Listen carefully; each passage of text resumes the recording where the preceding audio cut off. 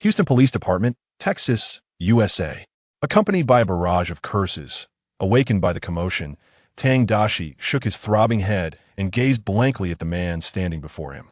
The man, a hulking figure at a towering height of 6 feet 5 inches, was a bald Caucasian clad in an American police uniform, his face contorted in furious reprimand. "Damn it, you worthless rookie.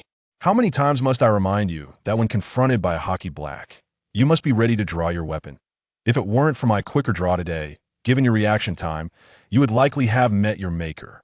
If I see you hesitate in front of them again, prepare to be dismissed from this place." Amidst the torrent of the man's vitriol, Tang Daxi had regained his senses. Indeed, he had just crossed over, arriving here thanks to a construction truck. Previously, he had been online debating with a group of Western sycophants defending nuclear waste. His incisive remarks had breached their defenses that in retaliation, these sycophants had unleashed a barrage of personal attacks and harassment, deriding him as a little pink who earned merely $3,000 a month. While driving, Tang Daxi had received one of these harassment calls, and in his fury, he neglected the road conditions. Consequently, a construction truck, running a red light, had sent him crashing into this reality. "Damn you, Western sycophants!" After a silent outburst of frustration, Tang Daxi wiped the spittle from his face. He had just assimilated the memories of this body. The original owner, sharing his name, was a newly appointed officer at the Houston Police Department. Today marked his inaugural day on duty, and due to his inexperience, he had nearly lost his life. Upon returning to the station, the shock had triggered a heart attack, which transported him to this new existence. "Sheriff Sean, I swear to God, the next time that damned hockey black makes a move, I will empty my magazine before he even lays a hand on his weapon." Noticing his superiors still berating him, Tang Daxi quickly assured him with fervor. Having consumed numerous reports on the dangers of being a police officer in this country, he understood that even a moment's hesitation could be a profound disrespect to one's own life. "Let's hope so. I will be keeping a close watch on you.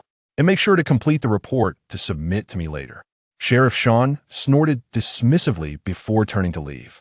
Once the superior departed, Tang Daxi, now acclimatized to his identity, brewed himself a cup of coffee, his gaze wistfully drifting to the bustling street outside the precinct. The thoroughfare was alive with vehicles and pedestrians, yet all were foreign faces. The unfamiliar scenery of this foreign land left him feeling out of sorts, prompting a quiet exclamation, "Why am I stuck in a foreign country? It would have been better to be reborn as a wealthy elite back home, perhaps as a member of the Tang family in Suzhou or Hangzhou." Contemplating his unfortunate reincarnation in this desolate place, while those sycophants faced no consequences, stirred a deep indignation within him. Beep detecting host's extreme disdain for Western sycophants, the essence system has been activated, rather than engaging in a futile confrontation with the duplicitous adversaries. It would be far more prudent to cultivate foreign allies into paragons of excellence, thereby delivering a decisive blow to our opponents. If these foreign allies are on board, who would still regard those adversaries with any seriousness? The system will bestow various rewards based on the number of paragons created by the host. The greater the quantity, the more substantial the rewards. When the system's voice resonated, Tang Daxi found it rather unremarkable. Having traversed dimensions, is it not customary to be equipped with a system? Yet this essence system filled him with unanticipated delight. What a splendid beginning it was. Over the years, he had grown weary of the incessant online antics of those sycophantic individuals who either sought attention or basked in foreign adulation. Now, the prospect of returning the favor and annoying them in turn was simply exhilarating. After a moment of contemplation, he devised a plan for his newfound allies. Before his journey across dimensions, he had frequently encountered tales of foreign admiration in various publications. Stories of Australians who were said to live in pristine cities devoid of litter, leading their flies to evolve and learn to gather nectar. Accounts of Jewish families who, in an effort to instill a love for reading in their children, spread honey on books to entice them towards learning, thus rendering them the most intelligent of peoples. Narratives of diligent Japanese who purportedly washed their dishes 7 times, believing that failing to do so would demonstrate a lack of integrity, leading to social ostracism. And tales of the American president, who ordered a private jet to sever the national power lines for half an hour to save a sparrow, illustrating the nation's profound respect for life. Without a doubt, these tales are utterly preposterous. Yet a foolish segment of society venerates them as paragons of virtue, using these narratives to belittle their compatriots and elevate their own perceived enlightenment. When confronted with the falsity of these claims, their immediate response would be to question why acknowledging the merits of others is so difficult. Following that, they would lament how such matters relate to their meager monthly salary. Upon clarifying his thoughts, Tang Daxi promptly sought out the articles from those magazines. Fortunately, this parallel world lacked those specific publications, though everything else bore a striking resemblance to his original world. Then the material you possess shall now be mine. I shall be the first to transcribe it, and any subsequent imitators shall face consequences. With a gleeful chuckle, Tang Daxi settled before his computer and accessed the renowned American social platform, X.Beep. A super account has been granted to the host. This account cannot be traced via IP, will automatically alter its identity with each update, and will fabricate regular social media records to ensure credibility, rendering it impervious to deletions, bans, or restrictions. Upon hearing that the system had provided him with a super account, Tang Daxi felt even more exhilarated. Such accounts are typically vulnerable to deletions and bans. With this issue resolved, would he not be propelled to great heights? As he logged into the account, the website conveniently pushed a tweet to him. The tweet detailed an incident involving a student from Columbia University who was brutally assaulted by police while advocating for peace and a ceasefire. Despite being in a parallel universe, the current situation in America mirrored that of his homeland. The outrageous actions of the unruly factions had become intolerable for any reasonable individual. Students, filled with a sense of justice, emerged in solidarity, only to be met with brutal assaults and arrests by the police. Let this be the material I use, he thought. Drawing from his extensive experience, Tang Daxi recognized the potential of this incident as a compelling narrative. He swiftly typed away at his keyboard, crafting a concise article of several hundred words. After a thorough review to ensure its quality, he clicked send. Shortly thereafter, a tweet adorned with several hashtags was disseminated to the users of X. I am an environmentalist, and today, witnessing this image of police violence against students has shattered my heart. The eastern realm of Huaxia is advancing its electrical power initiatives, promoting the widespread adoption of new energy vehicles, thereby facilitating the mobility of its citizens while significantly reducing carbon emissions, thus contributing greatly to the alleviation of global climate change. And what are we doing? Our nation's electricity is used to charge the batons of the police, which are then wielded against its own people. Do our citizens not even possess the freedom to voice their concerns? The esteemed Mr. Lu Sun of Huaxiao once remarked that the civility of a nation can be gauged by two criteria. First, how it treats its students, and second, how it treats its women. Should this Colombian female student, merely advocating for peace, be subjected to such brutality? Why is it that, despite being a great power, Huaxia prioritizes the well-being of its people, granting them a truly free and secure environment, while our own nation falters in comparison? This compels me to reflect. This series of comparisons and reflections was disseminated, culminating in a critique of national culture, which quickly gained traction. Those who encountered the tweet began to resonate with its sentiments, voicing their agreement in the comments section. Beautifully articulated. I too am an environmentalist. Why has our nation descended into such a state? It seems there are certain attributes that America may never acquire. Sigh. I typed out many words only to delete them. I prefer not to elaborate. I hope everyone soon learns the Huaxia language and considers immigration. The prophet departs in anger. The latecomers shout in silence. The ignorant enjoy their tranquil lives, while the foolish revel in chaos. Huaxia is such a magnificent country. Why don't you all immigrate there? It's quite repugnant the Pacific isn't going anywhere. Yet, amidst the chorus of agreement, dissenting voices emerged, asserting that these individuals were traitors. The rednecks are sniffing around again. Is it so difficult to acknowledge the excellence of others? First and foremost, we are global citizens, only then are we Americans. As this individual faced a barrage of criticism, a notification chimed in. The number of elites has surpassed one, achieving the milestone of Awakener.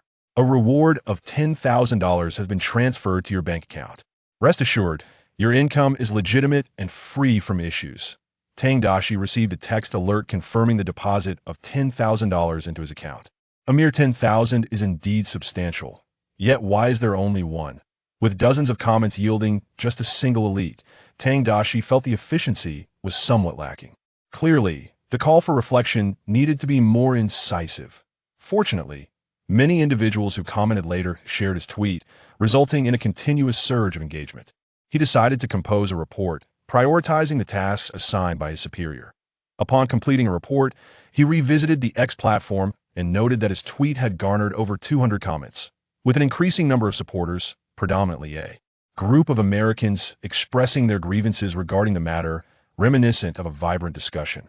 The number of elite participants has accumulated to 10, achieving the title of evangelist. Reward: passive skill Blade of the Thicket. Blade of the Thicket, beyond 7 steps. The gun is swift within 7 steps. The aim is both precise and rapid, requiring merely 0.1 seconds from draw to shot, and executing a precise triple shot leaves opponents astounded. This passive ability activates automatically with each draw of the weapon. This reward is quite satisfactory. Upon hearing the system's reward, Tang Daxi felt a sense of gratification. Although this body is relatively robust, facing an opponent like Hockey High could prove somewhat challenging. Now, armed with this enhanced American-style Aido skill, Tang Daxi need not worry about his adversary drawing first. My bullet will outpace yours. After reaping the benefits of 2 rounds of rewards, Tang Daxi, now accustomed to the sweetness of success, began drafting a second tweet. Before composing this tweet, he searched for kindergartens on domestic social media, quickly uncovering a plethora of videos showcasing children engaging in sports and cooking. The children in the videos were exuberantly hula hooping, playing basketball, and jumping rope, exuding vitality. You are the one. After selecting several clips and editing them, Tang Daxi swiftly crafted a narrative, then utilized AI voiceover to create the video. Once the video was complete, he launched it on his X Super account. The title remained provocatively compelling. America, why is your education so ineffective? Upon posting the video, his Super account identity automatically transformed into that of a single mother. The video was quickly pushed to the homepage of users interested in parenting topics. The first to encounter this video was a homemaker named Ella, whose child had just started kindergarten. After finishing her household chores, she reclined on the couch, scrolling through her phone. Upon seeing the provocative title, her curiosity compelled her to click on the video. Hello everyone, I am Jenny. Recently, due to work commitments, I took a business trip to Huaxia, and the hotel I stayed at was located across from a kindergarten. As a mother, I became intrigued by Huaxia's kindergartens, so I took the opportunity to observe one and, with the staff's permission, filmed this video. You can see that the children I filmed are exceptionally talented, excelling in jump rope, hula hooping, and basketball. Each activity is a testament to their elite status. Their athleticism and flexibility surpass those of our 8th graders in America. They can even cook. What are our children doing? At home, they're glued to their tablets, engrossed in those wretched short videos, watching those foolish internet celebrities act ridiculous. What children in China can achieve is unfathomable in American schools. I asked my daughter yesterday, "Sweetheart, what did you learn at school?" She replied that the teacher was instructing her on how to identify 10 sexual orientations and 97 genders. Good grief, those despicable teachers. Even in kindergarten, they had my daughter fill out a profile regarding her sexual orientation and gender identity. We, the new generation of America, have utterly succumbed to China. Our future has been buried by American education. They are a lost generation. In the video, the relentless tirade of comparison conveyed a palpable sense of anger and despair. Ella watched with fervent indignation, as her child had also inquired about their own gender and sexual orientation the previous day. With a surge of frustration, she commented, "Unbelievable. I am profoundly disappointed in America. We are so utterly failed and degenerate." This is truly a sorrowful video. Immediately after her comment, several others appeared, nearly all condemning the American education system. If possible, I would prefer to send my child to China for a superior education, rather than having these youngsters don rainbow-colored attire and believe that being gay is something to be celebrated. But don't be foolish. Immigrating to China is quite complicated. They certainly won't accept the world's refuse as readily as we do in America. The Chinese are exceedingly pragmatic. They teach their children how to survive. It is the damned leftists who have ruined our country and our children. These kids are truly adorable. They must be better cooks than I am. Regrettably, I'm already 27 this year. You are right, but my child now perceives their gender as a Walmart plastic bag. Everyone, do not believe such videos, they are deliberately staged. As a Chinese person, I know very well that Chinese children have long been spoiled by their parents, even being fed by their parents who chew their food. Many 20-year-olds still require their parents to help them dress. What is the ulterior motive of the person posting this video? Amid a slew of critical comments, one dissenting voice emerged. Upon seeing this comment, Tang Daxi could not restrain his expletive-laden reaction. Is this a deliberate provocation? Noticing that the individual's profile picture was a selfie, he clicked to view it was a man with shifty eyes and a dubious appearance, seemingly in his early 30s. This fellow's nickname was his own name, Wang Weiheng, and his homepage was filled with numerous posts. Half of them insulted China, while the other half praised foreign countries, the epitome of a typical traitorous figure. What was most infuriating was that this man had borrowed a substantial sum of money from relatives before coming, clearly intending to swindle a large amount to spend in America.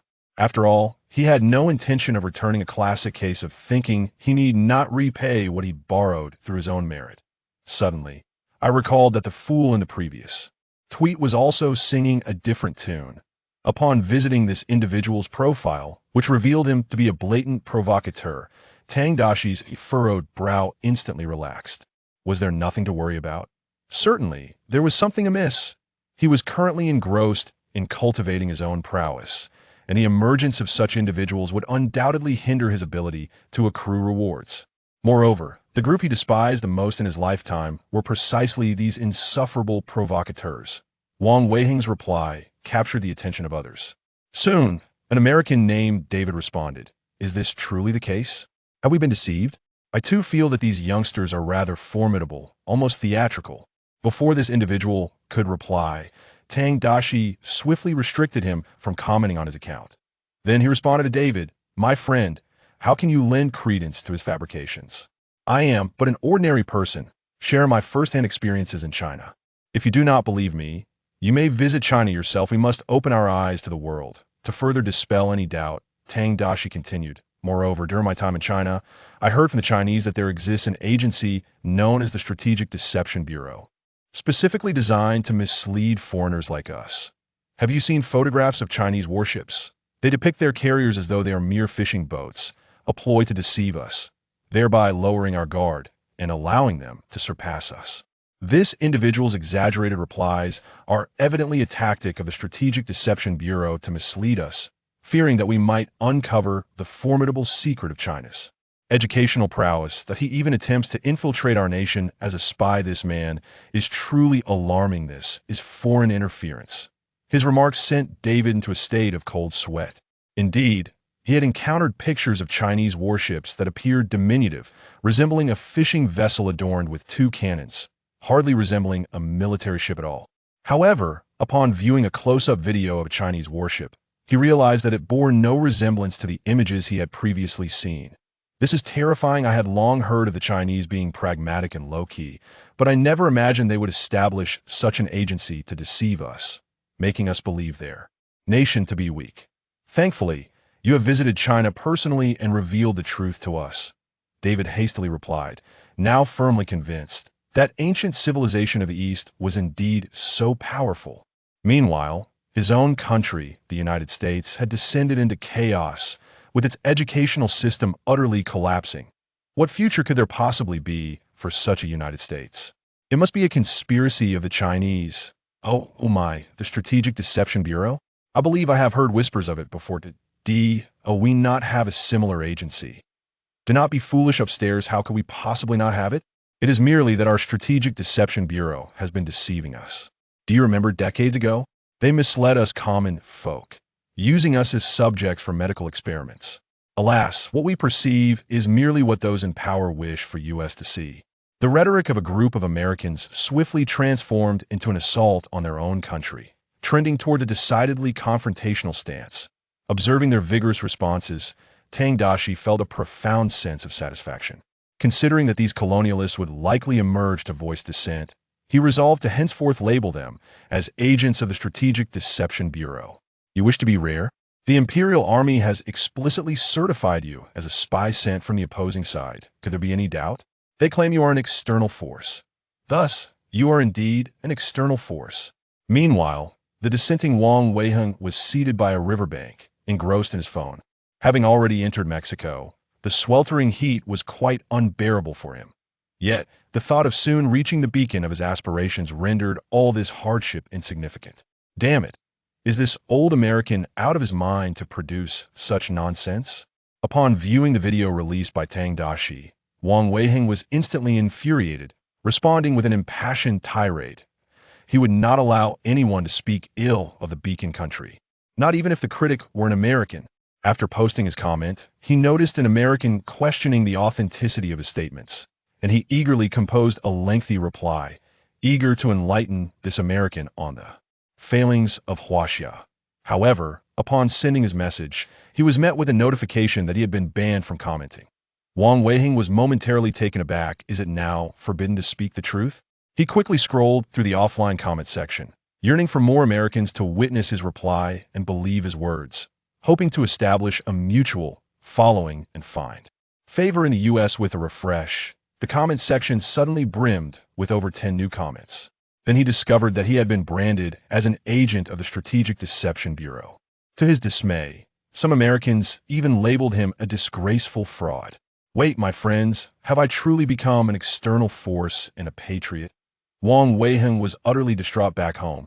Many had derided him as a dogged outsider, which he took not as an insult, but as a badge of honor.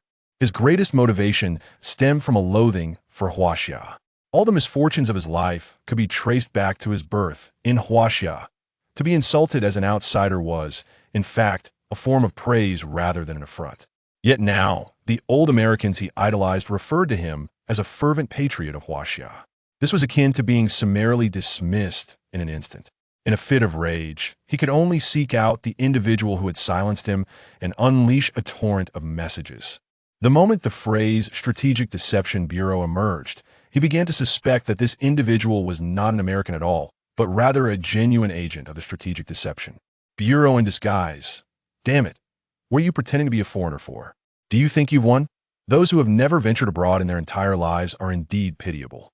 Rather than elevating themselves, they choose to tarnish others, do they not?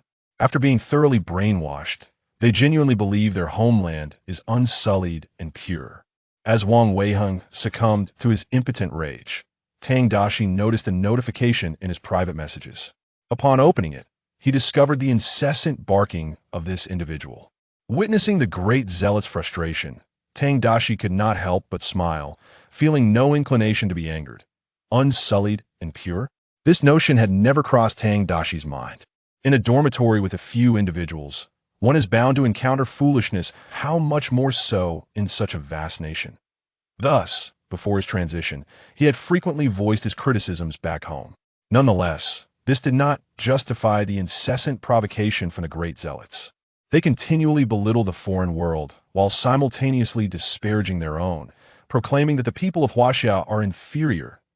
If that is the case, why should I refrain from returning the disdain? With that thought, he swiftly blocked this individual, silencing the incessant barking. Such a foolish creature was not worth his ire. After all, I am a proud member of the Texas police force. Meanwhile, this individual, in his daily escapades, had already reached Mexico. His next destination was to cross the border into Texas. Rather than engaging in futile exchanges, it is far more rewarding to confront him with realistic pursuit Tang Daxi had long yearned for. The weapon of criticism cannot replace the critique of weapons. Chapter 4. I bet your gun is unloaded to apprehend this rascal. Assistance from the smuggler who had aided him was imperative. Once Tang Daxi organized his thoughts, he pinpointed his target. The initial step for these migrants involved spending money to secure a route. Understanding the pathway was crucial from there. They would traverse to Mexico and subsequently into Texas.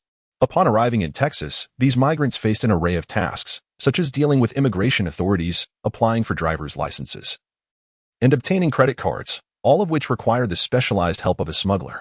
Without such guidance, the migrants would find themselves utterly lost, unable to realize their dreams of a lavish life, let alone survive as vagrants. With clarity of thought, Tang Daxi felt a twinge of worry. He had grown accustomed to this identity, but unfortunately, it lacked substance. At the Houston Police Department, he was merely a novice. to seek out the elusive smuggler for assistance. He needed the cooperation of his colleagues at the precinct.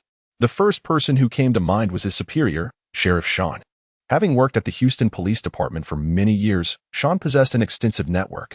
However, today's events had left him with a rather unfavorable impression of Tang Daxi. Thus, Tang Daxi resolved to bide his time and prove his worth. Meanwhile, he awaited further individuals to become the essentials and bestow rewards upon him. As Tang Daxi's strategic theories began to circulate, accompanied by evidence such as photographs of warships, the credibility of his claims soared beyond that of mere chat logs. The comments section even witnessed individuals chastising Wang Weiheng, expressing indignation at his attempts to deceive them into remaining in ignorance. The two articles and the strategic theories continued to gain momentum, leading to a steady increase in the number of essentials. After half an hour had elapsed, the system notification chimed once more. The number of essentials has reached 50, achieving the title of remote livestock farming expert. If only 50 individuals believe in you, it is merely remote livestock farming. If 200 million believe, Mr. President, accept my respect. Reward, passive skill. I bet your gun is unloaded. I bet your gun is unloaded. The first bullet aimed at you will jam, ensuring your invincibility and good fortune in tonight's endeavors, brothers and sisters. Let us triumph together. Upon hearing the system's musical chime, Tang Daxi felt a wave of enjoyment wash over him. Now, this is true music, Hao Ting. He mused. What true music? Is the report completed? A voice tinged with irritation emerged from behind him. It is finished, Tang Daxi replied, recognizing that it was his superior, Sheriff Sean. He promptly printed the completed report and handed it to him. After perusing the document, Sheriff Sean, growing impatient, tossed the report back to Tang Daxi and instructed, "Take this damned report to Director Sophia, then join me for a mission." "Understood, Sheriff." Tang Daxi agreed, clutching the freshly printed report as he turned towards the Deputy Director's office. Today, during a mission, Sean had shot and injured a member of the Hockey High, as per protocol. A detailed report had to be submitted to elucidate the circumstances, following the route etched in his memory. He arrived at the Deputy Director's office and gently knocked on the door, entering only after receiving permission. Behind the desk sat a strikingly attractive blonde woman. She appeared remarkably youthful, bearing a sweet visage accentuated by the alluring charm characteristic of maturity. Her ample bosom caused her blouse to stretch precariously, raising concerns about whether the buttons could withstand the strain. A beauty possessing such youthful looks, mature demeanor, and an astonishing figure undoubtedly warranted accolades. "Director Sophia, this report is from Sheriff Sean," he said, handing over the document. An impish thought suddenly flickered in Tang Daxi's mind, infuse her with a sense of patriotism. "All right. Just place it here. This is your first mission. I hear you encountered some danger?" Deputy Director Sophia inquired, her blue eyes sparkling with amusement as she assessed Tang Daxi. Standing at 185 meters tall with chiseled features and deep-set eyes, he exuded a masculine charm that Western women found immensely appealing, second only to their admiration for scholarly types. "Yes, thanks to Sheriff Sean's quick response in subduing the criminal, I still have much to learn from him," Tang Daxi replied, simultaneously praising his superior. "Sheriff Sean is highly capable, a well-known nemesis to Houston's criminals. Though his temper can be a bit volatile, his strictness is for your own good, as he does not wish for his colleagues to sacrifice themselves in front of him." Before Sophia could finish her sentence, a button on her blouse finally succumbed to the pressure, flying off and striking Tang Daxi squarely in the face. Two long-restrained white jelly-like forms suddenly sprang forth. Had there not been one final layer of confinement, Tang Daxi would have been treated to an unimpeded view. "Oh dear, I knew this blouse was a bit snug," Sophia remarked, somewhat flustered, as she adjusted her clothing and looked at Tang Daxi. "Daxi, could you please help me pick up that button?" "Of course, Director." After casting a critical glance, Tang Daxi crouched down to retrieve the fallen button and handed it back to Sophia with a smile. "If there is nothing else, I'll be heading out with Sheriff Sean on the mission. Wishing you a safe journey." Sophia smiled and waved him off. Upon leaving her office, Tang Daxi found Sheriff Sean smoking, visibly impatient as he glanced at him. Exhaling a cloud of smoke towards Tang Daxi's face, he said, "Let us go, rookie. If you mess up this mission, you can pack your bags." As the sheriff, it was his duty to oversee the performance of his officers, and he would not hesitate to dismiss those who proved ineffective. "Understood, Sheriff." Tang Daxi chuckled dismissively, brimming with confidence after acquiring 2 new skills. He was eager to complete more tasks and enhance his performance. This time, the duo's call took them to Hermon Park Boulevard in Houston.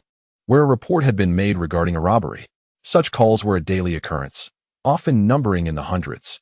In this nation of 300 million, crime had become an all-too-familiar affair. The autumn scenery along Hermon Park Boulevard was exquisite, with vibrant flowers lining the road, while many passers-by paused to capture photographs. And some unsavory individuals relieved themselves on the roadside. Damn these wretched Mexicans! Have they come to our country solely for such disgraceful acts? Sean, seated in the passenger seat and smoking, couldn't help but curse upon witnessing this. Perhaps we ought to pose the question to those imbeciles at the immigration office. Tang Daxi replied casually, recognizing Sean as a quintessential redneck, undoubtedly discontent with the current state of affairs in America. The situation regarding illegal immigration had escalated to the point where Texas was nearly at odds with the White House. Indeed, they're a bunch of scoundrels. Tang Daxi's words resonated with Sean, who looked at him with a hint of newfound approval. Upon their arrival at the reporting location, they found the complainant, a middle-aged African-American woman, quite corpulent, waiting. As the police car approached, she immediately began to wail, pointing ahead and claiming that her bag had been stolen. Sean assessed her attire before returning to the vehicle, instructing Tang Daxi to drive in search of the suspect. Following the direction indicated by the woman, they searched diligently and ultimately spotted an individual fitting the description loitering by the roadside. The suspect, with skin as dark as night and lips thick as sausages, sported a signature dreadlock hairstyle, a metallic chain around his neck that could likely restrain a dog, and donned a distinctly hip-hop attire while squatting by the road. Engrossed in his phone, "That's him," Sean remarked with a cold snort. "Let us apprehend him." Nodding in agreement, Tang Daxi exited the vehicle alongside Sean, approaching the suspect. "Hey, buddy, stand still and show me your hands," Sean commanded loudly as he advanced. The moment the suspect noticed the officers approaching, he turned and bolted. In a flash, Sean lunged forward, tackling the man to the ground, quickly positioning himself atop the suspect and forcefully pinning his knee against the criminal's neck.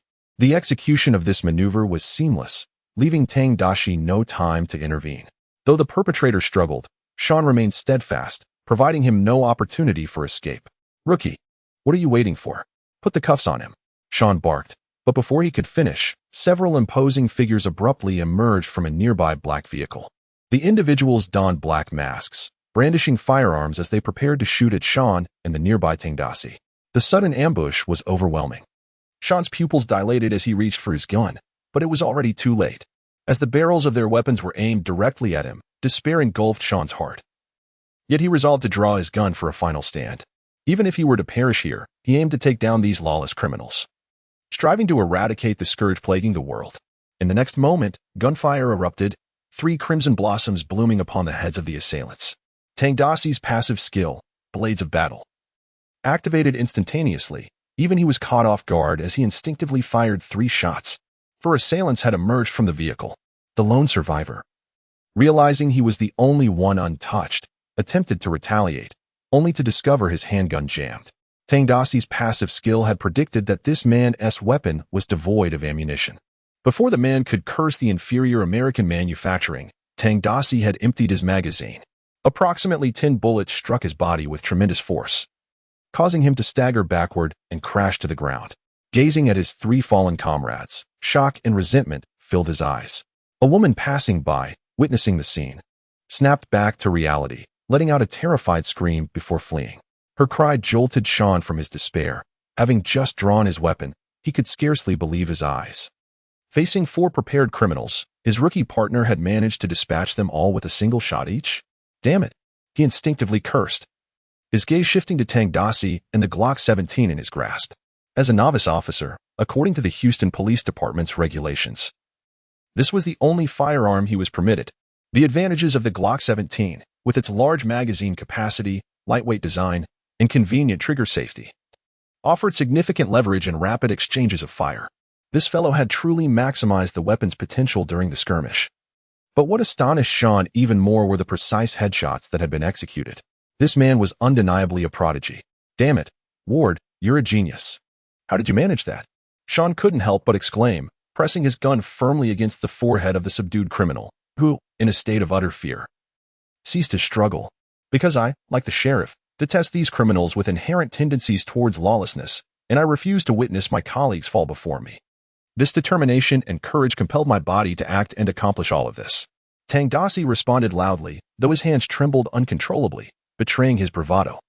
In my inaugural encounter with a real-life gunfight, had it not been for my acquired skills, the outcome remains uncertain. Watching videos may seem trivial.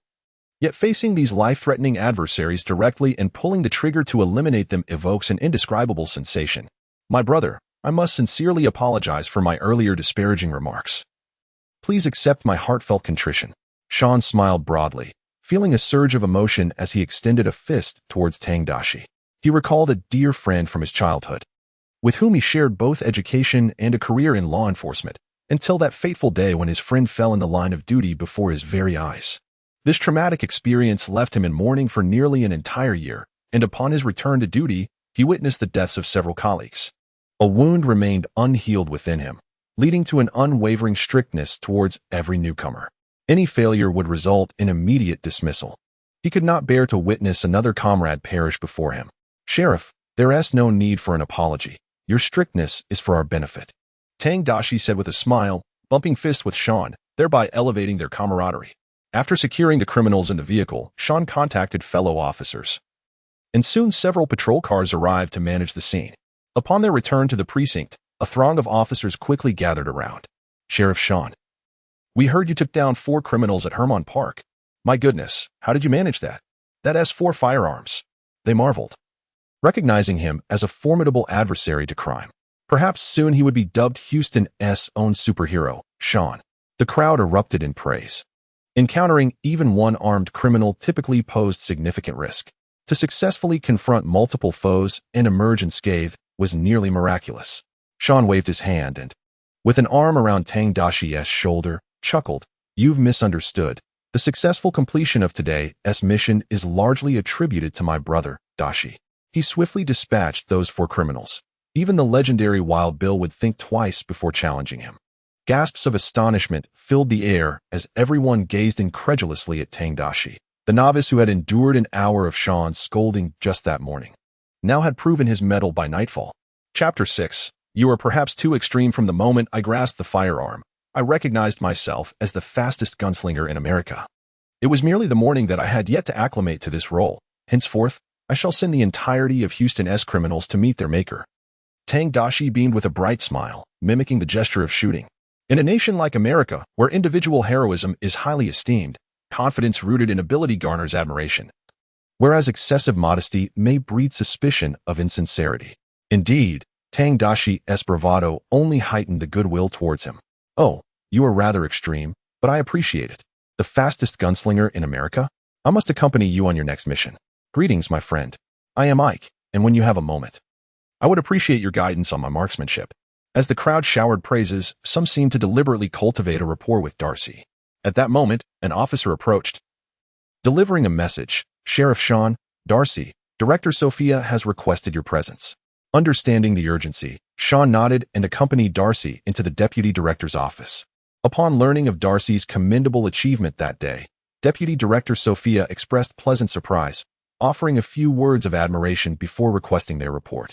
Once they completed their briefing, Sean added, I suspect today's incident may have been an act of retaliation against me. The 4 individuals were evidently prepared. Many criminals have perished at my hands. And this is not the first instance of vengeance. Sophia furrowed her brow slightly and remarked, Did we not apprehend one of them? I will ensure a thorough investigation. We shall not let these scoundrels escape justice. You both have worked hard today. Please prepare a detailed report for me and take a well-deserved 2-day break. As they exited the Deputy Director's office, Daxi returned to his station to draft the report, casually glancing at the tweets he had previously posted. The comments had significantly increased, with many users sharing and engaging in heated discussions, much to Daxi's satisfaction. Notably, 2 individuals from a certain faction were vociferously claiming the reports were fabricated, only to be assailed by a multitude of others, branding them as deceivers. It was akin to a dog fervently wagging its tail in an attempt to please its master, only to receive a sharp reprimand in return. Most infuriating was one individual who insisted he was not lying, claiming he sought refuge in America to escape the unbearable conditions in his homeland. A local responded vehemently, hurling insults and condemning him as a despicable traitor, unworthy of any loyalty to his country. This was precisely the desired effect.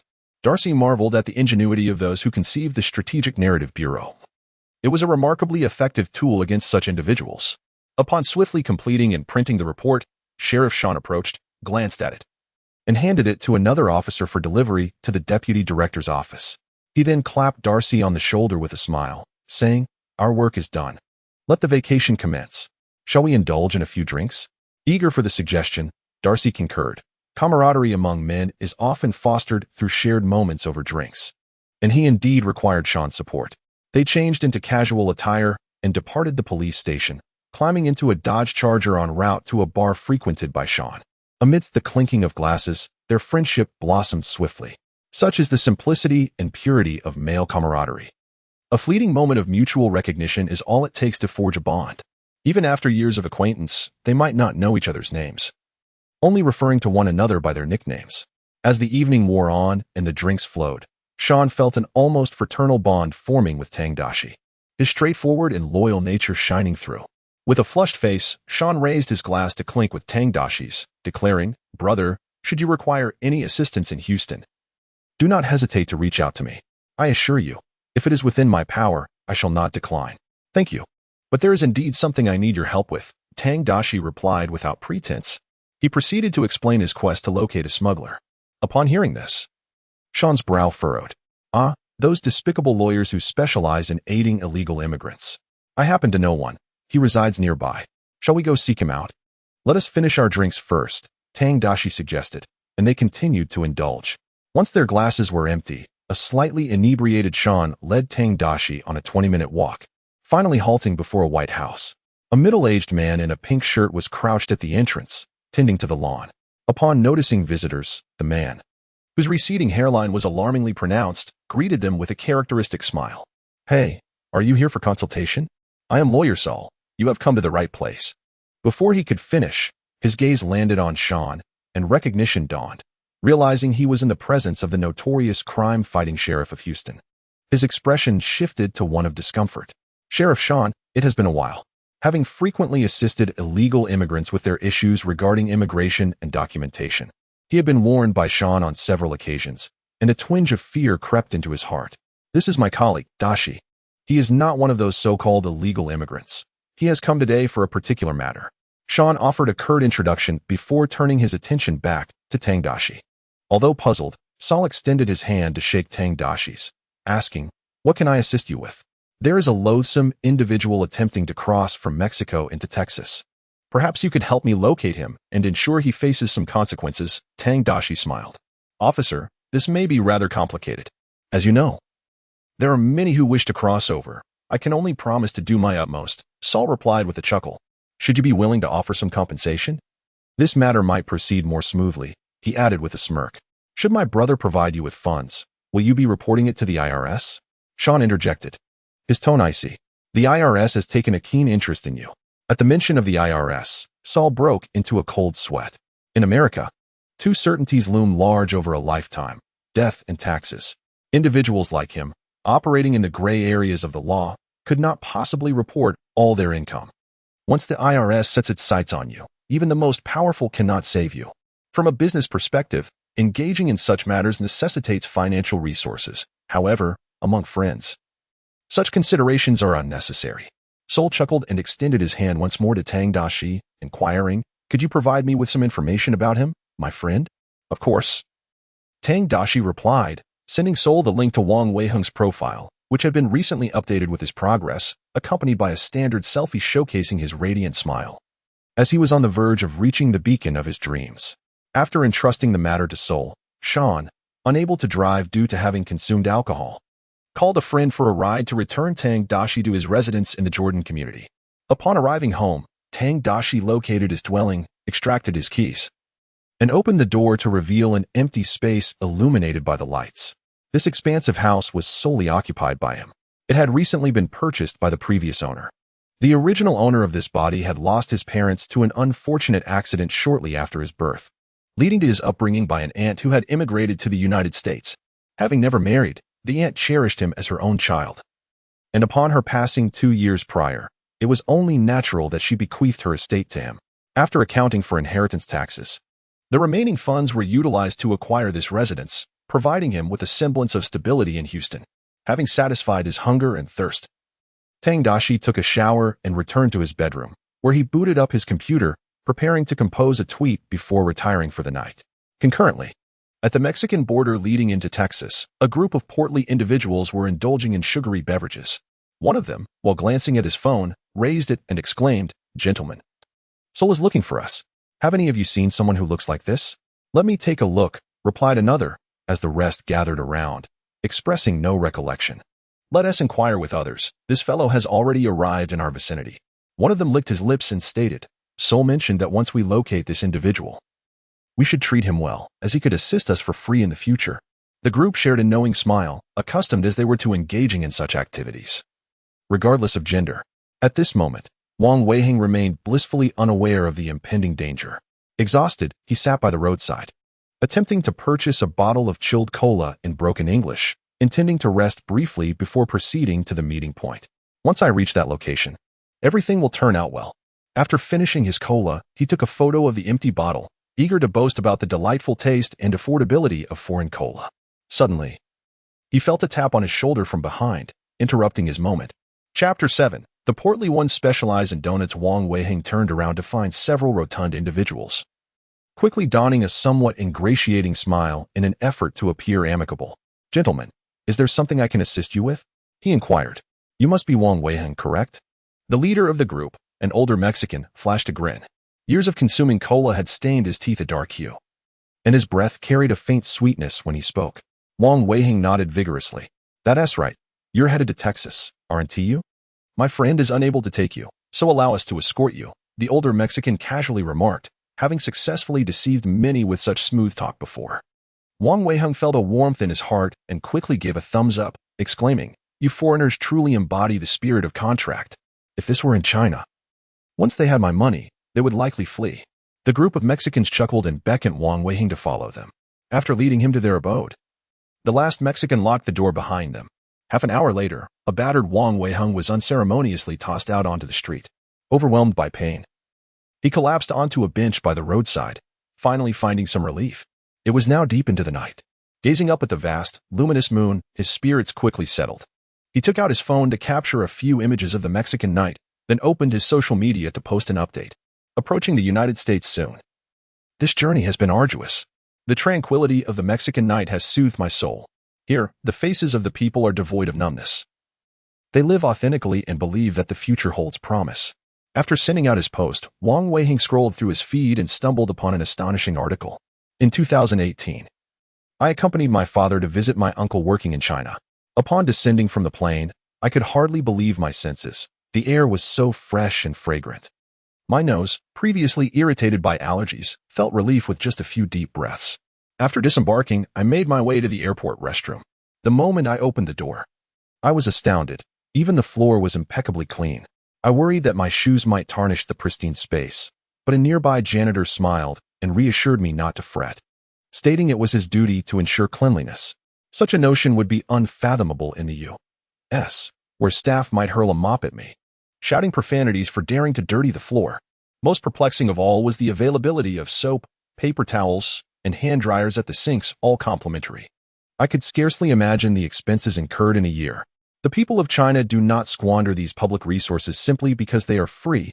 Their politeness, frugality, and kindness come as second nature. In the U.S., I cannot fathom such civility. People would merely pilfer these free amenities, leaving their filth in every corner of New York, disgusting all who passed by. After leaving the restroom, I became separated from my father.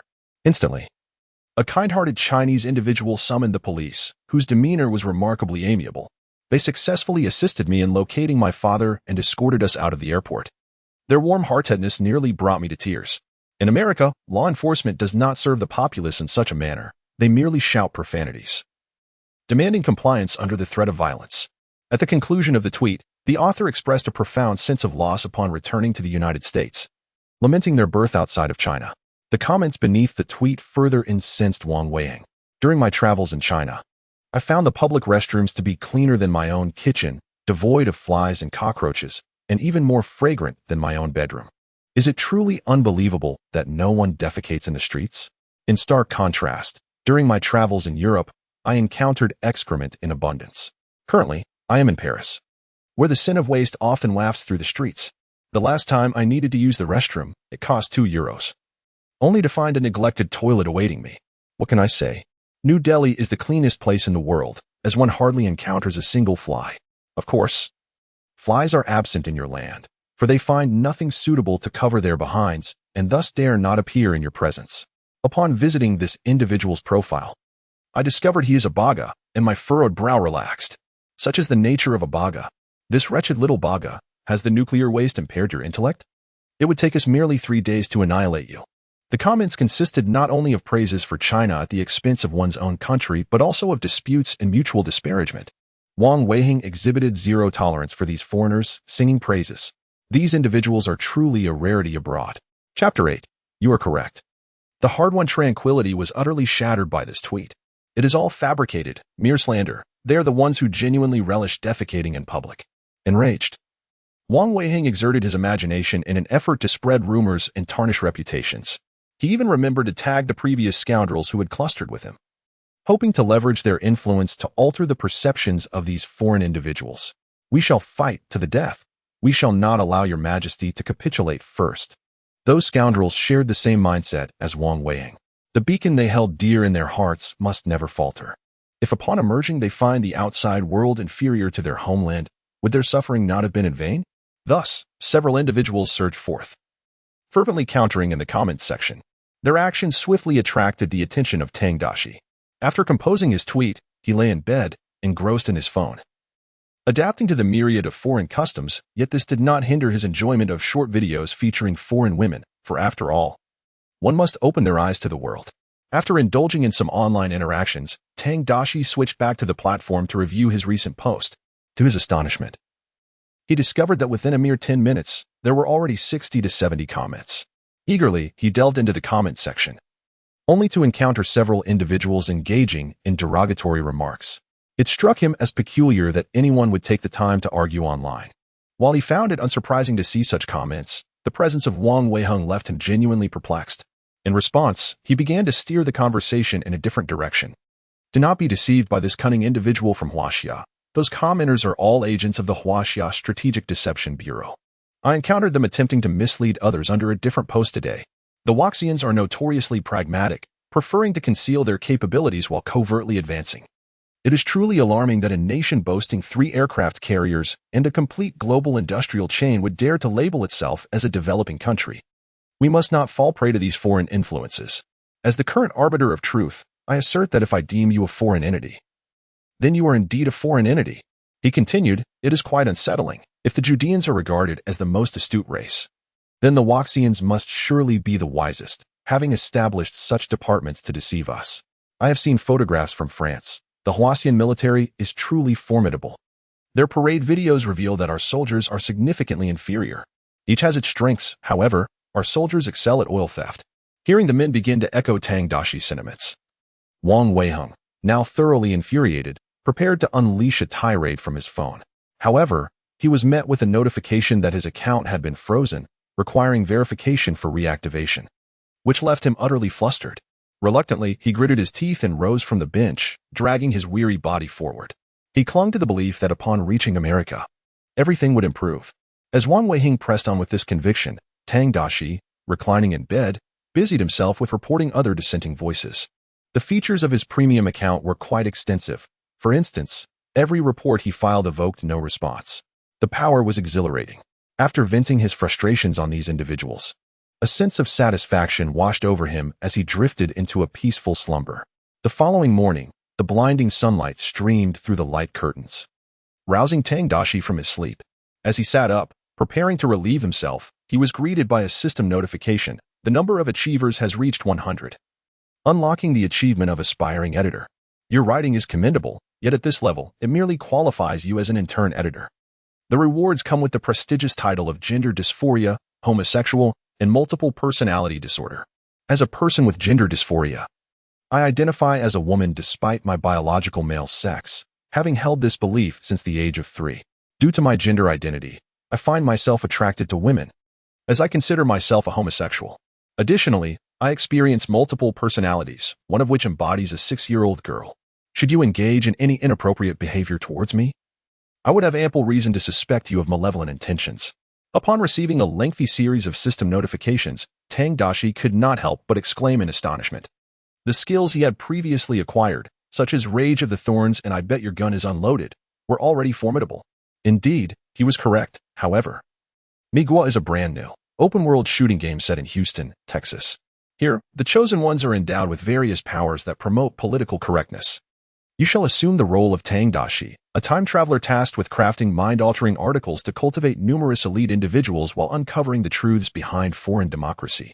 In the game, as long as you possess enough resources and demonstrate a higher degree of political correctness than others, you shall become an invincible force.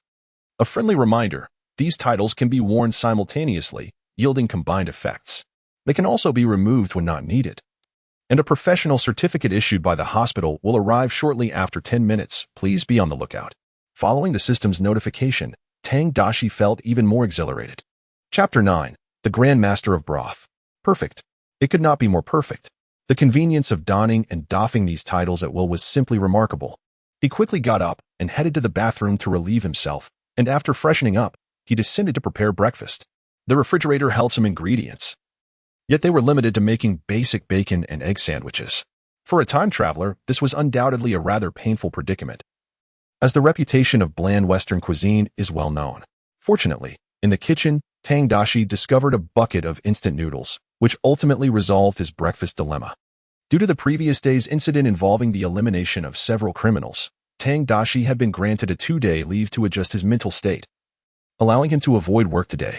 Ah, how wonderful it is to be at home during a holiday, with nothing to do but relax. Having settled his breakfast, he noticed that the professional certificate arranged by the system had already been delivered to his doorstep. Glancing at the hospital's documentation, he promptly stashed it away in a drawer, deeming it a valuable piece of evidence certifying his mental condition, akin to a protective talisman. After organizing his belongings, Tang Daxi took a moment to rest before heading out to the supermarket. He had fully absorbed the memories of this body. Walking through the community, he surveyed the surroundings, which felt both familiar and alien. He still required time to adapt. Just as he reached the entrance of the community, he was confronted with an eye-catching scene. A tall figure with full lips, a black man, reclined on the pavement under the sun alongside 2 women, resembling an Oreo in their languid pose. What ails them? Witnessing their intimate gestures, Tang Daxi felt a wave of nausea wash over him. His eyes darted around, contemplating a justification to apprehend these 3 loathsome individuals. The authority of law enforcement in the United States is extensive, encompassing everything from criminal offenses to traffic incidents, even down to the regulation of street vendors. If any suspicion arises, officers can detain individuals without prior approval. Immediate action is the norm. Damn it, what are you 3 doing? Who permits you to engage in such shameless behavior on my doorstep? At that moment, a white elderly woman emerged from her home, her voice raised in indignation. Preparing to go shopping, her expression turned to one of disgust as she approached the trio, exclaiming, "Please leave this place at once." Instead of retreating, the 3 merely responded with taunting laughter. One of the heavier-set women smugly retorted, "We're not bothering you, are we? This is a sidewalk, not your property. Are you suggesting that our freedom to converse here is subject to your approval?" Exactly. There is no law against having a romantic chat with my boyfriend on the street. It's our liberty, chimed in another, a slender young woman. Did you hear that? What my friends and I do is our own affair. It's none of your concern. The black man directed a middle finger at the elderly woman, making a face, and deliberately placed his foot on her lawn before retracting it with a cheeky remark, "Perhaps you could call the police and claim I attempted to trespass?" The elderly woman's face flushed with anger. As a devout Catholic, her beliefs were deeply conservative. The trio's actions at her doorstep felt like a direct affront to her faith. Just as she contemplated retreating to fetch a firearm to scare off these ruffians, Tang Daxi approached them, gesturing to the body camera affixed to his chest. "I am an officer of the Houston Police Department. Why are you threatening this lady at her doorstep?" He had donned the body camera as soon as the elderly woman had raised her voice. "Even off-duty, a police officer is permitted to carry such equipment, and firearms are essential in a society where gunplay is prevalent. Venturing out unarmed would be inviting disaster." "Oh my God. Officer, you've arrived just in time. These individuals attempted to intrude into my home. I suspect they intend to rob me." The elderly woman exhaled in relief upon seeing Tang Daxi. The arrival of a figure of authority promised a return to order. "Fear not, madam. I shall ensure your safety." Tang Daxi assured her with a friendly smile before turning serious and addressing the black man. I suspect you are conspiring to commit a burglary. I command you to raise your hands and submit to an investigation. The three individuals were taken aback to discover that Tang Daxi, who happened to pass by, was an officer of the law. Jaime, in particular, was seized by a sudden trepidation, and with his hands raised in a gesture of surrender, he began to explain, "Officer, we did not." However, before he could finish his sentence, Tang Daxi had already reached for the firearm at his waist, commanding loudly, "Damn it, raise your hands." Instinctual fear and a primal urge for survival compelled Jaime to kneel, his hands elevated high to indicate his lack of malice. Having resided in the United States for many years, he was acutely aware of the dire consequences of opposing law enforcement. Seeing that the man did not resist, a flicker of disappointment crossed Tang Daxi's mind. Had the man shown even a hint of defiance, he could have turned him into a statistic for his record. As he approached to cuff the man and was about to inquire, a stout woman standing nearby interjected, "Shut up. You cannot treat Nathan this way, you shameless bastard. He has done nothing wrong. On what grounds do you handcuff him? This is racism. You are targeting him solely because of his skin color, violating police regulations." Another woman, slender and resembling a tall reed, shouted in anger. As she spoke, she aimed her phone at Tang Daxi, recording video in an attempt to cement the narrative of racial discrimination, hoping to vindicate her boyfriend. In the United States, the term racism carries significant weight. Once associated with it, one's life could be irrevocably altered. Step aside. If you continue, I will consider you as obstructing justice. Tang Daxi was not foolish enough to engage in a debate on the matter, his countenance icy as he fixed his gaze upon the two women. Had they exhibited any overtly provocative behavior, he would have swiftly subdued them. However, since they were merely speaking, he found himself restrained from taking action, as violating regulations could lead to complications for himself. Chapter 10. You dare to assault an officer because of your appearance?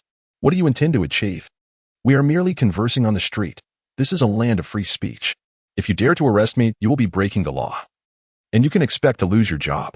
Noticing Tang Daxi's attention on them, the woman with a round face and thick features remained unfazed. Having studied in the United States for 3 years, she was well acquainted with the local customs. She then turned to Tang Daxi and derisively remarked in Mandarin, "Just by looking at you, it's evident that you are also a Chinese man. Are you targeting him out of insecurity?" Upon hearing this, the slender woman erupted into laughter, as though she had heard the most amusing joke in the world. They had come to the United States together as roommates, and one of their daily pastimes had become disparaging their homeland, particularly reveling in belittling Chinese men, a significant portion of their peer group. "Is that all you have to say, you round-faced creature?" The moment Tang Daxi heard the woman speak in Mandarin, his anger flared. How dare she be one of those who look down on their own country? "Ah, say that again. Who are you calling round-faced?" As Tang Daxi uttered the phrase fat head and big ears, it was as if an incantation had been spoken. Pan Wanfan, already endowed with a plump visage, seemed to radiate a violet fury. With a piercing scream, she charged forward, brandishing her fists, which were as large as cooking pots, aimed directly at Tang Daxi's chest. In her furious state, Pan Wanfan had completely lost her reason, oblivious to her own actions as she swung her fist and shrieked, "Who has a fat head and big ears? Speak. Who dares to say it?" Her high-pitched screams and ferocious attacks startled those nearby. An elderly woman, witnessing the scene, exclaimed, "My God, this person is assaulting an officer." Though Pan Wanfan's assault appeared fierce, it was, in truth, merely a nuisance to Tang Daxi. However, her sudden outburst of aggression placed him in a precarious position. According to protocol, if the opponent was unarmed, he should resort to a baton or similar weapon. The decision to use a firearm would depend on the perceived level of threat. Otherwise, the consequences of indiscriminate gunfire could lead to imprisonment. Thus, he positioned himself sideways to face Pan Wanfan, shielding his chest with his hands while intentionally exposing the firearm at his waist. Pan Wanfan, now fully engulfed in a rage, felt her self-esteem shattered by the earlier remark. She landed several blows on Tang Daxi's arm, only to find her own hand stinging in pain, prompting her to instinctively shift her focus downward. The considerable height difference between them was apparent. Standing at a mere 1.50 meters, she couldn't reach his shoulders. With her attacks lowered, her fist struck the firearm at Tang Daxi's waist. At the moment her hands grazed the weapon, Tang Daxi bellowed, activating his passive skill, Blade of Battle Intent. Before anyone could comprehend his swift movements, gunshots shattered the morning tranquility of the neighborhood. The once raving Pan Wanfan was struck by several bullets. abruptly silencing her shrieks. She staggered back, collapsing onto the ground, as crimson blood instantly stained the earth. Nearby, Harnazan and Zhang Yinyu were left in shock, their phones nearly slipping from their grasp. Upon regaining her senses and witnessing her bloodied roommate, she glared at Tang Daxi and shouted furiously, "How could you do this? How could you fire your weapon? She wasn't even armed. This is attempted murder." "Silence. Raise your hands and do not make any sudden movements," Tang Daxi commanded, aiming his gun at Zhang Yinyu. Weak in the knees, she sank to the ground, refraining from uttering any notions of free speech, fearing that a hail of bullets might render her permanently free. Observing her compliance, Tang Daxi felt a twinge of regret. The exhilaration of firing at someone so despicable was utterly intoxicating, yet it was unfortunate that she had not retaliated. Did she truly believe this was a game? Taking advantage of perceived superiority without considering the true nature of this encounter? Tang Daxi inwardly scoffed. This was indeed the American server, clad in his police uniform. He was not merely at a level of 0, but at least a 1. To challenge him was tantamount to courting death. Shortly thereafter, police and ambulance vehicles arrived. Nathan and Zhang Yinyu were escorted into the police car for further investigation, while the unfortunate Pan Wanfen, having sustained 4 gunshot wounds, was rushed to the hospital for urgent medical attention. Tang Daxi also made his way back to the police station to report the incident. Upon entering the police vehicle, several colleagues expressed their concern for him. Ever since his remarkable solo confrontation against 4 criminals the day before, Tang Daxi had garnered significant recognition within the Houston Police Department. In a culture that venerates individual heroism, his outstanding performance was nothing short of spectacular. Even the seasoned Sheriff Sean, renowned as a nemesis of criminals, held him in high regard. Thus, who would not relish the opportunity to work alongside such a formidable colleague? In the face of danger, having him around would undoubtedly elevate one's safety exponentially. The situation was clear. Her hand had brushed against his firearm, and the body camera had recorded the encounter. Were it not for these circumstances, he would not have discharged his weapon. Tang Daxi meticulously recounted the events to his fellow officers in the vehicle. "Oh, how foolish."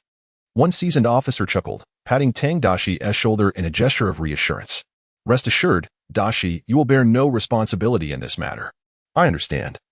We are merely adhering to protocol," Tang Daxi replied with a smile.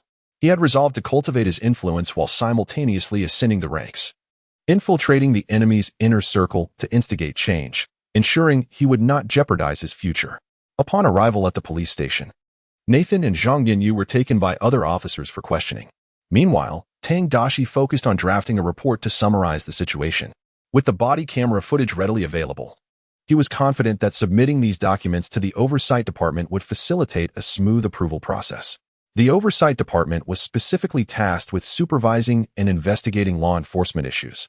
Whenever an officer discharged their weapon or received a complaint, they needed to liaise with the oversight personnel. Generally, if no egregious misconduct was evident, the Oversight Department would not impose undue hardship, often turning a blind eye to many occurrences. For instance, the prior day's operation, in which Tang Daxi and Sheriff Sean eliminated 4 members of a criminal organization, simply required the submission of the body camera footage and report to proceed without complications. After Tang Daxi concluded his responsibilities, Nathan and Zhang Yinyu completed their inquiries. Nathan was found to have a prior criminal record, and a prison sentence awaited him. Conversely, Zhang Yinyu, being a university student studying abroad without any criminal history, was released on the spot. Unfortunately, Pan Wanfen, who had been rushed to the hospital, was not as fortunate. Even if she survived, the charge of assaulting a police officer would likely result in a prison sentence of 5 years or more. "You've worked hard today," said a colleague. "Even during the holiday, you've been burdened with such toil. Be sure to rest well when you return. Should you encounter any psychological issues, feel free to seek intervention from mental health professionals. Wishing you a delightful holiday." The supervisor of the inspection department, Anthony, exchanged a handshake with Tang Daxi and smiled. He shared a commendable rapport with Sean, and Tang Daxi's recent triumph in vanquishing 4 members of a nefarious organization earned him considerable admiration. In America, it is rare to find a redneck who harbors affection for such malevolent forces. It is merely that the populace refrains from articulating their sentiments. The notions of equality and freedom of speech are often embraced only by those whose minds are clouded with ignorance.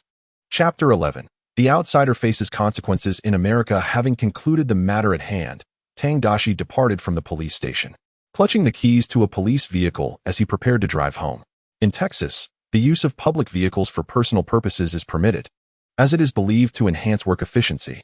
Moreover, the habitual use of police cars as personal vehicles encourages officers to treat them with greater care, consequently prolonging their lifespan. The principle remains universal. If it is not your spouse, one must stand firm. As he exited the police precinct, he spotted Zhong Yinyu, recently exonerated, standing by the roadside, engrossed in a phone call. Upon seeing Tang Daxi emerge in the police car, her face contorted with resentment as she shouted at him, "You murderer! This was intentional, wasn't it? You clearly had the means to subdue Wanfan. You simply wished to see her perish. You despicable abuser of power! Good grief, what utter nonsense you speak!" Tang Daxi retorted vehemently. "That individual must weigh at least 200 pounds. Do you honestly believe I could have subdued her unarmed? Should I succumb to her and lose my weapon, what assurance do I have for my own safety? And what of the safety of the citizens of Houston?" Tang Daxi continued his tirade. "Shut your foul mouth and cease polluting the air of Houston. This is the way of America. If you find it lacking, then strive to improve it rather than complain here.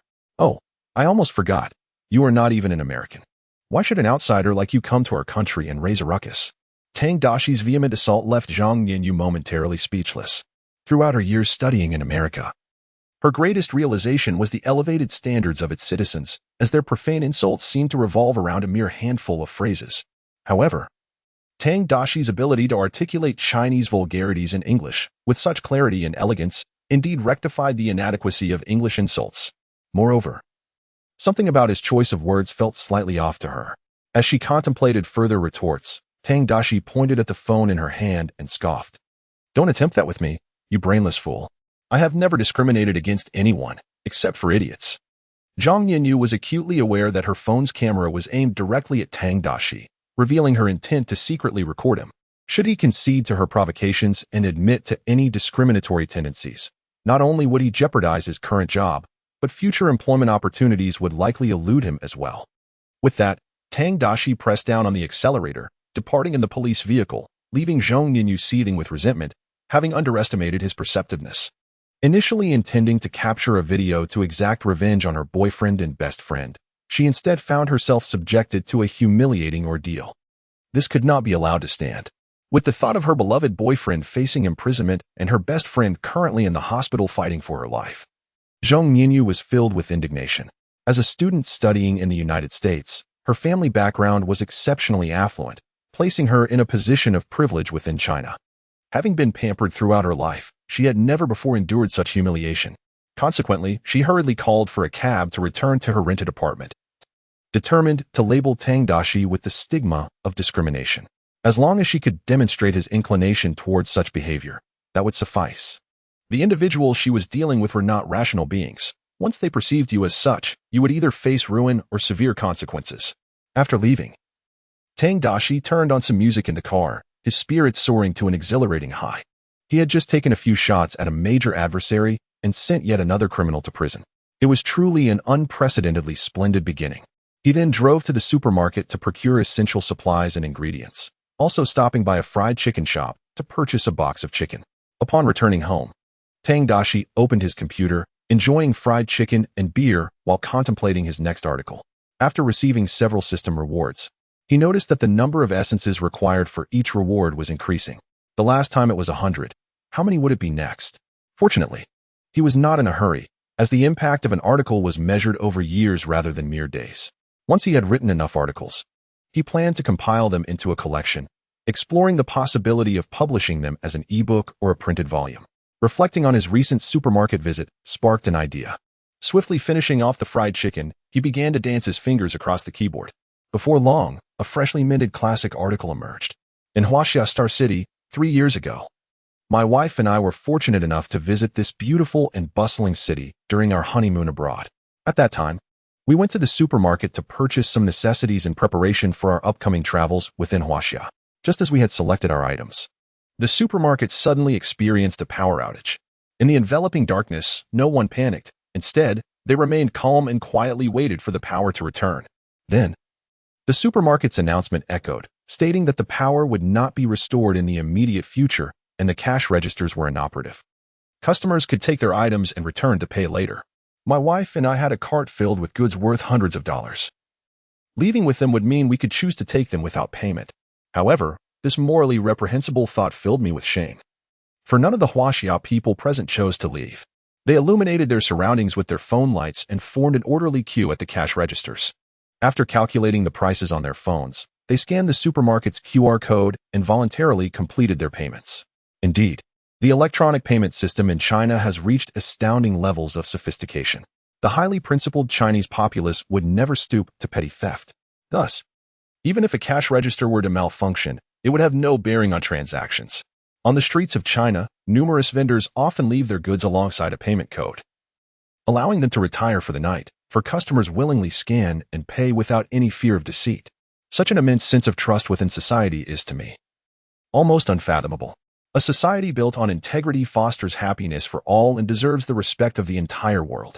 I cannot help but marvel at the beauty of this nation. However, upon concluding my travels and returning to Washington with my wife, I encountered a disheartening scene in a local mall where a group of bandits brazenly engaged in theft without any intervention. In stark contrast to China, this reality filled me with sorrow and disappointment.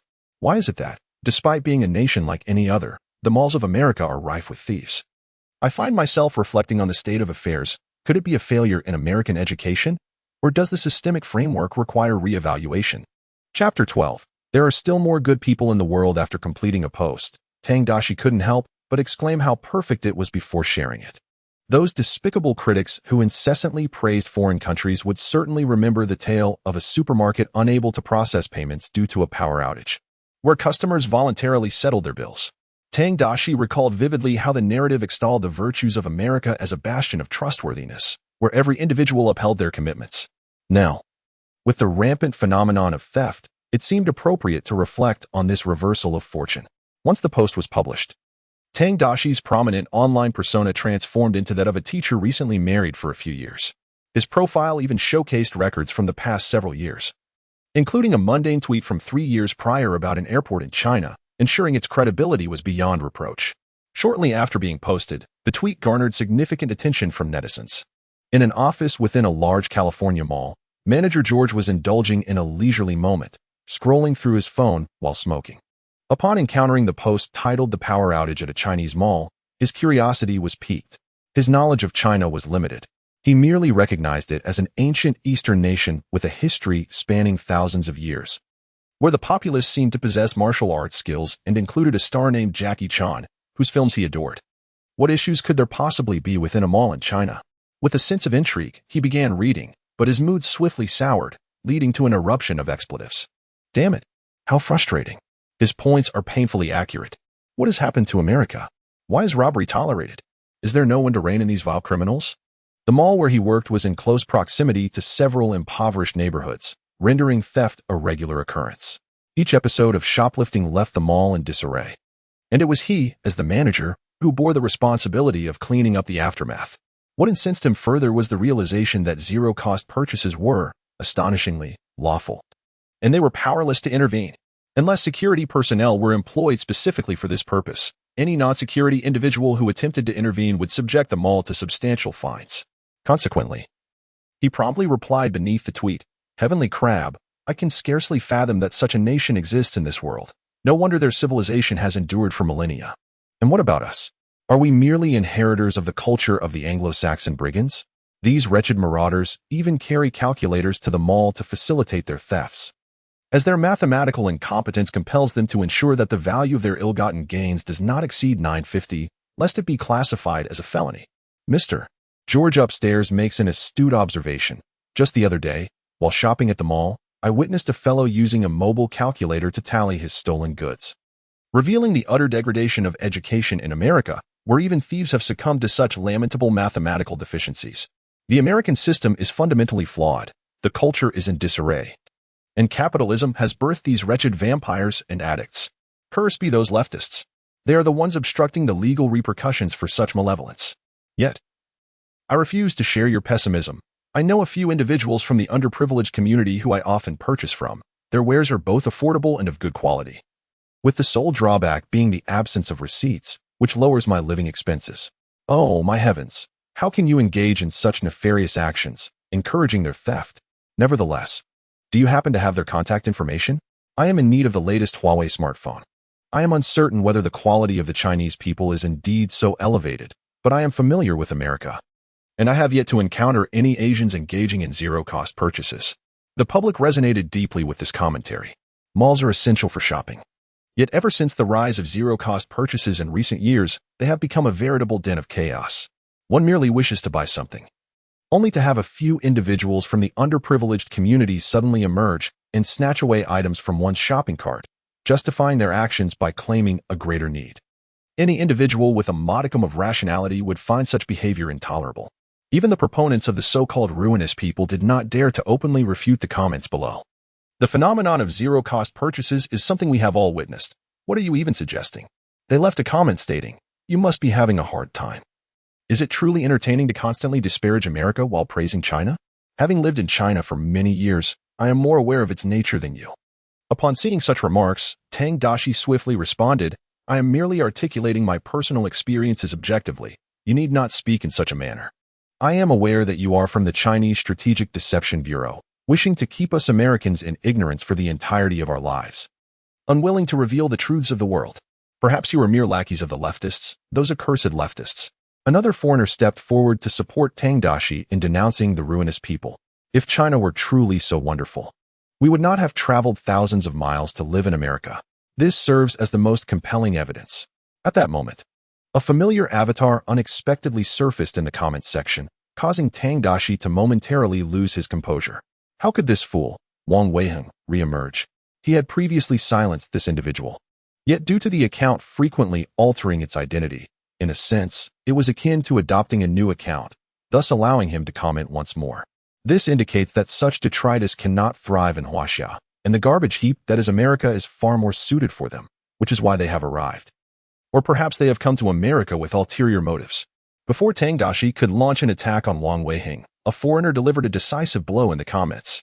Indeed, the reputation of the Strategic Deception Bureau had begun to spread, and the velocity of information dissemination on the internet was astonishing.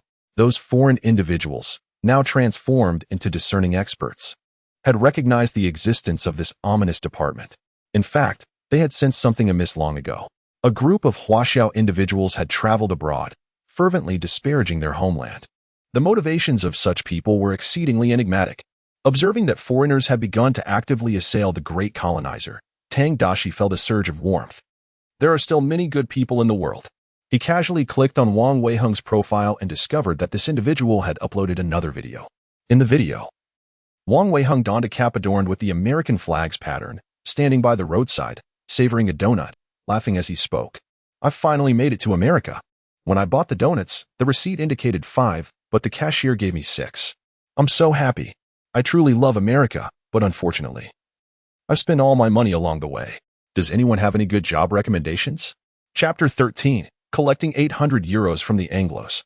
Witnessing his genuinely joyful expression, Tang Daxi found it difficult to contain himself. Just yesterday, he had been thoroughly humiliated, yet today, this fool was elated over a few donuts. Tang Daxi was a person of exceedingly lowbrow tastes. His joy was derived from the suffering of his adversaries. Seeing this individual so gleeful, he ventured into the comments section once more, changing his account identity to remark, "What's so delicious about donuts? Can't the Mexicans afford better food? I also saw that video. You're remarkably optimistic, my friend. How can you endure this? Brother, why are you still looking for a job? Why not heed my advice and specialize in exposing the Mexicans' gold?" With each comment, Tang Daxi altered his identity using a super account. Thus, it appeared as though several different individuals were mocking Wang Weiheng. Moreover, the super account would automatically disguise itself based on the comments Tang Daxi posted. For instance, upon inspecting these 3 comments accounts, they resembled those of international students. Meanwhile, Wang Weiheng, lounging on a park lawn under the sun, was still busy engaging in arguments. Ever since Tang Daxi had published those counter-brainwashing posts, the situation has captured considerable attention from foreigners, leading to an increase in the number of advocates who propagate Tang Daxi's writings, asserting that China is the beacon of humanity while the United States is merely a pill of despair. Having finally made their way to the United States, witnessing a group of eccentric Americans lamenting the nation and bowing to domestic interests, Wang Weiheng could hardly contain his anxiety. Thus, whenever he finds a moment of leisure, He shares various news articles that tarnish China's image, subtly steering the conversation to validate the notion of American superiority over China. Individuals like him, who have sought refuge, exhibit an ardent affection for America, surpassing even the natives. Suddenly, a flurry of notification alerts appeared on his phone.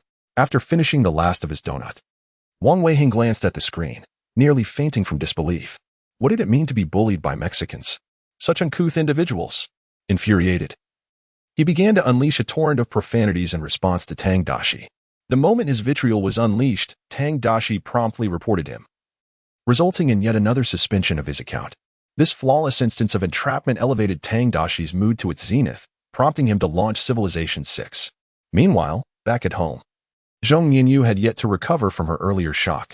The thought of her dear friend currently fighting for her life in the hospital weighed heavily on her.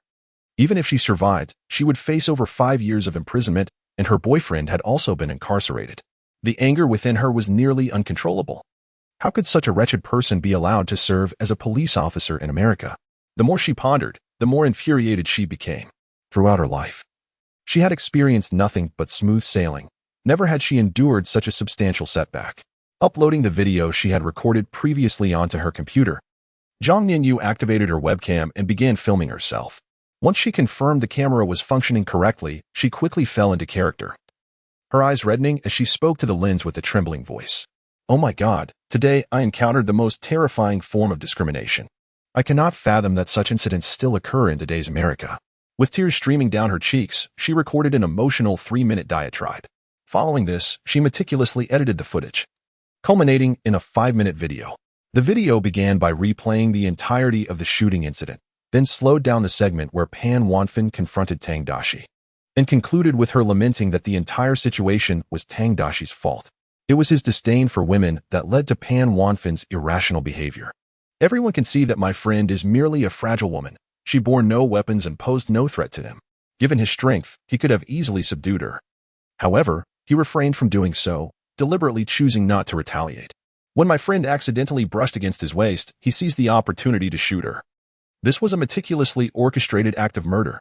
A man who harbors disdain for women is endangering lives. In the video, Zhong Yinyu refrained from mentioning her boyfriend, fully aware of the precariousness of her position, as the individual in question was discovered to have multiple criminal records.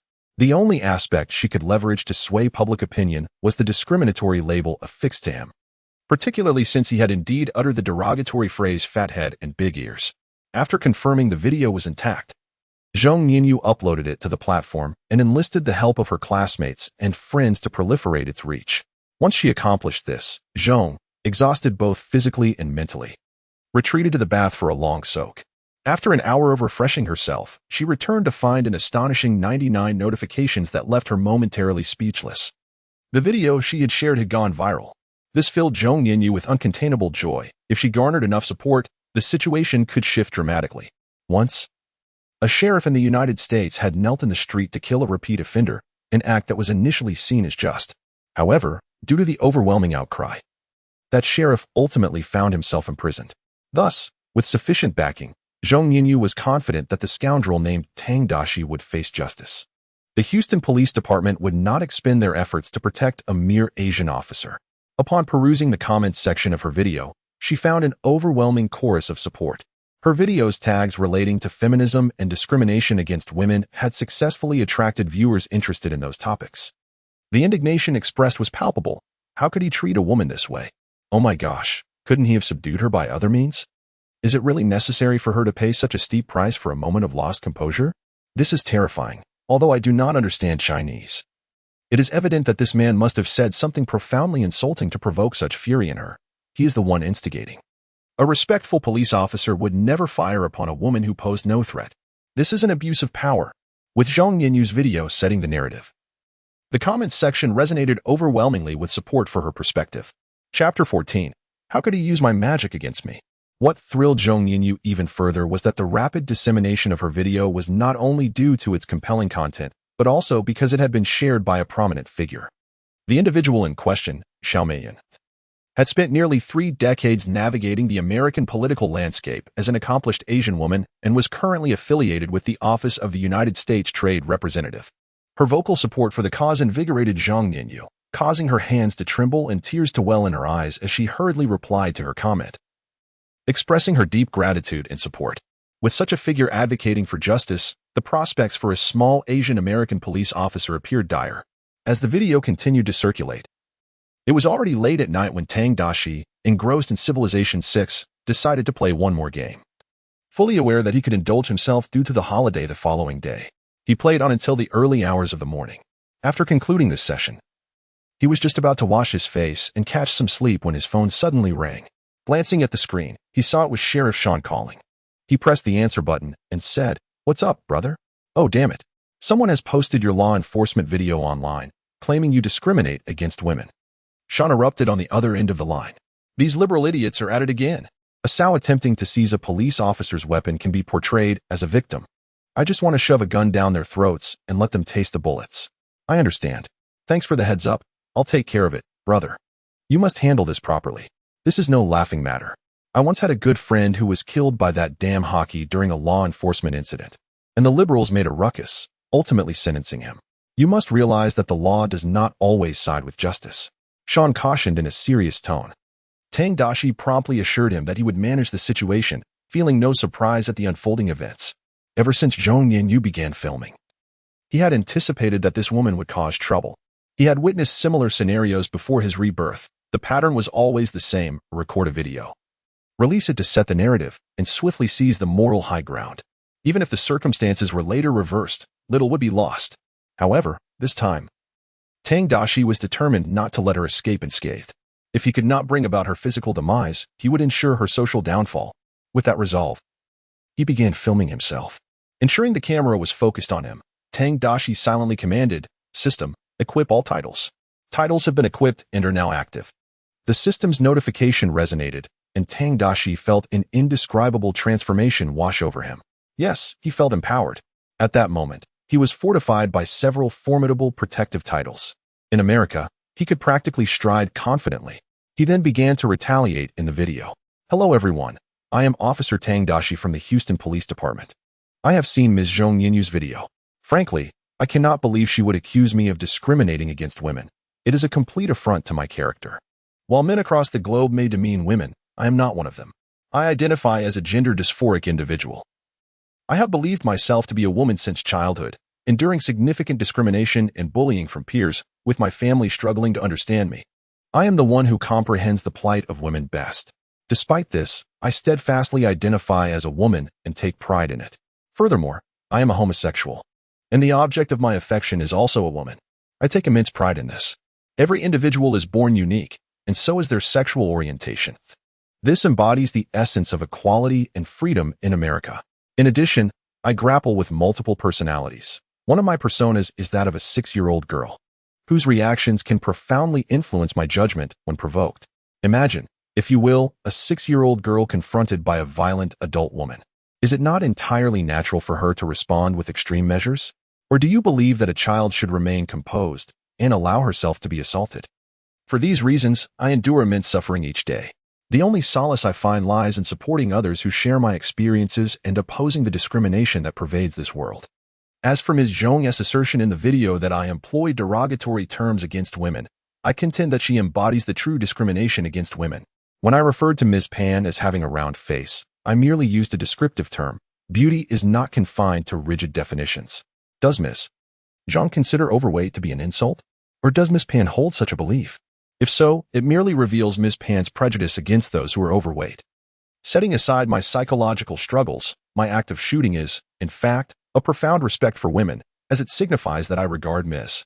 Pan as a worthy opponent deserving my utmost effort. To refrain from taking such action would be the true disrespect towards women, indicating that I do not see her as my adversary. Following my impassioned address in the video, I retrieved the hospital documentation from my drawer and presented it to the camera for the audience to scrutinize. Subsequently, I recounted the harrowing incident from the previous day when I narrowly escaped death at the hands of 4 armed assailants. In essence, as an individual burdened with such complexities, my existence in this world has proven exceedingly arduous. After enduring this wave of online abuse, I even entertained thoughts of ending my life. Upon completing the video recording, I reviewed it twice to ensure there were no inconsistencies before uploading it to my private account on the platform. While doing so, I made sure to tag Ms. Zhong and the supporter, Ms. Xiao, who stood by her side. In the United States, it is commonplace for politicians to advocate for minority groups. As long as they appear considerate of a specific community, they can easily garner votes and support from those individuals. If memory serves, this woman seems to be a rare breed of opportunist. After posting the video, I navigated to Ms. Xiao's platform homepage and confirmed my suspicions. According to the memories of the original owner of my body, she is a quintessential opportunist. She came to the United States as a public-funded student in the 1990s. And upon completing her studies, she chose to remain, even developing several espionage connections in her home country to serve American interests. Subsequently, she joined a think tank focused on China, conducting research on Chinese culture and contributing significantly to American endeavors, thereby climbing the political ladder to become a prominent figure in U.S. politics. Having memorized her visage, I resolved that once I ascend to power, these opportunists will inevitably face the consequences of their actions. Shortly after I posted the video, upon receiving the support from her admirers, Zhang Yanyu was preoccupied with responding to the comments in her feed. One notification caught her attention. Upon clicking it, she discovered an explanatory video created by Tang Daxi directed at her. What more could you possibly explain?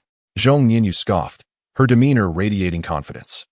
The view count of her video had already surpassed 1 million, and there were numerous individuals invested in the unfolding situation, with elements of alleged discrimination against women, entrapment, and issues concerning international students. It was nearly impossible for anyone to turn a blind eye. Even some celebrities had ventured to comment in her favor. As she initiated the video by Tang Daxi, Zhang Yanyu opted for double speed. However, upon concluding the viewing, her previously triumphant expression plummeted, akin to a mother witnessing her child's catastrophic failure. How dare he use my magic against me? This singular thought consumed her mind. Chapter 15. Oh dear. Oh my.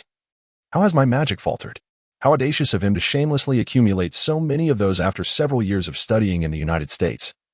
She was acutely aware of how formidable those elements combined could be.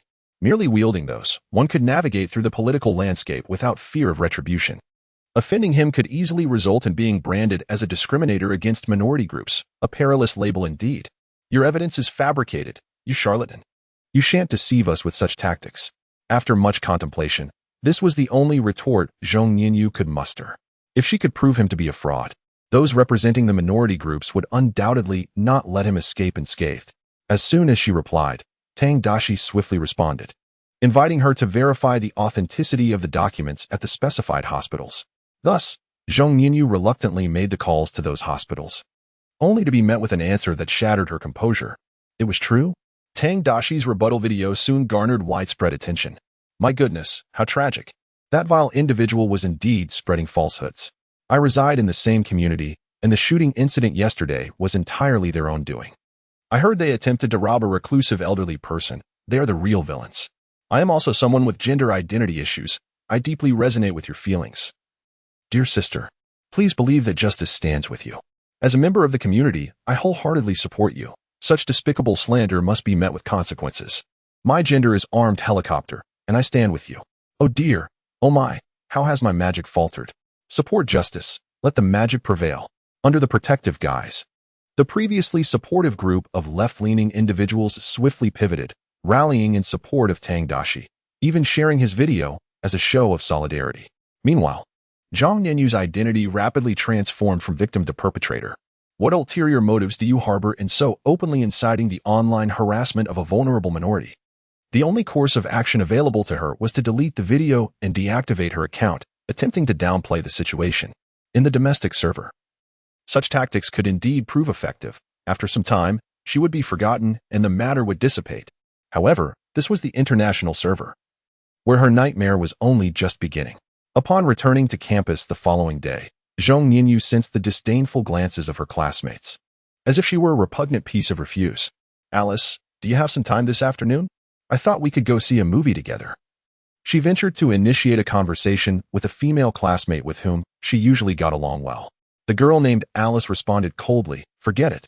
I have no desire to watch a film with someone who discriminates against minority groups. Please refrain from seeking my company in the future. I do not discriminate against minority groups, Zhang Yanyu stammered, her complexion paling as she realized the gravity of being labeled in such a manner in the United States. Even wealth and fame would not shield one from such a stigma. As her words hung in the air, several university students in the classroom raised their middle fingers at her. Just then, an elderly professor entered the room, and upon seeing Zhong Yanyu, his expression soured. "You, come with me to the principal's office." A wave of anxiety washed over Zhong Yanyu as they made their way to the principal's office, and by the time they arrived, her heart was heavy with despair. The slender female principal handed her an expulsion notice, stating, "Our institution does not tolerate students who discriminate against minority groups. Effective immediately. You are no longer a student here. Please leave at once." "Principal, I truly do not discriminate against minority groups. I merely wish to speak up for my friends." Zhang Yanyu pleaded, collapsing to her knees in tears, begging for mercy. She had worked diligently during her years of study in the United States, and with just 2.5 more years, she could earn her doctorate and realize her dream of a life in America. Now, all of it was slipping away. The principal, uninterested in her explanations, was resolute in her decision. She knew that retaining Zhong Yanyu would only incite protests at the school gates, potentially implicating her as well. Under the stern warnings of several staff members, Zhong Yanyu, still sobbing, was escorted from the campus. Upon finally returning home, her despair deepened. Outside the apartment she shared with her close friend, a throng of people had gathered, waving rainbow flags emblazoned with messages condemning discrimination against minority groups. "Get out of America. You vile discriminator. Return to your own country, you wretched creature. Do you have any idea how difficult it is for us to exist in this world? We are the true women, while you are nothing but a filthy harlot." As Zhang Yanyu approached, the enraged crowd converged upon her, hurling vitriol with an intensity that suggested they wished to devour her whole.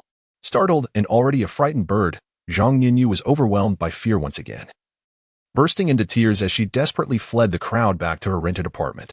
She locked all the doors and windows in an attempt to escape. However, the throng outside not only lingered but had grown in number. These individuals had gathered to support Tang Daxi. They sought to voice their outrage for a principled police officer from a marginalized community and to exact vengeance on his behalf. Left with no other recourse, Zhong Yanyu picked up the phone to call the police, striving for one last effort, only to receive a call from her landlord first. "You have 1 day to vacate my property. I will not rent to someone who discriminates against marginalized groups." The landlord unleashed a torrent of insults, issuing an ultimatum.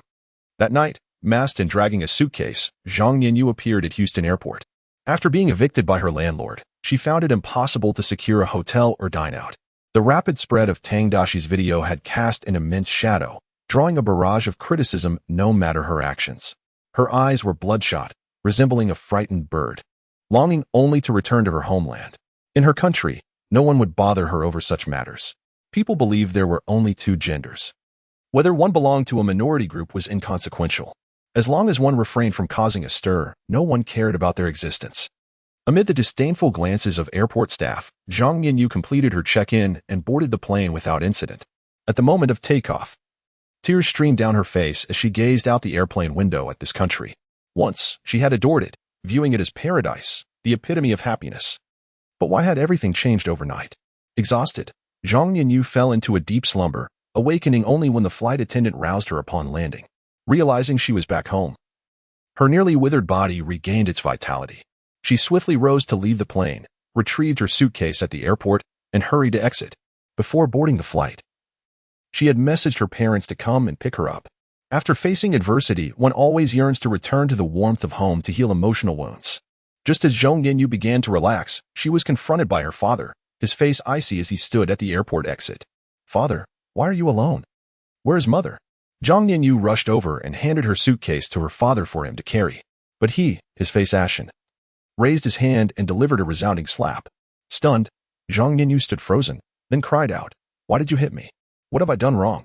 Do you think no one knows what you've done? You've been online in another country, cursing our nation and your fellow countrymen, and even insulting your mother and me. This has all come back to us." After speaking, Father Zhang could not contain his anger and struck a blow, exclaiming furiously, "Had I known, I would never have allowed you to study abroad. You went overseas and forgot your roots, bringing disgrace upon the Zhong family. I didn't. You must be mistaken." Zhang Yanyu's face flashed with terror, and then she fell to the ground, throwing a tantrum and crying inconsolably, refusing to admit any wrongdoing. Faced with insurmountable troubles, she resorted to emotional outbursts, attempting to obfuscate the situation. Father Zhang coldly observed the antics of his unfilial daughter. He had only learned of the incident during lunch that day.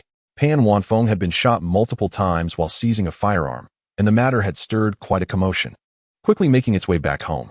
The shooting of Chinese students in America naturally garnered significant attention domestically. However, as the public began to discern the full story, they realized that the individual in question had brought this upon themselves. One of the central figures in the incident, Zhong Yinyu's outrageous actions were also unveiled. Among the most egregious was her brazen denunciation of her fellow countrymen and her own parents on foreign social media, declaring them ignorant and foolish, and boasting that once they had funded her education, she would remain in America, severing all ties with her ignorant parents. You need not return. The Zhong family will have no connection with you henceforth. You may even change your surname, Father Zhong coldly declared before driving away, lamenting the rarity of such a disgraceful offspring, leaving him, a former soldier, utterly humiliated. The entire family was rendered unable to hold their heads high. As Zhong Yinyu lay on the ground, wailing, she experienced what it meant to have a heart turned to ash. She had thought returning home would absolve her, only to find herself in a greater predicament. There was no refuge, neither at home nor abroad. In her moment of confusion and despair, Tang Daxi had already returned to the police station, driving a patrol car. Upon his arrival, several seasoned colleagues, including Sean, whistled at him, with Sean holding a bouquet and grinning widely. Our hero at the precinct has returned. Many have sent flowers today to encourage a fine officer like you. Is that so? Let me see, Tang Daxi replied, accepting the flowers, which contained a card filled with supportive messages, leaving him both amused and bemused, clearly aimed at comforting him due to his minority status. Brother, you are now a celebrity in Houston. You've accomplished quite a bit in just a few days since becoming an officer. If your popularity continues to rise, you might even consider running for mayor in the future. Sheriff Sean laughed, teasing him. If that day comes, I'll make sure to advocate for pay raises for everyone, Tang Daxi joked back. But in truth, he did harbor ambitions of climbing the ranks. The greater the power he wielded, the more he could accomplish. Perhaps one day he would lead Texas to independence, restoring the identity of the once Lone Star Republic. After a brief discussion, the crowd dispersed to commence their police duties. As it was still early for Tang Daxi's shift, he settled before the computer, intending to compose an article for the American intelligentsia to nurture the second-rate. Just as he was about to begin, the system's voice resonated in his ears. The number of elite contributors has accumulated to 300, achievement intent reader officially unlocked. Your writings have begun to wield some influence. Yet it remains insufficient. You must create more timeless classics to become a formidable intent reader. Reward: 10 years of Special Forces training enhancement. You have entered Delta Force for training. After 3 months, you gradually acclimate to the grueling regimen, and your physical prowess has significantly improved. Now in your 4th year with the Special Forces, your physical condition ranks among the pinnacle of humanity, and you have mastered various firearms and vehicles. After 6 years of training, you excel in over a dozen martial arts, seamlessly integrating them. In a state of complete surprise, your elbow strikes could incapacitate any adversary.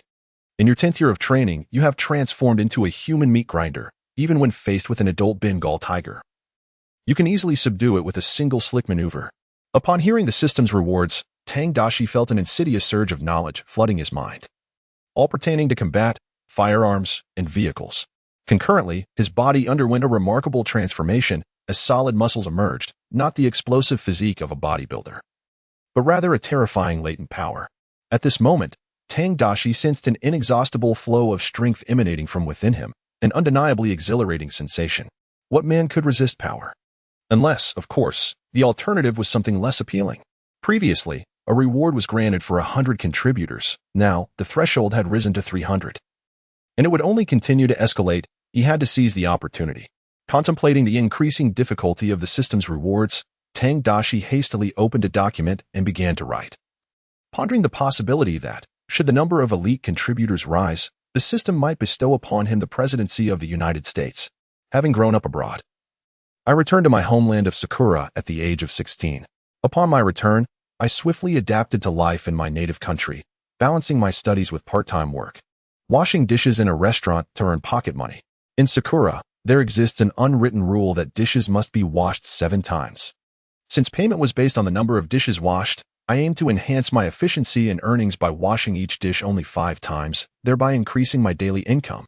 After maintaining this high level of efficiency for some time, the owner approached me one day, inquiring whether I had indeed washed the dishes 7 times. Initially, I denied it.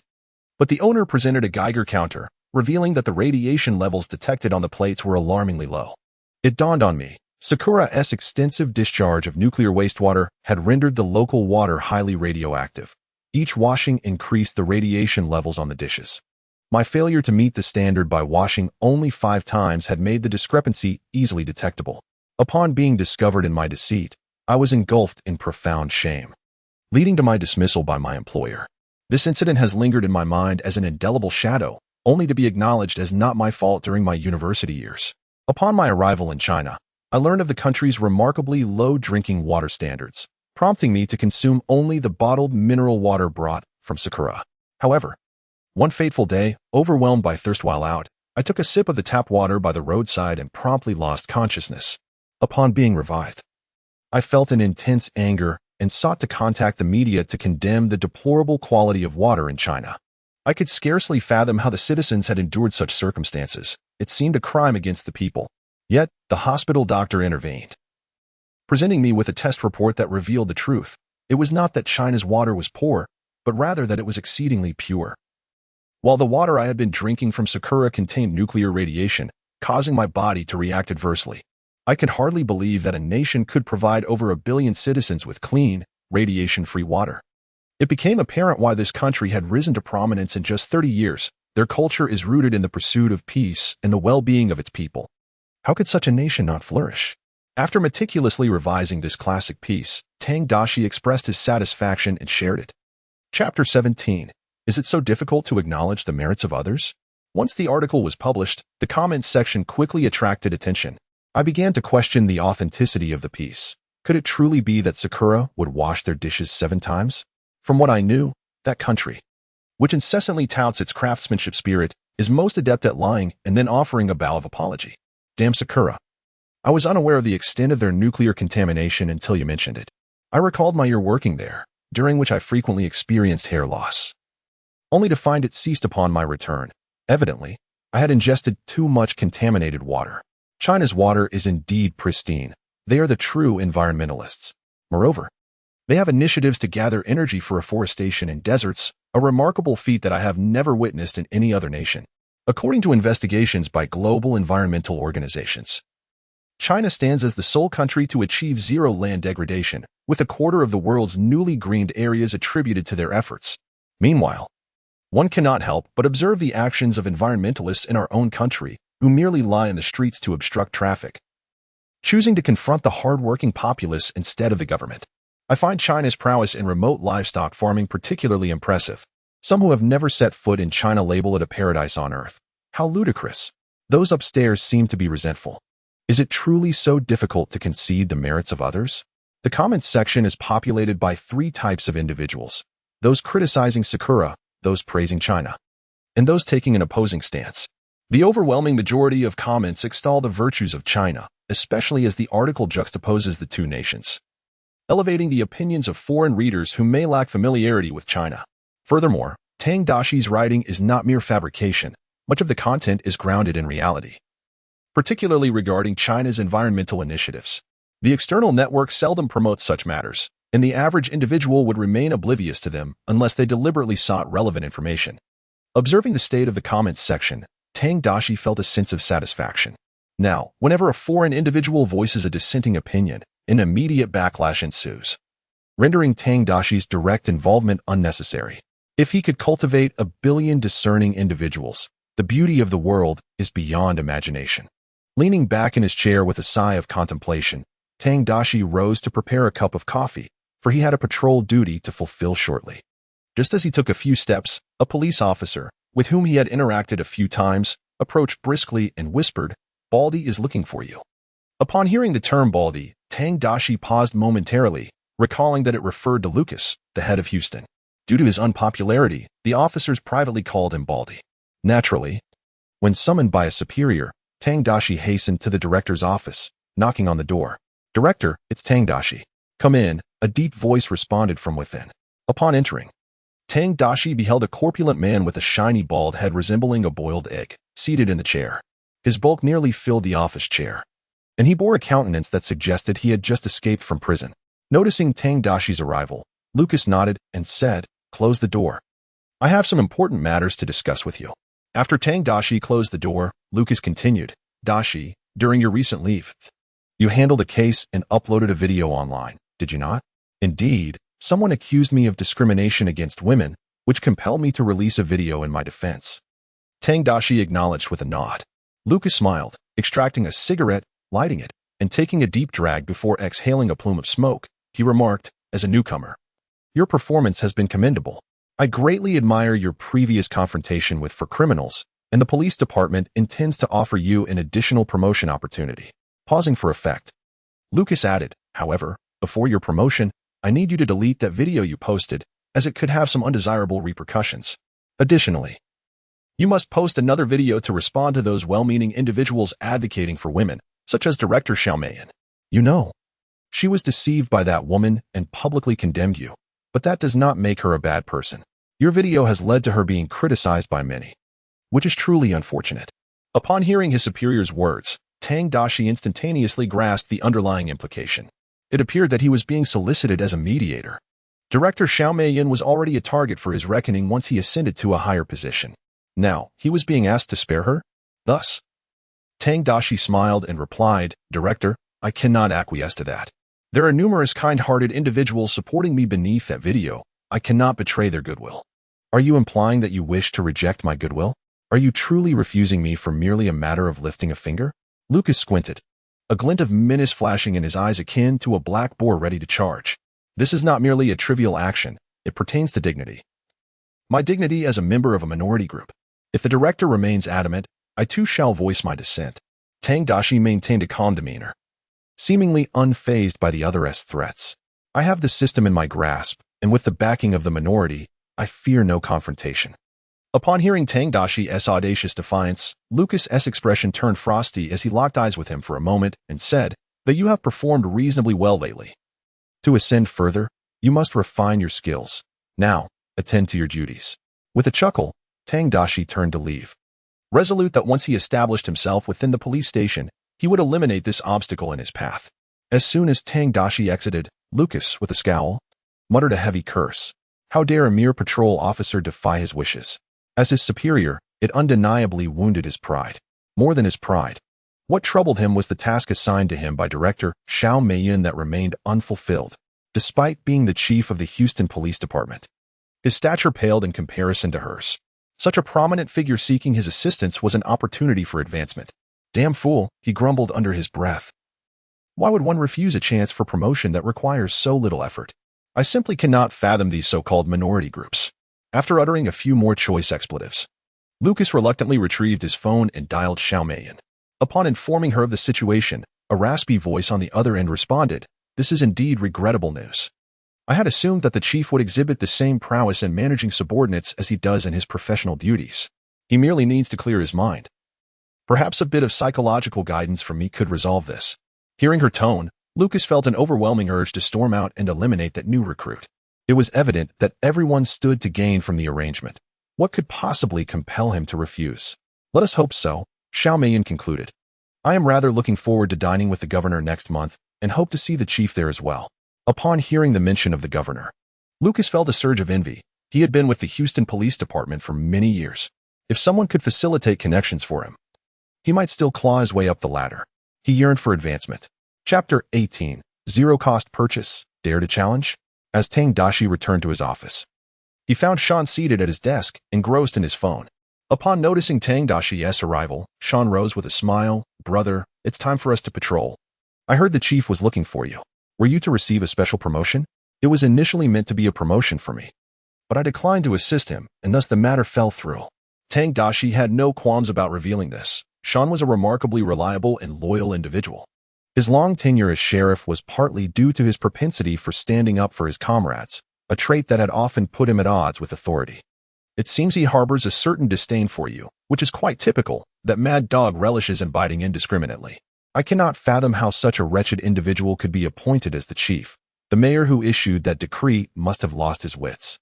Sean grinned widely, placing an arm around Tang Daxi's shoulder, and remarked, "But this is not a concern. Just draft an application later, and I shall assist you in joining the police union." With the union as your backing, he would think twice before attempting anything against you. Given Tang Daxi's remarkable feat of eliminating 4 criminals on his very first day, there is no doubt he is the kind of talent the police union desperately needs.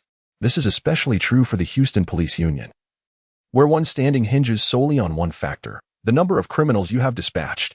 With Tang Daxi's prowess, he would soon ascend to a pivotal role within the union.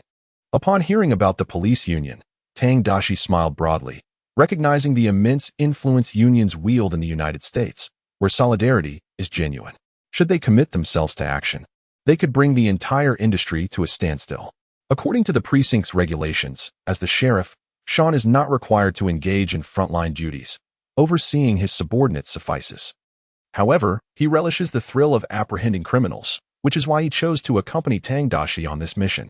After exchanging jovial banter, the two departed the precinct and entered the Dodge Charger patrol car, flooring the accelerator as they surged onto the road. Tang Daxi took the wheel, and with the enhancement of his system skills, he now possessed driving capabilities akin to that of a seasoned veteran.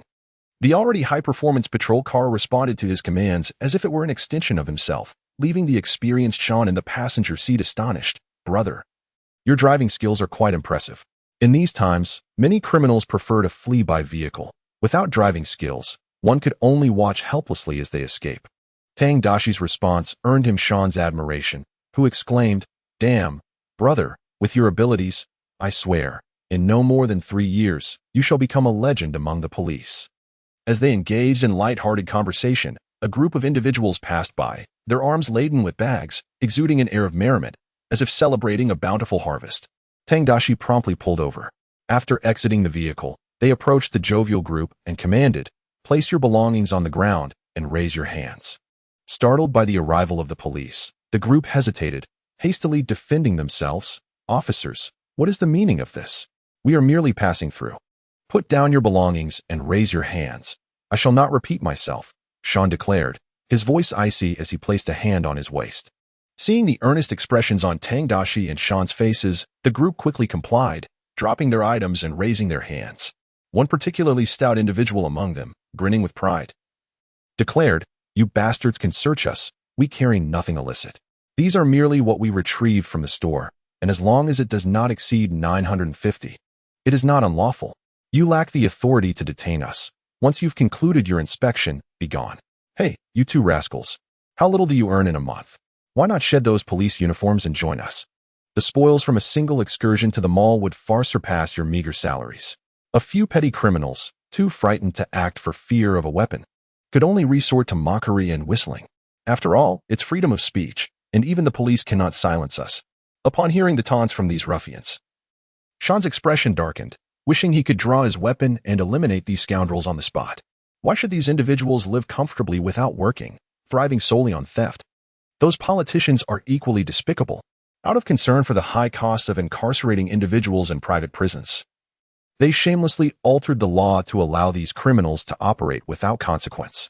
Amidst Sean's fury, Tang Daxi swiftly handcuffed the ruffians, pressing them against the hood of the police car, stating, "If you wish to avoid a severe consequence, do not rise.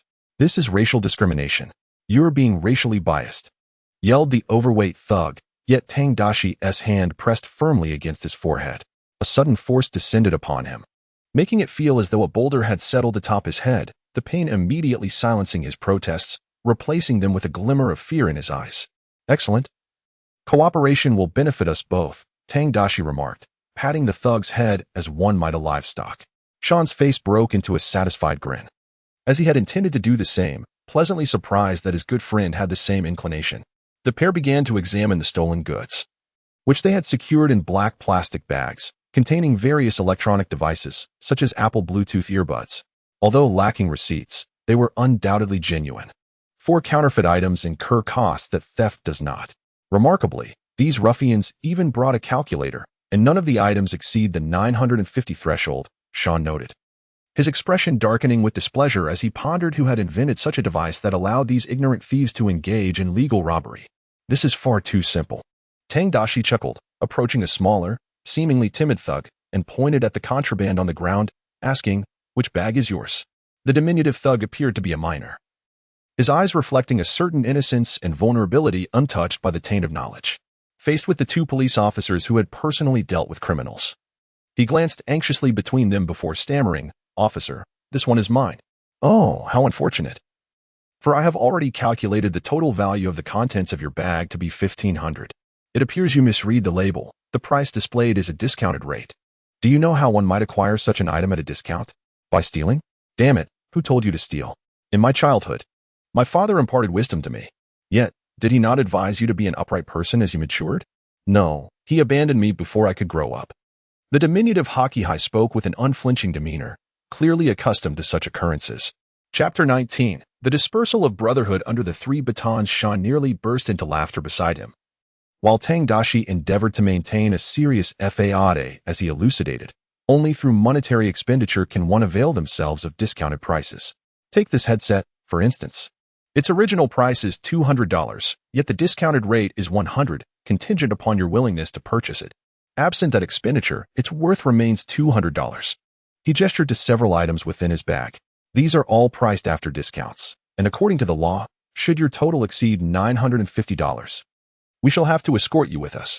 Fear not, the ravenous inmates will treat your behind with utmost gentleness. The prospect of imprisonment coupled with humiliation sent the already immature Hockey High into a tremor, his pallor betraying his fright. He fervently shook his head, exclaiming, "Oh no, officer. I simply forgot to pay. I am willing to return these items. You are deceiving us. One cannot carry away so many items without payment," Tang Daxi gently coaxed. "They coerced you into assisting them after their theft, did they not? You are, in fact, innocent." Upon encountering this group, he had observed the bags burdened with stolen goods being carried by this individual. Clearly, among them, he held the lowest status and served as the most promising point of leverage. At this suggestion, the already panicked Hockey High was on the verge of tears. Vigorously nodding in agreement, "Indeed, officer, I merely accompanied them for a bit of fun, never anticipating their nefarious actions." With his psychological defenses easily dismantled, the immature Hockey High instinctively adhered to the principle of self-preservation. No matter how profound their sense of camaraderie, the weight of the three batons swiftly shattered it. His response elicited smiles of satisfaction from both Tang Daxi and Sean. Tang Daxi then extracted the items from the bag, redistributing them among the other bags laden with stolen goods to ensure that their total value surpassed $950. Having accomplished this, he released the traitorous Hockey High and summoned the other Hockey High to approach. "Now, may we remove these accursed handcuffs and receive an apology? Your foolishness is lamentable." Aside from wasting our time, the rotund leader of the Hockey High began to taunt. Yet, before he could finish, Tang Daxi brandished his baton and delivered a powerful strike to the man's abdomen. The impact nearly caused the corpulent Hockey High to regurgitate the fried chicken he had consumed the night prior, the searing pain forcing him to kneel and retch loudly. "The police are assaulting us. They are perpetrating racial discrimination against us." As several members of the gang observed Tang Daxi suddenly resorting to violence, they began to shout and scream in an attempt to attract the attention of passers-by. True to their expectations, the commotion drew the gaze of many onlookers. Sheriff Sean, however, was not inclined to tolerate this group of ruffians. Having endured their antics for far too long, he retaliated by striking one of them with his baton. "Oh my God! What are you doing? How can you treat them so cruelly?" A woman passing by exclaimed. This white woman, defending a group of criminals, was undoubtedly one of those self-righteous individuals who, having nothing better to do, champion misguided causes. Such individuals are known to exhibit sympathy even towards murderers. There was even an instance where a prominent figure among them, whose daughter had been harmed by a villain, called for an end to discrimination against them. The extent of their moral superiority is, indeed, astonishing. Tang Daxi furrowed his brow and interrupted her tirade, stating, "I harbor no discrimination against them. This group has just committed armed robbery. I am merely fulfilling my duty to protect this city and its citizens. And you, the very person we are striving to shield, are here vocally accusing me of racial discrimination. It appears you are the one discriminating against me as a person with gender identity issues." As he spoke, Tang Daxi silently invoked his title, and the system promptly adorned him with it. Typically, he would remove this title to avoid complications in social interactions, donning it only when absolutely necessary. Otherwise, being constantly referred to as "ma" made even a trip to the restroom quite inconvenient. With the title now in place, the white woman recognized him as the unfortunate minority police officer from the earlier video. Her expression shifted to one of fear as she stammered, "I'm sorry, officer. Ma'am, I misunderstood. Please continue your duty to protect Houston. After her apology, she hurriedly turned and walked away, for while she might provoke many, she dared not offend someone of his stature. Tang Daxi scoffed, feeling invincible in his newfound status, akin to a dragon among the oppressed. Brother, you are truly unmatched, remarked Sean, who, being a staunch traditionalist, held disdain for such people. However, witnessing his teammate adeptly navigate this scenario, he could only mutter, greatness speaks for itself.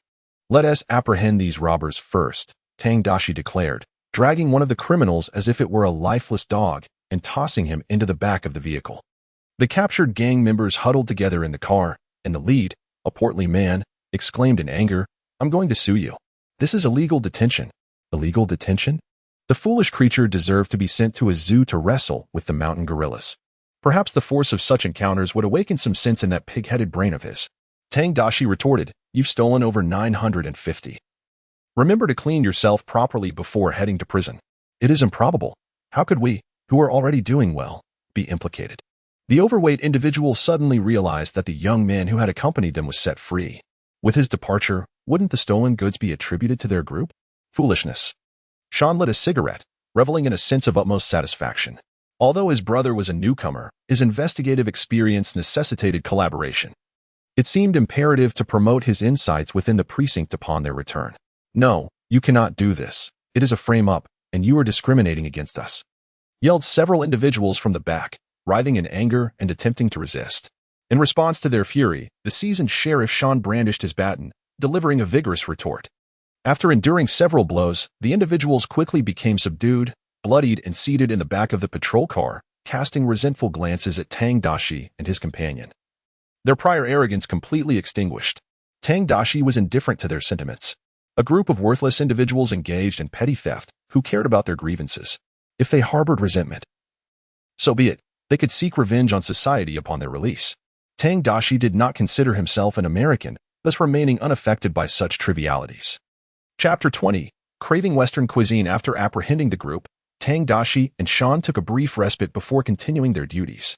As dusk approached, the two had successfully captured nearly 20 criminals throughout the day, the majority of whom engaged in petty theft. These individuals believed they were untouchable, brazenly flaunting their actions as if they were walking success stories. Sean utilized the radio in the patrol car to share Tang Daxi's innovative strategies with their colleagues, significantly enhancing their efficiency and apprehension. Particularly those self-important criminals believed that by adhering to a 950 threshold, they could evade consequences. However, they were caught off guard by this tactic. My brother, remember to fill out that application form when we return. Friends at the union are eager for me to recommend you, Sean urged, grinning as they neared the end of their shift. Tang Daxi's enforcement strategies had indeed improved the team's efficiency. The better the performance of the officers, the greater the bonuses. Additionally, the precinct benefited from generous donations from benefactors who sought both prestige and a desire to rid society of criminals. Upon returning to the precinct with a smile, Tang Daxi settled back into his position and began completing the application form. Once filled out, Sean took the form and remarked with a smile, I'll ensure your application is submitted. Rest assured, brother, with your capabilities, you will be quite popular in the union, which will greatly aid your future development.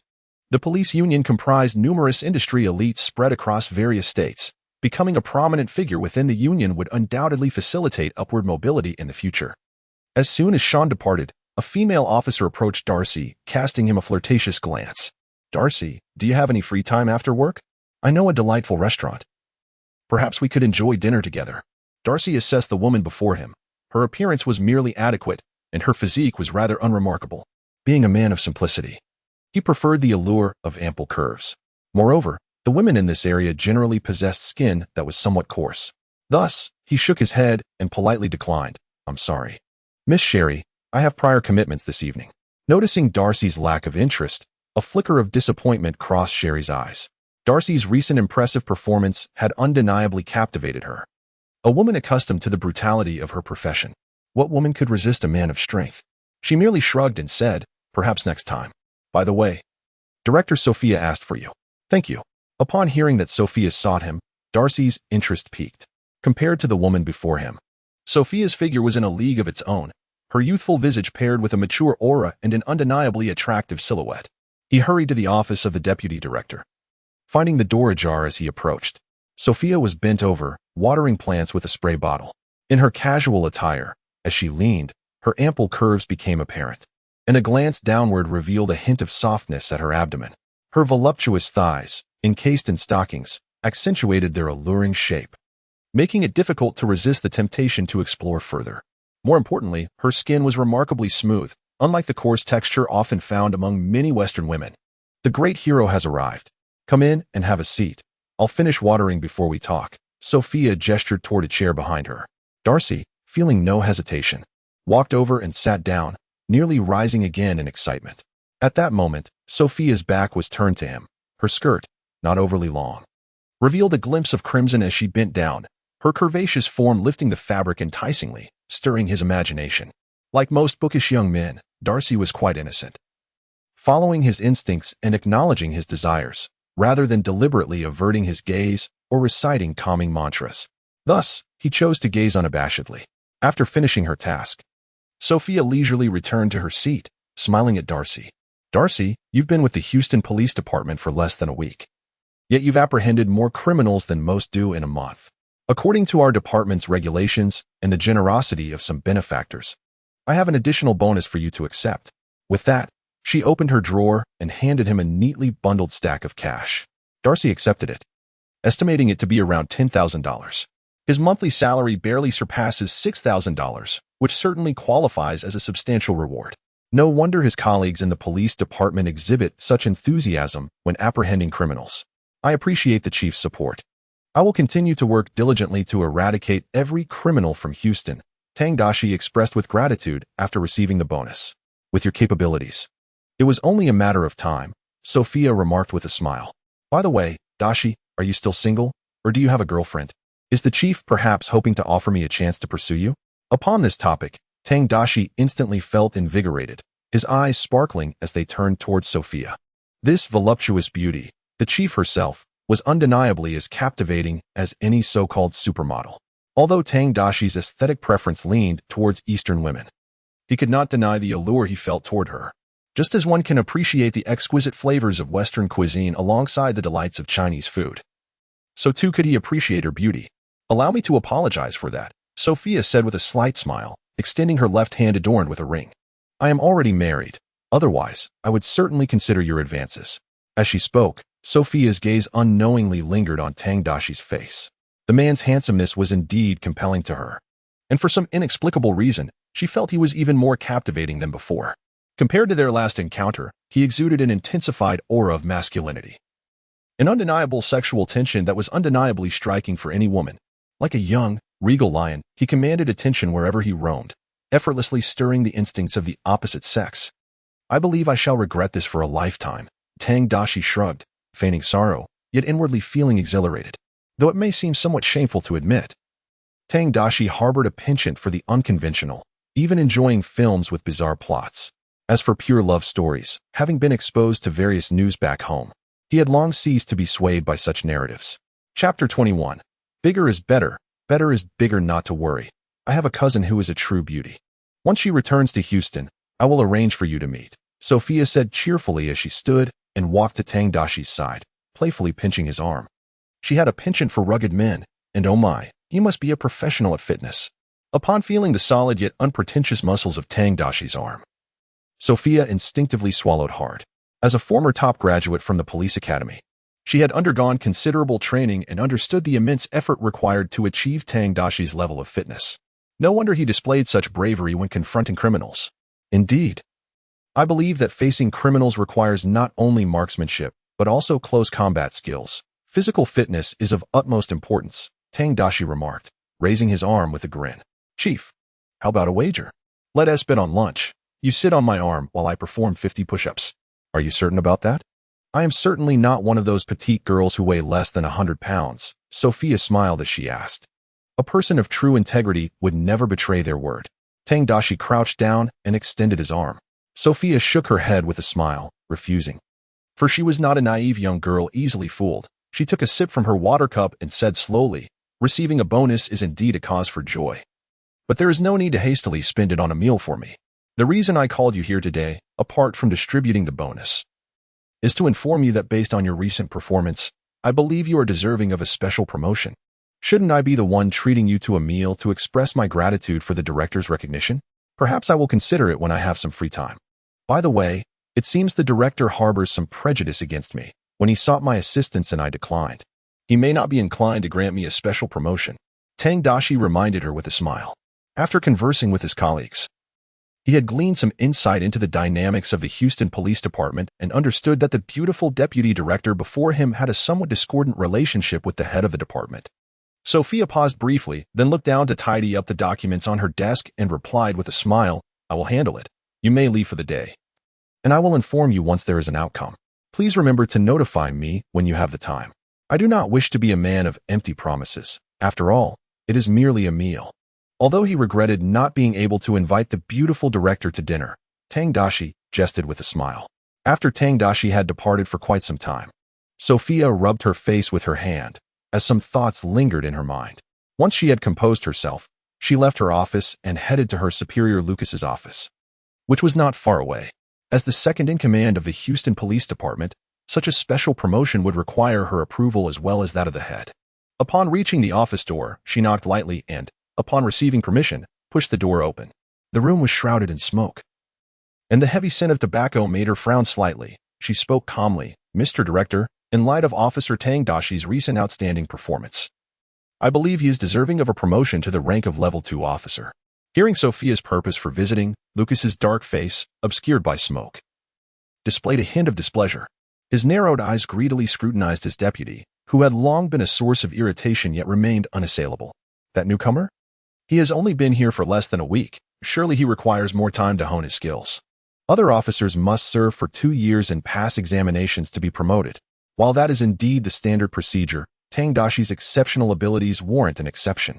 Confronting 4 armed criminals, he single-handedly neutralized them all, and today he apprehended 18 robbers, without a doubt. He will become a star in the Houston Police Department and throughout Texas. After detailing Tang Daxi's accomplishments, Sophia raised her hands in a gesture of exasperation, asserting, "At the very least, I believe such achievements are sufficient to challenge the rules. In any city's police department across the United States, these are truly remarkable accomplishments." Lucas did not rush to respond. Instead, he retrieved a piece of chocolate from his drawer. As he slowly unwrapped it, he remarked, "That is merely your opinion. I believe he still requires further refinement. Rapid advancement can lead to restlessness in the young, which is hardly beneficial. Is the director dissatisfied with him in any regard?" "There is no dissatisfaction. I simply feel he exhibits a lack of obedience to orders. In that case, I shall maintain my choice. And I will convey the director's words to Tang Daxi."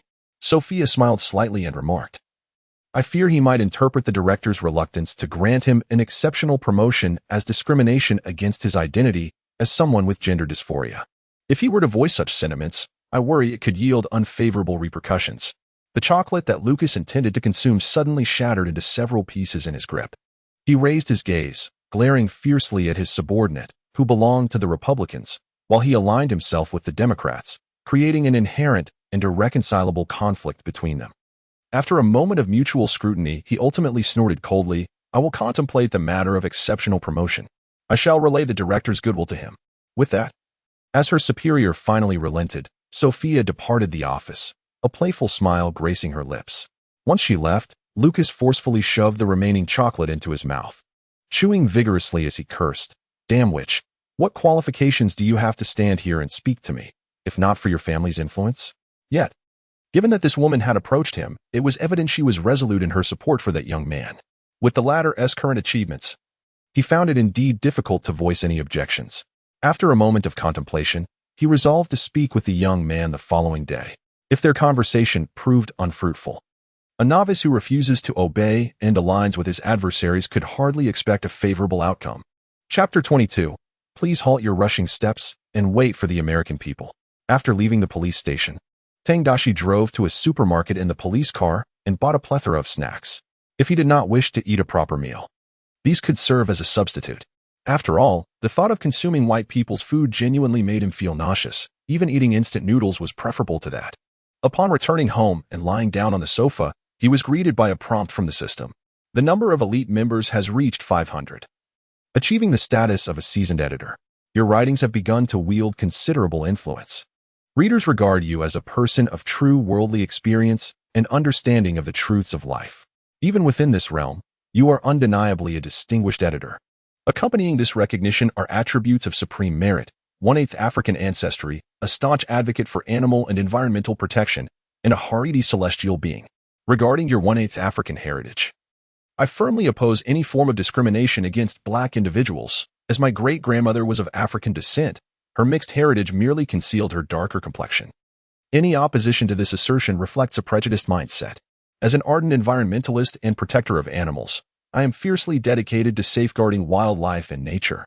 Should I witness any harm inflicted upon them, I may resort to drastic measures. Such actions seem entirely justified.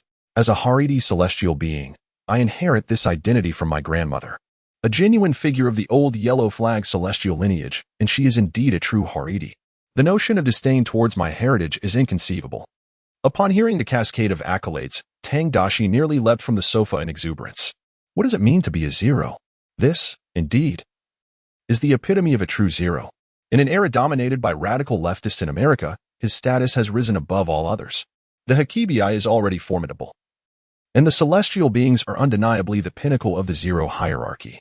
Among them, the Haredi stands as the foremost celestial being, truly exceptional. If one fails to adhere to doctrine, any reprimand is merely the will of the divine. This system possesses a remarkable understanding of the American context, truly magnificent. Requiring no further elaboration, Tang Daxi could not refrain from praising the system, recognizing the genius of its creator. In high spirits, he rose from the sofa, retrieved his laptop, and swiftly began to pen a biting commentary. The theme for this piece had already crystallized during his journey home. It was a classic work authored by a fool prior to his crossing. Huaxia, please await your people. Reflecting on that absurd content, Tang Daxi's creativity surged, his fingers flying across the keyboard. On May 27th, the dock built by America offshore at the cost of $3.2 billion was washed away by the sea.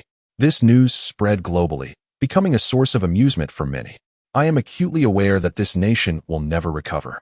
The American populace will continue to endure profound suffering. The echoes of gunfire in New York schools have yet to subside.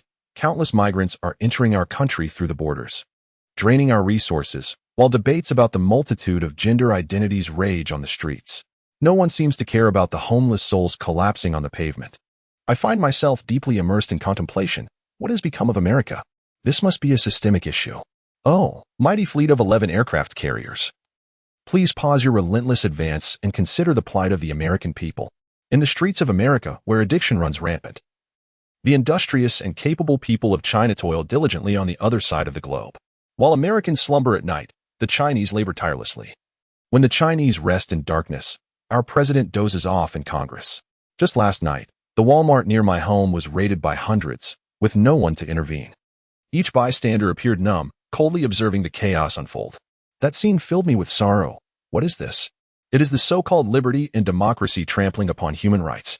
In this uncontrollable nation, every American has lost the protection and dignity afforded by the law. In contrast, why are there no gunshots echoing in Chinese campuses? Why are there no youths scattering like leaves on their streets? Why are their supermarkets untouched by looting? Why do their citizens never fear venturing out at midnight? Because their government genuinely protects its people. I suddenly feel compelled to ask the Americans, why are you not outraged? How long will you remain asleep? Remember, you are first and foremost an individual, and only secondarily an American. Completing this article, Tang Daxi contentedly sent it out. This time, his account automatically transformed into that of a retired American professor in his 60s. The article, with its piercing words, harshly criticized the current chaos in America, reflecting on the system while simultaneously belittling China. He adeptly trampled upon one while lauding the other, a technique he had mastered through the influence of certain public intellectuals. Once published, the article swiftly garnered the attention of a multitude of Americans. In this surreal land, not everyone is detached from reality. A significant number of ordinary Americans remain, particularly those from rural backgrounds, who nostalgically recall a time when one job could support a wife, 3 children, a grand house, and 2 cars. The myriad of genders. The issue of racial discrimination, such matters were once of little concern. Thus, they resonated deeply with the content of the article. Oh, heavens! Here stands an American brave enough to speak the truth. Why has America descended to this state? Who has destroyed this nation? We must engage in profound reflection. Reflection? How many in America still possess independent thought? Our education system has become thoroughly corrupted. In the past, I would voice my grievances. Now, I have awakened to the reality.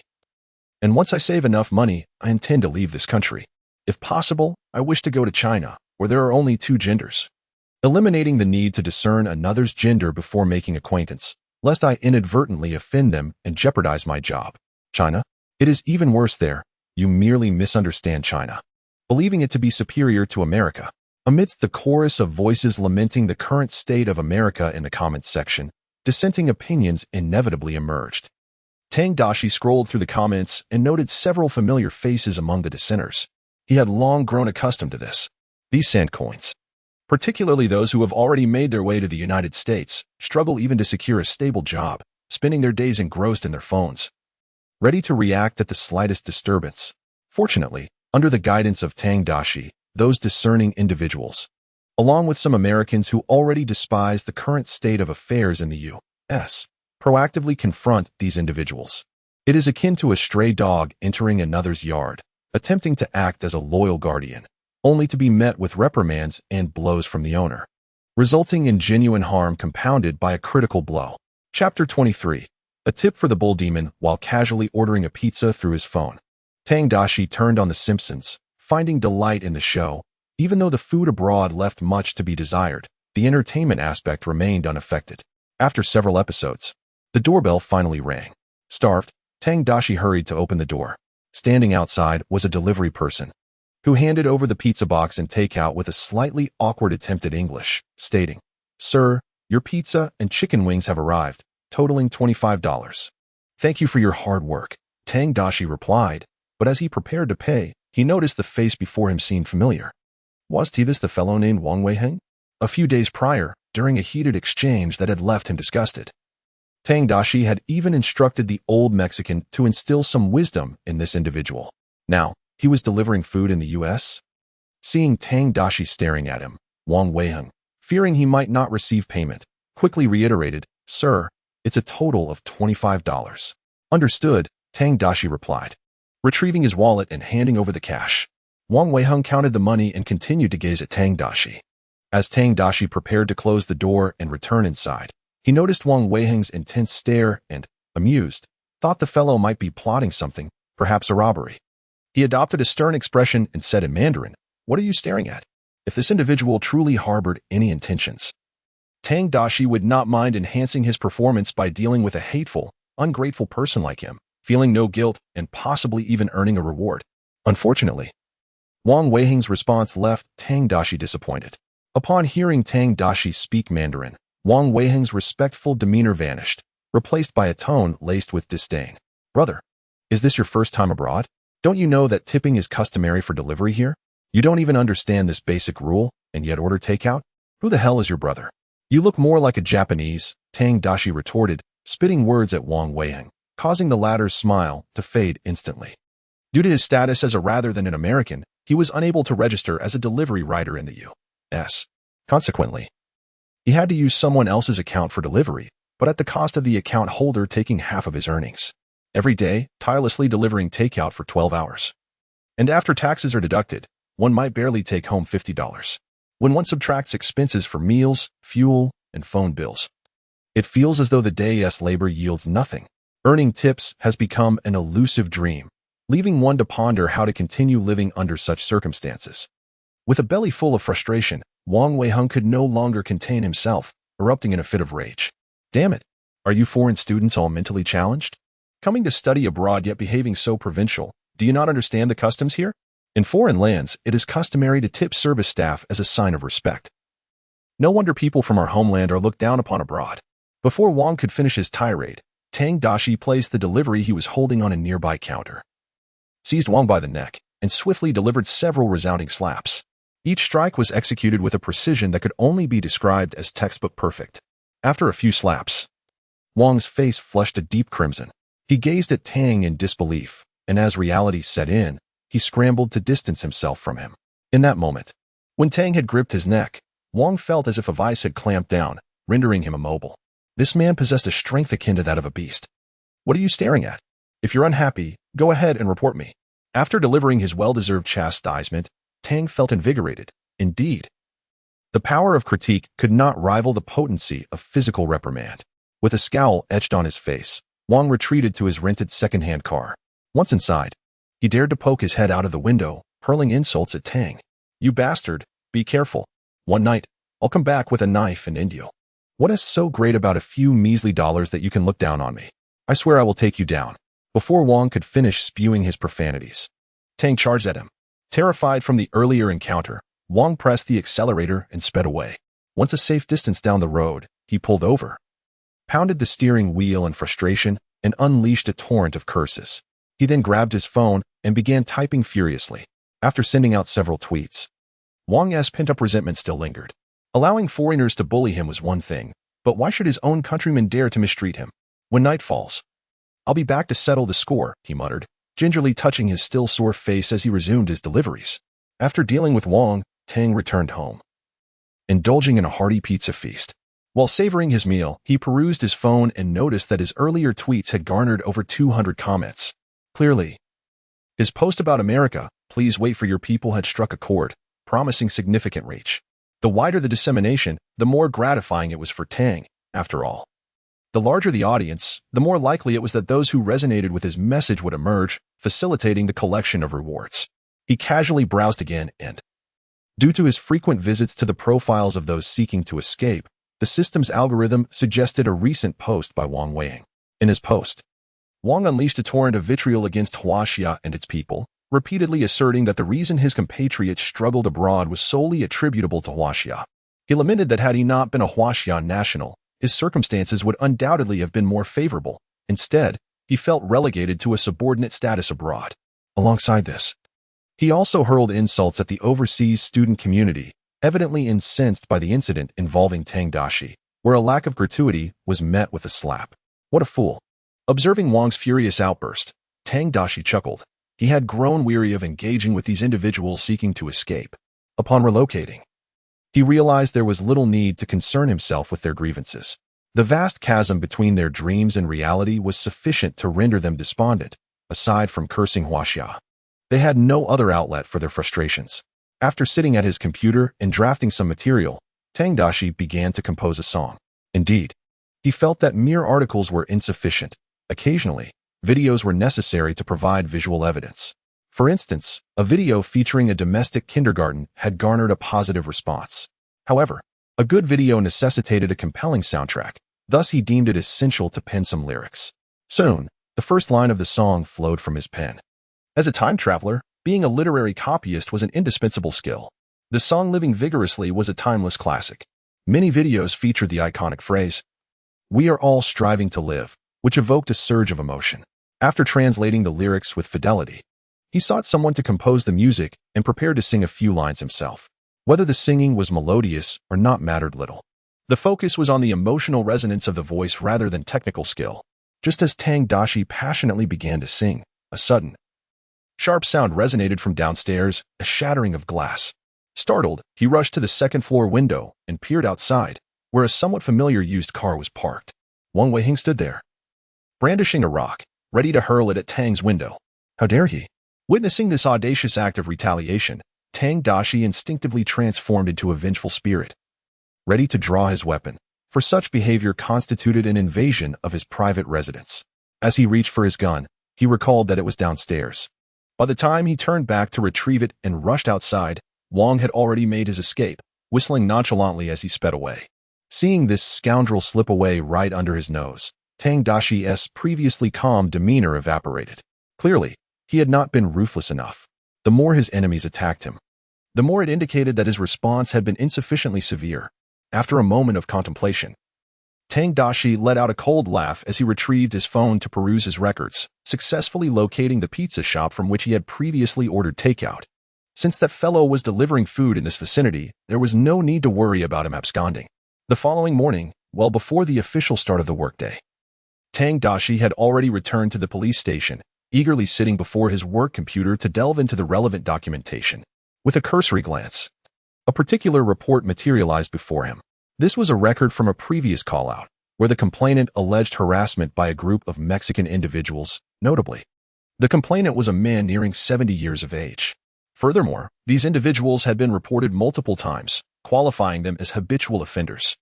After obtaining the contact information for these men, Tang Daxi saved the numbers into his phone and found a secluded spot to dial their number. After a considerable wait, the call was finally answered with a tone of impatience from the other end. "Who is this? You needn't concern yourself with my identity. Shortly, I will be impersonating a delivery person bringing you pizza, and you may respond as you wish." Tang Daxi deliberately lowered his voice to mimic Wang Weiheng. "Ah, you truly are a greedy rascal," responded the voice on the other end, noticeably more cheerful, urging, "I shall await your arrival." Once the call concluded, Tang Daxi began placing an order for pizza, specifically requesting Wang Weiheng for the delivery, and added a note indicating that he would prepare a 20 tip should he be satisfied with the service. After finalizing the order, Tang Daxi drove his police car towards the street where the Mexican individuals resided, relishing the opportunity for amusement since it was still before working hours. Even if he were to arrive late, it was of little consequence to him. Within the police station, personal capability was paramount. And apart from the director who seemed to have it in for him, no one would make things difficult for him. Meanwhile, upon receiving the order, the pizza shop busily commenced the preparation of the pizzas. Wang Weiheng was already at the shop, waiting for work. To ensure he earned sufficient funds for his daily expenses, he had to start his duties early each day. By eating a little less and working a little more, he aimed to save at least 5 to 10 daily. As he calculated how long it would take to amass enough money to secure his future, a staff member at the pizza shop, with an impassive demeanor, called out, "Hey, someone specifically requested you for a delivery, stating they would give you a 20 tip." Upon hearing that he was specifically chosen for the delivery, Wang Weiheng nearly burst into laughter, feeling an overwhelming sense of gratitude. It was undoubtedly his courteous demeanor while delivering that had left a favorable impression on the American customer, prompting them to request him. He had encountered numerous tales of individuals like him, who, through their exemplary qualities, garnered the favor of someone significant, only to later discover that this person was a wealthy benefactor offering them an opportunity to rise and potentially become a successor. After getting into the car with the takeout, Wang Weiheng's mind was consumed with thoughts of how to further enhance his rapport once they arrived. Should he offer to take out the trash? Or perhaps tidy up the lawn? Maybe he could decline the tip to appear noble, thus pleasing his client? It wasn't until they reached the destination that he realized he might have misjudged the situation. The house before him did not exude affluence. Rather, it bore a modest appearance. Wealthy individuals abroad often maintain a low profile, unlike their counterparts in Huaxia, who seem eager to flaunt their riches. After reassuring himself, Wang Weiheng adjusted his attire, approached the door, and rang the bell, forcing a polite smile onto his face.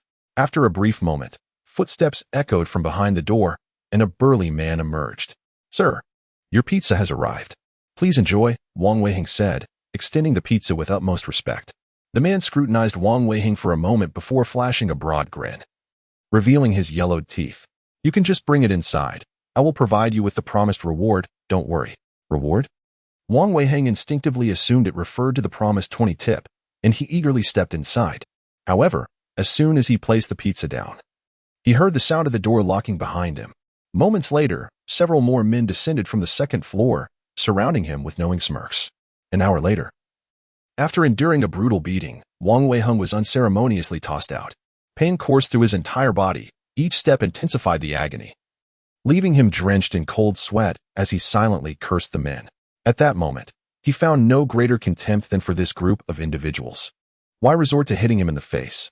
Gritting his teeth, he managed to take a few more steps before the searing pain overwhelmed him, causing him to collapse into unconsciousness.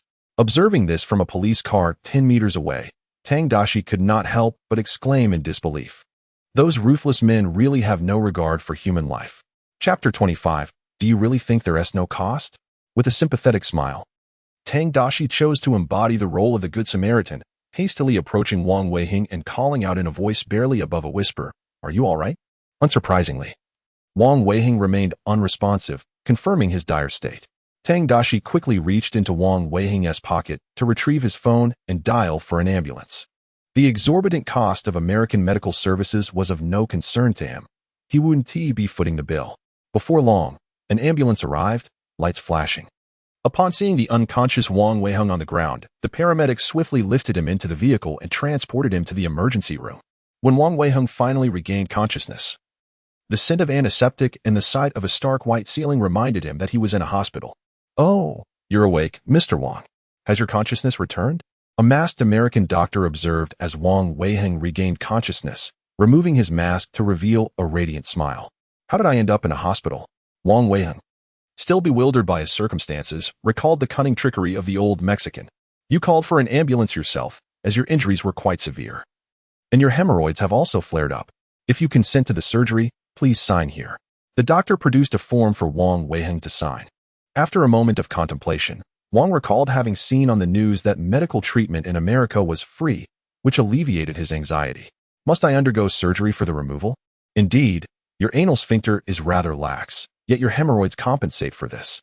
If we proceed with the hemorrhoid surgery, it may exacerbate the laxity, leading to potential leakage. The optimal solution is to perform a tightening procedure concurrently. Then do as you see fit. I trust you." Wang Weiheng swiftly signed the document, relieved that it would cost him nothing, and he was unconcerned as long as he could be treated. At that moment, he had yet to comprehend the shock that awaited him when he received a medical bill of tens of thousands of dollars a month later. Having taken his revenge on the individual who dared to shatter his window at midnight, Tang Daxi cast the matter aside. Bullying such a person felt akin to squashing a cockroach, utterly devoid of any sense of accomplishment. After purchasing a cup of coffee, Tang Daxi returned to the police station. Sitting before his computer, ready to pen a few articles, when a colleague rushed in to inform him that he was summoned to Chief Lucas's office. Learning that his not-so-friendly superiors sought him out again, he took a sip of coffee and stood up, curious about the chief's intentions. Upon entering the office, he found Chief Lucas's imposing figure squished into a rather inadequate chair. Upon seeing Tang Daxi, Lucas, who was vigorously adding sugar to his coffee, surprisingly offered a smile. "Have a seat, young man. Since we are both part of the Houston Police Department, we should treat each other like brothers." "Thank you, Chief." Hearing the term brother, Tang Daxi suspected this was still about the previous incident involving the politically entangled figure, Xiao Meiyan, who, in her haste to take a stand, had inadvertently harmed her own ally within the white leftist circle and was still being criticized by opponents for not being a true representative of the left. "Considering your outstanding performance, I am pleased to promote you to a Level 2 officer. I hope you will continue to strive for greater contributions to the peace, safety, and freedom of Houston." Lucas stood, extending his hand. "Congratulations, Officer Daxi. With your abilities, I believe it won't be long before you ascend to the position of sheriff. Thank you for your support and trust, Chief. I will continue to work hard." Upon hearing the proposal for a sudden elevation in status, Tang Daxi smiled and graciously shook hands with Lucas in gratitude. The higher one ascends, the greater the remuneration. Yet he had previously occupied the humble position of a Level 3 officer, the lowest echelon within the precinct. In the United States, the promotion mechanisms vary from state to state. Yet a commonality persists. Absent significant achievements, advancement is often a slow endeavor marked by the passage of time. In Houston, a typical Level 3 officer must endure 2 years and pass examinations to ascend to Level 2. Transitioning from a Level 3 officer to the rank of sergeant typically requires a decade or more, with success not guaranteed. According to the regulations in Houston, above the sergeant lies the lieutenant, and only then can one aspire to reach the chief of police. For an ordinary officer, attaining the rank of sergeant is already a commendable accomplishment. There's no need for such formality. We are already friends, Lucas chuckled. Thus, as friends, I must ask for your assistance with that prior matter. You know I am a person who values loyalty deeply, and I will certainly repay the kindness of friends, truly. I apologize, Chief, but I too hold loyalty in high regard. To delete the video would equate to betraying those who have spoken on my behalf. As a friend, would you truly wish to witness my descent into the depths of disgrace as a traitor? Tang Daxi was well aware that Lucas's overtures were merely a means to solicit his assistance and employed his premeditated response. A friend who seeks to transform another into a traitor cannot be deemed a true friend. As someone once remarked, when my friends begin to oppose me, it signifies they have become my adversaries. Lucas, taken aback by Tang Daxi's retort, struggled to maintain his smile. This is not betrayal, it is merely a misunderstanding. You could opt not to delete the video and instead clarify the situation to uphold Director Zhao's reputation. You know she is a good person. I cannot comply. Unless she personally comes before me to offer an apology. Otherwise, it is unacceptable. Tang Daxi shook his head resolutely. Chief, as a friend, you should understand that I am a person of dignity and principles, and this constitutes my boundary. As for Xiao Meiyan, whose character was notoriously rare, Tang Daxi would rather see her demise. Protecting her by deleting the video? Such a notion was utterly out of the question. Realizing that Tang Daxi had no intention of assisting him, Lucas could no longer contain his frustration. Here he was, the chief of the Houston Police Department, humbling himself to seek his help, only to be met with repeated refusals. After a moment of silence, he abruptly rose, slamming his hand on the table in anger. Are you truly certain you wish to reject my friendship? Chief, with all due respect, this hardly qualifies as friendship, Tang Daxi replied with a smile. If there is nothing further, I shall take my leave. I still have work to attend to today. As soon as Tang Daxi departed, Lucas nearly shattered the contents of his office in a fit of rage. The last time he had resorted to threats of promotion, Tang Daxi had resisted. This time, even after offering a taste of favor, he still refused. How could there be such an obstinate individual? Does he truly not care about his future in the slightest? Chapter 26. The Joyriders. Unable to persuade this stubborn fellow, Lucas, with no other choice, resorted to contacting Director Xiao. After elucidating the situation, there was a moment of silence on the other end, before Xiao Meiyan replied, her tone somewhat frosty. It is indeed reassuring to have such principled officers. I only hope that these officers can lead long and healthy lives, without sacrificing themselves in the line of duty. I will do my utmost to protect such an exceptional young officer, ensuring he is spared from perilous assignments, Lucas quickly assured her. That's good to hear. Xiao Meiyan scoffed softly on the phone. Should this young man meet his demise, she certainly had her ways of deactivating his social accounts. If a problem cannot be resolved, then one must eliminate the source of the problem. After hanging up, Lucas felt somewhat relieved, as the chief. His authority was indeed sufficient to bring this young man to ruin. He should have perished long ago, that despicable scoundrel. Lucas couldn't help but curse. He admitted that this young man was indeed quite capable, yet he was more redneck than any redneck could be. The criminals he apprehended were all undeniably of the lowest echelon. As a member of the same lowly faction, Lucas, although not inclined to sympathize with these bottom dwellers, still felt a twinge of discomfort. When Tang Daxi emerged from the chief's office, all eyes in the precinct turned towards him, though they were uncertain of what had transpired. The sounds of slamming on the desk from within the office clearly indicated some unpleasantness. Is everything all right? Sean, the sheriff who had come to regard Tang Daxi as a brother, was the first to inquire. All is well. The chief has announced my exceptional promotion to his second-grade officer due to my outstanding performance, and he couldn't help but slam the desk in cheers and applause for me. Tang Daxi laughed as he bumped fists with Sean, adding, the chief even assured me that if my performance remains this stellar, and I am not promoted to sheriff within a year, he will stage a protest by hanging himself at the state government office. Although aware that Tang Daxi was jesting, Sean couldn't suppress an exclamation. His brother truly was formidable, showing no regard for Chief Lucas. In truth, he despised that man, after all. He was the first chief of the Houston Police Department to hail from the lower echelons, which Sean found utterly intolerable. How could one allow a scoundrel with a criminal lineage to occupy such a position? The other officers erupted in laughter as well. For the vast majority of the Houston Police Department were staunchly redneck, and they naturally admired Tang Daxi's audacious demeanor. As long as you are at odds with the lower echelon, we shall be allies.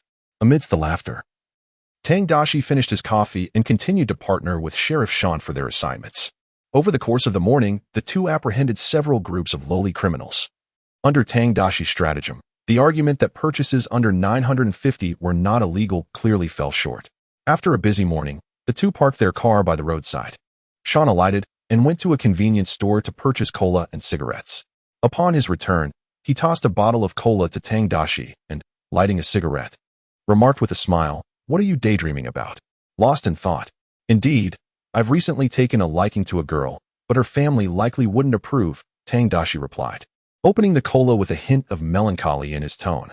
Upon hearing the mention of a woman, Sean took a deep breath and adopted a knowing demeanor, chuckling, "Brother, you're overthinking this. As an exceptional officer like you, becoming a chief is merely a matter of time. If necessary, I can pay a visit to her family to persuade them." Being a former sheriff in Houston, he held a certain renown in the area. "All right, you're the best. So, I leave the task of convincing Sophia's husband to you." Tang Daxi expressed his gratitude towards Sean, just as Sean was taking a drag from his cigarette. He nearly choked on the smoke. Sophia, husband. These two words struck his mind profoundly. After a series of coughs, he pointed at Tang Daxi, smirking and teasing. You've got quite the taste. Indeed, her figure is truly captivating. Tang Daxi could only describe her with such high praise. Sean nodded in agreement. What man could resist such beauty? Even those who preach the importance of diverse beauty, I have yet to see them bring home a 300-pound woman. However, it's best to let go of any notions regarding her. First, she is already married, and second, you can tell she is not someone to be trifled with. What do you mean? Tang Daxi, not well acquainted with Sophia, had not inquired much about her, only knowing that she held a significant position in the Houston Police Department. However, one could easily deduce that her ascent to such a rank at a young age indicated she had considerable connections. She hails from the Koch family, Sean shrugged. His hands raised. As you know, their influence in Texas is substantial. I have heard a bit about that, Tang Daxi replied, slightly astonished upon learning Sophia's lineage. The Koch family's sway in Texas is indeed formidable, with many states in America being dominated by such powerful families, monopolizing social resources and firmly maintaining local authority. These political dynasties are prominent figures in both the Republican and Democratic parties. Even presidential candidates must engage with them to secure their support for local votes. Primarily. She is already married, Sean added with a smile. You arrived a bit late. Otherwise, I believe you would have had a fair chance. No prominent family would turn away a young man of your caliber. Indeed, it is a pity, Tang Daxi laughed heartily, seemingly unperturbed. With the system at his disposal, he believed he would soon ascend to the pinnacle of power. For a man, once endowed with status and authority, all problems would inevitably resolve themselves. As two individuals engaged in casual conversation during their break, a police car suddenly approached from behind and came to a halt beside the one occupied by Tang Daxi and his companion. Inside the police vehicle sat two men donned with clown masks. Judging by the exposed skin on their necks and arms, they were undoubtedly members of the notorious Hockey High. Hey, you rabid dogs, have you secured your lunch yet? If not, I have some food you might enjoy, shouted the masked Hockey High from the driver's seat, hurling a black plastic bag towards Sean in the passenger seat. With a decade of special forces training, Tang Daxi reacted instinctively, flooring the accelerator just in time to evade the incoming projectile.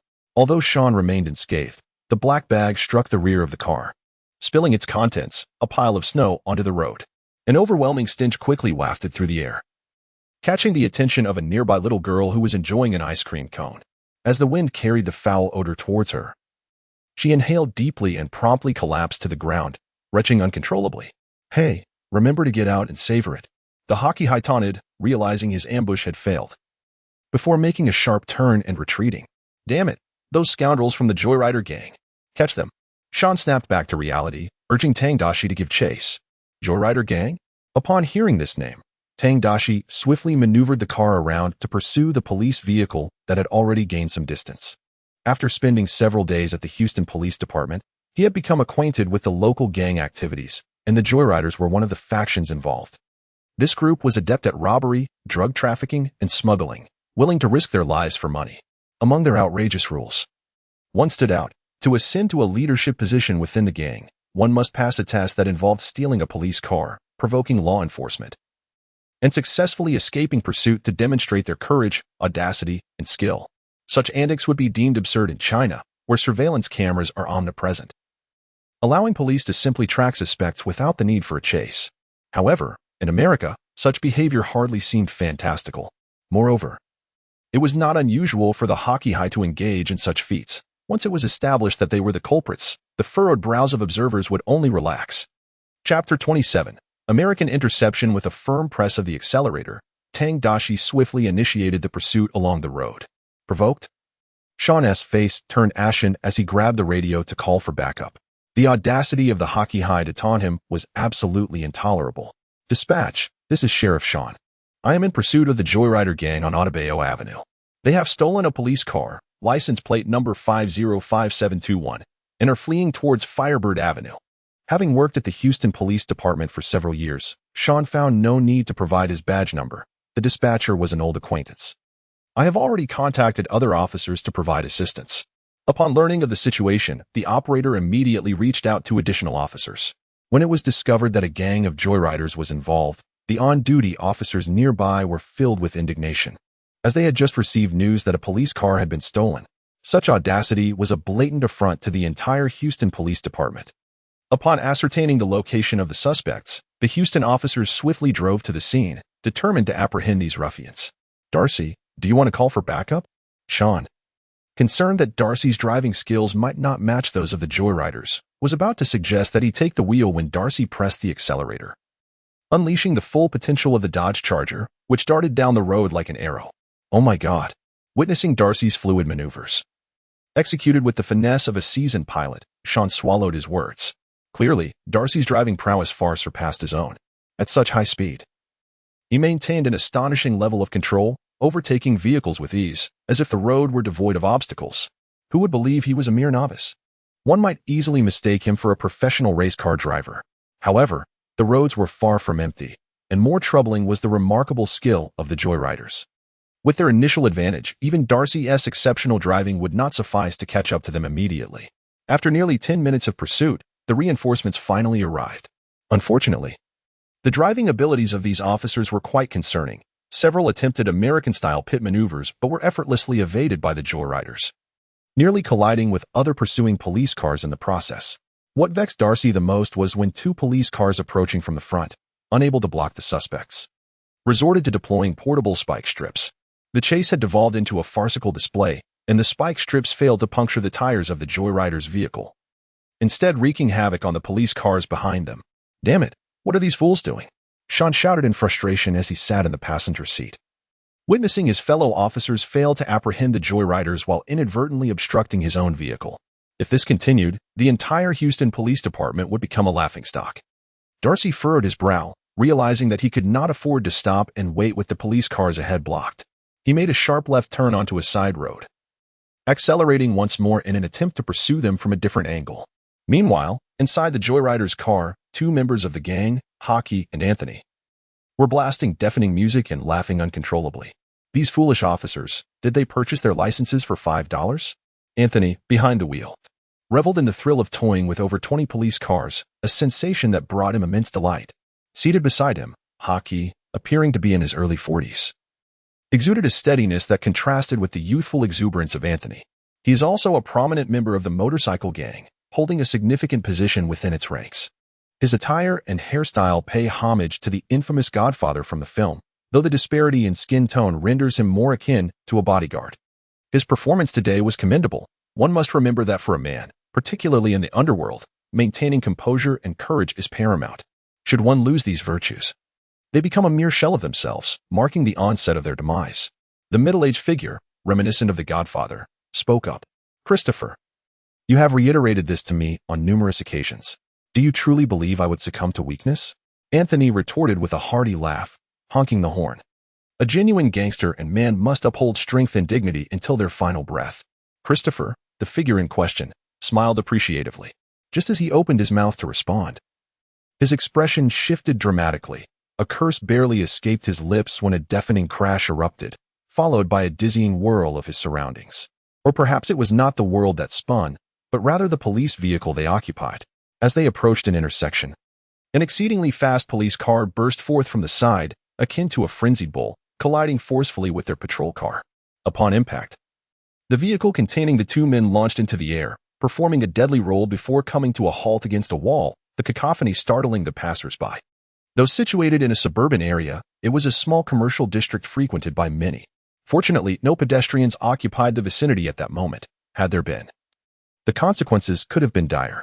Tang Daxi and Sean emerged relatively unscathed, as American police vehicles are equipped with reinforced bumpers designed for high-impact stops. However, the collision had deployed the airbags, and as they regained their composure, they cursed and exited the vehicle, guns drawn. Upon seeing the nearly mangled police car, they immediately aimed their weapons, prepared to fire at a moment's notice. Sean bellowed, "Get out of the car, you bastards. Show me your hands. What are you doing? Aren't they your colleagues?" A stylishly dressed woman shouted nearby. Before her stood a large tripod, equipped with a smartphone for live streaming and a large screen displaying the broadcast. In this era dominated by social media influencers, such scenes are commonplace in the streets of every nation. Her stream boasted over 5,000 viewers, who were fervently engaged, having just witnessed the dramatic crash unfold on camera, eliciting excitement among the audience. Thrilling. For many foreigners, the more exhilarating, the better. This is also a reason why fewer locals are present. Step aside. We are conducting an investigation. The occupants are not our colleagues. but criminals. Suddenly, a scoundrel emerged, prompting the already irascible Sean to command the individual to leave at once. Meanwhile, Tang Daxi kept his gun trained on the two individuals inside the vehicle, both of whom appeared to be of dubious character. The one seated in the passenger seat seemed grotesquely contorted, likely beyond revival even after enduring 3 minutes of commercial interruptions. The driver, on the other hand, had experienced a stroke of good fortune. He had survived and was even able to open the car door. Bloodied, Anthony pushed the door ajar, but as soon as he stepped out, he stumbled and fell to the ground. His only recourse was to cast a pleading glance towards Tang Daxi, desperately hoping for timely assistance. At such a tender age, no one wishes to serve the divine. As for notions of gang honor, they are hardly sustenance. Upon witnessing the despair in the eyes of the hapless Anthony, Tang Daxi scoffed, maintaining his shooting stance, and bellowed, "What are you doing with your hands? For heaven's sake, show them to me." The very utterance nearly caused Anthony to succumb to exasperation. After his fall, he pressed his hands against his waist, both arms having sustained fractures from the collision. The act of opening the door had already pushed him to his limits. "Are you all mad? Look at him. Why do you still have your guns trained on a defenseless man? Shouldn't you be calling for an ambulance?" cried a nearby female broadcaster, rushing over to tug at Tang Daxi. Unfazed by her sanctimonious demeanor, Tang Daxi kicked her aside, sending her sprawling, and in one fluid motion, he squeezed the trigger, unleashing a barrage of 8 shots. Silence enveloped the scene as the echoes of gunfire faded. Anthony, who had clung to life, now lay lifeless in a pool of his own blood, his final gesture being an outstretched arm, his finger pointing feebly in Tang Daxi's direction. The once unyielding broadcaster, now disregarding her own pain, wept at the sight of a life extinguished before her eyes. "Oh God, how could you kill him, a defenseless man? Such brutality is simply unfathomable. Where's your sense of justice?" The surrounding bystanders were equally stunned. Many, having regained their wits, began recording the incident on their phones, capturing Tang Daxi's merciless actions. To fire upon an incapacitated criminal was indeed a display of sheer barbarity and disgrace. Sean, equally taken aback by Tang Daxi's actions, realized that if it were just the two of them, such a course might be justifiable. However, with countless eyes fixed upon them and a throng of citizens encircling the scene, any mismanagement of this situation could escalate dramatically. No matter how exceptional Tang Daxi's abilities, they would be of little use if public opinion turned against him. "My brother, you have acted impulsively," Sean quietly cautioned, a twinge of regret surfacing within him. "I understand your righteous indignation, but you must think calmly. Had I known it would come to this, I would have let him take the shot and become the villain. How could such a gifted young man be so recklessly ruined?" He resolved in his heart that if things escalated, he would mobilize the entire police union to safeguard him. "I remain composed." After quietly responding to Sean, Tang Daxi defiantly raised his middle finger at the self-righteous liberal. "My sense of justice compels me to eliminate criminals with force, allowing fools like you to live in safety. No, individuals like you are unworthy of being an officer. You are merely an executioner." The liberal female broadcaster shouted passionately, casting furtive glances at the live stream. Predictably, as the incident unfolded, the atmosphere in the chat room became intensely charged, with comments flooding in. A multitude of viewers condemned Tang Daxi, deeming this officer utterly terrifying. Regardless of the circumstances, one must never fire upon a defenseless individual. "Fool, do you have a tumor lodged between your headphones?" Tang Daxi scoffed disdainfully, then approached Anthony's still-warm corpse and pulled up his clothing. As anticipated, 2 handguns hidden at his waist were revealed. With a look of contempt, Tang Daxi brandished the firearms towards the liberal broadcaster, gesturing emphatically. "Had I hesitated for even a moment due to your words, this heinous criminal could have already taken our lives. Are we, the officers who risk our lives, expected to bear this peril for your so-called sense of justice?" He pointed to Sean, declaring, "This is my predecessor, Sean, who has dedicated nearly 20 years to this role. He has a loving wife and 2 children awaiting his return home. One misstep could mean his family awaits in vain for dinner." "You utter fool." Sean felt a surge of emotion upon hearing this. So he had considered all these factors, which accounted for his decisiveness. Truly, he is the future star of the Houston Police Department. The liberal broadcaster, humiliated, dared not retaliate and could only sob and apologize, seeking sympathy and forgiveness. "I am in tears. What more do you want?" Tang Daxi dismissed her with indifference, yet noticing the audience's incessant comments and surging popularity, he seized the opportunity to step before the camera. "I apologize for the gruesome scene you have witnessed. Yes, in pursuit of these two motorcycle gang criminals. We risked our lives, gambling our safety, and ultimately apprehended these scoundrels. These gang members are notorious for their heinous acts, and my colleagues and I are resolutely committed to eradicating them from this world, safeguarding the lives of every American. After a brief pause, Tang Daxi smiled at the camera and remarked, I have seen some refer to me and my colleague, Sheriff Sean, as heroes. However, I wish to emphasize that you, my friends, the law-abiding citizens who cherish peace, are the true heroes. Upon uttering this statement, the audience in the live stream was instantly captivated. Just a single phrase warmed their hearts for the entire day. The term hero rendered those on the other side of the screen somewhat sheepish. Had they done nothing yet suddenly found themselves lauded as heroes? The onlookers, amused by his words, could not help but applaud, remembering this young, handsome, and resolute officer. Observing the crowd's reaction, Tang Daxi felt a surge of satisfaction within. He needed popularity and support, which would significantly benefit his aspirations for advancement. If the president of this great nation could achieve such feats, why should I, Tang Daxi, be any less capable? Brother, you have done splendidly. Sean approached and patted Tang Daxi on the shoulder, feeling a deep sense of gratification. If Houston could have more individuals like Tang Daxi, he could only imagine how wonderful the world could be. Chapter 29, Praise from the President. The two men returned to their vehicle and contacted their colleagues. Soon, police cars arrived in droves. Upon witnessing the demise of the two motorcycle gang members, the officers managed to suppress their emotions in front of the crowd. But once inside the vehicle, they could no longer contain their laughter. As for those brazen individuals who dared to provoke the police, even if they did not meet their end on the spot, their fate at the precinct would consist of two options, a potato the size of a fist or a fist the size of a potato. Due to the live streaming, the video of the arrest quickly trended, garnering significant attention. Particularly, the foolishness of the white liberal female broadcaster served to highlight Tang Daxi's decisive brilliance. His handsome visage and striking physique attracted a considerable number of female admirers.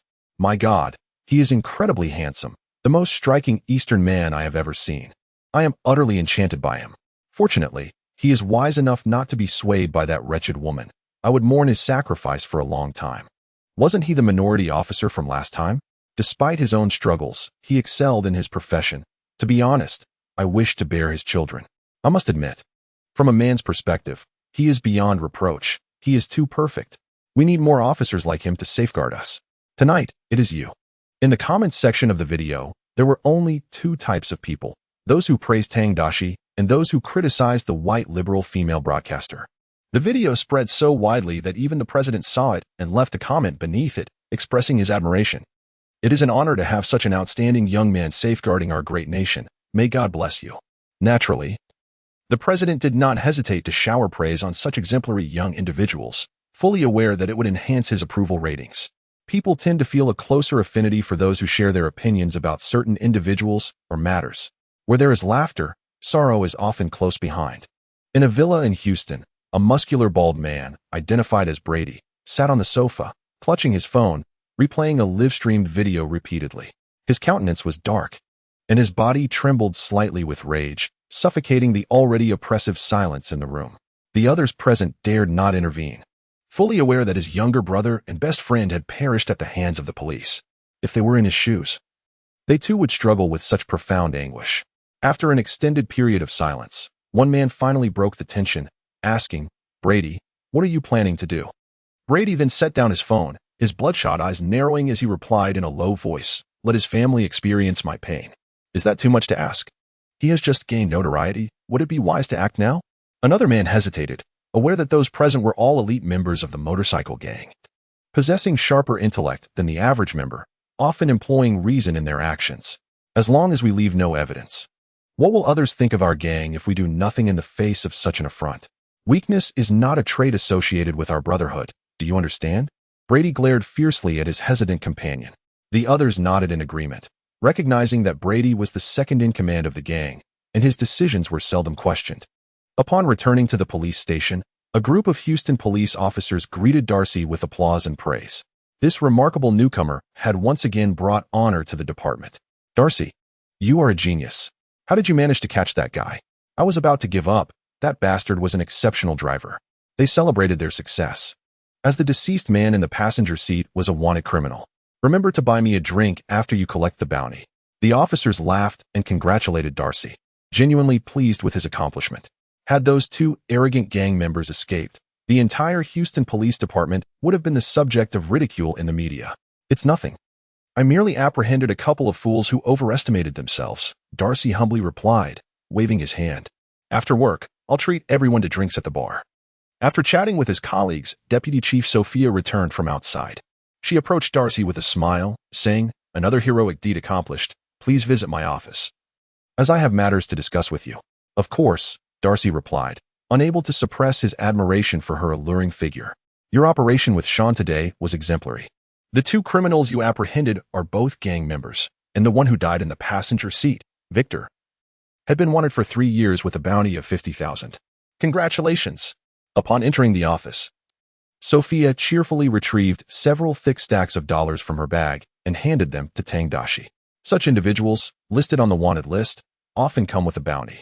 In addition to the rewards offered by the police department, affluent benefactors frequently contribute additional sums. For instance, her family has generously supported the Houston Police Department, facilitating her swift ascent to the position of deputy chief. With this money, one could certainly treat oneself to a splendid meal at a fine restaurant.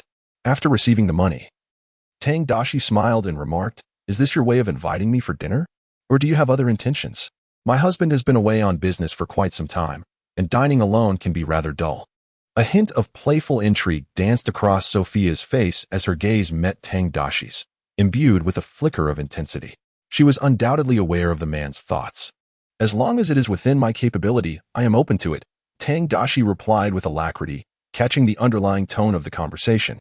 "Unfortunately, I have been quite busy lately. It is truly a pity, but I am certain there will be opportunities in the future." Sophia leaned back, clearly in high spirits from teasing Tang Daxi, and remarked, "Before anything else, you should prioritize your safety. Compared to the wanted criminal you apprehended, the individual you shot poses a far greater threat." "How so?" Chapter 30. One can suffer, but not their brother. His name is Anthony, a member of the Adams family, the most powerful faction within the biker gang. His brother, Brady, serves as the second in command, and they share a strong bond. Sophia's expression turned serious as she cautioned, "Moreover, with families like theirs, blood feuds are always avenged, so you must exercise caution. Why have some gangs yet to be dismantled? Because eliminating such groups entirely is essential. If not eradicated, any retaliation will be directed at you, and there are countless cases of individuals facing dire consequences from such vengeance. In plain terms, one's life is paramount. Is it worth risking it all for a mere sum of money? Life can still be lived with minimal expenses." Tang Daxi nodded, acknowledging her words. "I will be cautious." "That's good to hear. Should you require assistance, do not hesitate to reach out. I will do my utmost to help," Sophia replied with a smile. Once again, Tang Daxi had garnered attention, even earning the endorsement of Mr. Chuan, who had significant connections with her family. For this reason, she was willing to continue investing in Tang Daxi, cultivating a reliable ally. "Then, when the chief has some free time, do come to my home. My cat has taken to performing backflips lately, and I would appreciate your insight into the matter." Tang Daxi chuckled in response, his resolve unwavering. "Ha ha ha. In this life, one can endure hardships alone, but must never let their brothers suffer." Sophia returned with a playful smile. "Watching a cat do backflips? Is that meant to be done in bed?" Her gaze swept over Tang Daxi's robust physique, laced with masculine allure. Women, too, often find themselves captivated by handsome men. Otherwise, why would it be that in the entertainment industry, it is predominantly women who spend lavishly on their idols? When she found a moment of respite, she hesitated briefly, ultimately shaking her head with a smile and gesturing towards the doorway, wishing to alleviate the unease that this individual brought upon her. After departing from Sophia's office, Tang Daxi was not overly disheartened. He could discern that Sophia had wavered, much like the last time when she had willingly perched upon his arm, engaging in intimate contact. Such matters should not be rushed. One must allow the heart to persuade itself, mustn't one? Upon locating Sean, Tang Daxi cheerfully called him outside and handed over a neatly counted sum of cash. "Brother, this is your share. A reward? I cannot accept this."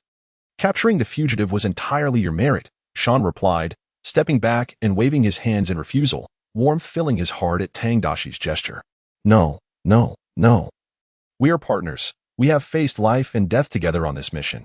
This is rightfully yours." Tang Daxi pressed the money into Sean's hand with a smile, saying, "Take it. Use it to buy some gifts for your family. They will be delighted. Indeed, Sean regarded him as a brother, and he cherished this bond immensely. A comrade to whom one could entrust their life is not something that money can easily procure. Unable to decline any further, Sean accepted the bounty. Embracing Tang Daxi for a moment and cheerfully stating, "When I have the time, I will visit your home, so I can introduce you to my family. That is truly something to look forward to." Tang Daxi chuckled, patting Sean on the back before releasing him, saying, "I plan to head home now. Sophia just advised me to be cautious, as the gang may seek revenge. Do take care." "Rest assured, I am well prepared," Sean replied.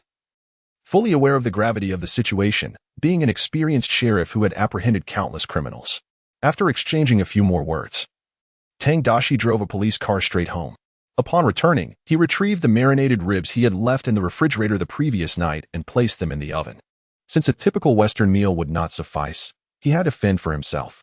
After placing the ribs to roast, he cooked some rice and brought over his laptop from beside the sofa, preparing to write an article for an online platform to earn rewards. After a brief moment of contemplation, he quickly penned an article. "Last month, I graduated from university and visited my uncle in Huaxia's Yangqing, where I enjoyed a delightful 2 weeks. To facilitate my travels, my uncle generously lent me his motorcycle. One morning, while riding the motorcycle, I stopped at a convenience store to purchase a pack of cigarettes. The aroma of Huaxia's cigarettes is so rich and robust, they are the finest I have ever tasted. I couldn't help but admire the people of Huaxia. Whether in cuisine or other pursuits, they consistently excel, far surpassing many other nations. Just as I selected 2 packs of Furong Wang to purchase, the clerk suddenly alerted me, inquiring if the motorcycle outside was mine. I turned my head to see 2 individuals already mounted on my motorcycle. Upon noticing me, they hastily rode away. I quickly dashed outside, where a patrol car happened to pass by, and I urgently sought the assistance of the officers, imploring them to help retrieve my motorcycle. However, the officers informed me that they could not pursue them. I was momentarily perplexed. Considering the short distance, I believed that if they so desired, they could easily catch up within 3 minutes. Did they hesitate due to my status as a foreigner? After voicing my confusion, their response filled me with deep remorse. It turned out that I had misjudged the situation. The Chinese officers, with smiles, explained that their decision not to pursue was based on the fact that the thieves were not wearing helmets. A chase could potentially endanger both them and innocent bystanders. Moreover, China possesses an advanced surveillance system that can track the perpetrator's whereabouts post-theft, ensuring that criminals cannot escape and that my motorcycle would undoubtedly be recovered. Upon hearing their words, I was profoundly moved by their spirit, witnessing a deep respect for the sanctity of life. The brilliance of their inherent kindness shone through, and the nation's commitment to technological advancement for the protection of its citizens left me in awe. When my month-long travels concluded and I returned home, that scene replayed in my mind like a mirror reflecting truth. What were the police in my country, the United States, doing? Engaging in high-speed chases with criminals on the streets, disregarding the safety of pedestrians. Even a criminal attempting to steal a vehicle had sustained severe injuries from an accident. Yet our officers did not render aid. Instead, they unleashed a barrage of bullets upon him. In that moment, I could no longer perceive a future or hope for this nation. The bloodshed and violence indicated that humanity had been forsaken. After completing an article, Tang Daxi felt he was truly a genius, even willing to become a cautionary tale himself. Chapter 31. How did the United States become like this? Upon publishing the article, his super account automatically disguised itself as a recently graduated student embarking on a global journey, complete with life updates and photographs from his travels in China, lending credibility that surpassed mere chat logs. As Tang Daxi began crafting his cynical commentary in the U.S., interest in such narratives grew among foreigners. With the aid of big data, those intrigued by his cynical musings soon encountered his work. Tang Daxi's masterful technique of critique resonated perfectly, and the comment section was filled with foreigners who, after reading, felt a profound sense of empathy. Goodness, how has America come to this? Does anyone truly care about the loss of a single life? Criminals are still human beings, even when they err. They deserve a chance for redemption, not the forfeiture of their lives. This nation has been reduced to the stench of capital. Where is the concern for the lives of ordinary people? Just days ago, a child from my neighborhood passed away, yes, shot thrice while attending class. I can scarcely comprehend what has become of this world. Did you only come to know of such matters today? At this very moment, our nation continues to supply munitions to the Judaites, enabling those fiends to perpetrate slaughter against innocent civilians. Despite being a powerful nation, I have yet to witness the land of Huaxia deploying troops globally to instigate wars. Whereas the days of peace in the United States since its establishment can be counted on one hand. Perhaps Huaxia is indeed the last bastion of purity in this world, devoid of firearms, narcotics, and our alarmingly high crime rates. The Americans in the comments section are vociferously denouncing their own country, akin to a child who receives a score of 0 on an exam yet throws the paper in the teacher's face, while the neighbor's child, who aced the test, still contributes to household chores. The more they compare, the deeper their resentment grows, with some even believing that their life's misfortunes stem from being born in America. Interestingly, the colonizers have notably refrained from their usual raucousness in the comments, primarily due to a recent wave of bans and silencing instigated by Tang Daxi. Furthermore, under similar articles, they find themselves incapable of mounting any effective resistance. The moment they show their faces, they are met with concentrated fire from those who have transformed into essence gatherers or foreigners with similar inclinations. Who is orchestrating your words? By what right do you deceive us into believing that Huaxia is inferior and the United States superior? What are your true intentions? Observing these foreigners becoming increasingly agitated brings Tang Daxi a sense of delight. It is important to recognize that the reach of his writings is still insufficient. In 5, 10, or even 20 years, their impact will undoubtedly amplify with the passage of time. This echoes the era when Huaxia was rife with intellectuals. The number of essence gatherers has accumulated to 1,000, achieving the milestone of senior editor. Each of your writings is sufficient to render the intellectuals abashed. And under your influence, readers have learned to reflect. Without a doubt, your prowess stands at the pinnacle of senior editor. And you are not far from the ranks of chief editor. Hearing the system's voice resonate in his ears, Tang Daxi could not help but laugh aloud. How has he reached the pinnacle of senior editor? As if he were in Huaxia. What developing country perfection, what half-developed nation? Reward, passive skill, soul of the farmer. My grandfather once traversed the gates of Washington, and he was a farmer back then. Soul of the farmer. You possess a formidable counterforce against the hockey high and can sense their malevolence. No matter how powerful the hockey high, they cannot withstand your whip. When the hockey high utterly capitulates before you, the effective conqueror will be triggered, granting you a most loyal servant. Hearing the system's rewards, Tang Daxi was both astonished and elated. As a police officer in America, the majority of the criminals he faces are indeed hockey high, even without the suppressive force. Merely being able to sense their malice is sufficient to ensure his personal safety. As for acquiring a servant, that is something Tang Daxi genuinely requires. Certain matters that he finds burdensome can be delegated to a servant. Just in time, the ribs in the oven are ready. Tang Daxi took the roasted ribs out, sprinkled them with chili powder, and enjoyed a satisfying meal of rice and beer. After resolving the dinner dilemma, he secured the doors and windows, placing his firearm by the bedside for easy access in case of an unexpected situation. With the necessary preparations complete, Tang Daxi lay in bed, browsing through short videos before drifting off to sleep early.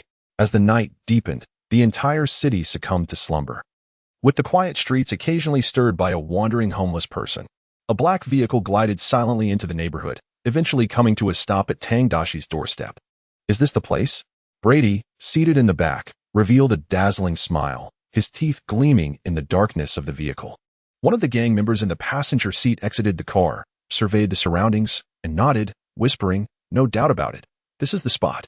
As a prominent force within Houston's underground, the gang had no trouble locating their target, especially since Tang Daxi had recently gained fame, and his residence had long been exposed in the videos.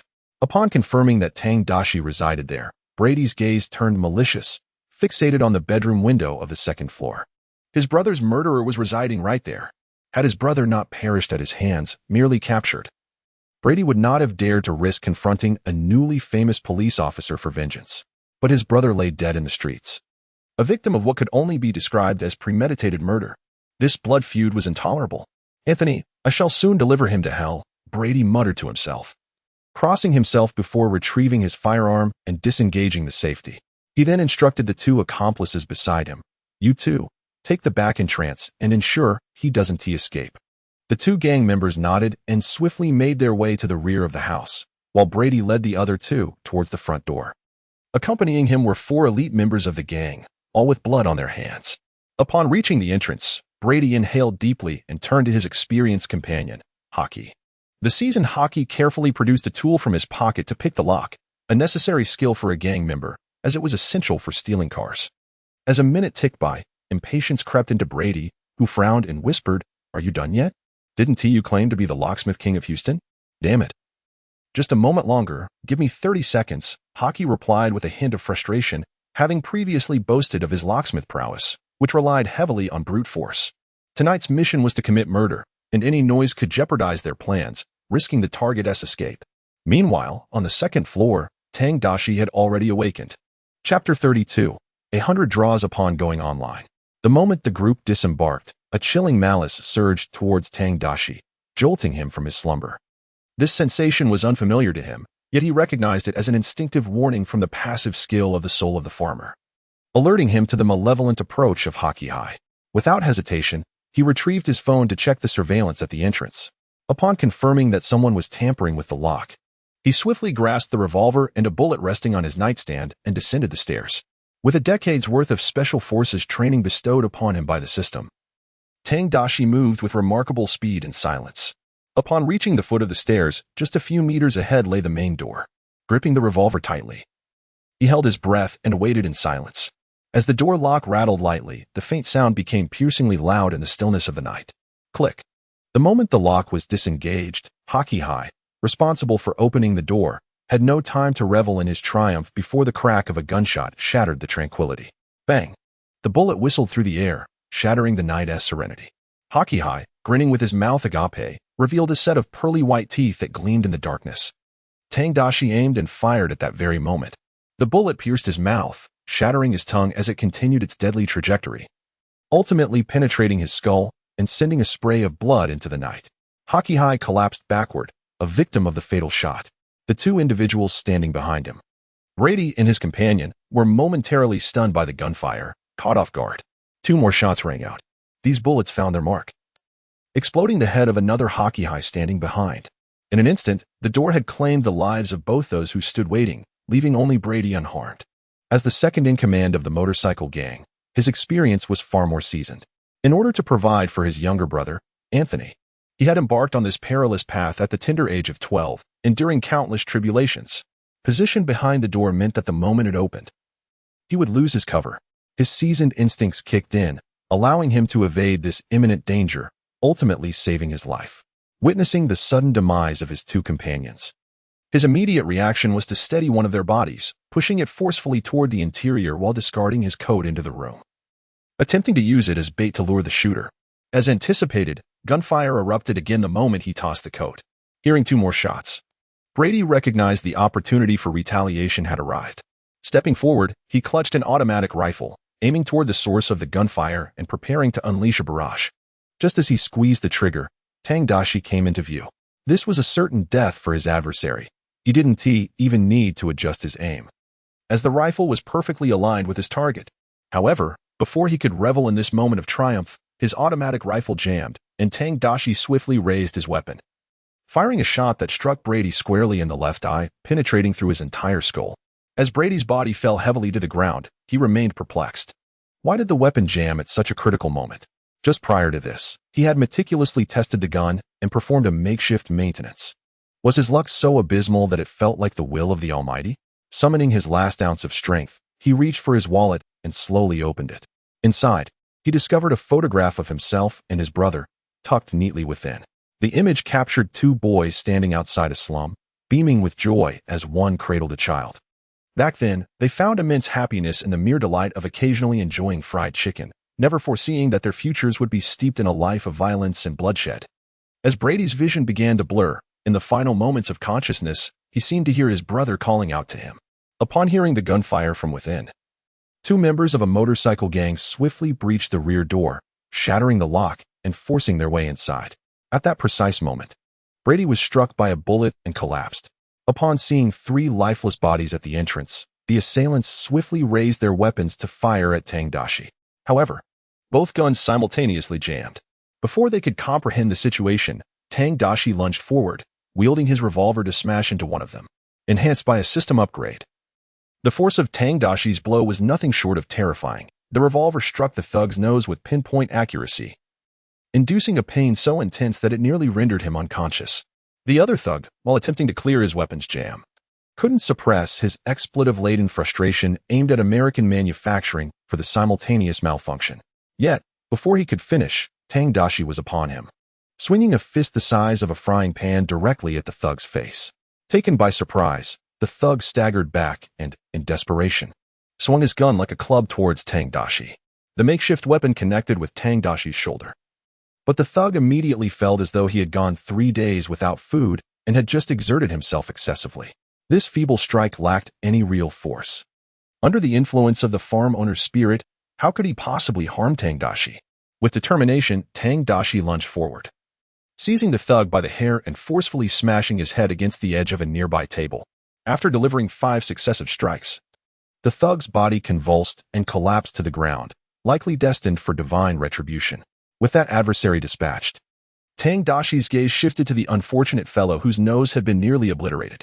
Before the man could rise and retaliate, Tang Daxi casually grabbed a whip hanging from the wall, flipped on the light, and charged forward, mercilessly lashing at the thug. With each crack of the whip, Tang Daxi quickened his pace, the rhythm echoing with lethal precision. The wails of the motorcycle gang member filled the air as he lay helplessly on the ground, convulsing under the relentless assault of Tang Daxi, who wielded the whip with the might bestowed by the farm owner's spirit. "Will you speak? Will you speak?" Tang Daxi, while striking, shouted loudly, delivering a relentless series of 99 lashes before finally pausing. Despite his formidable physique, this exertion was undeniably exhausting. Finally able to catch his breath, Hockey, with tears streaming down his face, trembled as he asked, "What do you want me to say?" It was at this moment that Tang Daxi remembered he had been too preoccupied with striking to inquire, and with an awkward smile, he asked, "Do you have any other teammates?" "No, it's just the 5 of us," Hockey replied, his lips quivering from the pain of the lashes. Had he known he would endure so many, he would have preferred a bullet to the head. "Very well." Tang Daxi, not sensing any malice, raised his hand and delivered another lash. "Humph." Hockey, who had only just regained his composure, cried out again. The agony was so intense that he felt an itch spreading across his skin, a maddening fusion of pain and irritation that was almost tantalizing. After a brief but harrowing moment of wailing, Hockey, face stained with tears, looked at Tang Daxi with confusion in his eyes. "I have a bit of an obsession. I must complete 100 lashes," Tang Daxi admitted, somewhat sheepishly. According to the rules of the underworld, the man had already submitted, making it unnecessary to continue this brutal punishment, yet he truly struggled with his compulsive tendencies. Chapter 33, The Master-S Command. Upon hearing this response, the seasoned gangster Hockey wanted to shout in frustration, "If you have an obsession, then lash yourself." But he dared not voice such thoughts. Instead, he could only gaze at Tang Daxi with teary eyes and utter a silent plea. Having dealt with this group, Tang Daxi loaded bullets into his revolver.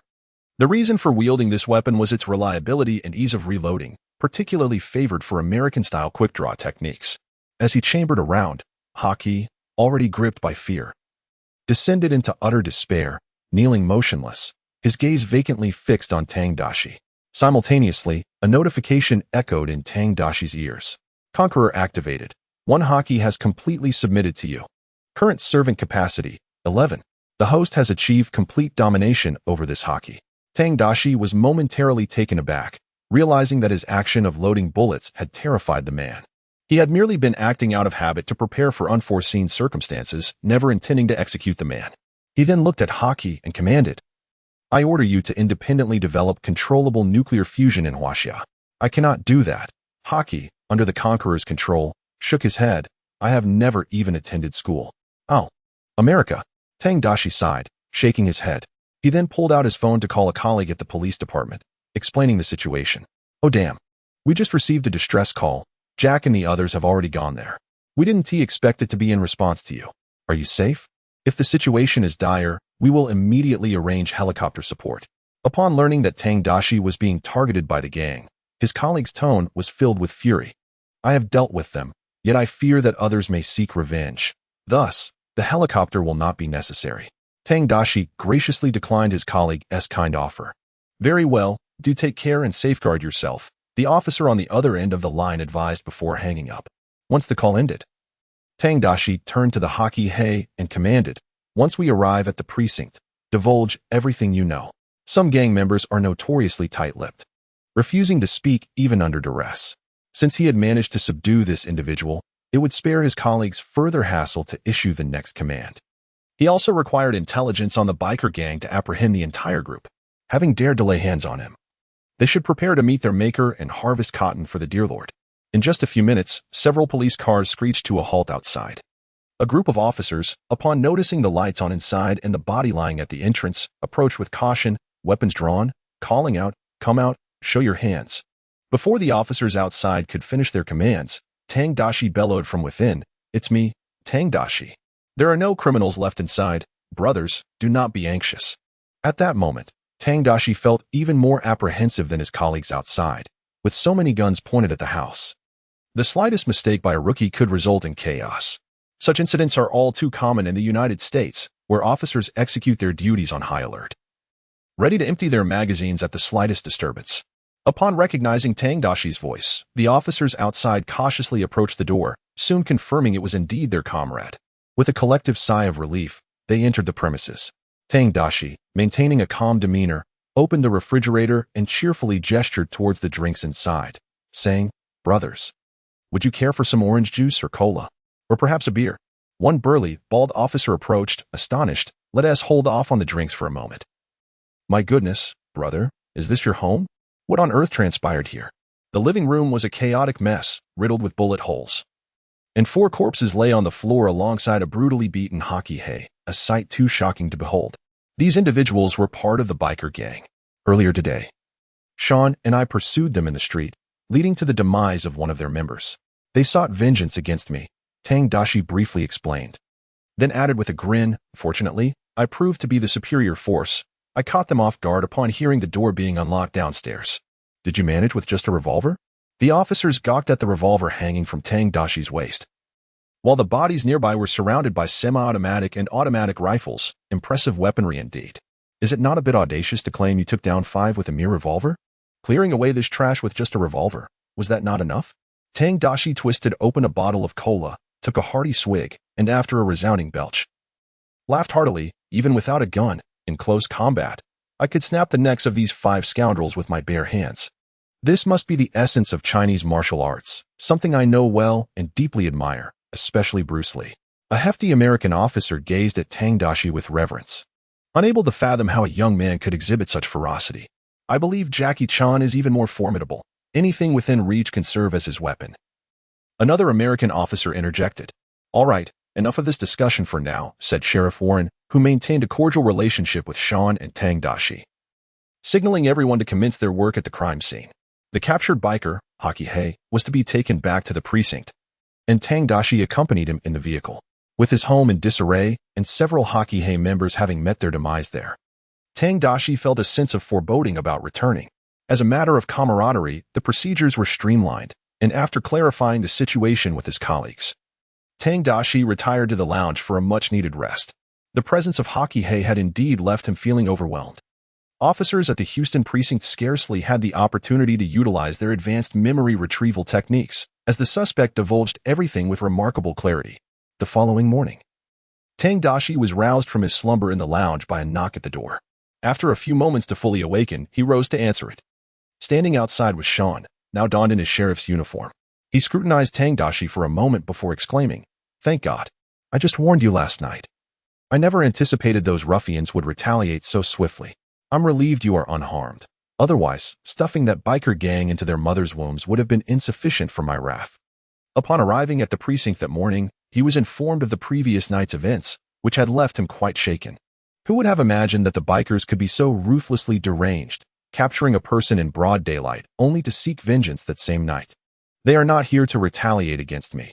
They are hastening to reunite with their families in hell," Tang Daxi remarked with a grin. "I shall freshen up."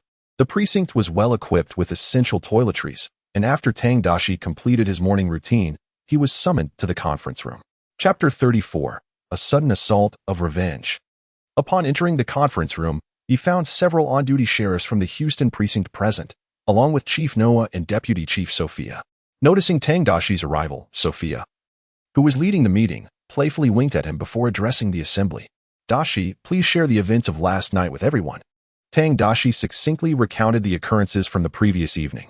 As the audience listened to his first-hand account of battling 5 bikers, they cast admiring glances in his direction.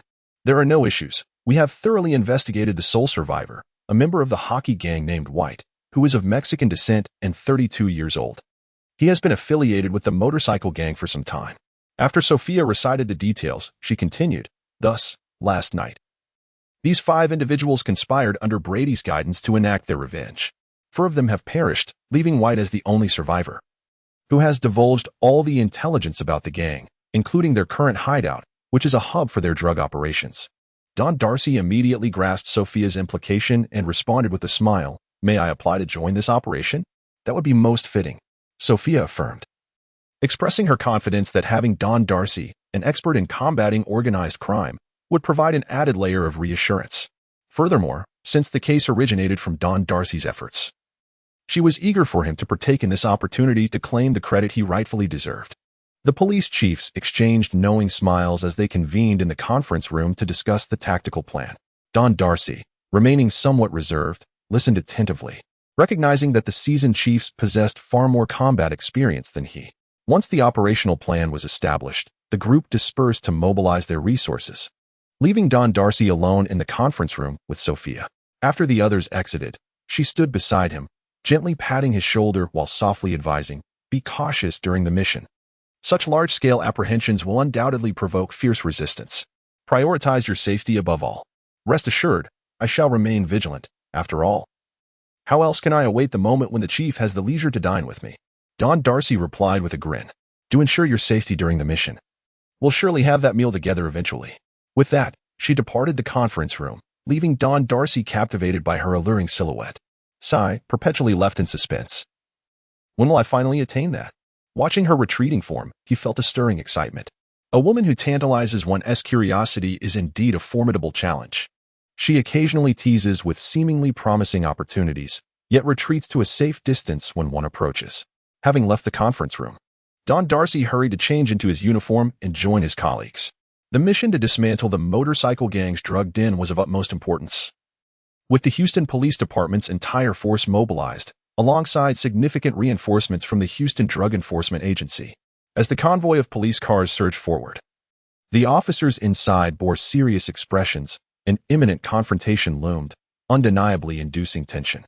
In contrast, Don Daxi appeared remarkably relaxed, sharing a vehicle with Sean and a few other close colleagues, engaging in lively conversation about the previous night's events, which captivated everyone's attention. After all, the spectacle of several desperate criminals invading one's home only to be met with a revolver and decisively eliminated was nothing short of thrilling. In the eyes of Americans, wielding a revolver is akin to how the Chinese regard ancient swordsmen, striking down foes from a distance, leaving no trace behind. The collective objective of the group was a laundry factory situated in the suburbs, a notorious hub for the motorcycle gang's illicit activities. While their operations spanned a wide array of criminal enterprises, drug trafficking remained their principal source of income. In the United States, marijuana had recently been legalized. However, substances such as crystal meth were still prohibited, representing a significant revenue stream for the gang. The dismantling of a drug den would undoubtedly be a commendable achievement for the Houston Police Department. After departing, 2 members of the gang were loitering outside the targeted laundry factory, smoking. One, adorned with a head of dreadlocks, exhaled a smoke ring and pondered aloud, "Strange. It's already this late, and Brady and the others have yet to arrive. We can't reach them either. Weren't they supposed to dispatch a shipment this afternoon?" The other, expressing frustration, speculated that perhaps they were intoxicated, mourning the recent death of Anthony, which must have deeply affected them. "Damn those American cops," he cursed, recalling the brutal deaths of their 2 comrades, a blow to the pride of their gang. When have we ever faced such humiliation? Soon enough, we'll deal with those 2 cops and their families. The dreadlocked member's face twisted with malice as he emphasized the necessity of maintaining a formidable deterrent. Otherwise, both rivals and law enforcement would perceive them as soft targets. After a fleeting conversation, they noticed an imposing fleet of black police cars approaching their location. Even the dullest of minds could sense something amiss, prompting them to rush indoors to alert their companions. "Cops, we've been discovered," they shouted as they burst into the laundry factory's basement, startling the assembled crowd. An elder gang member, his hair graying, stepped forward, urging calm and inquiring about the number of incoming vehicles. "A whole convoy. Is it that many?" Realizing the seriousness of the situation, Henry, the seasoned leader, declared with a fierce countenance, "For the honor of the gang, let us fight." Despite his advancing age, Henry retained significant influence within the motorcycle gang, primarily managing operations in Houston alongside Brady. At Henry's rallying call, the members armed themselves and surged outside, taking cover within the factory to fire upon the police vehicles that had just arrived. The police, seasoned in their tactics, did not rush in recklessly. Instead, they maintained a strategic distance to encircle the laundry factory. As gunfire erupted, bullets rained down from afar. Due to the distance, most shots missed their mark, with only a few striking the police cars, causing no significant harm. Experienced officers seized the opportunity to disembark, using their vehicles as shields to launch a counterattack. Chapter 35. Kill, Kill, Kill. In terms of firepower, the drug dealer's arsenal paled in comparison to the fully equipped police forces. Moreover, this time, the Narcotics Bureau mobilized collectively. With the collaboration of two allied departments, they swiftly subdued the motorcycle gang hiding within the laundry facility with overwhelming firepower. However, breaching their stronghold proved to be a daunting task, as no one dared to take such a perilous risk against a group of reckless and desperate outlaws. Having benefited from a decade of specialized military training, Tang Daxi's marksmanship had significantly improved. Yet, with a distance of nearly 150 meters separating them, even the most skilled sharpshooter would find it challenging to hit their target. Fortunately, this time, he was well equipped. He retrieved a 15 automatic rifle from the vehicle and affixed a scope to it. This weapon had an effective range of up to 800 meters. And with the scope attached, it was more than adequate for the current situation, proving less cumbersome than a sniper rifle, which would require a designated spot for setup. With the scope in place, Tang Daxi concealed himself behind the vehicle, seeking an opportunity to aim at the laundry. He observed two members of the gang, the Hockey Hay, intermittently emerging from behind a window to unleash a barrage of gunfire outside. He swiftly locked onto their position and aimed. At the moment the two Hockey Hay exposed themselves to shoot, he rapidly pulled the trigger, unleashing a hail of bullets. Moments later, one of the Hockey Hay met his demise with a burst of blood erupting from his head, while the other, slightly taller, was struck multiple times in the chest. "Goodness! Was that the hand of God guiding your shot?" Wang Defa exclaimed, astonished. "How could you be so precise?" The nearby officers from the police force were left in disbelief. Despite the use of a scope, hitting targets at such a distance, over 150 meters, without a single miss was nothing short of miraculous, resulting in the elimination of two Hockey Hay. Tang Daxi grinned, finding the black silhouettes easier to target. He proceeded to aim at another window, dispatching two more Hockey Hay. Before long, he had taken down 4 Hockey Hay from different windows, although reinforcements from the motorcycle gang began to arrive. The sight of 7 or 8 lifeless bodies diminished their morale, rendering them less audacious in their gunfire than before. The disarray within their ranks signaled that their defeat was merely a matter of time. On the other hand, the police's spirit soared, and their firepower intensified. Tang Daxi continued to engage the Hockey Hay with his scoped rifle. Having acclimated to the life of gunfights, he felt no psychological burden when firing at these criminals. Firstly, he was targeting offenders. Secondly, he harbored no affection for these individuals. Prior to the resurgence of conflict, he had often encountered videos depicting the Hockey Hay, who boasted of their might, spouting phrases like "the black dragon is still a dragon" or questioning, "Did your ancestors buy China for you?" For someone who viewed them as parasites unwilling to return and contribute to their homeland, and instead sought to thrive as tyrants in foreign lands, he could muster no sympathy. As the 14th Hockey Hay fell to Tang Daxi's rifle, the firepower from the laundry facility began to wane. Inside the laundry factory, the countenance of old Hockey Black Henry was grim. Today, death seemed inevitable, and he was determined to take a few of the cops with him. "Tom, you lot, get in the damn car and prepare for battle. When those cops draw near, you make your move and launch a surprise attack. 1 for 1, old Henry commanded, his gaze fixed on his men. Aside from those still engaged in gunfire, the remaining crew had to be ready to charge out in a mutual demise. Even in death, they must establish the notorious reputation of the biker gang, making it clear that challenging them was a gamble for one's life. Under his direction, about 10 Hockey Blacks boarded 5 vehicles. He himself climbed into one, bringing 2 others along, ensuring they were armed with automatic rifles and ready for action.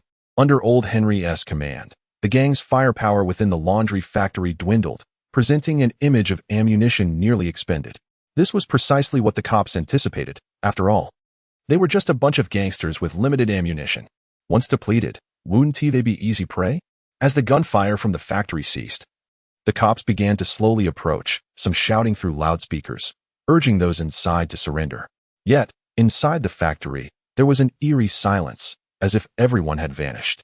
This unsettling quiet made everyone uneasy. As the distance closed to 50 meters, the seasoned Sean warned over the radio, "Be cautious, they might be planning a counterattack." His words barely left his lips when the factory's previously closed doors swung open and several vehicles surged forth simultaneously. The moment they burst out, the previously silenced gunfire erupted once more. Thankfully, the cops were prepared, using their vehicles as cover while looking for opportunities to retaliate. One vehicle sped towards the direction of Tang Daxi. A hockey black, gun in hand, was about to unleash a volley towards Tang Daxi when his weapon jammed. Before he could rectify the malfunction, Tang Daxi retaliated with a burst of bullets, sending him and the driver to their demise. The out-of-control vehicle collided with a roadside utility pole, tumbling several times before other cops swiftly finished the job. "Well done, brother." Sean and the other officers were in awe of Tang Daxi's marksmanship. In the face of imminent danger, he remained remarkably composed, taking down two adversaries with precision. He seemed like a superhuman trained in the world's elite special forces. As some attempted to flee, a chase ensued. One vehicle, opting not to engage in a life-or-death struggle, slammed on the accelerator and sped away. Tang Daxi flung open the car door and took the driver's seat, with several other officers hastily joining him. Slamming the accelerator, Tang Daxi's expression turned serious as he pursued the desperate fugitives down the road. Aware of their weapons, he refrained from speeding excessively, lest he grant them the opportunity to attack. "Brothers, just keep up with them. I've already contacted others for support." Sean was also concerned that Tang Daxi might impulsively confront the group and hurriedly reminded him, "Have no fear. Tang Daxi would naturally not commit such a juvenile error." Maintaining a safe distance. At that moment, the vehicle being pursued contained 4 members of the gang, all of whom were quite young, having joined the ranks of the bikers for less than 3 years, and thus were not core members. Noticing the police car hot on their heels, the gang member in the passenger seat urged, "Theodore, what the hell are you doing? They're almost upon us. Can't you drive any faster? Damn it. I swear when we stop, I'll shove the barrel down your throat and feed you bullets. Have you seen my foot leave the gas pedal?"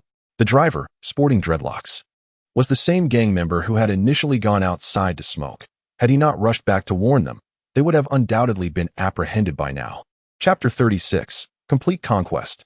Realizing that it wasn't their own pace that was too slow, but rather the terrifying speed of the police car behind them, the gang members in the vehicle became increasingly agitated. Given the severity of the situation, if they could not shake off their pursuers, their fate would inevitably lead them to prison. "Shoot down that police car," the dreadlocked gang member declared with a fierce expression. At this point, it was better to take a gamble. Upon hearing this, the other 3 gang members felt it was a viable plan. The 2 in the back seat immediately rolled down the windows and extended their arms outside to fire at the pursuing vehicle.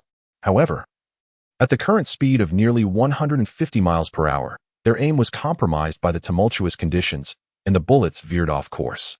After a barrage of shots that failed to hit their target, the recoil caused them to lose grip on their handguns, which flew out of their hands.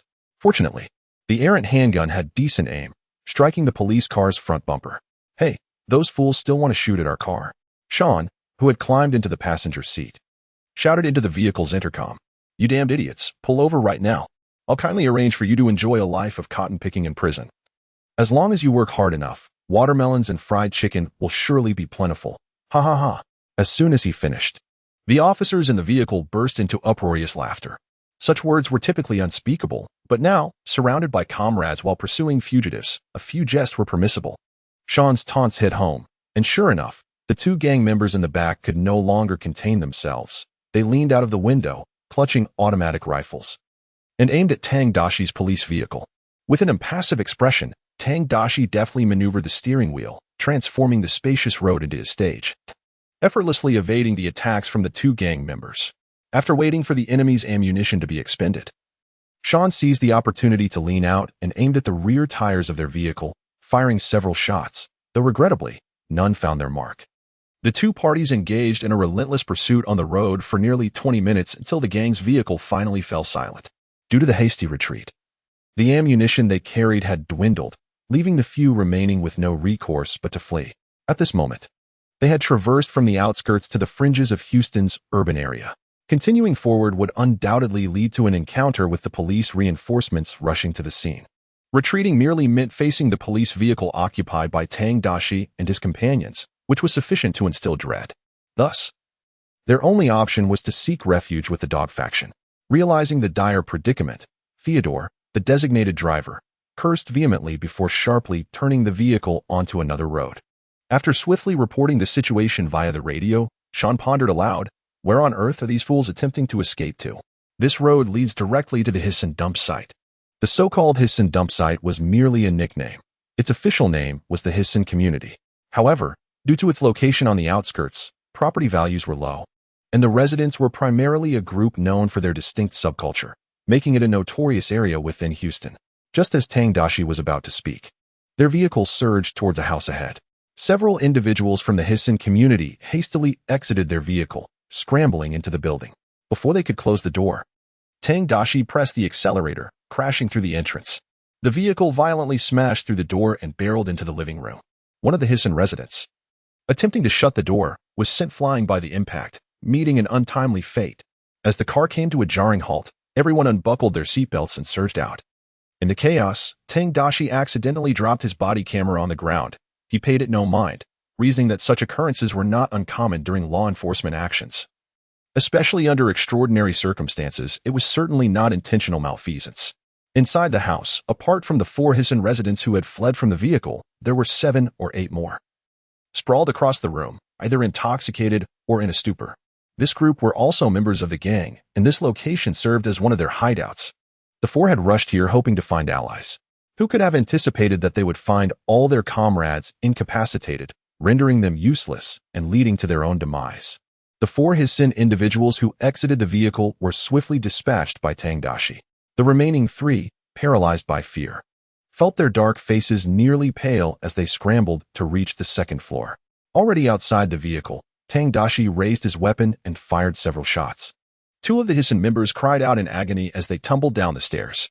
The only survivor among them was Theodore, his hair adorned with unkempt braids. Terrified to the point of trembling, he managed to escape to the second floor, where he crawled into a closet, seeking refuge. For him, today undoubtedly marks a nightmare. The most harrowing one of his entire existence.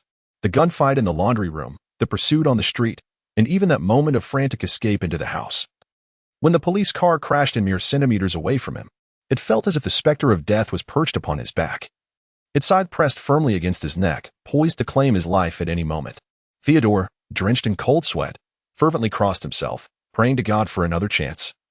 Despite his usual skepticism towards faith, he vowed to become a better man, to abandon the world of drugs and live as an ordinary individual. He envisioned a life where he could step out each day with integrity, perhaps indulging in the occasional petty theft. Yet, the sound of footsteps ascending the stairs eventually reached him. As the footsteps drew nearer, Theodore dared not open his eyes, wishing to silence his racing heart, fearing it might alert those outside. Just as he desperately prayed, the footsteps abruptly ceased. After a few moments of silence, when Theodore finally dared to open his eyes to assess the situation, the cabinet door was wrenched open, and a revolver was thrust into his mouth by a handsome man with Eastern features, who smirked and asked, "Praying?" Overwhelmed by sheer terror, Theodore froze. Rendered immobile as if turned to stone, his mind went blank, and he experienced a rapid replay of his life. Simultaneously, a system notification echoed in Daxi's ears. Conqueror activated. A hockey high has completely submitted to you. You currently possess 11 available servant slots, unable to accommodate more new servants. Is there a limit on the population? Can it be increased? Daxi pondered, recalling how obedient the previously subdued hockey high was. He had divulged all the information about the gang upon command. Currently, it cannot be increased. You may release a prior servant to free up a slot. The system notification chimed again. Without hesitation, Daxi opted to release the previous servant, as controlling the particular individual had become meaningless with his impending incarceration. Chapter 37, Violation of Human Rights? So what? After regaining control over Theodore, who had once been consumed by fear, he now appeared remarkably composed. Becoming a servant meant he would no longer be affected by the essence of Daxi, the landowner. Like a dog to its master, he would submit without fear. You should escape through the balcony on the second floor. Meet me tomorrow morning outside the Starbucks at the Jordan Community Gate. Confirming his hold over Theodore, Daxi gestured towards the balcony, instructing him to flee. With the mask of civility torn away, he knew he must eradicate this gang entirely. Having such an insider would prove invaluable. Theodore nodded, hurriedly crawling out of the wardrobe, leaping from the second-floor balcony and landing on the lawn before quickly making his escape. Meanwhile, Sean and his companions were preoccupied with capturing others, blissfully unaware of Theodore's flight. As Tang Daxi descended the stairs, a group of hockey high had already been subdued within the room. Due to a shortage of handcuffs, Sean opted to procure ropes, binding the 8 motorcycle gang members as if they were livestock. In addition, 3 lifeless bodies lay on the ground, 1 crushed by a vehicle and 2 shot dead by Tang Daxi. Upon seeing Tang Daxi emerge, Sean cast him a questioning glance. "Let that guy escape," Tang Daxi shrugged. "It's all right. We did our best. We can't capture them all." Another officer chuckled in consolation, remarking on their successful pursuit and the significant capture they had achieved. "Haven't those guys arrived yet? Our vehicle can't accommodate so much trash." Sean couldn't help but complain, noting that with the 8 bound members, they totaled 12, far exceeding capacity. Tang Daxi glanced at their police car, realizing that unless they placed the 8 hockey high beneath the vehicle, it was impractical to take them back. The bound hockey high had regained consciousness. One of them, realizing his predicament, shouted at Tang Daxi, "Damn it, who gave you the right to tie me up? You are infringing upon my personal freedom." "Personal freedom?" Tang Daxi retorted, gesturing toward a pile of flour bags on the table, all confiscated from these individuals. Even if they weren't members of the motorcycle gang, they were certainly no saints. Witnessing the evidence laid bare, the hockey high seethed with anger. Observing Tang Daxi's distinctly Eastern visage, he sneered, "Oh, when did this damned yellow-skinned pig start acting as a dog for America? Are you their police dog, haha?" After delivering this insult, he defiantly spat at Tang Daxi. Tang Daxi sidestepped the spittle just as his handgun inadvertently fell against the thigh of the assailant. Before the criminal could react, Tang Daxi bellowed, "Damn it. You thought to seize my gun." With that, he leapt and delivered a powerful sidekick to the criminal's forehead. The kneeling miscreant was nearly knocked over by the sheer force of the blow, almost crashing headfirst into the ground. Swiftly, Tang Daxi retrieved his handgun and seized the criminal's head, violently slamming it against the ground repeatedly. After delivering over 20 strikes, he released the bloodied felon and unleashed a flurry of kicks to his groin. He had always harbored a strong aversion to such antics. This fool, audacious enough to provoke him, would find no salvation today. Meanwhile, Sean and 2 other officers merely withdrew their cigarettes, lighting them with smiles as they savored the scene. Tang Daxi's approach to combating crime was undeniably extreme, surpassing even the most fervent among them. Criminals seized firearms, and it was already merciful that they were not shot on the spot. After being ruthlessly beaten by Tang Daxi, the spitting criminal was filled with deep regret. He had thought that since he was subdued, he could taunt a little, believing the police wouldn't dare to retaliate. Freedom of speech. However, he failed to comprehend the caliber of his opponent. "You are committing attempted murder. What has he done to deserve such a beating? We shall seek a lawyer to sue you." As they witnessed Tang Daxi mercilessly assaulting their companion like a beast, the other bound criminals cried out in protest. Surprisingly, Tang Daxi halted his assault. The criminal had already succumbed to unconsciousness from the ferocity of the blows. Even if he were not to become a vegetable, he would likely be confined to a wheelchair for life. Warm blood dripped slowly from his fists as Tang Daxi coldly surveyed the group of onlookers. The criminals fell silent. For reasons unknown, the moment their eyes met Tang Daxi's, it was as if they were gazing into the eyes of a fierce tiger, and a profound sense of dread spread within them. "I should hasten to take these fools back. The number of criminals outside is increasing, and I fear complications may arise." Wiping the blood from his hands on the clothing of the injured criminal, Tang Daxi turned his gaze toward the doorway. This neighborhood was already notorious for its lawlessness, with any given house potentially harboring a multitude of latent offenders.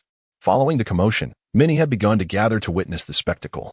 Tang Daxi sensed some malice among the onlookers, though it seemed to stem more from pure disdain than murderous intent. After concluding his communication via the walkie-talkie, Sean cursed. "Damn it, they won't arrive for a while. Many vehicles are damaged and malfunctioning due to the gunfire." "No worries," Tang Daxi responded as he retrieved a set of car keys from the table. "There's a pickup truck in the yard. It should belong to them. We can load them into the truck and take them back." He exited, started the pickup parked outside the courtyard, and ensured everything was in order before tossing the bound criminals into the vehicle like dead pigs. How can you treat them so, even if they have committed crimes? This infringes upon their human rights and dignity. An outraged woman shouted upon witnessing Tang Daxi's actions. This is discrimination. How can one treat criminals in such a manner? I saw him beating someone. This man is truly wicked. The gathered crowd, filled with righteous indignation, voiced their outrage. Tang Daxi cast a cold glance at the group.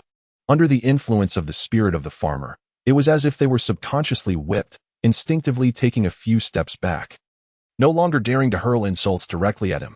Yet, fear aside, they still brandished their phones, capturing images of Tang Daxi's treatment of the offenders.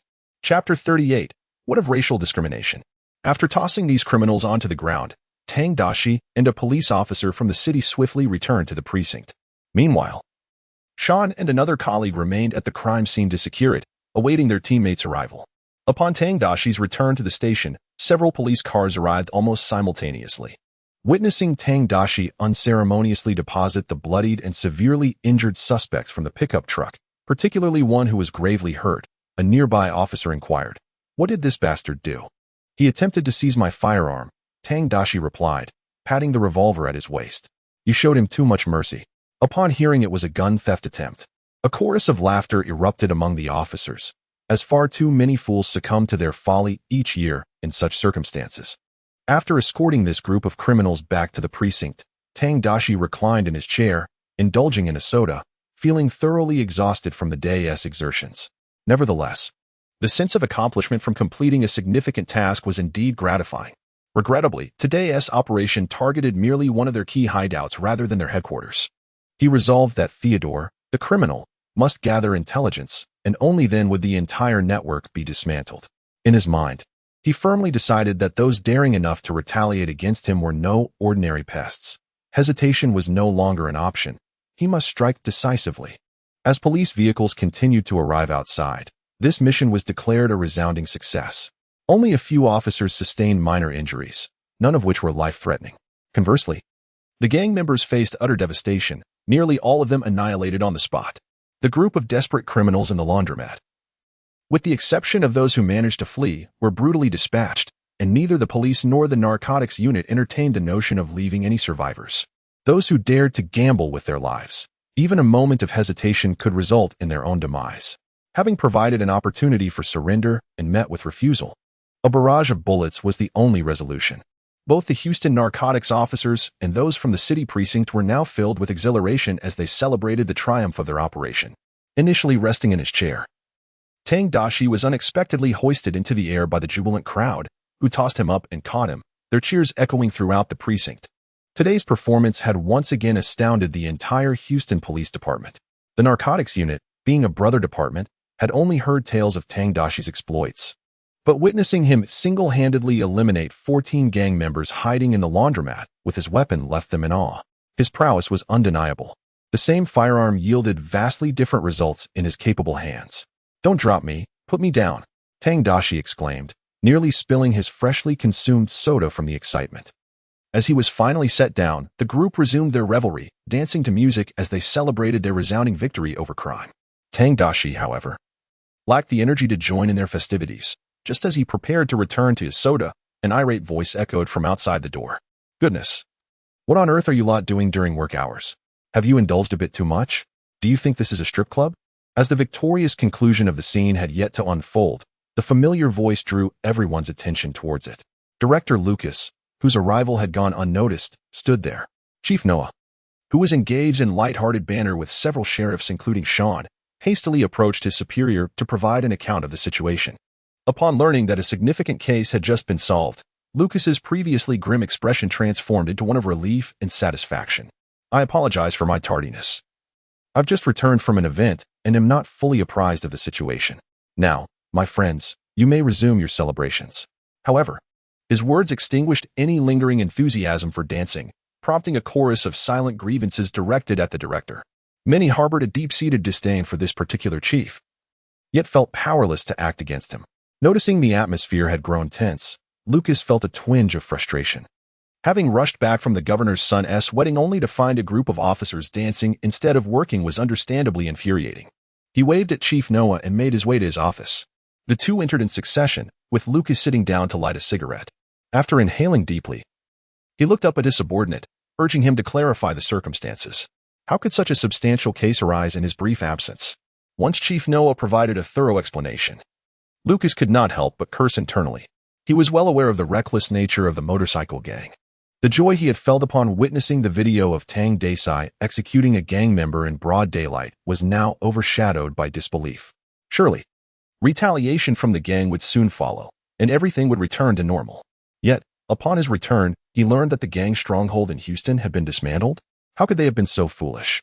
Lucas's internal tirade continued.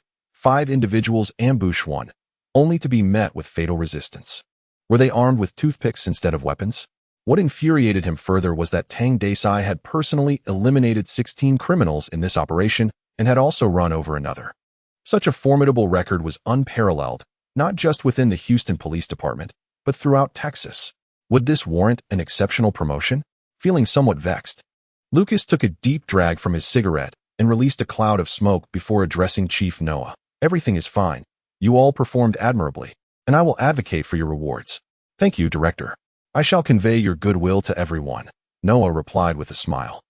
He and Sean had risen through the ranks together, and their success was largely due to their tact and ability to navigate relationships. After dismissing his subordinates, Lucas leaned back in his chair, grappling with a dilemma. Regardless of the circumstances, Tang Daxi had indeed achieved a significant feat, perfectly meeting the criteria for a promotion. Yet, how would he justify such a decision to Director Xu? He encountered Director Xiao at the wedding of the governor's son yesterday, where she explicitly urged him to swiftly address the concerns raised by Tang Daxi. Just as Lucas was engulfed in turmoil, his phone rang unexpectedly. Glancing at the screen, he saw a call from a media outlet and promptly answered. Director Lucas, this is Joseph, the editor-in-chief of today's news. Could we arrange an interview with you later? Or perhaps with Officer Tang Daxi from the Houston Police Department? An interview with him? Why? Lucas raised an eyebrow, instinctively suspecting that the recent disruption of a gang hideout had garnered too much attention, prompting the media to seek out the officer who had played a pivotal role. If that were the case, he must refuse. He had no desire to further elevate the young man's notoriety. Is there not another reason? You are also a member of the Hakibi community. We are all family. This officer has openly discriminated against Hakibi individuals. Do you not feel any concern about that? The response from the other end left Lucas utterly bewildered. Chapter 39. I am also Hakibi. Do you have any evidence to substantiate that claim? If you can provide proof. As the chief of the Houston Police Department and a member of the Black community, I assure you that I will address this matter with the utmost seriousness. Lucas hastily confirmed, realizing that if there was evidence, it would simplify the situation. If you would take 2 minutes to browse short videos related to your police department, you might witness the contemporary triangle trade, the voice on the line suggested. Lucas quickly retrieved his backup phone and searched for short videos. Sure enough, a video that had garnered a plethora of likes was trending. The footage depicted a police officer tying up members of the Black community with ropes, then hoisting them like livestock onto a pickup truck designated for transporting goods. Such actions were undeniably inhumane, a stark display of racial injustice. The perpetrator of this act was none other than the troublesome Tang Daxi. Damn it, this is too much, Lucas exclaimed involuntarily. Joseph, the editor-in-chief on the other end of the line, responded with indignation. My God, Director Lucas, you actually cheered after watching the video? Are you even a member of the Black community? I cannot comprehend this. You have betrayed your own race, you scoundrel. Oh, it's not like that. My brother, please calm down. I am not celebrating. I simply let my anger overwhelm me, and my expression faltered. Rest assured, I will ensure that this racial injustice faces consequences. All right then, can we come for an interview in an hour? Of course, I would be most welcoming. Thank you. With the call ended, several other media outlets soon reached out, all eager to cover the story. Lucas welcomed this attention eagerly, scheduling interviews with them for an hour later. As long as the situation escalates and that scoundrel's identity as a racial knight is confirmed, his career will be irrevocably terminated. Given the remarkable achievements of this operation, as the chief, I rightfully deserve to bask in this glory. With the matter settled, Lucas felt an overwhelming sense of satisfaction. After pondering for a moment, he dialed Xiao Meiyun's number. Once the call connected, he respectfully recounted the details of the situation. So, are you clear on what needs to be done? Rest assured, Director Xiao, numerous media outlets will be arriving shortly for interviews. I assure you, the entire nation will learn of this despicable racial night. That is reassuring. I have great faith in your capabilities, Xiao Meiyun praised from the other end of the line. A minor officer had subjected her to relentless attacks, leaving an odious stain. How could she possibly swallow such indignation? Once it was proven that this scoundrel was indeed a racial knight, no one would dare support him, and naturally, no one would assist him in opposing her. After hanging up, Lucas, in high spirits, hummed a tune as he sat in his office awaiting the arrival of events. With 10 minutes remaining until the appointed time, he finally rose, exited his office, and summoned the officers to gather in the precinct's hall. Still basking in the joy of completing their mission, the officers instinctively assumed they were being called to discuss bonuses, given the substantial achievements they had accomplished. However, upon gathering, they were met with a throng of media reporters, cameras trained upon them. The upper echelons of the precinct also assembled, and once everyone stood in unison, a female reporter initiated the questioning. Mr. Lucas, could you please disclose the identity of the criminal organization that the Houston Police Department has dismantled in this operation? Excellent question. This time, our department has dismantled the notorious biker gang, who had established a drug manufacturing den within a laundromat, and we have successfully eradicated it in one fell swoop. Lucas exuberantly narrated the operation's process and results. Such self-aggrandizing promotion of accomplishments is indeed an essential skill for any leader. Bad outcomes must be minimized, while good results should be amplified as much as possible. Under Lucas's enthusiastic portrayal, this operation was akin to the annihilation of all drug dealers in the city of Houston. However, what irked many was that this scoundrel, while boasting of his achievements, took all the credit for himself, making it seem as though this remarkable victory was solely due to his adept command. Mr. Chief, while it is indeed commendable that this operation was successfully completed, should there not be an explanation regarding your department's overt nightly conduct? At that moment, a dark-skinned female reporter stepped forward, her ample figure suggesting a weight of at least 250 pounds, yet her underlying essence was undeniably superb. With her question, Lucas feigned ignorance. Is there such a thing? My goodness, the video has already been released. It serves as the best evidence. Just take a look for yourself. The reporter handed her phone to Lucas, showing him the video. Feigning earnestness, Lucas erupted in fury. Officer Tang Daxi, I command you to step forward and clarify to me and our esteemed media friends what this video entails. The name Tang Daxi, exhibiting an air of tranquility, emerged. He had already been informed of the situation by a colleague while resting in his seat. Unperturbed, he felt as though he were shielded by divine blessings. What was this trivial affair to him? Approaching Lucas, Tang Daxi raised his hand and greeted the multitude of cameras with a smile, leading one to believe he was receiving an award on the Oscar stage. The journalists, despite their reservations, had to concede that he possessed an admirable visage, exuding a masculine charm that surpassed that of many celebrity models. I have viewed the video, and indeed, I acknowledge that it is I who is depicted therein. Tang Daxi's first words left the audience of reporters in stunned silence. This audacious young man dared to admit it outright? Typically, when faced with accusations of being a racist knight, one would hastily clarify that they are not, that it is a misunderstanding. Yet, not only did he confess, but his demeanor suggested a certain pride in his admission. So you admit you are a racist knight? A well-versed female journalist from the black community interjected, her voice rising with indignation. I merely acknowledge that the individual in the video is indeed me. How does that equate to being a racist knight? Why would I champion the black community? Are you not aware that I am also of black descent? Tang Daxi pondered internally. System, grant me the title. You are also of black descent? You certainly do not appear to be. How could you fabricate such a lie?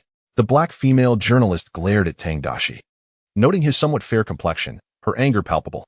Sean and his fellow officers exchanged apprehensive glances at Tang Daxi, sweat beading on their brows. Bro, are you all right? Given your dismissive attitude towards the black community, you hardly resemble one. Chapter 40. I am a good hockey black. They're the bad ones. I possess 1/8 hockey black ancestry. My great-grandmother was hockey black, the person who cherished me most in this world.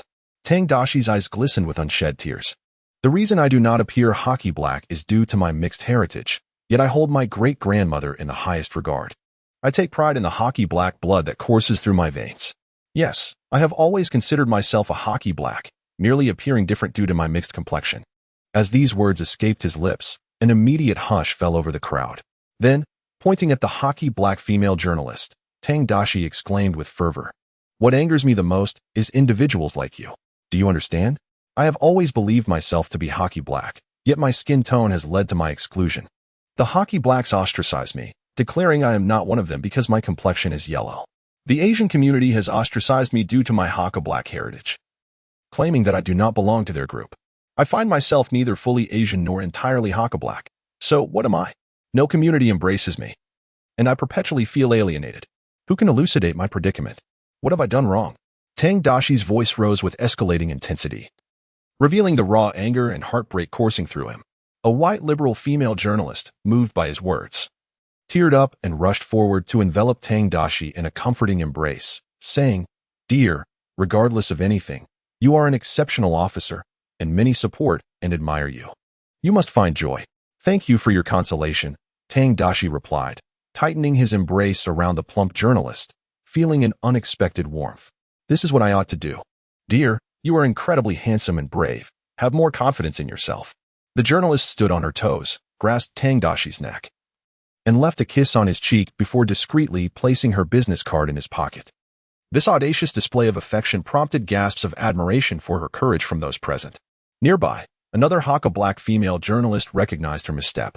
Fortunately, she was not foolish, intending to approach Tang Daxi to apologize with a hug. However, Tang Daxi swiftly interrupted her advance, extending his hand for a handshake instead. "Please believe me when I say I genuinely consider myself a Hakka Black and take pride in it. The vast majority of Hakka Blacks I know share your sense of justice and kindness. We are among the finest racial groups in the world." "Yes, indeed." The Hakka Black female journalist nodded enthusiastically, relishing his words. However, not everyone was swayed by Tang Daxi's sentiments. At that moment, a Hakka Black male journalist stepped forward to inquire, "Officer, since you profess your love for being Hakka Black and pride in it, why did you act in such a manner?" "Because the situation was dire. We had only 4 officers, and reinforcements were still en route. Should members of a gang attack us again, we would struggle to defend ourselves. The only option was to escort these criminals back to the precinct." Tang Daxi explained with evident resignation. "Before apprehending them, we exchanged fire with dozens of gang drug dealers for half an hour, facing life-threatening danger at every moment. Hence, all actions prioritized efficiency, for the lives of the officers are equally valuable." Upon hearing this, the Houston officers erupted into applause. Indeed, whose life isn't precious? With Tang Daxi's clarification, the Hakka Black male journalist found himself at a loss for words. After a brief pause, Tang Daxi continued, "Moreover, I have never believed that we should show any leniency towards those criminals among the Hakka High, for 99% of them are benevolent individuals, each striving diligently to lead their lives. It is this minuscule fraction of Hakka High who engage in crime that tarnishes the reputation of our community." Upon hearing these words, the Hakka High present could not help but applaud vigorously. Indeed, who could utter such sentiments? He is not a Hakka High. Could you possibly be one? Standing nearby, Lucas clapped along. But his anger simmered beneath the surface. He is a Hakka High. And what am I? Someone who draws his gun at the sight of a Hakka High every single day. Does he love the Hakka High? If so, then there would be no one in this world who despises them. Once this racial discrimination crisis was deftly resolved, Tang Daxi remained the focal point for the journalists. At that moment, he transformed from a discriminator of Hakka High into an esteemed member of the very community he once disparaged. The more remarkable he appeared, the more it validated the capabilities of the Hakka High. Thus, the Hakka High journalist fervently sought to interview him, searching for various reasons to commend his accomplishments. This operation was primarily executed by my colleagues, who exhibited unparalleled bravery in safeguarding Houston. They are the true heroes. I must also express my gratitude to our Deputy Director, Sophia, and the chief officers, for they devised a flawless action plan prior to the operation. In response to the journalist's inquiries, Tang Daxi did not claim all the credit for himself but instead lauded his colleagues and superiors. In the competitive workplace, it is not wise for one individual to outshine the rest. Earning the support of all is essential. A group of reporters sensed the underlying tension, and one ventured to ask, "Are you implying that the director did not partake in this operation?" However, when we interviewed him previously, his account seemed quite different from yours. All eyes turned to Lucas, who felt an overwhelming urge to draw his weapon and silence the reporter. "Oh, the director certainly participated. Upon our return from the operation, he promised us generous bonuses and assured me that my outstanding performance would warrant a promotion to first-class officer. He is an exemplary leader who knows how to motivate us to work diligently." Tang Daxi smiled broadly, adding, "As you all know, officers on the front lines need only to immerse themselves in the battle, whereas the director, stationed at the rear, must consider many factors." "Isn't that right, Director?" A reporter glanced at Lucas, a playful smile adorning his face. Lucas forced a strained smile and replied, Yes, indeed. My management style focuses on promoting talented individuals to better serve the citizens. I believe this is the foremost duty of a manager. As the press conference concluded, Lucas, with a face already darkened with frustration, stormed out, slamming the door to his office with such force that the entire Houston Police Department reverberated with the sound. Chapter 41. The perils of flattery. Fury consumed him, infuriated beyond measure, believing he could catch Tang Daxi off guard and label him a racist. Lucas was astonished when the scoundrel casually mentioned that his great-grandmother was of Hockey High descent. How could he utter such a thing? When he witnessed Hockey High, the speed at which he drew his weapon would have made any redneck exclaim, "Oh God." Just as Lucas was seething with frustration, his phone rang. Who could it be? That bastard Director Shao? Cursing nearly escaped his lips, but he swallowed it back, answering the call with a strained politeness. "Hello, Director Shao. I just watched the interview. It was truly moving. It brings me great joy to see such an exemplary officer cultivated under your leadership, Mr. Director," came the praise from Xiao Meiyun. Yet Lucas understood all too well that these were not words of genuine commendation. He had previously assured Xiao Meiyun that the interview would ruin Tang Daxi's reputation, branding him a racist. Yet here he was, confronted by an unexpected reality. His mind raced, and a spark of inspiration hit him. "Director Xiao, I suspect he is lying. His ancestry cannot possibly trace back to Hockey High. Perhaps I can find a way to expose his true nature. What are you waiting for? Do you intend to let a shameless scoundrel masquerade as a hero of the Houston Police Department?" Xiao Meiyun's tone grew impatient on the other end. A police chief entangled with a mere officer. How could the Democratic faction rise amidst such pestilence? Once this awkward conversation concluded, Lucas hastily opened the management system on his computer. Conducting background checks is a necessity for police officers in America. The ancestry of each officer can be traced back 3 generations in the database. He was determined to uncover how this wretch could possibly claim his great-grandmother was of Hockey High descent. After about 10 minutes, he finally unearthed Tang Daxi's personal information. Upon clicking through the family member records, he was taken aback when he reached the entry for Tang Daxi's great-grandmother. Could it be true? The data confirmed his fears, and Lucas buried his face in his hands, his expression contorted in agony. This despicable man hadn't lied at all. The very thought of having just boasted to Director Shao about exposing him now stung like a slap to the face. Lucas only wished to eliminate Tang Daxi. Why did he always find himself embroiled in complications? If this continued, not only would he risk losing Director Zhao's support, but his future within the Democratic faction might be in jeopardy as well. After a long moment of contemplation, Lucas regained his composure and dialed a media friend. As soon as the call connected, he spoke. "Old friend, yes, it's me. Today, our police department indeed solved a significant case. And an outstanding young man has made remarkable contributions. I hope you can help publicize his achievements." Once he secured his friend's agreement, Lucas ended the call. Since he could not expose Tang Daxi's identity, then let's push him back. This time, the motorcycle gang suffered significant losses. Given their nature as a criminal organization of such caliber, retaliation is inevitable. The more we elevate Tang Daxi, the more he becomes a target for the motorcycle gang's vengeance. As the press conference concluded, numerous officers returned to their duties. Except for those on patrol, the rest took the opportunity to rest in the office. Despite the exhilaration from the intense confrontation, they were undeniably fatigued. The psychological pressure from engaging with these desperate criminals was immense. Fortunately, the subsequent rewards were substantial. Deputy Chief Sophia summoned the officers and batches to her office to distribute bonuses. These funds were generously sponsored by the benefactors of the Houston Police Department, with Sophia's family being one of the largest contributors, ensuring the distribution was quite generous. With the ample bonuses received, the officers felt invigorated, as if they had been infused with adrenaline. "Jack, how do you plan to spend this money?" "I intend to buy a necklace for my partner. She has mentioned it several times recently." "Really? You're quite practical, my friend. A woman's desires are insatiable. You can't always indulge her. Brotherhood is paramount. Lend me some money. I want to get a new car." "A new car? I'm not looking to change mine. The police car serves me well. I wish to purchase a quality firearm." The group had begun discussing how to spend their bonuses. Tang Daxi, Sean, and 2 other sergeants had yet to be called into the office.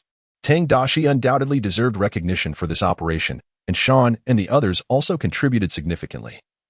According to protocol, those with the highest bonuses would be the last to enter. "Brother, you're about to earn a hefty bonus. At this rate, I suspect you may become the first officer in the Houston Police Department to earn over $1 million annually through bonuses." Sean chuckled as he patted Tang Daxi on the shoulder, a hint of envy in his voice. That sounds wonderful. I could use the money to buy a new house. Tang Daxi replied, somewhat troubled. Tonight, I can't return home. It has become a crime scene, thanks to those damned hockey criminals. Indeed, it's quite repulsive, another sergeant concurred. It's akin to having a swarm of cockroaches suddenly invade your home. Although you may crush them, the aftermath is still revolting. You should consider relocating to a neighborhood with higher security. I can ask my contacts if there are any suitable and affordable houses for sale. Sean, with years of experience in Houston, was undoubtedly well connected. After chatting for a while, an officer approached to inform them it was time to collect their bonuses. Upon arriving at Sophia's office, they found her ready with their bonuses. Thank you all for your valiant efforts in safeguarding the peace of Houston. Please accept this as a token of appreciation from our sponsors. Sophia smiled as she handed several thick stacks of cash to the sergeants. Sean and his companions expressed their gratitude with smiles as they accepted the bonuses, marveling at the generosity of their benefactors. Naturally, they were well aware that these affluent sponsors did not part with their money without expectations. Whenever issues arose within their factory or company, the police would be required to address them promptly. Such privileges were not afforded to everyone. Once Sean and his colleagues departed the office, only Daxi and Sophia remained, a pair of solitary figures. Daxi, thank you for your remarks at the press conference today, Sophia said sincerely. Her expression warm as the others had left. Daxi had specifically mentioned her name during the conference, a gesture that served to enhance her standing. In her position at the Houston Police Department, she desperately needed accolades. Without sufficient achievements, she could not compete with Lucas. Which was precisely why she had high hopes for Daxi from the outset. She required competent subordinates to bolster her. Chapter 42. Conducting business in the office, I merely stated the facts. We cannot allow that despicable scoundrel to claim credit for everyone's hard work. Daxi chuckled. Indeed. It is quite infuriating. The last time I sought a special promotion for you, he was reluctant, but after your comments today, he will likely have no choice but to grant you that promotion. Sophia felt a surge of delight at the memory of Lucas slamming the door. It must have been difficult for him to accept that he could not control a mere officer. She then pulled a check from her wallet and handed it to Daxi, saying, Your bonus is quite substantial. I presume you would prefer not to carry a large sum of cash. A check would be more suitable. Such a large amount? Did any of the criminals I dispatched include a wanted felon? Upon receiving the check and noticing it was for a staggering $300,000, Daxi was taken aback. This sum seemed excessive. Not quite, Sophia replied, stepping closer to adjust the collar of Daxi's uniform with a smile. Some of this bonus comes from my personal sponsorship, but it is well-deserved. Are there any other rewards? Daxi inquired, his gaze playfully scrutinizing Sophia. As for additional rewards, shouldn't you be seeking out your new girlfriend? The lovely reporter named Jenny, if I recall correctly? It's evident she admires you quite a bit. Sophia cast a glance at the pocket of Daxi's uniform, where the business card still resided. She had to admit that witnessing that woman embrace Daxi and kiss him at the press conference had stirred a peculiar discomfort within her, perhaps even a touch of jealousy. I had almost forgotten about that, Daxi said as he retrieved the card and glanced at it. It seems she intends to invite me to dinner. That is certainly something to consider. A beauty like her would be hard to resist, and she appears to have just graduated. No man would turn down such a charming and youthful girl. Sophia chuckled, unaware that her tone carried a hint of bitterness. Although she appeared youthful, she could not deny that at 32, she was indeed distinct from those women in their early 20s. Some women online often flaunt their heavily filtered images, claiming to resemble 18-year-olds. However, the palpable vitality radiating from genuine 18-year-olds is undeniably enchanting and difficult to resist. Tang Daxi's words stirred discomfort within Sophia. Upon noticing the subtle shift in her expression, Tang Daxi continued, Yet, I believe that Miss Director is precisely my ideal type. Sophia's previously dampened spirits instantly lifted. Before she could respond, Tang Daxi unexpectedly wrapped his arms around her. This sudden gesture caused Sophia to widen her eyes in surprise, and then, with a playful smile, she inquired, What are you doing? Even if you were fond of someone like me, isn't it a bit inappropriate to act this way towards a married woman? I merely noticed a loose thread on the back of your dress and wanted to help you remove it, Tang Daxi replied, tightening his embrace as his hands began to wander down her waist in search of the so-called thread. After a moment, Sophia abruptly came to her senses. Gripping Tang Daxi's hand and biting her lip, The office is not suitable. Shall we find another place to discuss matters? My house has turned into a crime scene and is likely uninhabitable. If you have a suitable hotel in mind, I would prefer to stay there for a while. Tang Daxi held Sophia's hand, her skin smooth and reminiscent of a Western woman. Let us go to my hotel. It is safer there. Staying at your home is certainly less secure than a hotel at this time, Sophia suggested. The recent operation had resulted in significant losses for the gang, and retaliation was likely. In a bustling hotel, they would be less inclined to act recklessly, especially since his hotel was a 5-star establishment with robust security measures in place. All right, I will return to gather some personal items and meet you shortly. After making arrangements, Tang Daxi feigned nonchalance as he exited Sophia's office. Once outside, he exchanged greetings with colleagues before leaving the police station. During the day's operation, he had eliminated around 10 criminals. And according to the regulations of the Houston Police Department, he was entitled to a few days off without concern for scrutiny. After departing, Tang Daxi jogged to his designated police car, pressing the accelerator as he sped away from the station towards his residential complex. Upon arriving home, the bodies had already been removed, but the bloodstains remained, and the metallic scent still lingered in the air. Disgusted, Tang Daxi muttered a few curses as he hastily gathered his personal belongings and loaded them into the car, racing towards the hotel where Sophia was staying. Time was of the essence. He reached the hotel, quickly registered at the front desk, and learned that Sophia had already made arrangements for him, securing a small suite in advance. Upon returning to his apartment, Tang Daxi had just placed his belongings down and was preparing to take a shower when an urgent knocking echoed from outside. Chapter 43. Do not insult our affection with money. As soon as Tang Daxi opened the door, Sophia swiftly entered, seizing his attention to discuss work matters. They engaged in a profound yet accessible conversation regarding the security issues in Houston, exchanging insights and mutually acknowledging their perspectives, thereby completing a cordial dialogue. When the meeting concluded, Sophia turned to Tang Daxi and softly inquired, "Aren't you afraid of being discovered?" A man who neglects to send flowers to his wife on Valentine's Day likely does not concern himself with such matters, Tang Daxi replied with a smile. Just the day before had been Valentine's Day, yet he had carefully observed that Sophia had spent the entire day at the office, with no flowers arriving for her. A flicker of darkness crossed Sophia's gaze, and after a moment of hesitation, she could not restrain her complaint. Forget about him. That wretched scoundrel has certainly indulged in infidelity. He thinks I am oblivious, but I am fully aware. Marrying him was a misfortune, perhaps to him. Discussing how to oppose China with those politicians is far more important than sharing a dinner with me. It is truly incomprehensible. If I had such a stunningly beautiful wife, I would ensure to return home promptly every evening to be by her side. Tang Daxi sighed, yet inwardly he scoffed. To pursue illicit affairs. He had even taken the liberty of researching Sophia's husband. The man was a young politician, navigating the political arena with a radical stance against China. In the realm of American politics, possessing an antagonistic attitude towards China was deemed politically correct. This fellow often brazenly uttered derogatory remarks about China, seeking attention and popularity to further his future ambitions. The thought of such a despicable character filled Tang Daxi with a desire for prolonged and stable retribution.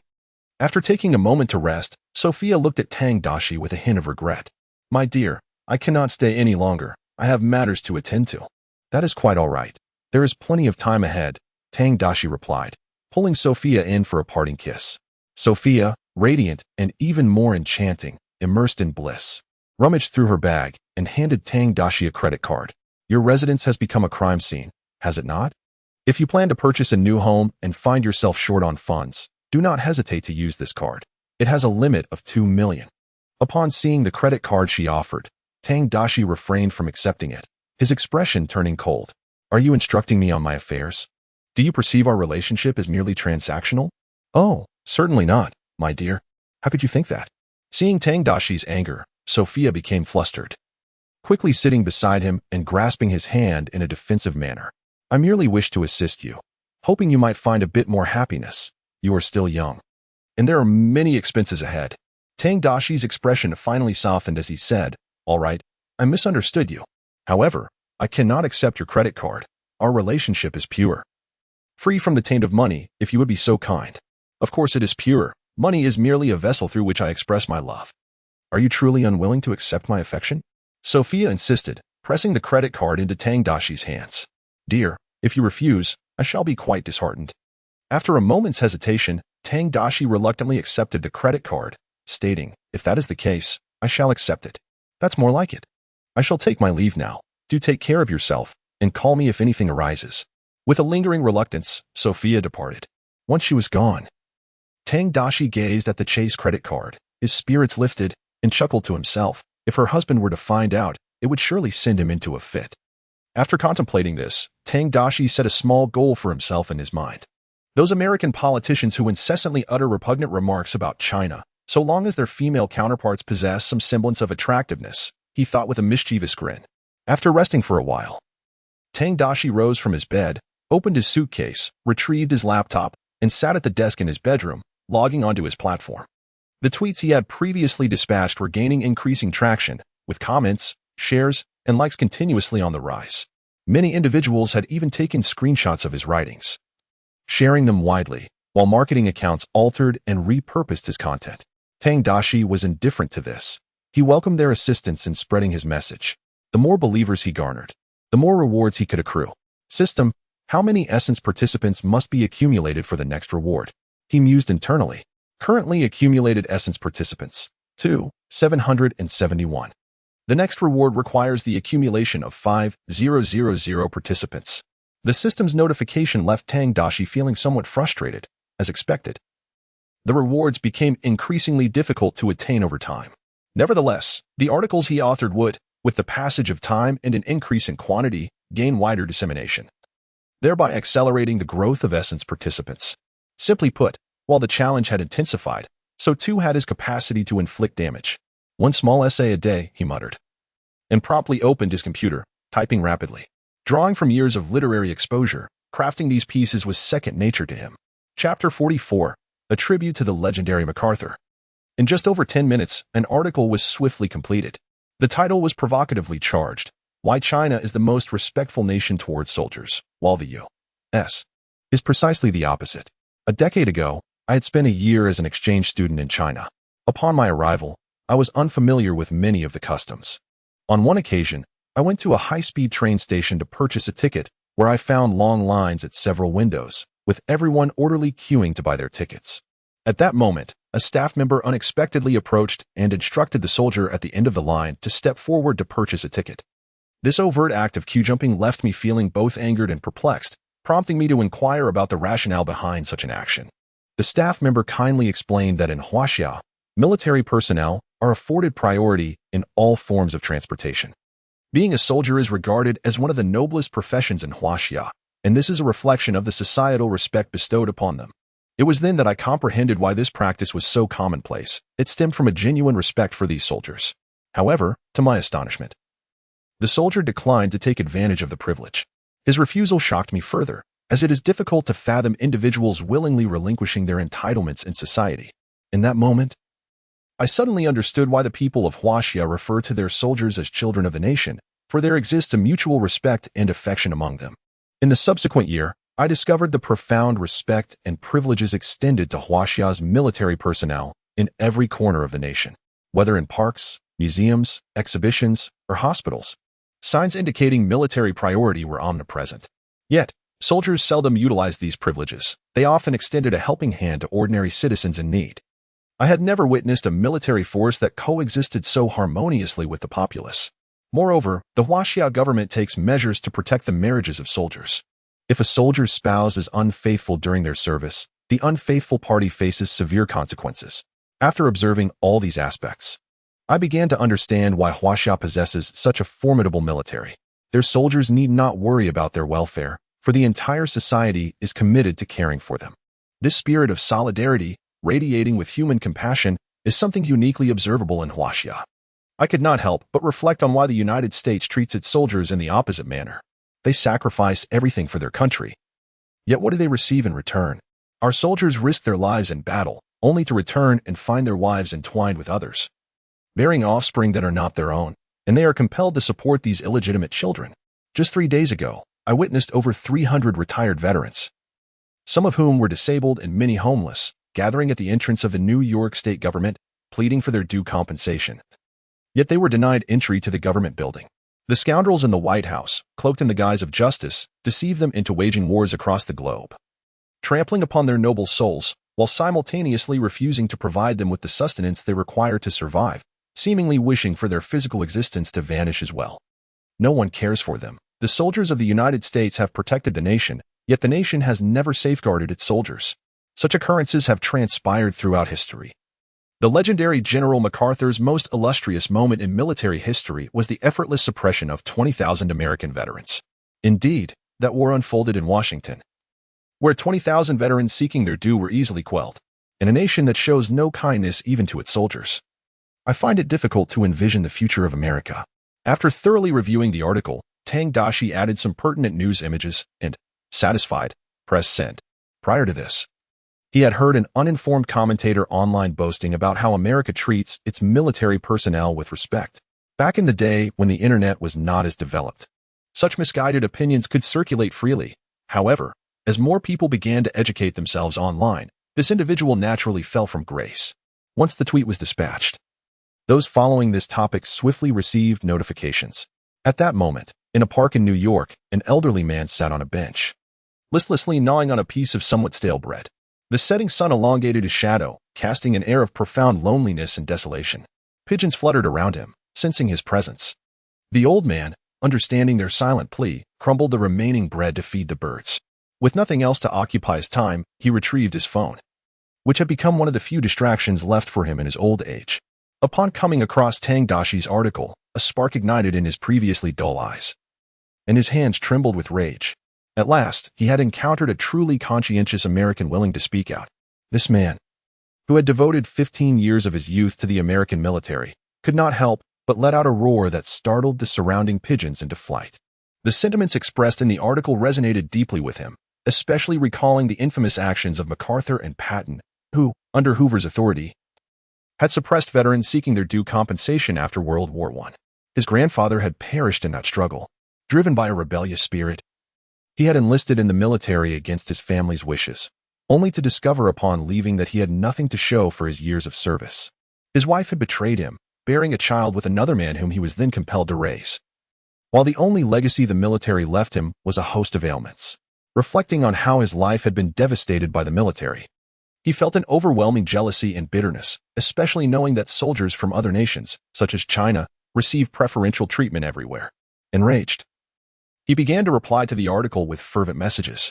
Damn America. Damn the military. They are utterly shameless. No one cares about our lives. We are merely tools, discarded like refuse once we are no longer useful. Drawing from his personal experiences, he urged others not to join the American military, warning, "This is no jest, children. It is far from amusing." After venting his frustrations, he shared the tweet with his fellow veterans, many of whom lived similarly tragic lives in their twilight years. Before long, the comments section was filled with similar sentiments from individuals who had served in the American military, leaving onlookers, unaware of the military's true nature, astounded. Oh my, is it not said that we possess the most formidable military in the world? Why, then is it like this? Are you referring to an army that spends tens of thousands of dollars on a coffee cup and millions to transport a few goats via helicopter? If it is a question of spending taxpayer money, they undoubtedly reign as the most powerful. I swear, I would never enlist in the American military. Nor would I allow my children, relatives, or friends to join. It is simply terrifying, and our government has lost its humanity.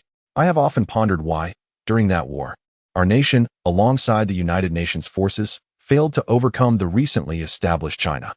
Now it seems the answer is clear. A group of inept individuals wielding the most advanced weaponry are destined to be defeated by true soldiers. It is no wonder that a nation with a 5,000-year history possesses such remarkable wisdom. They have succeeded in fostering a spirit of selfless patriotism among their soldiers, while our troops might only resemble true warriors when engaging in oil theft. Chapter 45. A netizen from Northern America in a chorus of condemnation directed at the American government and military. Dissenting voices inevitably arise. China, without a doubt, stands as the world's largest industrial power, and perhaps the last gem in their industrial crown is long-range aquaculture. Otherwise, why would there be so many Americans harboring animosity towards the United States? To those who believe America is so terrible, why not relocate to China? If that isn't feasible, Mexico would suffice. Witnessing China's success seems to bring you greater joy than winning the lottery, while the prosperity of America appears to sadden you, as if you had lost your parents. Is not writing such things akin to handing a knife to the Chinese? Yet, these dissenters are few in number and are quickly besieged by other Americans. One of the most classic rebuttals is, True democracy does not silence criticism. Is it so difficult to acknowledge that others may indeed surpass us? The entire comment section is nearly unanimous in denouncing the American military, urging all acquaintances to refrain from enlisting. The remainder consists of these individuals engaging in verbal sparring. Some, incensed by the situation, report the tweet by Tang Daxi. However, the system's super account promptly intervenes, blocking their reports and even secretly altering their reporting function. Any report they submit is rendered ineffective. Meanwhile, within a certain office building in China, a middle-aged man with a square face gazes intently at the computer screen before him, his expression grave. On the screen is the very tweet posted by Tang Daxi. After perusing the tweet and the comments several times, the square-faced man, filled with skepticism, opens the account that published the tweet. It appears to be an ordinary account belonging to a middle-aged man who seems to have a decent family and a satisfactory occupation, resembling a well-educated white-collar worker. What is it, Director Zhang? Is there an issue? A young man nearby, holding a document and preparing to seek the leader's approval, quietly inquires upon noticing the serious demeanor of the square-faced man. There is a concern. Recently, I have come across similar articles more than once. Shaoli, come and take a look. Is this writing style akin to the one we observed in that article about the power outage at Huaxia supermarket? The square-faced man summoned his secretary.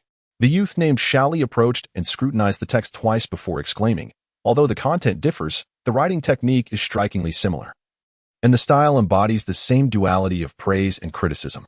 Could it be the same author? However, the accounts are clearly distinct. The recent articles I have encountered share an extraordinarily similar style, yet the accounts seem more lifelike. The square-faced man sensed something amiss, but could not pinpoint any flaws. If indeed all these were penned by the same individual, this person must be an exceptional talent, meticulously crafting numerous accounts. Is this matter truly significant? The secretary Shaoli inquired softly, taken aback by his superior's seriousness. It is of utmost importance, the square-faced man replied, taking a deep breath, his gaze sharpening with intensity. The times have changed. Warfare has permeated every corner of society. Cultural invasion is also a form of warfare. A well-placed pin can surpass an army of 10,000. In our nation's period of weakness, do you know how many looked to foreign lands as beacons? To them, even the slightest utterance from foreigners was golden. While our endeavors were met with ridicule, even more infuriating are those who, influenced by this mindset, willingly become sycophants, harming society in various roles. Consider this. If a teacher harbors such thoughts throughout their career, how many students would they mislead? And would these students not propagate these ideas further? His words startled the secretary Shaoli. Indeed, during his middle school years, his Chinese teacher often discussed foreign matters, portraying everything Western as gloriously advanced. At that time, many immature minds fell prey to such fallacies. If a nation is rife with sycophants, it will be a miracle if that nation can stand tall. Thus, if this is orchestrated by someone behind the scenes, such talent is precisely what our external information department requires. The square-faced man pondered and decided, regardless, we shall first probe the waters. He then sent a private message to Tang Daxi's account. Hello, I am a netizen from Rhode Island in the United States, and I am very intrigued by your writings. May I have your contact information? I would like to interview you. After sending the message, the square-faced man leaned back in his chair, lighting a cigarette while resuming his perusal of the comments section. Upon seeing a multitude of individuals vehemently declaring they would never allow their acquaintances to enlist, he smiled wryly, genuinely reflecting on how this metaphorical blade kills without shedding blood. The potential impact of such articles on American society is profoundly terrifying. After receiving a message from Director Zhang, Tang Daxi happened to be checking his notifications. Upon noticing the prompt, he casually clicked it, glanced at the message, and then dismissed it, as he received messages from various individuals frequently. Those who scold him, or praise him, or perhaps seek him for other purposes, all contribute to a cacophony of opinions. To simplify matters, Tang Daxi chose to disregard them, focusing instead on claiming his own rewards, indifferent to the thoughts of this motley crew. He casually shut down his computer, rose to indulge in a soothing bath, and then drifted into a comfortable slumber on the pristine bed in another bedroom. When it comes to hotel accommodations, the importance of two beds facilitating a separation of wet and dry cannot be overstated. The following morning, a phone call stirred Tang Daxi from his dreams. Grasping his phone, he answered, greeted by a melodious voice on the other end. Good morning, darling. Are you still asleep? Good morning. I just woke up, he replied, yawning as he sat up and stretched his neck. The hotel bed had been remarkably comfortable, leaving him feeling particularly relaxed after a night of sleep. "You must have been exhausted yesterday. I've arranged breakfast for you at the hotel. You've been working too hard lately. Take a couple of days to unwind. I'll come by tonight for dinner. Each moment apart makes me feel profoundly lonely." The tone of Sophia's voice was sweet and beguiling, reminiscent of a love-struck girl. And after indulging in a brief exchange of affection, she concluded the call to attend to her work. Once the call ended, Tang Daxi sat on the edge of the bed, experiencing a slight headache. The thrill of pursuing a married woman is exhilarating, yet it requires careful navigation. Should she become too infatuated and confront her husband about a divorce to be with him, it would lead to considerable complications. Engaging in the clandestine enjoyment of another's vehicle is one thing. However, assuming responsibility for it, maintenance costs, fuel, insurance, introduces a host of vexations. Moreover, how could one be certain that others would not attempt to pilfer their own vehicle, to avoid becoming a victim of theft? The most prudent strategy is to remain unanchored and concentrate on appropriating others' possessions. Chapter 46. Justice Returns. Tang Daxi mused that he should find an opportunity to discuss matters with her. He had no desire to falter in such a situation. When women become emotional, they can be as unpredictable as men whose desires overshadow their reason, potentially leading to disastrous outcomes. After enjoying the breakfast delivered by hotel staff, Tang Daxi departed. Driving back to his residential community, he parked in the lot outside and made his way to the Starbucks at the entrance. Upon arriving, he spotted a man in a black cap seated in a corner, scanning the surroundings. Upon noticing Tang Daxi, he eagerly waved him over. Tang Daxi nodded and, after ordering a cup of coffee from the barista, approached and seated himself across from the man. "Did you manage to escape without incident after you left yesterday?" "All is well. I shaved my head when I got back, so it should be more challenging for them to track me down," Theodore replied, gesturing to the black cap atop his head. His complexion naturally served as a form of camouflage. During yesterday's escapade, he had kept a low profile, making a quick getaway, thus complicating any police efforts to identify him. "And what news from the joyriders?" Tang Daxi inquired with a smile, well aware that the police were unlikely to apprehend Theodore. After returning home yesterday, Sean had asked him if he recalled Theodore's physical characteristics, to which he had deftly evaded the question. "After escaping back last night, I contacted my associates, and they are already aware of the situation. I fear they may suspect me of being an informant."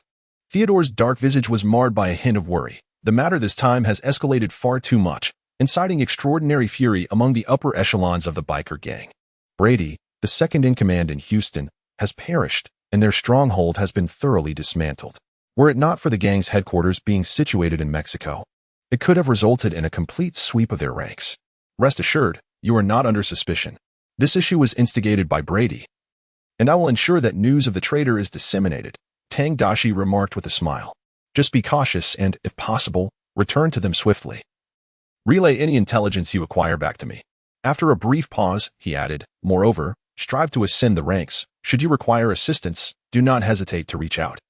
"Understood, sir," Theodore replied with a respectful nod. In his eyes, Tang Daxi was akin to a deity. He would not hesitate to carry out any task, even if it meant hurling 2 bags of excrement at the president's head.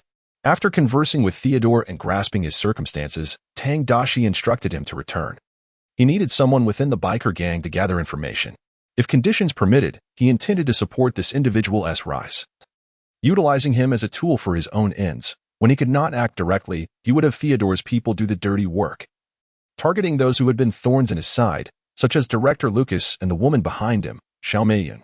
Having finished his coffee, Theodore's figure had vanished from the street. Tang Daxi leisurely returned to his patrol car, starting the engine and heading back toward the hotel. It was not until he passed a beach and spotted bikini-clad beauties that he decisively parked in a nearby lot. The recent days of intense gunfights had left him feeling weary. Often, he needed to remain on high alert in the face of criminals. Observing beautiful women was undoubtedly one of the best forms of relaxation. Galveston Beach was not far from Tang Daxi's hotel, and even at 10 in the morning, many were already basking in the sun. Foreigners have a penchant for sunbathing. What was once a luxury pastime for the affluent has now become commonplace, with many striving to achieve a sun-kissed hue to display a semblance of a comfortable life. This desire to show off is a universal human need. As he stepped onto the beach, a satisfied smile graced Tang Daxi's face. Numerous attractive women frolicked in their bikinis, the sight stirring a pleasant thrill within him. Men are remarkably easy to please. a mere glimpse of beauty suffices. The only disappointment for Tang Daxi was that some larger women, with admirable figures, occasionally obstructed his view. For instance, two girls, resembling supermodels in build, were momentarily shielded by a hefty woman approaching, who likely weighed around 300 pounds. Go away. It's about time to leave. Yet you're still lingering here, blocking the way for the young ladies. Tang Daxi, speaking in his hometown dialect, turned and headed to a nearby ice cream shop, securing a spot to sit. After ordering a cold drink, he took out his phone to browse for houses. He was certainly unwilling to return to his previous residence, as the first floor had seen 3 unfortunate incidents, transforming it into a haunted place. Moreover, its location had been compromised, prompting the need for a new abode. In Houston, the housing prices are relatively moderate. A small villa of around 200 square meters can be acquired for about $300,000, which is quite economical compared to the larger cities back home. However, one must consider the annual property tax, which adds up to a significant expense. It would be prudent to seek a high-end community with better security. As Tang Daxi scrolled through listings, he reflected on his current efficiency in apprehending criminals, which had resulted in a swift influx of funds, especially with the assistance of a wealthy benefactor, making the purchase of a decent home quite feasible. While he was engrossed in his search, a system notification chimed in his ear. The number of elite contributors has reached 5,000, achieving the milestone of a seasoned editor. Every article you produce is of exceptional quality, revered as a mentor by the second-rate authors, who regard your work as a standard. Your occasional flashes of brilliance can create masterpieces that even the chief editor must acknowledge as formidable competition. Reward, passive skill, justice cashback. Justice cashback. Upon eliminating a criminal, 1/5 of their wealth will be transferred to your bank account, with the funds being completely legal. Wow, a bounty of gold coins. Surprised by the sudden reward, Tang Daxi pondered aloud. Wasn't there only over 2,000 last night? How did it accumulate to 5,000 so quickly? The effectiveness of the host's new article has been remarkable. Please continue your efforts. Upon hearing the system's response, Tang Daxi promptly opened the backend to check. Indeed, the data on his latest article was astonishingly good, surpassing any previous piece, with an exceptionally high share rate. He examined the shares, noting that most were from individuals who had served in the military or had friends and family who had. Additionally, the historical events surrounding MacArthur and the suppression of protesting veterans were resurfacing. Such a well-reasoned article had undoubtedly ignited the anger of its readers. Consequently, a portion of the more extreme-minded veteran victims naturally transitioned into elite contributors, clarifying everything. Chapter 47. A mischievous child snatches my handheld pancake, demands 10 bullets in compensation. Fortunately, with a super account, the heightened attention would likely not lead to a ban. Tang Daxi clicked his tongue, then inquired further with the system about the new skill. Justice cashback. Upon confirming that any killed criminal would yield a cashback, he fell into deep contemplation. Most of the criminals he had eliminated were not particularly wealthy. Those who had money did not resort to petty crimes for their wealth. The concept of criminals becomes rather simplistic. How many individuals from the upper echelons of society have not committed transgressions? It is merely that they evade the consequences of their actions, yet the crimes undoubtedly exist. Take, for instance, the infamous Lolita Island. If one were to eliminate 10 prominent figures who have visited the island, it is likely that a few innocent lives would be lost. However, among the 10, at least one would surely remain unscathed. It would be delightful to see a few from the wealthiest ranks meet their end. Tang Daxi sighed, reflecting that the most efficient way to amass wealth was to exploit the fortunes of others. Having finished his chilled beverage, he realized it was nearly lunchtime. Tang Daxi rose to return to his hotel, where the chef's culinary skills were commendable. The steak and other dishes delivered that morning had pleased his palate. As he departed the beverage establishment and made his way toward the parking lot, a tantalizing aroma wafted through the air. Following the scent, he discovered 2 Mexican vendors selling burritos, with several customers queuing up. This was promising.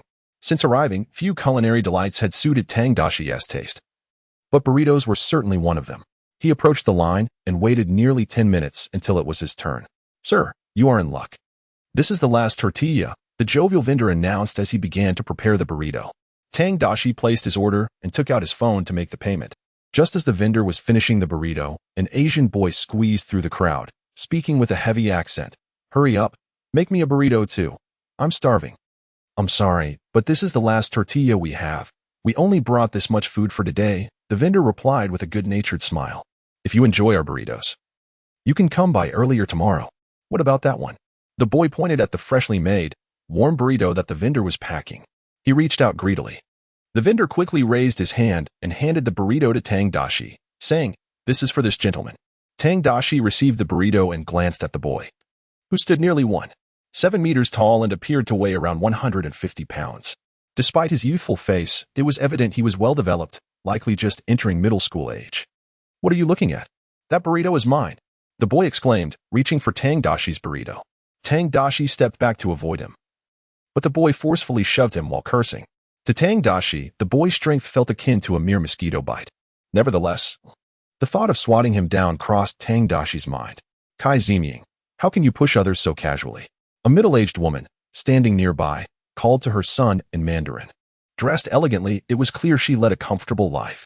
She turned to Tang Daxi, her expression apologetic, and spoke in English. "I truly apologize. He is simply very hungry." "You are also from Asia, right? You look somewhat like an Eastern person." "You're the one who looks like an Eastern person," Tang Daxi retorted in Mandarin. Originally perturbed by the antics of this unruly child, it was unexpected for the mother to exhibit a similar lack of discernment, immediately questioning whether she was of Eastern descent. How could one resort to such derogatory language so readily? The moment she uttered a phrase laden with nationalistic pride, the apologetic expression on the middle-aged woman's face vanished, replaced by disdain. Casting a scornful glance at Tang Daxi, she remarked with evident contempt, "With such lowly manners, you must be Chinese." "Oh, so it's the Chinese who are lacking in civility?" Tang Daxi retorted with a cold smirk. "Then you must not be Chinese." "Of course not. My son and I are Americans. Can we possibly be like someone of your ilk?" The middle-aged woman proclaimed haughtily, eyeing Tang Daxi with derision. "Look at you, either a tourist or a student, fresh off the boat, I presume? The United States is not like China. Here, one must learn to respect and yield to children." What adult would ever compete with a child for food? Had Tang Daxi been the man he once was, he might have vehemently rebuked this woman's audacity. However, he had transformed. He was now a man of substance. Thus, he lunged forward, delivering a calculated punch directly to her heavily made-up face. The impact was resounding, propelling her 3 meters away, tracing a graceful arc through the air before she crashed onto the sand. Following the blow, Tang Daxi pursued her, pinning her to the ground and administering several resounding slaps while shouting in English, "You vile creature, why do you discriminate against me? Why call me a pervert? I was born with gender dysphoria. I identify as a woman without encroaching upon your existence. Why must you insult me so?"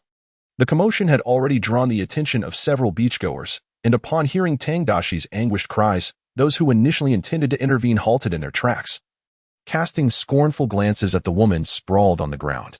Such a wretched individual deserved to be struck. The woman, lying on the sand, seethed with rage upon hearing Tang Daxi's accusations. Having lived in America for 3 years, she was acutely aware that certain remarks were beyond reproach. Yet, at that moment, she found herself utterly incapable of defending her actions. The force of his slaps was overwhelming. With each strike, her vision was obscured by golden stars, and a relentless buzzing in her ears culminated in a piercing tinnitus. As Tang Daxi continued his assault on the woman, her son, Kai Ziming, finally sprang into action. Fists clenched, rushing towards Tang Daxi while shouting, "I'm going to kill you." However, as he reached Tang Daxi, the latter deftly evaded his attack. While Tang Daxi had justifiable reasons for his actions and was confident in his safety, striking a child felt decidedly inappropriate. After evading the onslaught of the small beast, Tang Daxi maintained a distance of over a meter, skillfully maneuvering to give the creature the illusion that it could strike at any moment, yet remain just out of reach. The chase ensued, with Kai Ziming growing increasingly agitated, bellowing like a frenzied wild boar. It was evident that he had entered a state of complete rage. Tang Daxi's gaze shifted ahead, where a tall Hakibi reclined on the beach, basking in the sunlight. He charged towards the Hakibi and, upon nearing it, leapt over its body. Kai Ziming, fixated solely on Tang Daxi, failed to notice the dark creature lying on the ground. In his haste, he accidentally stomped right on the Hakibi's forehead, nearly causing its brain to splatter under the weight of his foot. Chapter 48. Sand Currency Here in America. The Hakibi, currently indulging in its sunbathing, let out a piercing scream and sprang to its feet, toppling Kai Ziming in the process.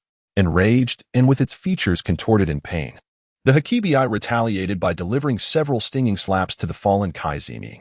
After the sound of a few crisp slaps echoed, the Hakibi, overwhelmed by agony, released the small beast and squatted on the ground, cradling its groin, its face twisted in distress, utterly drained of energy to continue the assault. Standing nearby, Tang Daxi feigned concern in English. "Oh dear child, are you all right? You really shouldn't be so impulsive. Harming others will only lead to your own suffering. I'll kill you. You bastard," Kai Ziming exclaimed, having lost a few front teeth from the Hakibi's slaps, his speech slightly slurred as he turned and ran back towards his mother. Tang Daxi initially presumed the boy intended to summon his mother for assistance in the battle. However, he was taken aback when Kai Ziming retrieved a handgun from his mother's bag. If he wasn't mistaken, it was a 365. A firearm currently in high demand in America. His good friend Sean owned one himself. "Oh my God, child, what are you doing? Calm down, put that down. It's far too dangerous," Tang Daxi shouted, waving his hands frantically as seasoned players nearby began to retreat, adeptly seeking cover. "I'll kill you. I'm not old enough to be prosecuted, so you can die," Kai Ziming shouted, disengaging the safety and preparing to fire at Tang Daxi. Having lived in China for most of his life, he naively believed that as long as he was underage, he could escape the consequences of murder, thinking that his family could simply pay any fines, as they were not lacking in wealth.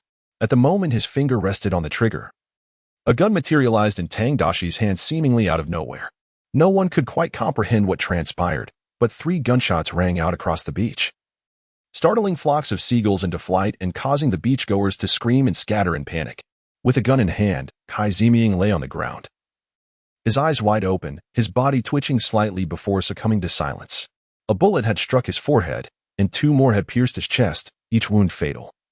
The kind from which one could not resurrect even after a minute of watching an advertisement. The woman lying on the ground could hardly comprehend that Tang Daxi had dared to shoot her son. Stunned for a moment, she suppressed her pain and struggled to rise, clutching her son's lifeless body and wailing his name. Yet, after Tang Daxi's 3 shots, the young man had long lost consciousness and could not respond to her frantic calls. "Hey, calm down. What you need to do now is call for an ambulance, not scream here," Tang Daxi reminded her loudly. At this, the woman's eyes turned completely red, tears streaming down her face. Call for an ambulance? She seized the handgun that had fallen to the ground and, in a fit of rage, turned to shoot at Tang Daxi. As gunfire erupted once more, she collapsed alongside her son, both victims of a tragic fate. Tang Daxi shook his head, sighing, a sympathetic smile gracing his lips. The thrill of gunfights was exhilarating. If there's trash, simply eliminate it. He quickly took out his phone to report the incident and contact his colleagues. "Oh my God, brother. How is it that you encounter such filth even while resting at home? Perhaps you truly are a natural-born nemesis of criminals." Sheriff Sean chuckled upon receiving his call, expressing concern. "Are you all right? It's hard to get hurt dealing with such trash. Indeed, to take you down, I would need at least 50 hockeys, as you wouldn't carry that many bullets on you." Sean laughed heartily on the other end before hanging up and rushing over. Just after he ended the call, another call came in for Tang Daxi. Seeing the unfamiliar number, he answered casually, "Hello? Is this Mr. Tang Daxi? I am attorney Colin from the White Eagle Law Firm. Your great-aunt passed away and left a will regarding her estate." The lawyer proceeded to explain his purpose. Upon learning that a distant relative had bequeathed her inheritance to him, Tang Daxi instantly understood, his gaze falling upon the bodies of the mother and son. This woman, killed by his hand, had activated a skill of justice, rewarding him with coins. According to the system's description, eliminating criminals would return 1/5 of their assets. The inheritance mentioned by the lawyer, after taxes, amounted to a staggering $23 million. This sudden windfall left Tang Daxi momentarily dazed. "If there are no issues on your end, the money will be transferred to your bank account later, and the will be mailed to you. Should you need financial advice or have any other inquiries, feel free to contact me. Wishing you a pleasant life." "All right. Thank you for your hard work." Understanding the situation fully, Tang Daxi secretly reveled in his fortune. Obtaining such a substantial sum so effortlessly, this woman truly had some power. No wonder she was a wealthy individual. However, the notion that eliminating her would yield gold coins indicates that this woman is undoubtedly of questionable character. What kind of virtuous individual could raise such a wretched creature? Tang Daxi internally assessed the mother and child as foolish for their inability to distinguish between domestic and foreign servers. Once the police vehicle arrived, the scene was swiftly cordoned off. Sean, the team leader, followed protocol and posed several inquiries to Tang Daxi before ushering him into the police car. while the remaining officers stayed behind to secure the area. The tragic shooting of a mother and child on the beach created quite a stir, particularly due to the involvement of a minor. Upon returning to the precinct, Tang Daxi's colleagues expressed their astonishment upon hearing the news. While taking down a criminal was one thing, the killing of a mother and child, especially a young one, could become a significant issue if not handled properly. The news quickly reached Chief Lucas, who, while engrossed in his office work, burst into laughter upon learning of the incident. Discharging a firearm at a child was undoubtedly a grave matter. After a moment's contemplation, he summoned a subordinate into his office and instructed, "Investigate Officer Daxi's situation thoroughly. If he has indeed committed a transgression, we must ensure he does not tarnish the reputation of the Houston Police Department." "Understood, Chief." The sergeant, recently transferred to the inspection department, grinned. The group of officers who had joined in recent years were all loyal to Lucas. According to procedure, Tang Daxi was currently undergoing questioning by several officers. Given their camaraderie, their demeanor was notably amiable, as they did not believe Tang Daxi would recklessly engage in such violence against a mother and child. Chapter 49. Although I have taken their lives, I am the victim. Thus, the situation unfolds as you went to purchase a Mexican burrito, only to have this mother and child confront you and insult your minority status, leading you to retaliate in frustration, after which her child attempted to shoot you, forcing you to act in self-defense. After clarifying the details, Sheriff Sean, who was participating in the investigation, struggled to suppress a laugh. The peculiar circumstances surrounding his close friend had become clear to him. Indeed, her insults traumatized my little girl's spirit, causing me to become mentally overwhelmed and lose control. I truly do not comprehend the state of our society. Why are we, as a minority, perpetually persecuted? If it were not for my minority status, perhaps today's tragedy could have been averted. Tang Daxi spoke with a pained expression, his voice choked with emotion. "It's all right, Daxi. This is not your fault. You were born into a minority, and you deserve respect. The fault lies with those who harbor discrimination." A female officer quickly stepped in to comfort Tang Daxi with gentle words. "Thank you, Lucy." Tang Daxi, touched, embraced his colleague Lucy and exchanged a kiss on the cheek before returning to elaborate on further details. During the investigation of Tang Daxi, the two elderly Mexican men who made burritos were also summoned to the police station for questioning. These two eyewitnesses provided ample evidence of Tang Daxi's innocence, as it was indeed the mother and son who instigated the altercation. With the presence of these two witnesses, along with several others who were present, a group of concerned officers breathed a sigh of relief. It appeared that all would be well. He was merely a pitiable victim, compelled to take the life of the mother and son in self-defense. "Hey, brother, your coffee," Sean said, walking in with a freshly brewed cup and smiling as he reminded Tang Daxi, "The eyewitnesses have confirmed your innocence. Thank them. There are still good people in this world." Tang Daxi replied with a grateful smile. Thankfully, it was the elderly woman who had insulted him in Chinese, which had emboldened him to retaliate by accusing her of disparaging his minority identity. The two elderly Mexicans, unable to comprehend the Chinese language, perceived the situation as a mischievous child being supported by a mother and bullying someone. "Also, the husband of the woman you shot is outside, wailing uncontrollably," Sean said, unable to hide his disdain. "That guy is utterly ridiculous. He demands we execute you to avenge his wife and child, claiming he once stole Chinese intelligence for the United States, as if that makes him a hero. What an idiot. No decent person could respect someone who takes pride in being a traitor to their own country. How could a scoundrel who does not love his own nation possibly love another? I wouldn't trust the neighbor's dog to be more loyal to me." Tang Daxi clicked his tongue, understanding now why his act had yielded such a bounty of gold coins. She was the wife of a traitorous scoundrel. At that moment, in the lobby of the Houston police station, an Asian middle-aged man sat on the floor, weeping loudly. He had arrived in the United States just last month, while his wife and child had been living here for several years. To make this journey, he had resorted to every means possible to exploit his position for money, secretly transferring those funds to his wife's name, all in hopes of enjoying a life of freedom and prosperity together. But what happened? In the brief time he stepped out to purchase something, they had gone to meet their maker. What then was the meaning of his sacrifice? "Mr. Kai, please try to remain calm. We deeply regret what has happened to your loved ones, and the investigation is ongoing." A female police officer of African descent approached Kai Songying, attempting to soothe his distress. "Rest assured, we will thoroughly investigate and provide you with a satisfactory explanation. I believe in the fairness of the American judicial system. The United States possesses the greatest judicial system in the world. The wrongdoers will surely be punished. I am merely heartbroken for my wife and child. They were so kind and good. Why has fate treated them so unjustly? Kai Sung-hing wept, tears streaming down his face as he grappled with the meaning of his existence. The officer continued to comfort him, repeatedly assuring him that evil would ultimately face justice. The white officers, who maintained a cordial relationship with Tang Daxi, observed from a distance, scoffing at the rhetoric emanating from her lips. Since Lucas assumed the position of chief of the Houston Police Department, the entire department had splintered into two factions. One faction comprised Sean and his cadre of redneck white officers, staunch Republicans through and through. The other faction, naturally, consisted of Lucas's loyalists, an unbroken line of black officers who, under the banner of combating racial discrimination, clamored for half of the police force in Houston to be composed of black officers. They were the so-called Democrats, fond of engaging in that particular brand of political correctness, waging a relentless battle against Sean and his associates. Kai Sung-hing, after a tumultuous bout of tears, finally managed to stabilize his emotions.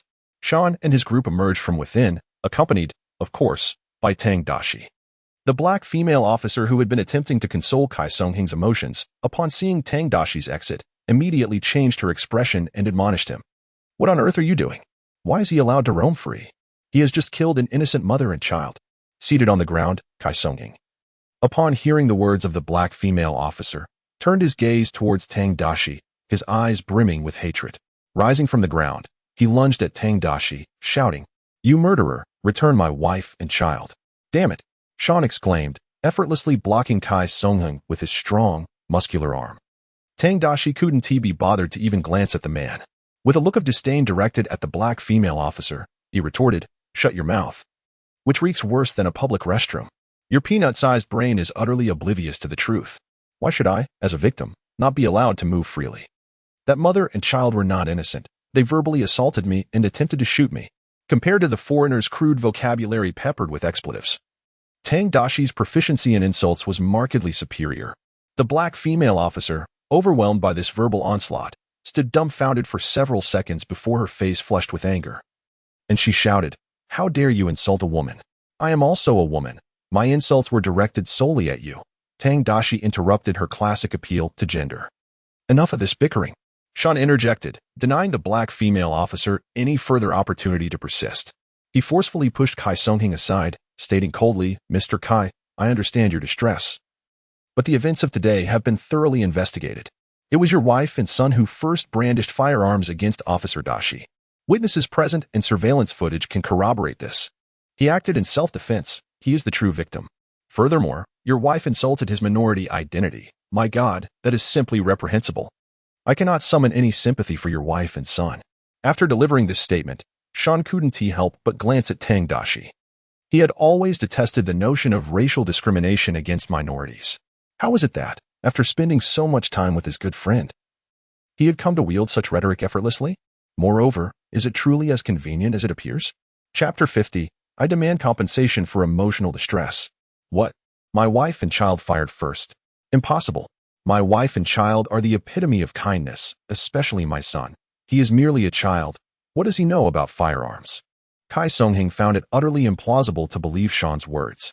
In his eyes, his wife was the most benevolent and gentle woman in the world, and his son was the most understanding and obedient child. How could they possibly engage in such an act of violence? The truth remains, evidence and witnesses abound.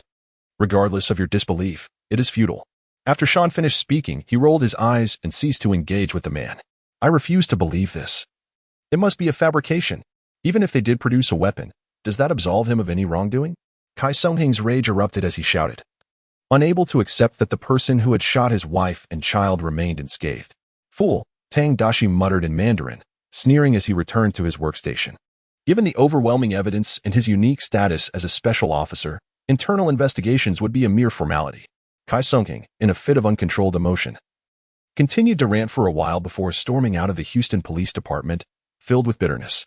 Shortly after his departure, Sophia sent a message, requesting Tang Daxi to visit her office. He rose and entered, shutting the door behind him. Sophia, who had been waiting, rushed to embrace Tang Daxi, asking, "Are you all right? Is there any issue?" "That man brought this upon himself," he replied. "Really?"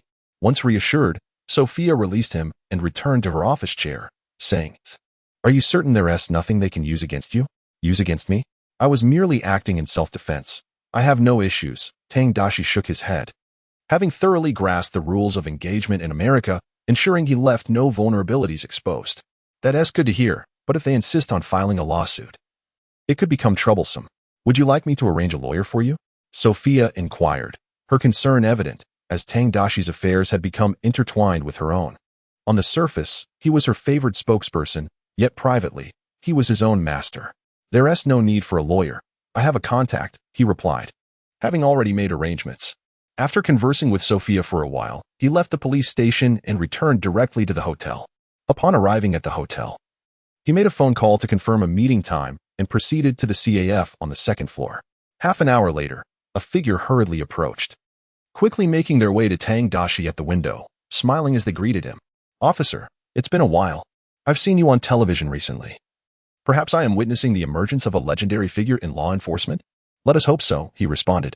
With a smile, Daxi handed the menu to the less-than-reputable lawyer, Saul, saying, take a look and see what you fancy to drink. As long as it isn't black coffee, I truly cannot fathom why anyone would enjoy that. Saul casually ordered a cup of coffee, straightened his suit, and turned to Daxi with a grin. Officer Daxi, in which area would you like me to represent you? Perhaps in economic matters? He continued, somewhat boastfully, I am indeed well-versed in all fields of law. He was the archetypal litigator, his reputation tarnished within the industry due to his willingness to accept any case, including dealings with illegal immigrants. Daxi had heard some tales about Saul from Sean and felt a measure of confidence in him, sharing the events of the day with a smile. So, you mean to say that the other party intends to sue us, and you require my assistance in mounting a defense of not guilty? Saul snapped his fingers. No problem. This is precisely my forte. In addition to his work with illegal immigrants, he often found himself entangled with gang members, frequently defending them against charges. There's no need for that. I am innocent. Daxi recounted the incident from his perspective, then, displaying an expression of distress, grasped Saul's hand fervently. I need compensation. I seek damages for emotional distress. Can you comprehend my suffering? Oh my, I can certainly relate. A marginalized individual insulted and nearly shot at, bringing immense psychological strain upon you. This must have severely jeopardized your health, hasn't it? Indeed, I will undoubtedly suffer from insomnia tonight. Haunted by dreams of their mother and child humiliating me and shooting at me, waking in terror. That is truly dreadful. Poor sleep can profoundly impact one's life. You are entitled to a substantial compensation for this. What are the financial circumstances of the opposing party? They must possess at least 100 million in assets. That should suffice. Upon hearing of the 100 million, Saul could no longer suppress the smile that spread across his face. Winning this case could yield him a significant sum. The two kindred spirits firmly shook hands, instantly transforming into good friends and comrades, engaging in conversation for some time in the CAF. Finally, Saul rose, chuckling, Oh, my friend. I believe I must be on my way. Please send me the details of the opposing party. I need to prepare. I will email you the information. Very well. I wish you restful sleep tonight. If it becomes unbearable, consider visiting a psychologist and do keep a record. I shall certainly do so. After watching Saul depart, Daxi broke into a grin. He still wishes to sue me? With such rare opportunities at hand. Not to bring him to ruin would be a disservice to the advantages of my circumstances. Chapter 51. The old master has already paid. Once Saul had left, Daxi returned to his suite to take a shower. However, just as he was midway through, the doorbell rang. Knowing it was Sophia, he promptly went to open the door for her. As Sophia entered, she was greeted by the sight of Tang Daxi, his body glistening with moisture. Instantly captivated by the symmetry and definition of his muscles. Shall we? She inquired playfully. Of course, how could a boy like you manage to stay clean? After an extended bathing session, both felt too languid to venture out for dinner, opting instead to have the hotel staff deliver their meal. Dining comfortably in the suite's living area. Even during their meal, Sophia couldn't resist nestling close to Tang Daxi, her face radiating happiness. Darling, being with you gives me that exhilarating feeling of young love. It truly brings me joy. I feel the same. Tang Daxi nodded, witnessing the satisfaction and vitality emanating from Sophia, as if she were glowing with happiness. I'm able to stay here with you tonight. Sophia winked at Tang Daxi, offering him a piece of perfectly sliced steak. So make sure you eat well. Tonight might require extra energy. That sounds wonderful, but won't your absence at home raise suspicion? Tang Daxi cautioned. concerned that Sophia's exuberance might inadvertently expose their secret. As the old saying goes, one must be both bold and meticulous. Not at all. He has been away for some time, Sophia replied dismissively, knowing too well that his time at home was far less than his time spent traveling. Well, I often worry about that. Fearing you might be discovered, Daxi admitted, gently squeezing Sophia's hand. If only we had met sooner, we wouldn't need to be so covert. Sophia gazed at Daxi with soft eyes, then expressed a hint of guilt. I'm sorry, my dear. Perhaps this is simply fate. Besides, I cannot divorce to be with you. It's all right. I am content as long as I have you. Daxi reassured her, though his heart swelled with joy at her words. What he truly desired was for her to declare, tomorrow, I will go home and divorce to be with you. That would indeed be a thunderbolt of joy. Truly sorry. Darling. By the way, you're still driving a police car, aren't you? Do you have a favorite vehicle? At your age, you should possess a car you adore, Sophia noted. Her heart aching upon seeing Daxi's despondence, striving to compensate for his melancholy. The police car is quite sufficient. There's no need for you to spend on trivialities. Just having your company is enough for me. Daxi shook his head, declining her generous offer. He recalled a villainous character from a novel who excelled at living off wealthy women. He had learned these tactics from such stories. Indeed, the more he resisted, the more determined Sophia became to buy him something, feeling an urge to alleviate her guilt. On this particular night, had it not been for the commendable soundproofing of the hotel suite, the disturbances from the adjacent room would have rendered sleep impossible. Having endured a restless night, Tang Daxi resolved to forego slumber altogether, intending to visit a psychiatrist at dawn. Indeed, it was the weight of mental strain that had caused his sleepless night, filled with nightmares. As the clock approached 9 in the morning, Tang Daxi roused Sophia, who was in such deep slumber that the alarm had failed to awaken her. Groggily emerging from her dreams, Sophia sat upright, her alluring figure on display, prompting Tang Daxi to ponder why her husband would choose to venture out daily. After much contemplation, only one possibility emerged: he must have a penchant for men. Or perhaps he preferred to embody femininity. Reluctant to commence the day's labor, Sophia remarked that being with him was far more delightful than attending work. Once she regained her composure, Sophia leaned in to plant a kiss on Tang Daxi's cheek before reluctantly rising to freshen up. Tang Daxi accompanied her in the morning rituals, and after they had breakfast, they shared a parting kiss at the suite's entrance before departing the hotel, one after the other. Upon leaving the hotel, Tang Daxi headed directly to a nearby hospital, where the psychiatrist specializing in psychological counseling was known for collaborating with the Houston Police Department. Officers grappling with psychological burdens from their duties frequented this establishment for therapy. Despite having endured a tumultuous night, Tang Daxi's robust constitution rendered it a trivial matter. Thus, he felt compelled to feign a demeanor of lethargy and despondency while confiding in the esteemed psychologist regarding his troubles and anguish. "Oh dear, this is indeed unfortunate. I recognize you. I have seen your interviews," the seasoned psychologist remarked, a look of sympathy crossing his face as he firmly shook Tang Daxi's hand. "As a member of a minority community, your life has undoubtedly been fraught with challenges. I understand the profound impact this has had on you. Have you truly reached a point of suffering such that you cannot sleep through the night?" "Yes," Tang Daxi replied, distress etched on his face. "The moment I close my eyes, I see that mother and child, bloodied and standing at my bedside, cursing me and threatening my life. I have become too afraid to sleep." His gaze was filled with exhaustion and helplessness as he continued, "I even begin to wonder if I am to blame. If I had not resisted and allowed them to end my life, would I not be in such torment?" "Hey, young man, how can you think like that? You are an exceptional officer," the psychologist quickly interjected, employing the most professional rhetoric to counsel Tang Daxi. After nearly an hour of conversation, Tang Daxi's emotional state appeared considerably more stable.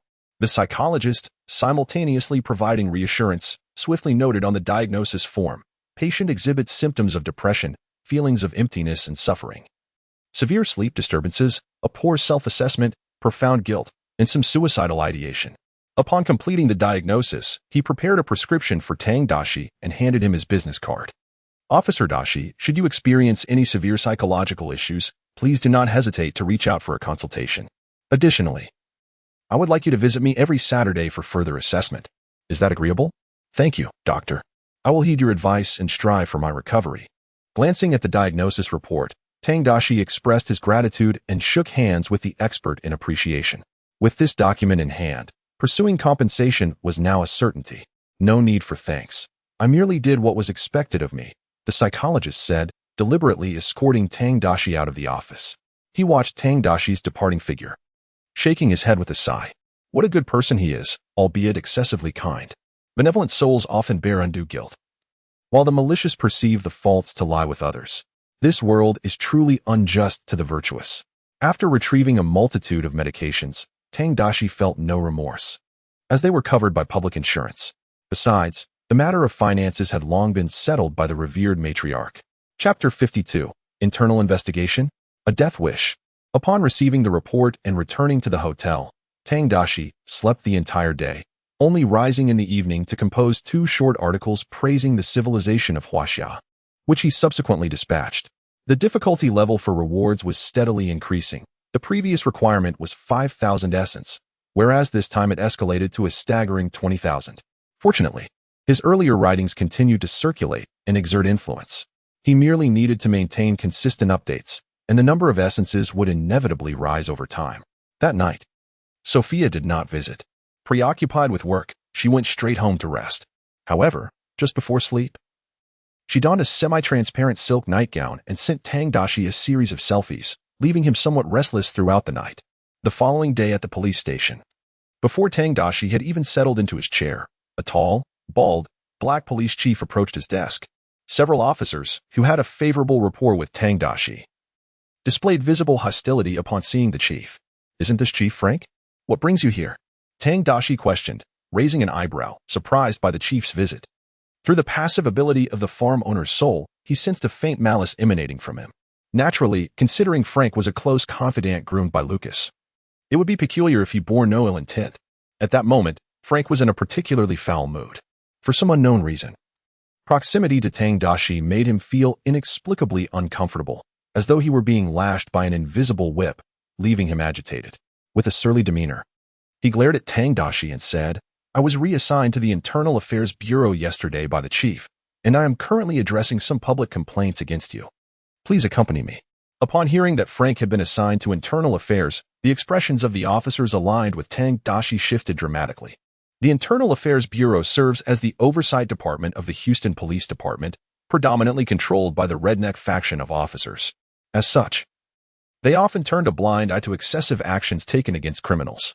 However, now that Frank was involved, it signified that the struggle between the factions would intensify, and this group would undoubtedly seek to make things more difficult for them. No wonder Supervisor Anthony was reassigned to oversee information technology a few days ago. Tang Daxi squinted, pondering if Anthony's recent relocation was merely a ploy to elevate this individual. Do you comprehend my meaning? Noticing Tang Daxi's silence, Frank impatiently urged, This is an order. Are you intent on defying the precinct's regulations, rookie? Rookie? At the mention of this term, Tang Daxi rose, scoffing. If you consider me a rookie, perhaps we could arrange a cowboy duel, wagering our very lives. Of course, if you prefer to play the coward, I have no objections. The words elicited whistles from several officers nearby, their eyes gleaming with amusement as they regarded Frank, in the Houston Police Department, who truly had the audacity to label Tang Daxi a rookie. His marksmanship was well known to all. Frank's already dark expression deepened, possessing the intelligence to become a sheriff. He understood that refusing to back down could lead to dire consequences. Thus, he shifted the conversation, stating, Last time I asked you, will you cooperate with the investigation? Or do you wish to be escorted in? Since it was a coward's request, he reluctantly acquiesced. Tang Daxi grinned and followed Frank, acknowledging that the Internal Affairs Division wielded considerable power, making non-cooperation untenable. With Frank branded as a coward by Tang Daxi, he seethed internally, resolved to ensure the newcomer faced some hardships once they entered. Upon arriving at the interrogation room, 2 officers had already taken their seats, recently assigned to Internal Affairs. As Tang Daxi entered, both cast him unfriendly glances. They were acutely aware of how distasteful Tang Daxi was, having apprehended and gunned down numerous criminals, all of whom were from their own ranks. This individual had the audacity to boast in front of reporters that he too belonged to their group. Even if he were one of them, he stood alongside the landowners, aiding them in oppressing their own kind.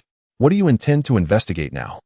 If it pertains to the shooting of that mother and child, I believe the evidence and witnesses sufficiently attest to my innocence.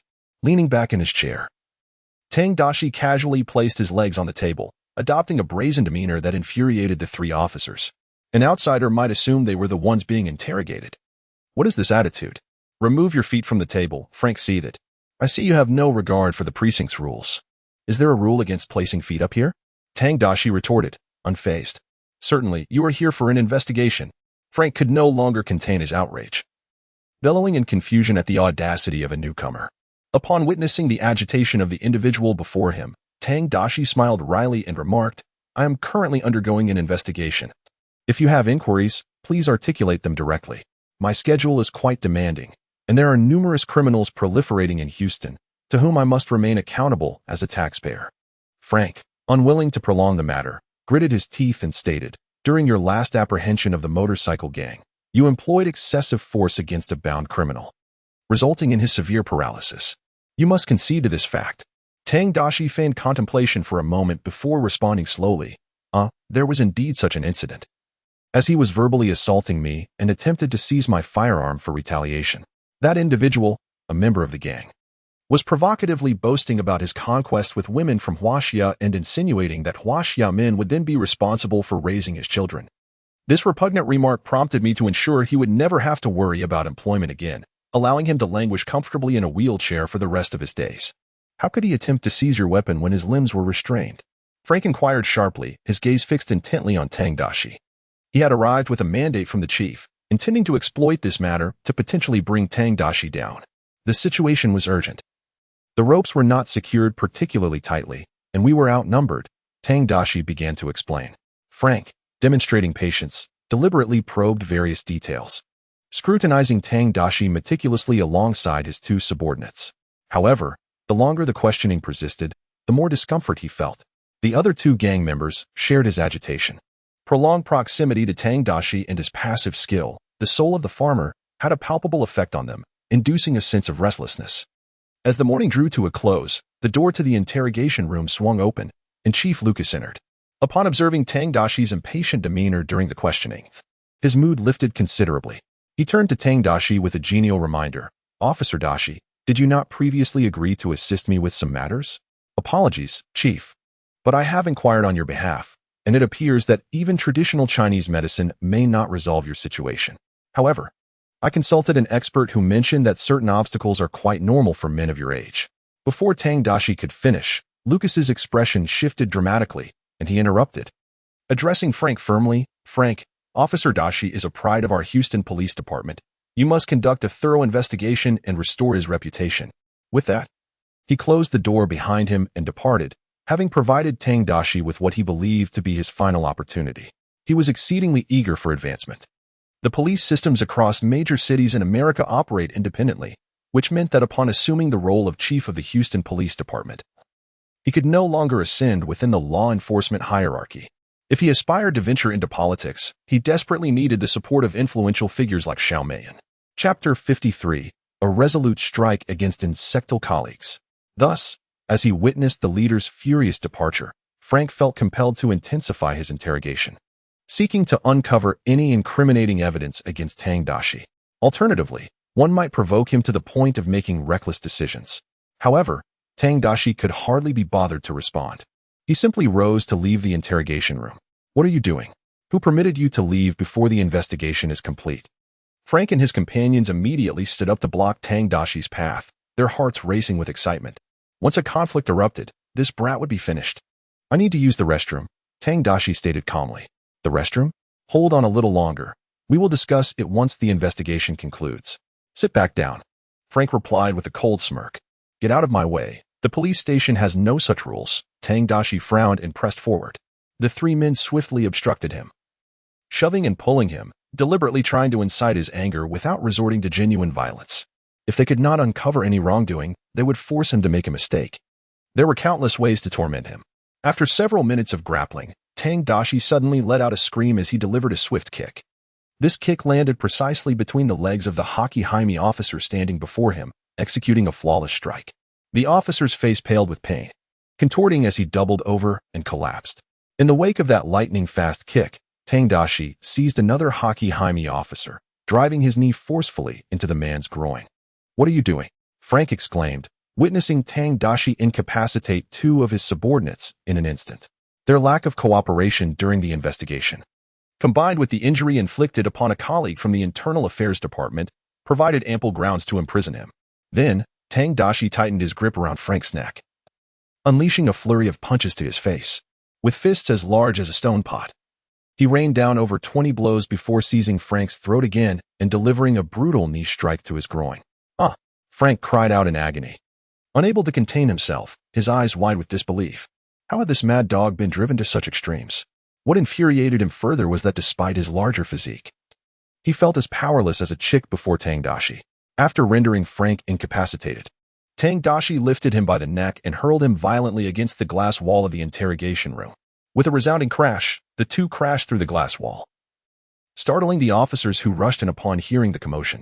Witnessing Tang Daxi lift Frank, who stood nearly 2 meters tall, as if he were mere refuse, and then slam him to the ground, the onlookers felt the floor tremble beneath them. They exchanged incredulous glances, their minds consumed by a single thought: admiration. This man was as fearsome as the Terminator. Sean, witnessing this scene, found it impossible to smile. He had only just returned and learned that Tang Daxi had been summoned for an investigation, worrying whether this fellow would fall for it. The current situation was undoubtedly the worst possible scenario. Inflicting serious injury upon a colleague from the Internal Affairs Department meant that even Deputy Chief Sophia would be unable to protect him. As he pondered how to navigate this crisis, Tang Daxi suddenly shrieked and dashed towards a shapely female colleague, enveloping her in a tight embrace while half-crouching. Burying his face in her chest, and cried out in a choked voice, "Save me! Quickly, save me! They are trying to assault me under the guise of an investigation." "Assault? You?" The crowd fell silent for a moment before recalling Tang Daxi's identity. Indeed, this fierce individual was someone with gender dysphoria, meaning he identified as a woman. Was there truly a problem with a woman facing such a perilous situation? Frank, who had been knocked to the ground, felt the curse F rise to his lips but could not utter it. The pain was unbearable. He felt as though his face had been nearly crushed by that brute's fist. His little friend was now in agony, to the point of losing sensation. "It's all right. Darling, it's all right. We will protect you." The female officer, embraced by Tang Daxi, hurriedly patted his back in a soothing manner. After all, she was a woman, and in such circumstances, it was only natural to comfort him. Girl supporting girl. Sean and the others regained their composure, realizing Tang Daxi's cunning ploy, and promptly gathered around to offer their support. A few officers who were on good terms with Tang Daxi rushed over to Frank, berating him vehemently. "You scum. I can't believe a disgraceful assaulter like you could enter the Houston Police Department. Even colleagues want to take action against you. You are more revolting than those criminals. If you have desires, why not spend some money? Just how little would it take? Disgusting. Truly disgusting." Frank, battered and now subjected to the mental humiliation of being labeled an assaulter, found himself questioning the very meaning of his existence. In his moment of despair, a familiar figure appeared in his line of sight, stirring tears in his eyes as he weakly called out, "Chief. Damn it, what in the world is happening here?" Lucas, witnessing this grim spectacle, felt overwhelmed. Had the investigation room's walls been shattered? How could his subordinate, whom he had placed in internal affairs, be treated in such a manner? "Chief, that guy attacked us," replied Hockey, the officer who had previously been kicked by Tang Daxi, clutching his groin in pain. Lucas paused for a moment, a flicker of wild joy flashing through his heart. Finally, he had captured this fellow's misdeed. He immediately adopted a stern expression and strode toward Tang Daxi, demanding in a loud voice, "Officer Daxi, give me an explanation." Tang Daxi reluctantly withdrew his face from the warm embrace, agony etched upon his features. "Director, you must help me. Those three are attempting to violate me under the pretense of an investigation. If I hadn't fought back with all my might, I would have already been defiled. This is utterly outrageous. Such behavior is abominable. If it spreads, our reputation at the Houston Police Department will be tarnished. How can we maintain law and order in Houston with such vermin as colleagues? Director, we cannot hesitate any longer. We must strike hard." Sean and his group echoed with indignation. Lucas, veins bulging on his forehead, bellowed at Sean's group to silence themselves, then fixed his gaze on Tang Daxi. "You think we are fools? They were going to assault you in the interrogation room? Damn it, do you think this is elementary school, where lies can deceive everyone?" Turning to several officers, he commanded, "Take this bastard away." "Yes, Director." The officers advanced menacingly to escort Tang Daxi away. Chapter 54. Was their sacrifice worth it? Sean's group changed color, ready to intervene, but Tang Daxi turned back and shook his head, signaling them to refrain from rash actions. Confronting Director Lucas directly would yield no advantage. After all, he was the director and represented the police department's authority. Once Tang Daxi was led away, Lucas, with a dark expression, arranged for his 3 subordinates to be sent to the hospital for treatment, contemplating how to resolve the situation. For him, the optimal solution was to have that brat first satisfy Director Sean's demands, and then eliminate him once he no longer held any value. This way, he could surely make Director Sean exceedingly pleased and have an opportunity to advance further in her favor. This is troublesome. Daxi wouldn't really get into serious trouble, would he? Those 3 were quite injured. After Tang Daxi was taken away, a sheriff who was on good terms with him displayed a worried expression. If this matter were mishandled, it wouldn't merely result in job loss but could lead to imprisonment. Don't worry, Daxi has firmly established himself as the victim. We can trust him. Sean reassured the others, shaking his head. He then took out his phone and called Deputy Director Sophia. Once connected, Sean quickly reported the situation. Today, Sophia was not at the Houston Police Department but was attending to matters at home. Upon learning that her cherished one was in trouble, she nearly erupted with anger. However, she was acutely aware that an emotional woman could not ascend to higher ranks, so she quickly composed herself, asked a few detail-oriented questions over the phone, and then said, "Go and keep an eye on those people. Ensure they do not harm Daxi. I will handle the rest." After arranging matters with Sean, Sophia hung up and reached for her phone to contact one of her close friends. This dear friend now works at the largest media company in Houston, frequently requesting internal news materials from her. Oh, is that truly the case? It is hard to believe that 3 officers attempted to undermine a female officer within the precinct. The friend on the other end of the line exclaimed in astonishment, for this constituted a scandal of monumental proportions. Indeed, and that female officer is particularly remarkable. In what way is she remarkable? She identifies as a transgender woman, steadfastly believing herself to be female, and she exhibits extraordinary courage, outperforming her peers in the apprehension of criminals. Perhaps her brilliance incited those individuals to resort to such degrading actions against her. This represents a struggle often faced by women and minority groups. Sighing, Sophia lamented that after dealing with Tang Daxi frequently, she has become adept at employing such tactics. Damn it, I wish I could shoot those bastards who discriminate against women and minorities. Rest assured, I will ensure this matter comes to light. Those 3 scoundrels must face consequences. My dear, I appreciate your efforts, and please remember to keep this confidential. Of course, I shall say it was informed by a well-placed source, just as before. After hanging up, Sophia pondered for a moment, still feeling somewhat uneasy, and set aside her tasks to drive back to the precinct. Meanwhile, Tang Daxi sat leisurely in his cell, smoking a cigarette. The basement of the Houston Police Department has designated rooms for holding prisoners. After being brought here, the 3 officers were restless, eager to exact revenge for their compatriot. Fortunately, Sean arrived with a few white officers, confronting the group and preventing any chaos. The 2 sides were locked in a standoff. Had it not been for their positions and departmental regulations, a confrontation might have ensued. In the eyes of Sean and his colleagues, what right did these officers have to call themselves police? Conversely, the officers viewed Sean and his peers as despicable racists. It was not until Chief Lucas arrived that this deadlock was broken. "What are you all doing here? Don't you have patrol duties?" Seeing Sean's group gathered, Lucas scolded them with a stern expression, clearly understanding their intentions. "Or do you wish to find a different job? How about sweeping the streets? I order you all to leave this place at once. Brothers, go back to work. I doubt anyone would dare to trouble a victim." Tang Daxi also encouraged Sean and his group to depart. Having recognized Sean's gesture for a phone call when he entered, he understood that Sean had already contacted Sophia. Knowing Sophia's intelligence, she would surely know how to proceed. Sean and his group nodded and left with grim faces, leaving Lucas and the 3 officers behind. Lucas stood outside the iron door, gazing at Tang Daxi, a sense of victory swelling within him. To think that a mere officer could cause him such turmoil.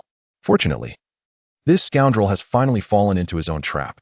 Having committed such a grievous error, not even that wretched Sophia could save him, inflicting severe injuries upon 3 colleagues. He has ensured that even the police union will stand against him. Casting a glance at his subordinates from the hockey black faction, Lucas instructed, "You may leave for now. I wish to speak with him privately." Once the subordinates were dismissed, Lucas turned to Daxi with a beaming smile. "Officer Daxi, there is no need for us to discuss anything else. 3 of your colleagues have been gravely harmed and rushed to the hospital. There is no justification that can absolve you from this transgression." Pausing for effect, Lucas continued, "Therefore, Perhaps we should consider a collaboration. You assist me, and in return, I shall assist you in persuading them not to pursue this matter further. You know, I have always held your capabilities in high regard. Do you not find it somewhat disingenuous to utter such words, Mr. Chief? Daxi replied with a smirk, eyeing Lucas.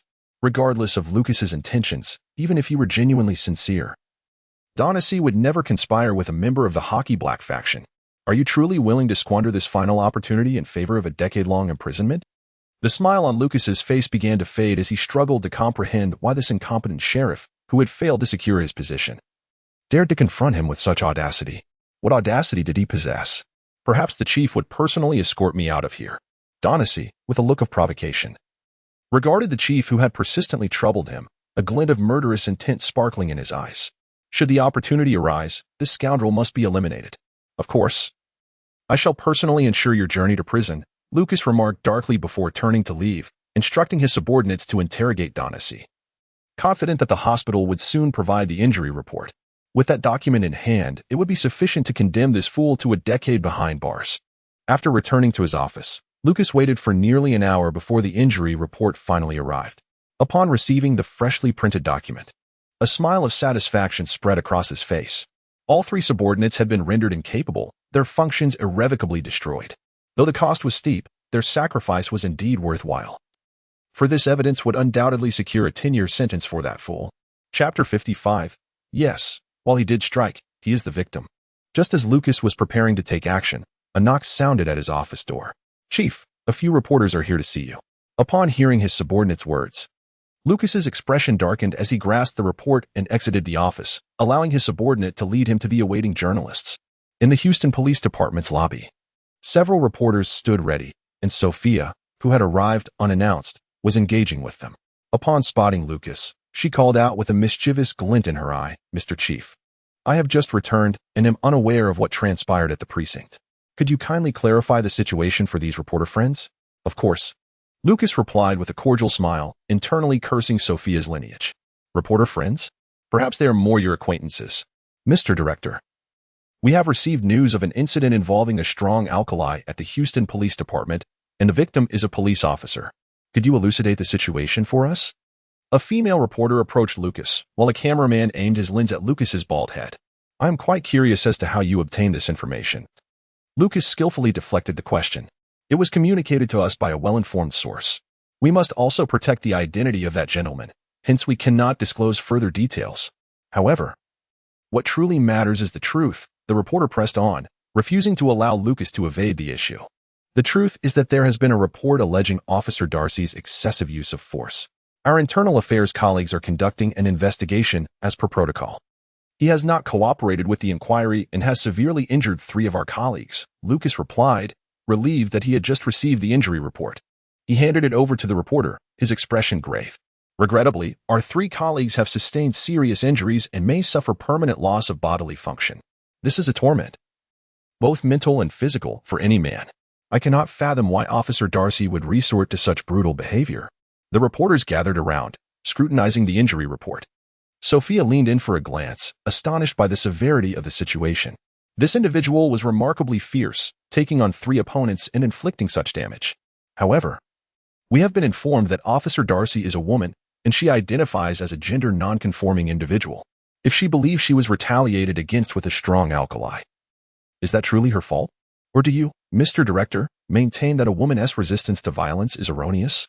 A female reporter queried sharply. Lucas felt beads of sweat forming, acutely aware that as a proponent of democratic ideals, uttering such politically incorrect statements could jeopardize his career. He quickly responded, women deserve respect. And when faced with danger, they certainly should resist.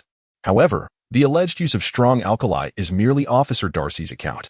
Do you genuinely believe that 3 mentally stable officers would engage in such conduct within the precinct? That seems implausible. Why not? Do you believe a woman would assault 3 men without provocation? She must have been subjected to oppression. Mr. Director, this reflects a quintessentially male perspective, the reporter countered aggressively.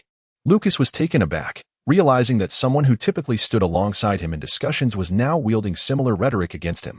Under the pressure of scrutiny, he felt the tension rising and hastily denied. This is merely my personal assessment. The truth necessitates investigation to emerge. In any case, the law will not spare any wrongdoers. And how long will the investigation take? Another reporter inquired.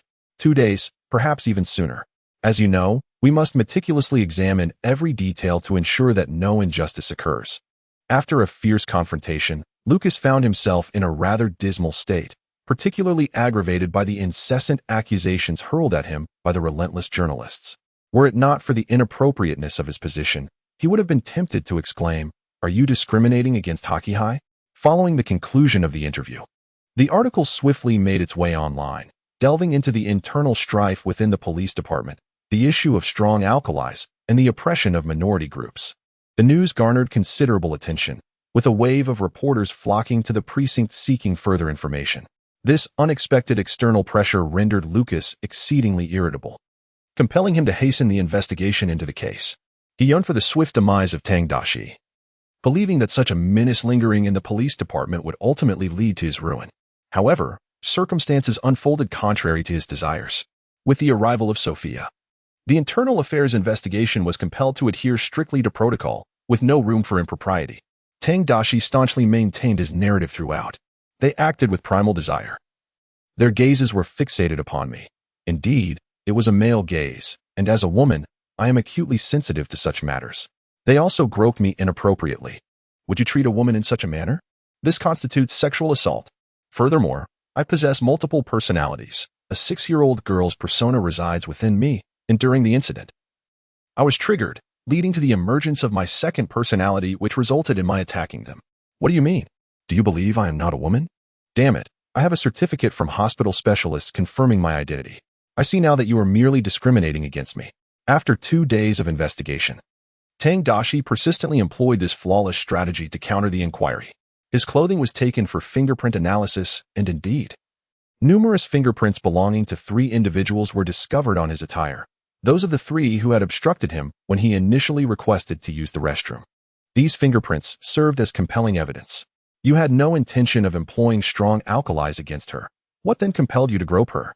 Merely touching her inappropriately constitutes sexual harassment, does it not? Upon receiving the investigation report, Lucas erupted in fury upon reviewing its contents, unable to restrain himself as he glared at one of his subordinates. Gritting his teeth, "You imbeciles! I assigned you to the Internal Affairs Unit, and yet you cannot even manage this minor issue? We did our utmost. The evidence is severely detrimental to us, and Frank and his team have even disabled the surveillance in the investigation room." The Hockey High officer wore a bitter smile, recognizing that the situation had escalated beyond salvage. They disabled the surveillance? Lucas nearly fainted on the spot. He grasped the intentions of those 3 individuals. If they successfully provoked Tang Daxi and executed their scheme, disabling the surveillance would seem inconsequential. However, the crux of the matter remained. They needed that footage. After a moment of silence, leaning back in his office chair, Lucas clenched his fists and declared through gritted teeth, "Release the investigation results to the public." Understood. The officer from the Internal Affairs Bureau, Hockey High, hastily made his exit, and it was evident to any observant onlooker that his superior was in an extremely agitated state. Chapter 56. Alone, are we not all solitary beings? Upon Tang Daxi's exoneration, the jubilant cheers from Sean and his companions resonated throughout the Houston Police Department. To have vanquished 3 Hockey High officers so thoroughly while emerging unscathed was nothing short of superhuman in the eyes of the crowd. Congratulations on your newfound freedom. Sophia seized the opportunity to embrace Tang Daxi, whispering softly in his ear, "I shall make it up to you tonight." Tang Daxi nearly saluted her on the spot.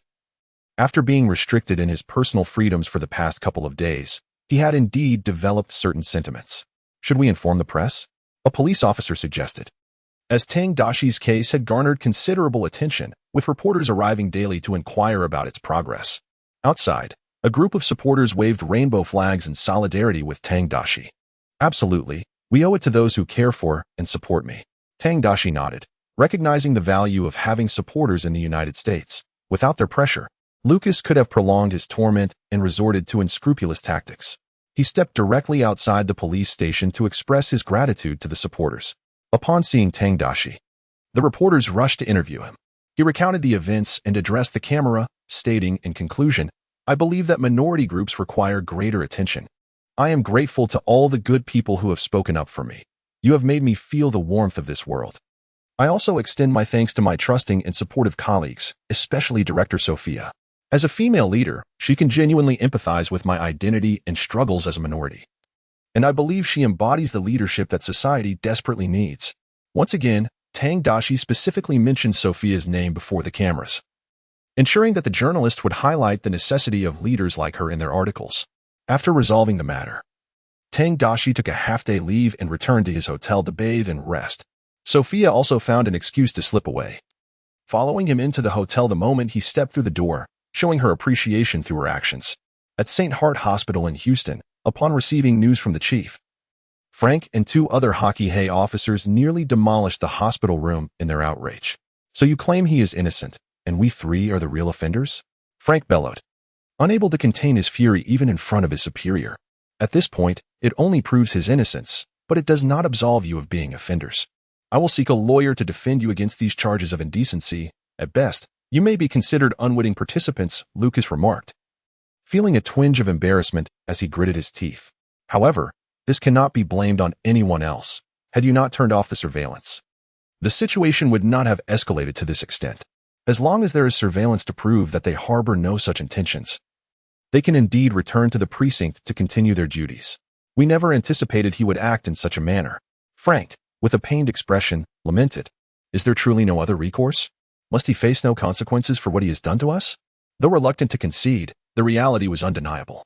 At this moment, Lucas felt even more distressed than Frank. The carefully laid trap had allowed that scoundrel to escape. He raised his gaze to Frank and the others, saying, "Focus on your recovery. Even if you are no longer with the police department, I will arrange for you to undertake other tasks. I will ensure that retribution is dealt with." After soothing the three, Lucas departed from the hospital. Once in his car, he contemplated and dialed a number. When the call connected, Lucas spoke with an edge of impatience. "Tell me, how much longer will it take to deal with that individual?" "I apologize. I have been striving to get close to him, and I believe it won't be long now. I am granting you merely half a month. Tempting a man is hardly a daunting task for you. Simply seduce him and leave some marks behind." "Understood. I will do my utmost." "Not just your utmost, but absolutely." After hanging up, Lucas, feeling somewhat perturbed, lit a cigarette. Had he known that scoundrel would resort to such actions, he should have sent a few female officers to interrogate him. As night fell, Sophia, nestled in Tang Daxi's embrace, lazily remarked, "Night has fallen. How swiftly time passes. I cannot stay with you tonight, as I have work matters to attend to." "I will miss you," Tang Daxi replied, leaning down to plant a couple of kisses on the woman, embracing her supple form, which indeed made for a comfortable night's rest. "Fear not. There is still much time ahead." Sophia, appearing content, held Tang Daxi close for a moment before reluctantly rising to leave. Once she departed, Tang Daxi retrieved his phone from the bedside table, where it had been charging, and noticed a message from his female colleague Fiona that had come in half an hour prior. "Have you had dinner, dear? I recently learned to bake an apple pie. It tastes quite delightful. If you fancy, you could come to my place to try it." Upon reading the message from this colleague, Tang Daxi felt indifferent. She was an acceptable-looking woman, perhaps scoring a 6, but after feasting on the exquisite delicacies that Sophia offered, he found it hard to muster any interest. "Apologies, but I am not particularly fond of sweets." After a moment's reflection, he decided to respond to her message. About 2 minutes later, she replied, "Is that so? I also make a splendid roast chicken. Are you free at the moment? If so, you could come over." "Not at the moment. I am contemplating the meaning of the universe and life." Tang Daxi texted back to decline her invitation. After engaging with Sophia 4 or 5 times, he had entered a state of ultimate contemplation. "However, I am but a mere mortal." Fiona sent a voice message, her tone laced with a hint of teasing. Tang Daxi gazed out at the luminous moon, inhaling deeply before responding in a similarly somber voice. "Aren't we all? Life is inherently solitary, and one spends their existence learning to coexist with oneself." This time, there was silence from Fiona's end. Noticing her lack of response, Tang Daxi chose to disregard her. Although there were several female colleagues at the precinct who often cast flirtatious glances his way, Fiona's overt enthusiasm made him feel somewhat uneasy. In the absence of restraint from the second-in-command, a man's instincts are remarkably precise. He rose and hurried to his desk, opening his laptop and swiftly typing away, embarking on his daily writing task. After approximately half an hour, he successfully completed an article.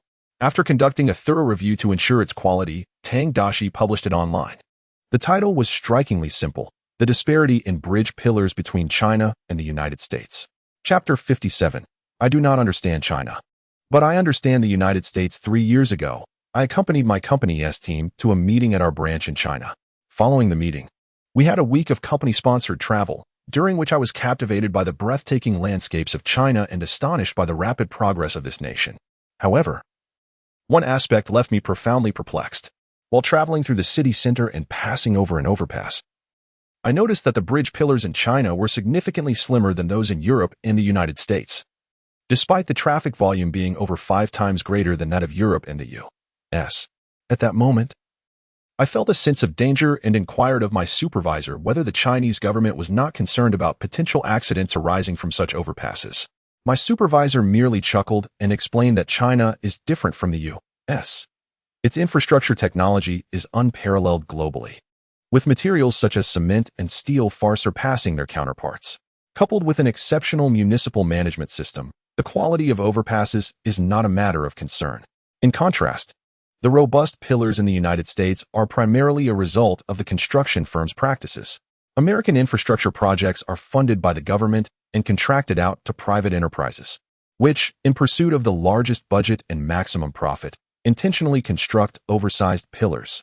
This strategy ensures that, even when utilizing cheaper steel and cement, the safety factor of the bridges remains elevated. Upon hearing this, I was overwhelmed with reflection. China's urban infrastructure capabilities far outstrip those of the United States.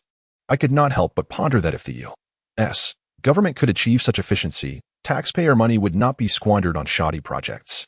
This time, Tang Daxi refrained from infusing his writing with excessive emotion as he had done previously with his piece on veterans. Most of his articles primarily extolled the virtues of China from various perspectives, portraying it as a beacon for humanity, while simultaneously critiquing foreign comparisons. Readers, upon encountering such sentiments, might not harbor intense animosity towards their own nation but would undoubtedly cultivate a greater appreciation for China. Once sufficient affection accumulates, they shall become the essence bearers. When the tweet is dispatched, it is swiftly propelled by big data to those users who are inclined to such posts. A man, having worked for many years in a construction company, could not suppress his disdain and commented below, "I am truly astonished to see such an article. Did you just come to know of this? As a practitioner, I can unequivocally inform you that for the construction of a bridge, our government expends at least 10 times more than Huaxia. And can you guess the nature of the relationships between the construction companies that undertake these exorbitant projects and the mayor and esteemed council members? Brother John above, you are indeed correct. I am also in the construction industry, and the depths of this matter are quite profound. Alas, this is precisely why Huaxia has ascended to a global powerhouse over the decades. They have been making progress while we, conversely, have not. Ultimately, this reflects a nation's attitude towards its people. My goodness, friends, why the negativity? While Huaxia's manufacturing and infrastructure capabilities are indeed formidable, they can never match our prowess in producing clowns and manufacturing national debt.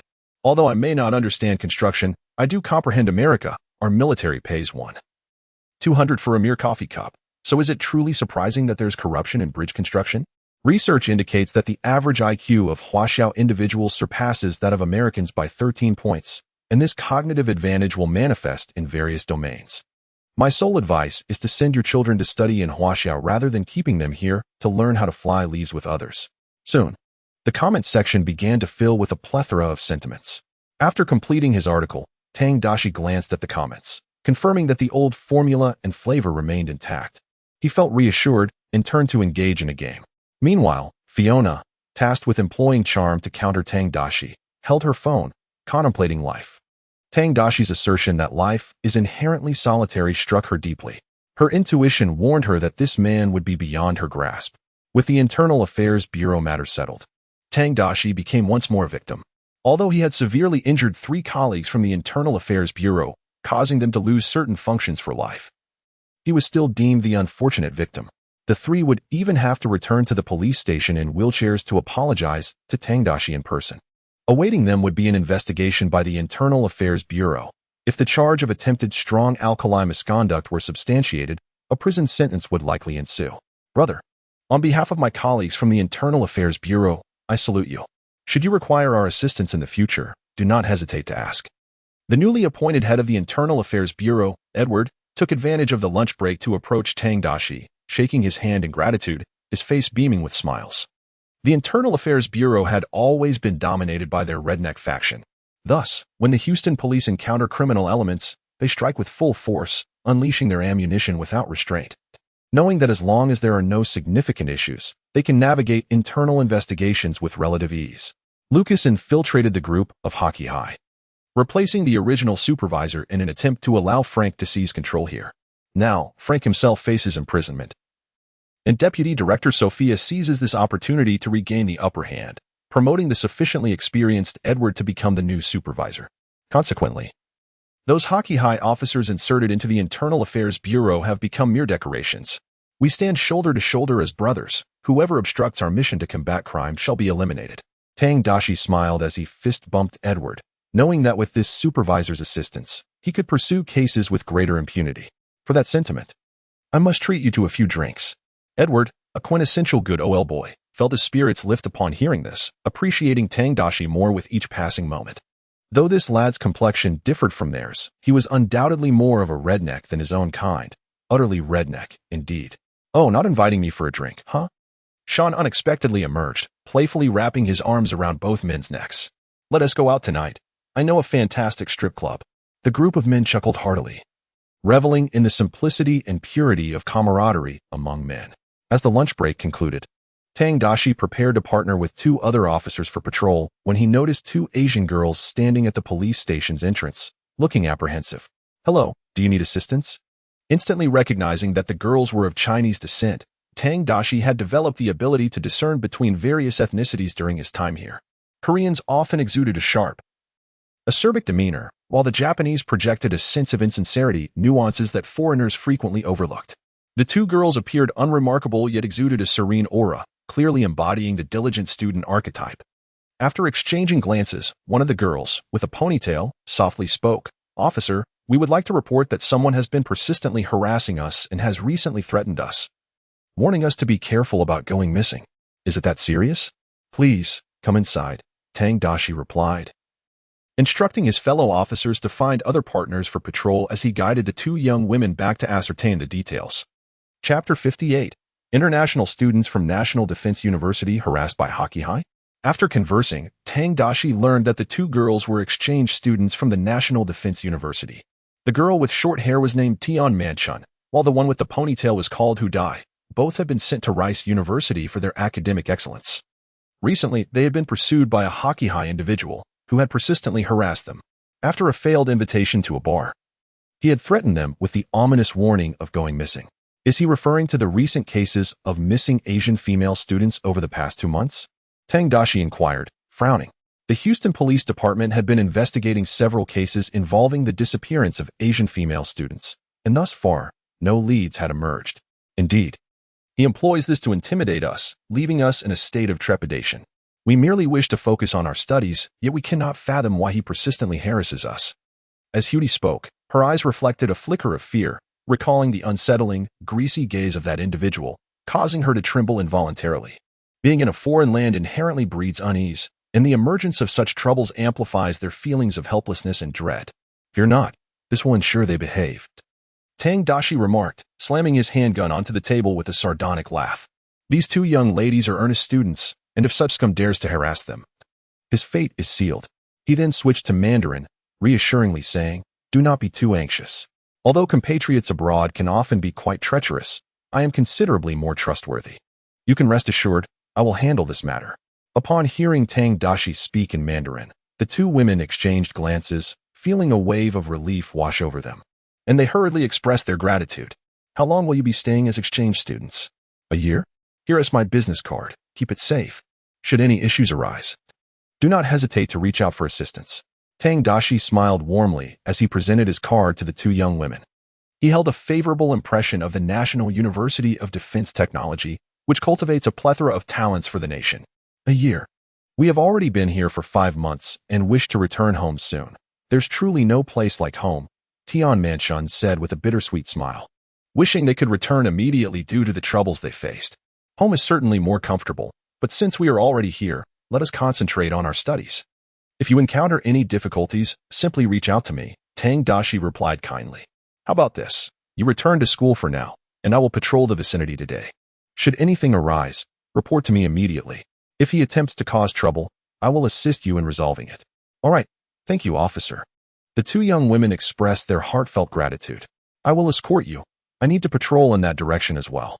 Tang Daxi led them away from the police station, driving them to the vicinity of their school before patrolling the area. Upon returning to campus, Cutie and Tian Manchun felt considerably more at ease and proceeded directly to the library to study. They cherished the opportunity of being exchange students, leading a routine life revolving around the classroom, library, and cafeteria. However, the emergence of that individual had disrupted their tranquility. As the two returned to the library to collect their engineering textbooks, just as they were about to begin taking notes, a faint, unpleasant odor wafted from behind them. Upon detecting this familiar scent, their hearts sank, and instinctively they turned to look. Indeed, a robust figure clad in hip-hop attire stood behind them, a man with dreadlocks chewing gum, who grinned widely as he fixated on them. When will you finish studying? Did we not agree to go to Angel Bar together tonight? I have already informed my friends that I would take you with me. You wouldn't want to embarrass me in front of them, would you? Nick. We never made any promises to you, so please do not disturb us. Hudai mustered her courage to decline. I don't care. You must accompany me. I do not wish to lose face in front of my friends. Nick, a persistent character, grinned as he pulled up a chair and sat beside the two girls. If you refuse, I will continue to pester you. If you persist, we will report you to the school, Tian Manchun warned. Why report? Is it wrong to pursue a girl? Nick's expression darkened, and he spoke harshly. Or do you look down on us? Shut up, you scoundrel. Stop using such excuses to coerce us. Hudai could not help but curse. Nick sneered coldly, warning, if you don't come to me tonight, be cautious. I know where you live in the Tulip community. With that, he stormed off in a fit of anger. Faced with this threat, the two girls were not as flustered this time. They quickly took out their phones to inform Tang Daxi of the situation. Upon learning about their predicament, Tang Daxi, sitting in a police car, reassured them, don't worry, just let me know when you are heading home, and I will discreetly follow and protect you. Okay. Thank you, brother. After hanging up, Tang Daxi checked his handgun, ensuring it was fully loaded, and then sat in the police car, watching from a distance at the entrance of the university.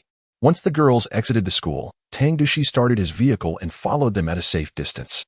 He did not see anyone tailing them until they entered the community, so he drove in as well, parked in a suitable spot, and directly followed them to their home. Upon seeing Tang Daxi's arrival, the two girls felt a wave of relief and hurriedly asked, did anyone follow us? No, but didn't you say he knows your address? Tang Daxi speculated, if he didn't follow directly, he might come straight to your house. Having dealt with such brutish individuals for a while, Tang Daxi understood their simplistic nature well. The thought of that man possibly coming to their home made the girls utterly anxious. It's all right. I will stay here tonight. If he dares to come, I will ensure he meets his end. Noticing their distress, Tang Daxi smiled reassuringly. After discussing their plans for the night, Tang Daxi took out his phone and dialed a number, providing the community address for someone to prepare to come over. Chapter 59. Friends bring fine wine.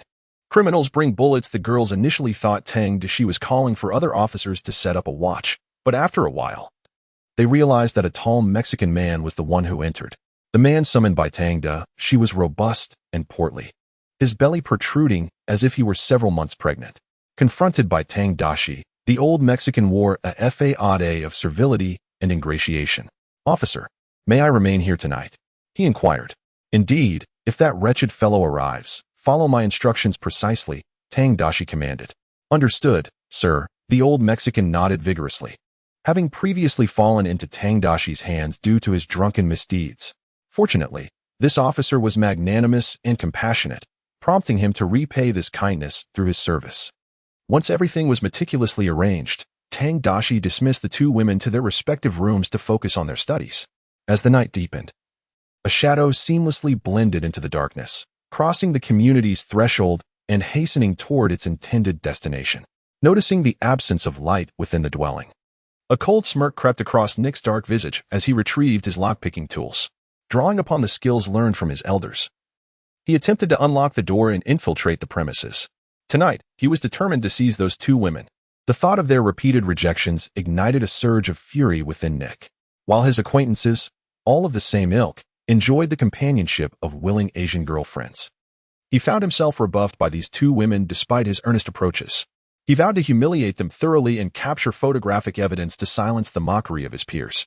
After several minutes of effort, Nick finally succeeded in unlocking the door, breathing a sigh of relief that they had not secured it from within. Otherwise, his skills might have proven inadequate.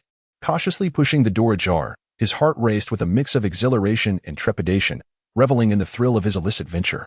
At that moment, he grasped why his friends indulged in mischief. It was as if his very genes were beckoning him. Stepping lightly into the living room, he heard the sound of running water. Nick's gaze darted toward the source of the noise. Oh my, it seems I've arrived at the perfect moment, he thought, excitement igniting his senses. Instead of rushing in, he first removed his clothing, brandishing a handgun with a grin as he approached the bathroom.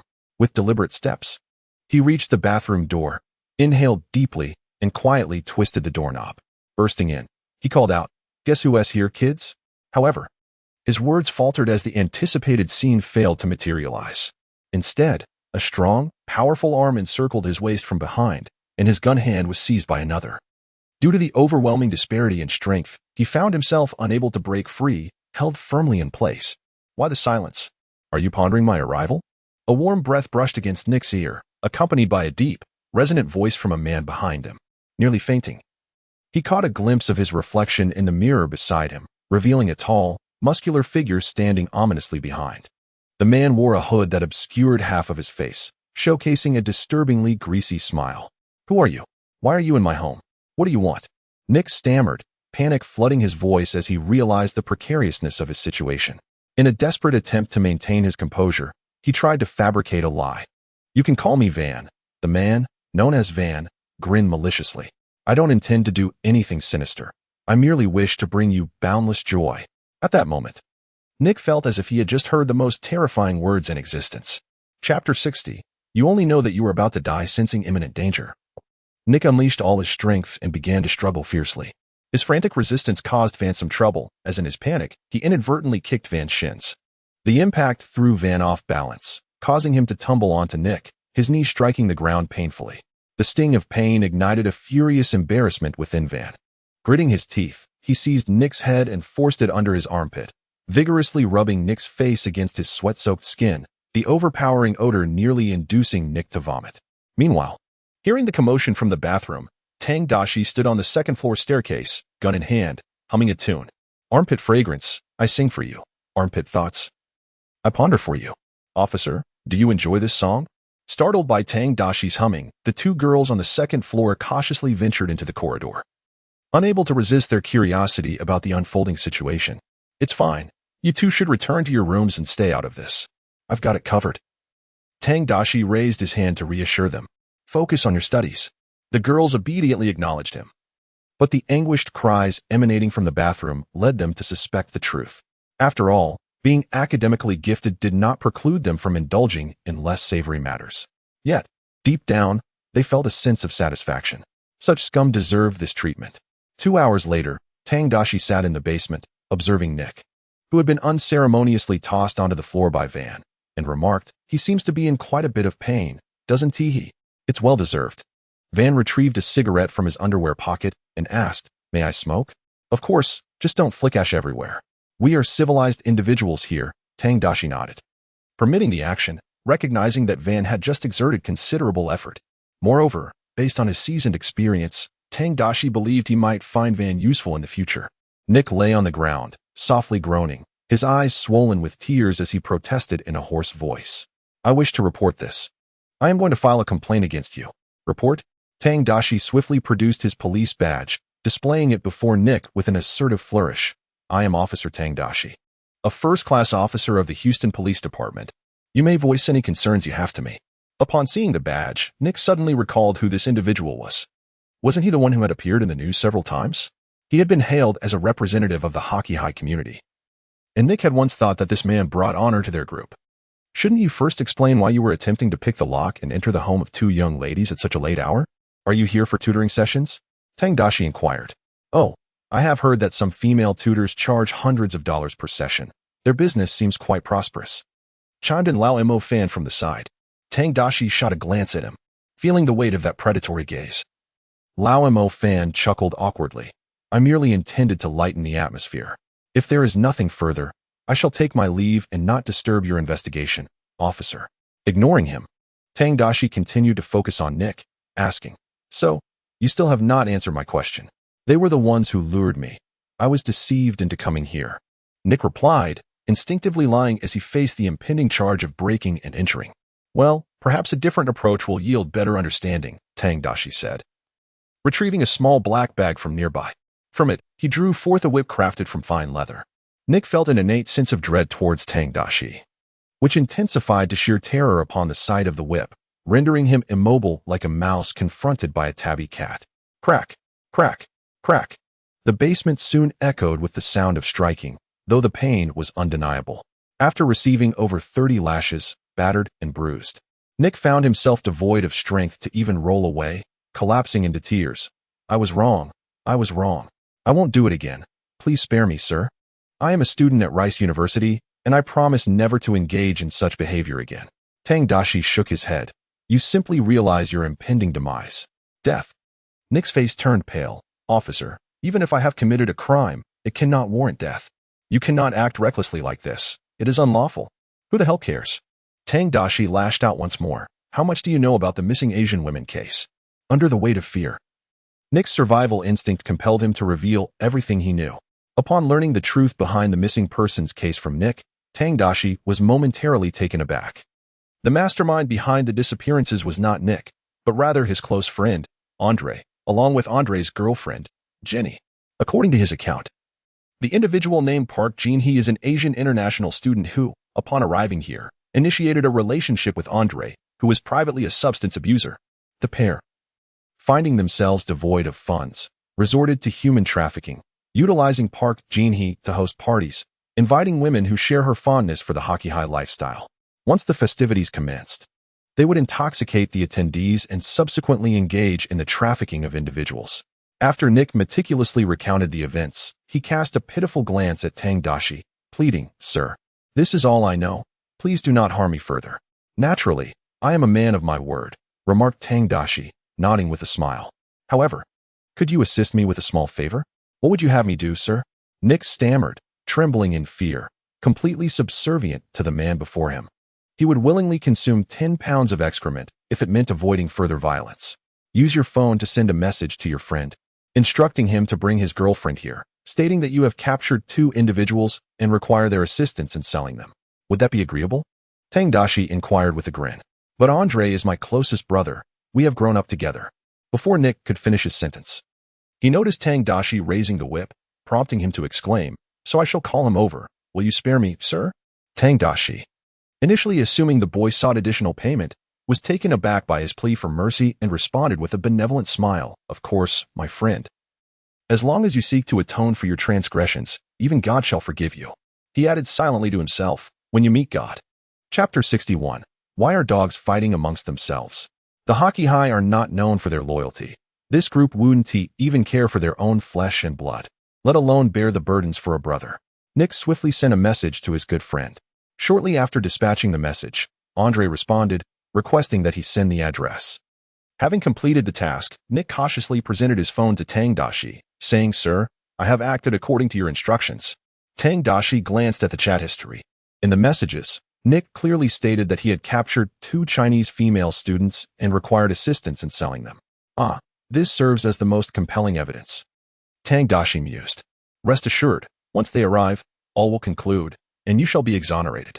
Tang Daxi's words warmed Nick's heart, as long as he remained unharmed. His brother enduring a bit of hardship was inconsequential. To ensure Nick was not fabricating tales, Tang Daxi bound him and returned to the second floor, relaying Nick's account to the others.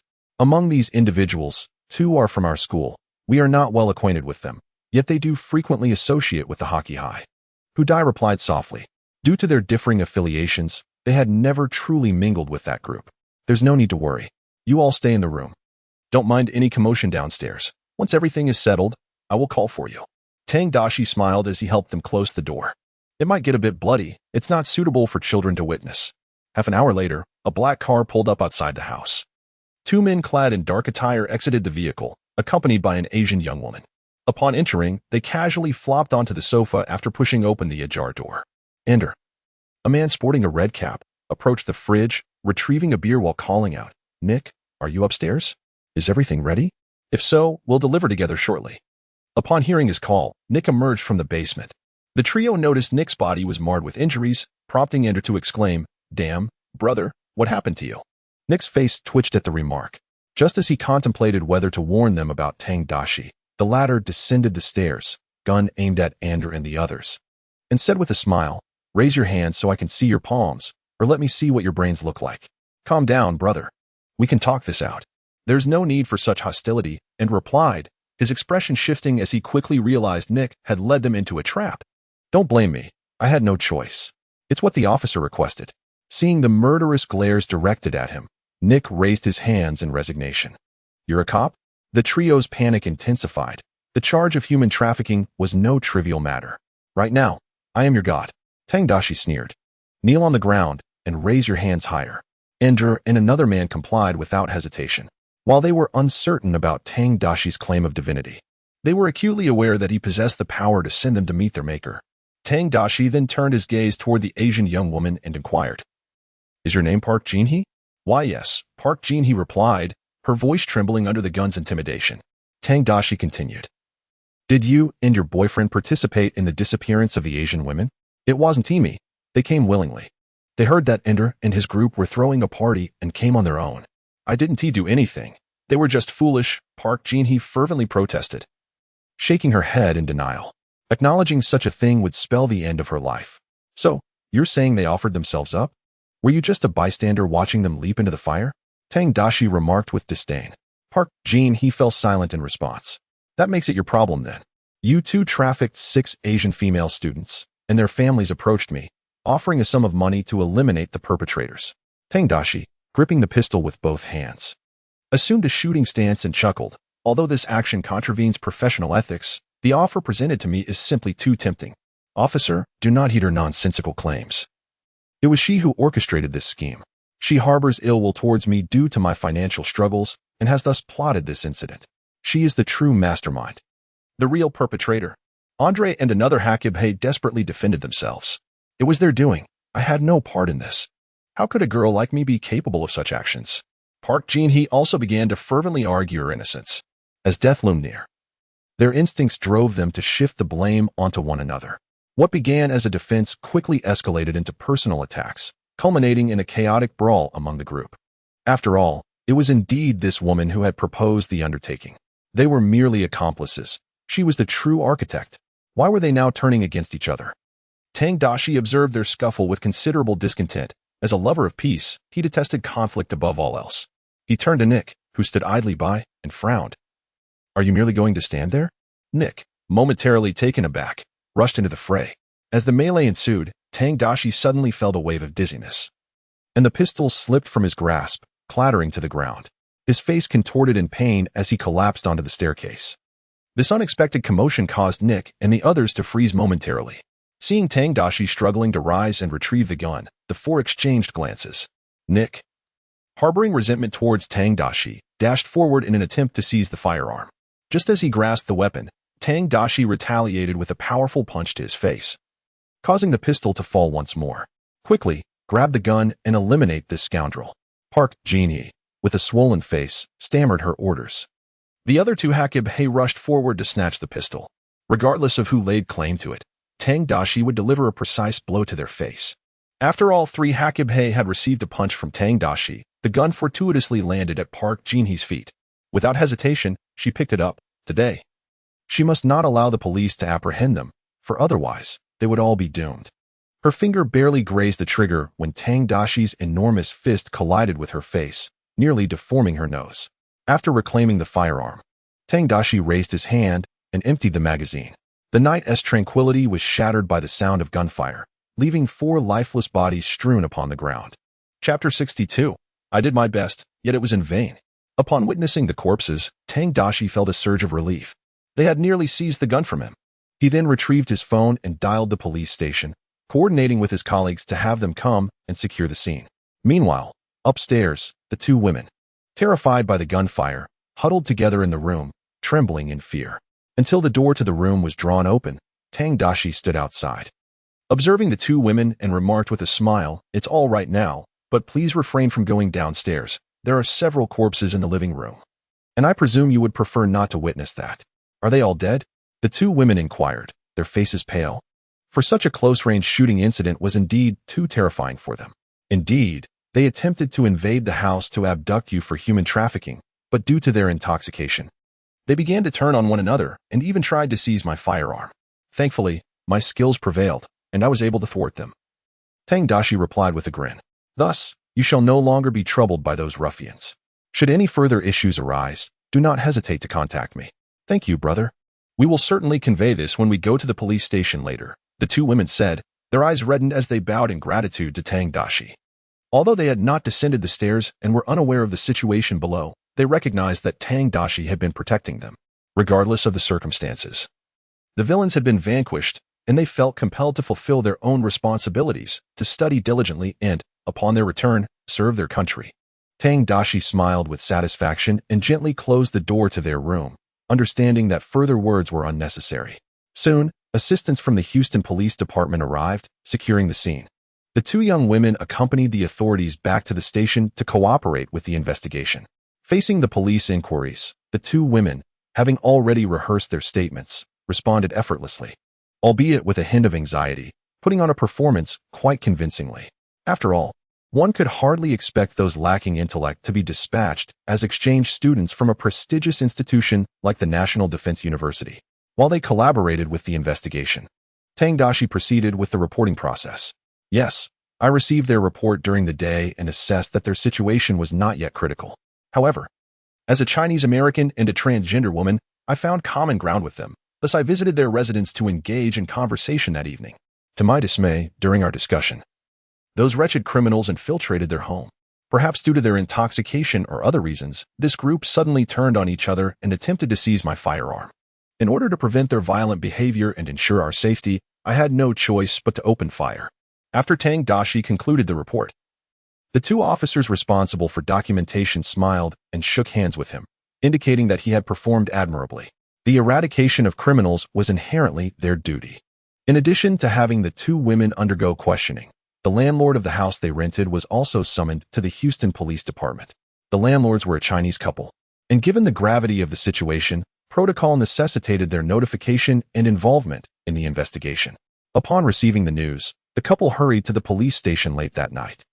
The husband, standing at barely 5 feet tall and wearing glasses, appeared rather unassuming, while his wife, possessing an impressive physique, was also under 5 feet tall and weighed an estimated 250 pounds at the very least. As Sean indulged in a late-night snack, his fork nearly jabbed the woman's face. Coming to his senses, he quickly retracted his hand, offering an awkward smile. My apologies, madam. I didn't rest well last night and momentarily mistook you for a pork burger.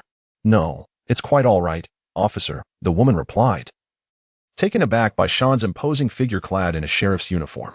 Just then, H and Tian Manchun emerged after completing their statements. Upon seeing the two young women, the woman charged toward them, forcefully shoving both while shouting in Mandarin, "You two lunatics! Why on earth would you provoke hockey eye?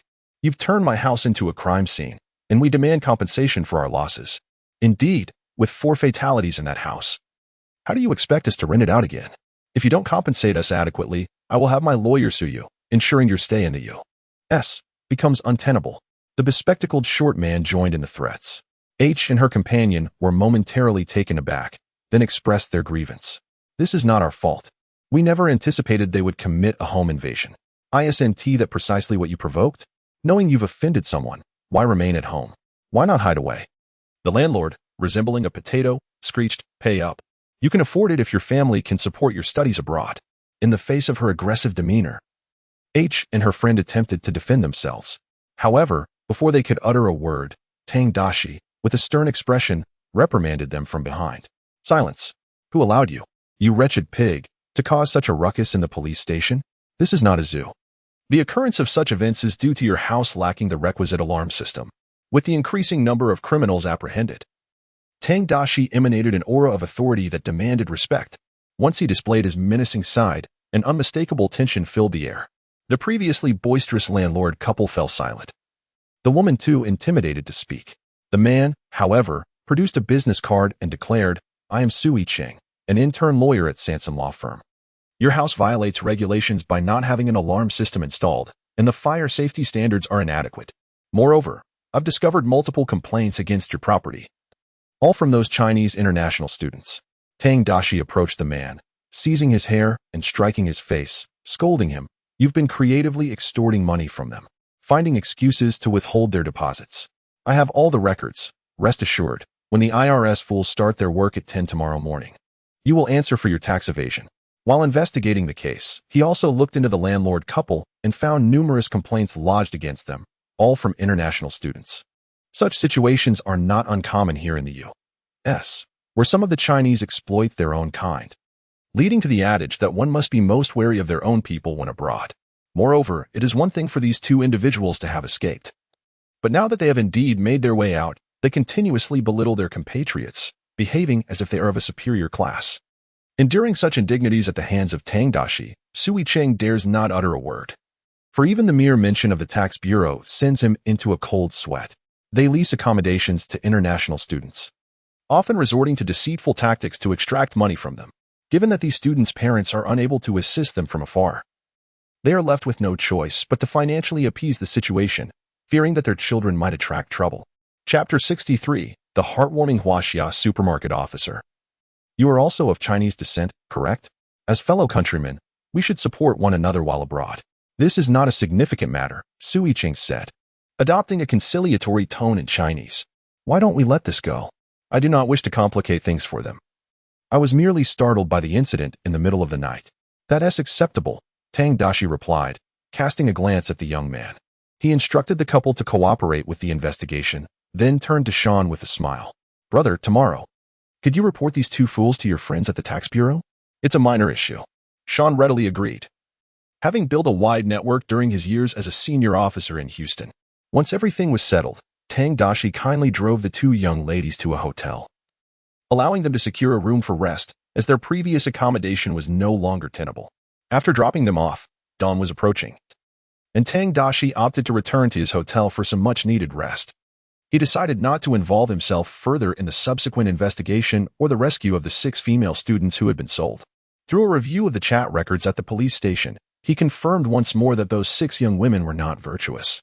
He only wished to assist those who were truly deserving of help. Aiding the foolish? That was not in his nature. He had no intention of losing a brick in order to save a fool from their folly, for he feared the mess would only splatter onto himself. He slept soundly until evening, stirred only when he felt someone gently caressing his face. Upon opening his eyes, he discovered it was Sophia. Sophia? When did you arrive? He inquired. I just got here not long ago. I didn't want to disturb your peaceful slumber, she replied. Why the formality? Tang Daxi chuckled, reaching for his phone on the bedside table.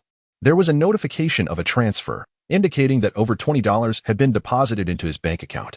Upon reviewing the transaction, he recalled that the demise of those few troublemakers had triggered a just reward, albeit a modest one. By the way, dear, would you be interested in attending the upcoming Texas Feminist Association meeting? Sophia leaned against Tang Daxi, playfully pinching his handsome face as she asked softly. You see, now that you identify as a transgender individual, you are also a woman, and participating in such an association could be beneficial for you. That is indeed a splendid idea. Where will it be held? Tang Daxi expressed a keen interest in such organizations. He had amassed quite a reputation, entering the realm akin to that of an emperor. Whenever a matter arose, he could simply reach out to the organization and summon his associates for assistance. This event was to be held aboard the Sky City, promising splendid treatment, and several female celebrities would also attend, presenting the possibility of charming 2 of them. Sophia smiled with a hint of mischief. Well, if you're not jealous, I might consider it. Jealous? Why would I be? I can't even get a divorce, which is already quite unfair to you. You are free to seek your true love, or even indulge in some playful flings, as long as you can occasionally keep me company. Sophia shook her head, responding, I am not the kind of unreasonable woman, Daxi.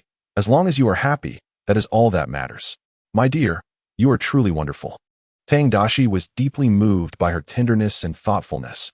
If all women were this gentle and considerate, there would be no conflicts between spouses. However, Sophia could not stay the night. Before she left, she handed him a prepared ticket. This is your ticket. Hold on to it. Please write an electronic application for me later. As the vice president of the Texas Women's Rights Association, I can easily assist you. All right. Thank you, darling. Tang Daxi accepted the ticket, which featured an image of the luxurious cruise ship, the Sky City.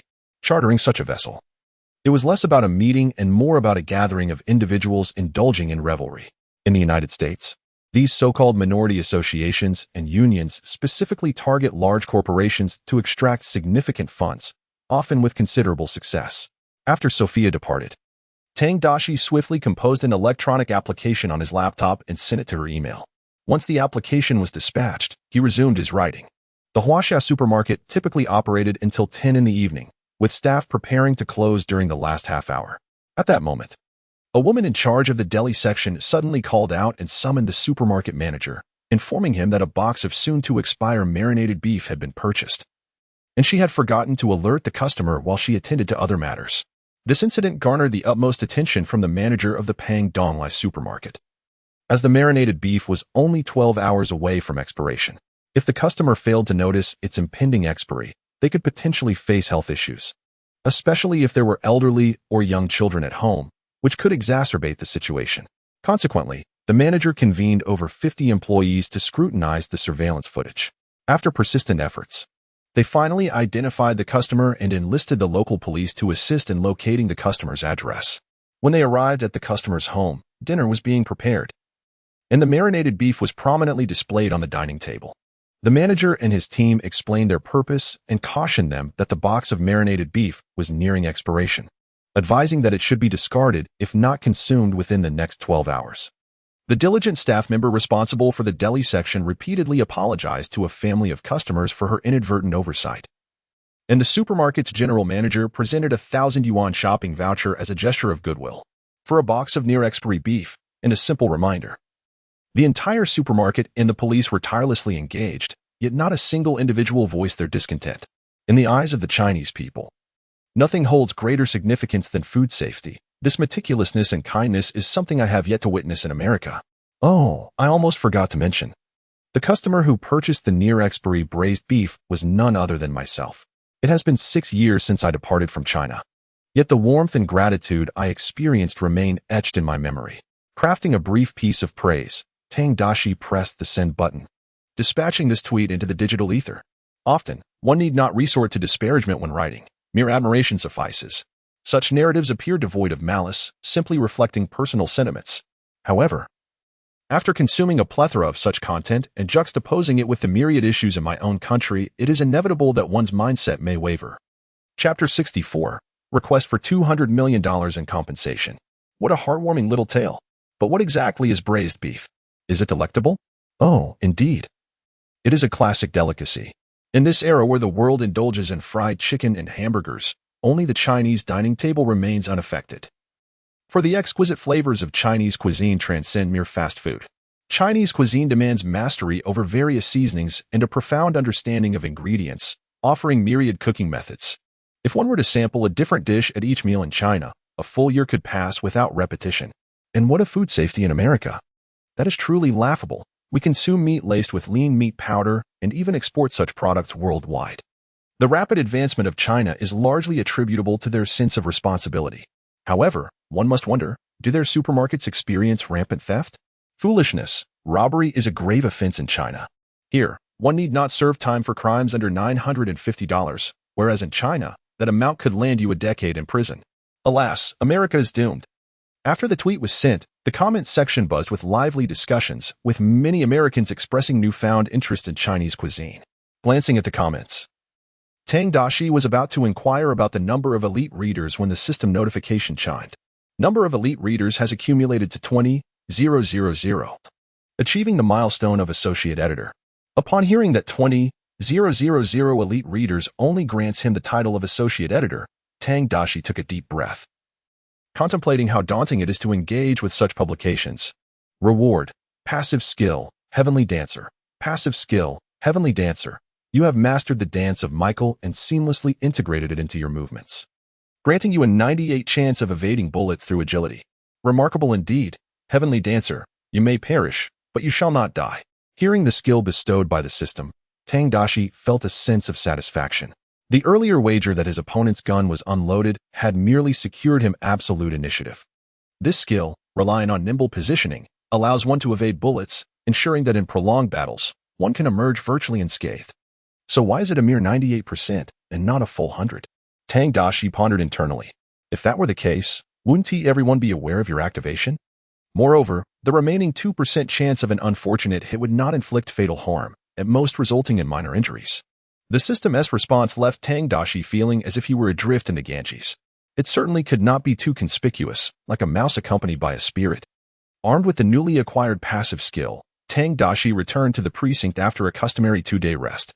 His investigative fervor intensified as he and Sean, along with other officers, even took to driving through the hockey black neighborhoods. Those who caught his ire were first pressed against the car hood for inspection before any further action. With the soul of a farmer, Tang Daxi could sense the malice emanating from certain hockey blacks, focusing his efforts on this particular group. While capturing 10 might result in innocent casualties, sparing one after eliminating 9 would surely allow a guilty party to slip through the net. After several days of this routine, a notification from the court finally arrived. As anticipated, Kai Songheng had engaged a lawyer to sue him, accusing him of intentional murder. The precinct deemed Tang Daxi innocent. Yet this individual persisted in pursuing legal action, leaving the court with no option but to accept the case. Upon receiving the notice, Tang Daxi briefed his lawyer, Sol, to prepare accordingly. The hearing would take place at the Houston Municipal Court.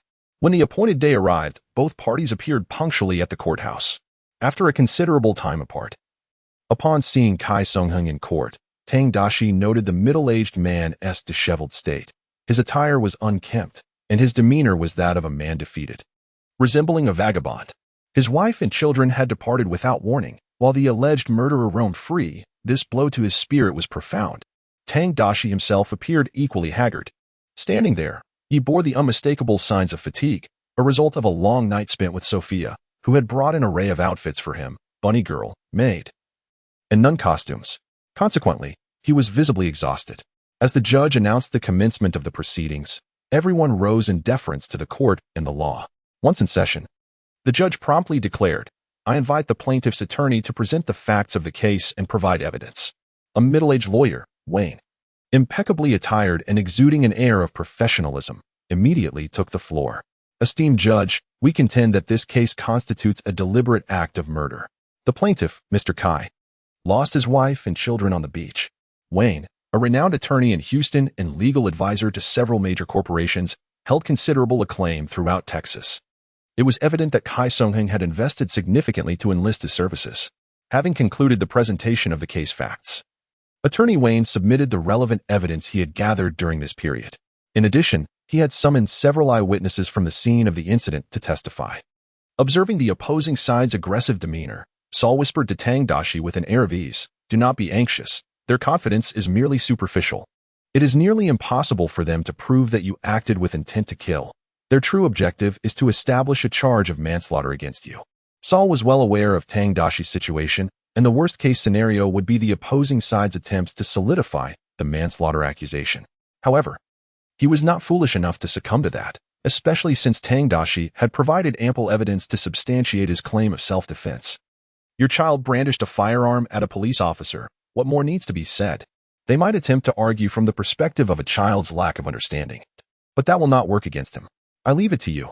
I have not rested well in a long time, and my current mental state is quite poor. Tang Daxi replied, his face pale. Saul smiled reassuringly, as this was the desired effect. Once the plaintiff had made their moves, the judge turned to Tang Daxi and his companion, asking, "Has the defense any objections to the plaintiff's statements and demands?" "Your Honor, I believe the plaintiff's attorney is wholly insulting a respected police officer." Saul commenced his impassioned rebuttal, methodically presenting the prepared evidence to counter the claims. The proceedings naturally transitioned into the defense phase, and Tang Daxi was fortunate enough to witness the verbal duel between two top-tier litigators. Leveraging his evidentiary advantage, Saul dismantled the opposing evidence in less than half an hour. Attorney Wayne, visibly pale with indignation, found it humiliating to be bested by someone he deemed beneath him in the legal profession, while losing a case was not something he could not accept. What truly infuriated him was that the insufferable litigator had the audacity to counterclaim, demanding $200 million in damages for emotional distress from the plaintiff. It became evident that the defendant was the true victim in this scenario. As an exemplary police officer, he had finally managed to escape the perils of his demanding job to enjoy a well-deserved vacation. Yet, the plaintiff's wife and child openly discriminated against his minority status and even attempted to draw a weapon against him, forcing him into a situation of justified self-defense. But what was the cost? The price was that he began to suffer from nightmares. The stress of his profession had already pushed his mental limits. This tragic incident shattered his psychological defenses, as attested by Houston's finest psychologist, leading to a loss of restful sleep and even suicidal tendencies. He had spent last night in sleepless torment. Just look at his haggard face. What wrong had he committed? At merely 24 years of age. What fault was there in his desire to live? Saul stood there, holding the medical certificate from the hospital, eloquently articulating his case, and at that moment, the entire courtroom became his stage. The exquisite performance of Tang Daxi has become his most impeccable partner. Chapter 65.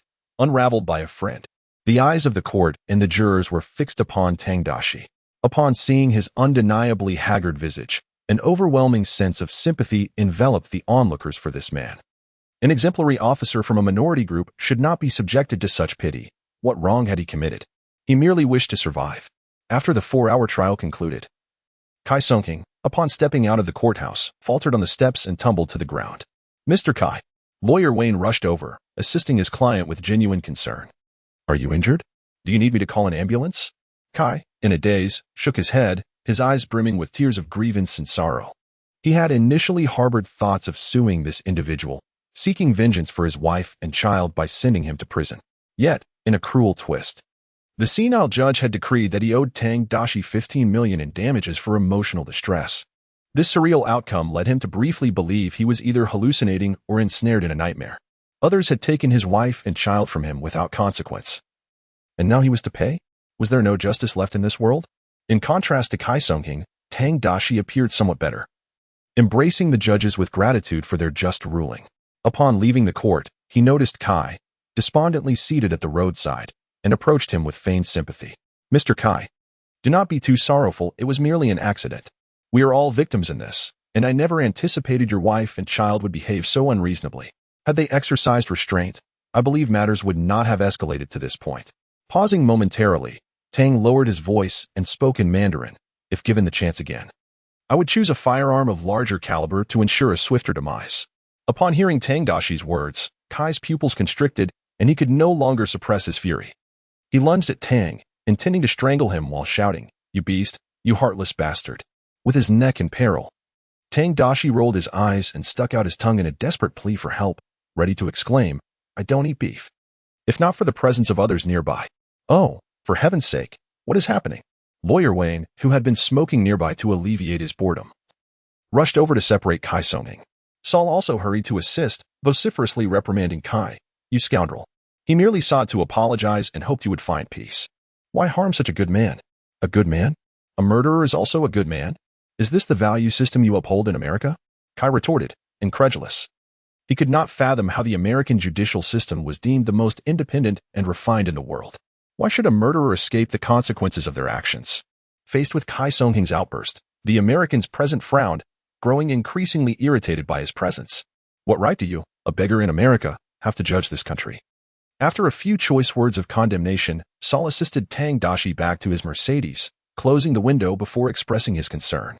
Are you all right, my friend? I'm fine. But he just choked me. Could I claim an additional 10 million? I feel this will impose significant mental strain on me, Tang Daxi inquired. Even Saul, a seasoned litigator, could not help but scratch his head in response. Perhaps once the judge develops dementia, we might revisit this. Having already secured 15 million for emotional damages, the compensation was quite extravagant. After all, the opponent was not a large corporation capable of offering hundreds of millions in damages. His initial high demand was merely a bargaining tactic to reach this figure. All right, it seems your professional skills could use some refinement. In our country, a child damaging someone's collectible figurine warrants compensation of 10 million, Tang Daxi remarked regretfully as he lit a cigarette. Furthermore, I intend to purchase a new house. Ideally under 10 million. Do you have any suitable recommendations? I would prefer a location with a high safety factor. As you know, I have made many enemies among criminals. After the incident involving Kai Songking's wife and son, justice had rewarded him with over 23 million, adding this to the 15 million for emotional damages. And after deducting the agreed 2 million for Saul, he still had 13 million remaining. He had garnered nearly $40 million from that family. Investing in a good house seemed reasonable. Quite fortuitously, someone has indeed entrusted me to assist in selling a property, Saul replied, his eyes lighting up. The house is located near the city center, about a 20-minute drive from here. Shall we go take a look? Unlike his fellow lawyers, Saul took on any work as long as it was profitable, which earned him disdain from many peers, though he was indifferent to their opinions. Certainly, Tang Daxi nodded. Living in a hotel was increasingly inconvenient with constant comings and goings. Finding a suitable residence in an affluent neighborhood felt more appropriate. Here are the details for that property. You may review them. The elderly couple is eager to sell, and the price is 20% below market value. Definitely a lucrative deal, Saul said, pulling out his laptop to show Tang Daxi the property information. Upon receiving the laptop, Tang Daxi glanced at the details. The house boasted a substantial area of nearly 4,000 square feet, over 370 square meters. Not bad. He was quite satisfied with the size. Although it was somewhat spacious for one person, it was ideal for entertaining friends. Moreover, this measurement only accounted for the indoor space, excluding the garage, terrace, and lawn. As Tang Daxi meticulously perused the materials, the vehicle neared its destination, specifically the Shitsuan community situated in the western part of the city center. Tang Daxi was somewhat familiar with these affluent neighborhoods, having been dispatched here previously for police duties. The state of public safety in the United States is generally dismal, however.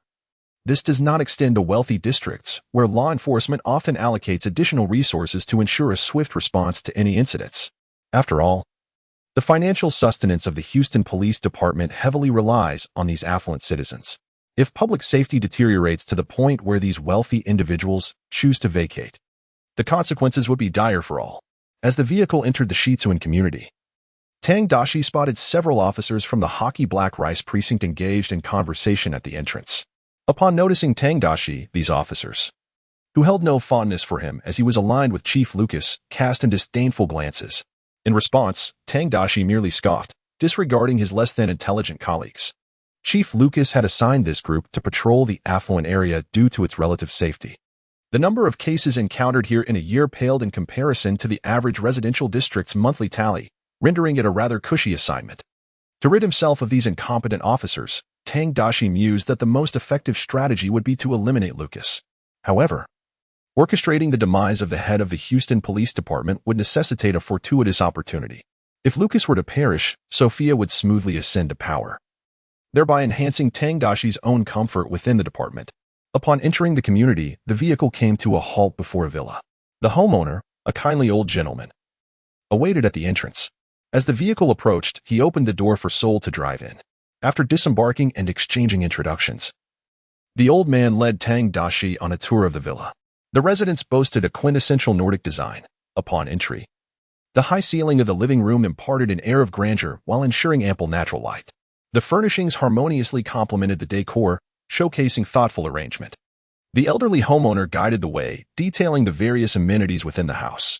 The villa, though modest in size with only 4 rooms, included a study, a gym, and a media room, as well as a dedicated card room for playing Texas Hold'em, a pastime Tang Daxi had previously indulged in with Sean and others. After completing the tour, Tang Daxi expressed his satisfaction with the property and inquired, "Is there any possibility of lowering the price further?" "This is already the lowest price we can offer," the elderly homeowner replied with a wry smile. "Compared to other houses in the community, this price is merely at 80% of the market value, and the furniture is included."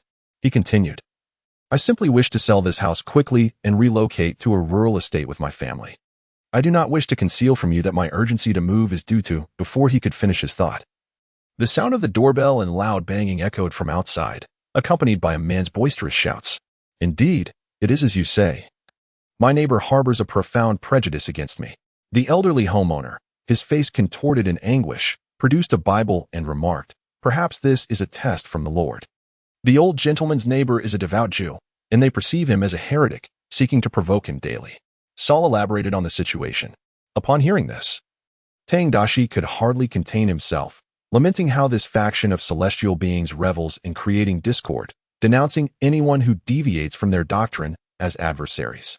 The elderly homeowner, unable to muster a smile, felt tears welling up within.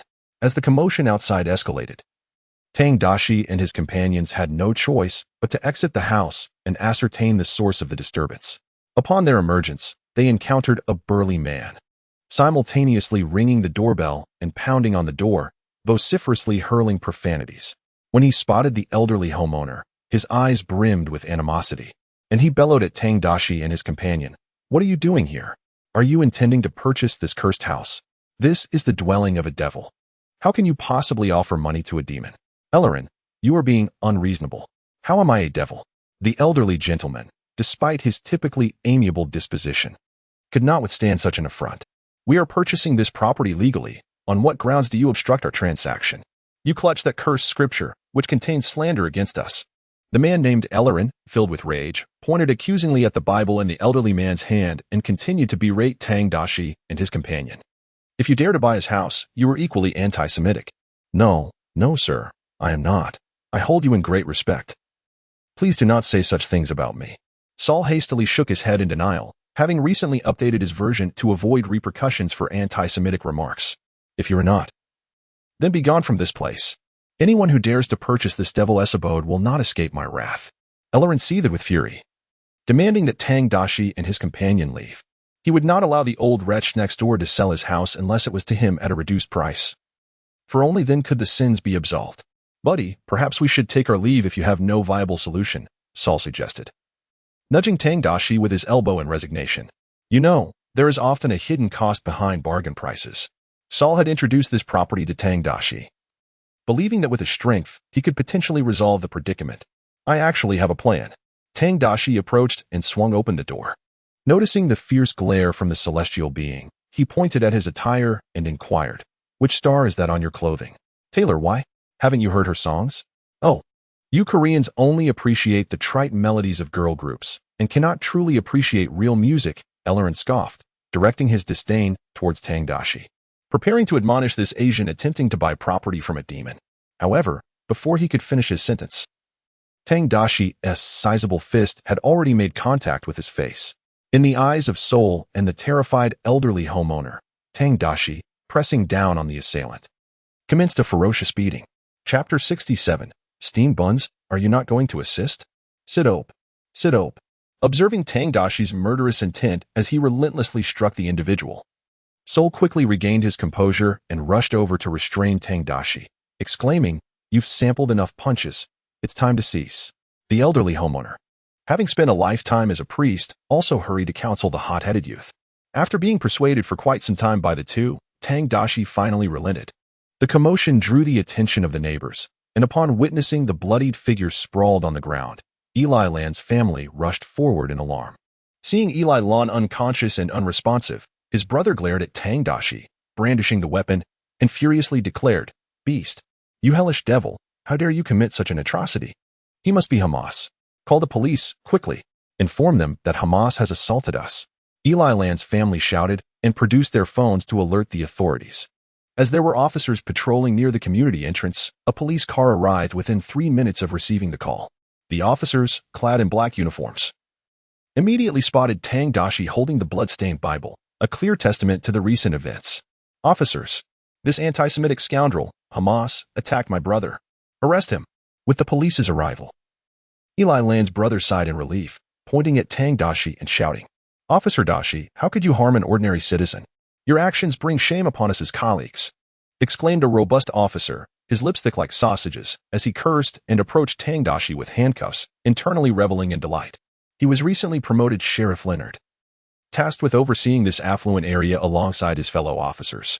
He was well aware of the grievances between Tang Daxi and his superiors, but felt powerless to intervene. Now, however, an opportunity had presented itself.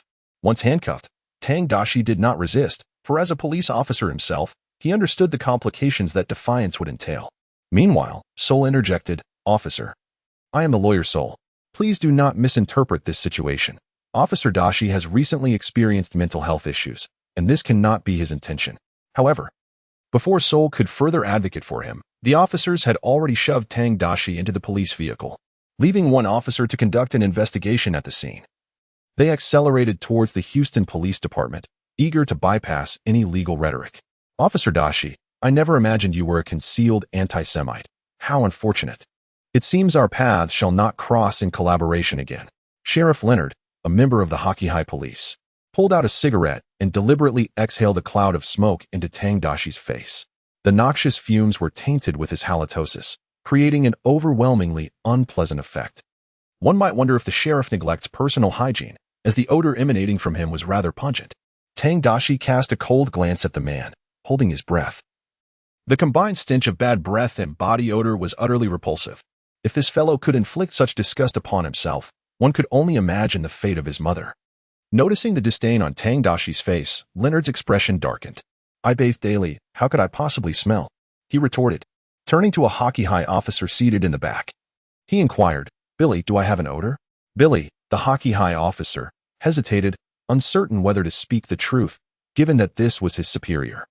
"It seems there might be a bit of a smell." "What do you mean might be?" "If there is, there is. If there isn't, there isn't. I abhor deceit. Come here and take a whiff." Leonard, visibly irritated, yanked Billy closer, pinching him under his armpit while demanding, "Is there?" The overwhelming stench of body odor nearly assaulted Billy's nostrils.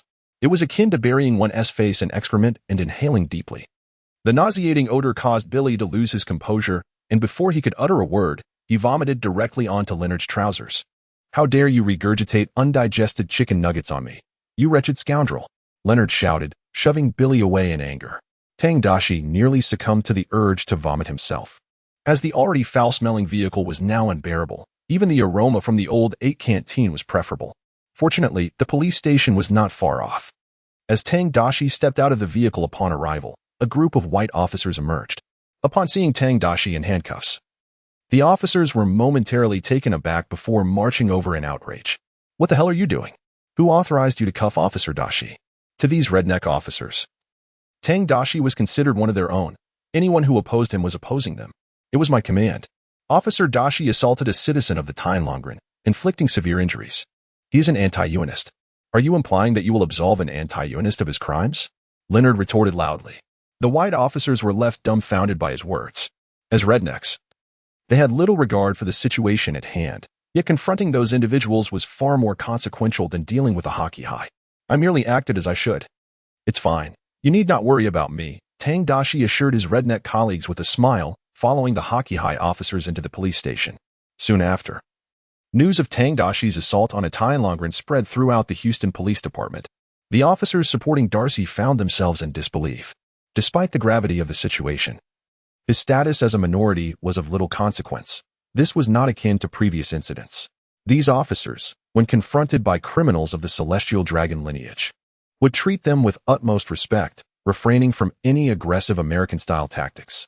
When the news reached Lucas, he too was incredulous. "Are you telling me that Officer Daxi has inexplicably left a Celestial Dragon citizen severely injured?" Lucas inquired, staring at his subordinate, Reinhard, who had rushed into his office to report. "Indeed, sir. This occurred in my jurisdiction, as confirmed by the victim's family. There is evidence, including the weapon and eyewitnesses, and surveillance footage can corroborate the incident. I believe he will face the consequences of his folly," Reinhard reported, standing rigidly. Upon returning to the precinct, his first action was to change his trousers before presenting the report to his superiors. Chapter 68. It is not I who am wronged, but the esteemed Officer Daxi who is aggrieved. Yes, he must pay for this. A wretched anti-Semite deserves to languish in prison for life. Lucas, with a hint of agitation, commanded, "Conduct a swift and thorough investigation. We owe it to the Celestial Dragon citizens to provide answers." "Understood. Also, you should pay more attention to personal hygiene. Your odor is quite unpleasant." As the investigation into Daxi commenced, the family of Ellerin swiftly arrived at the precinct, bringing along numerous friends and relatives, at least 30 to 40 individuals in total.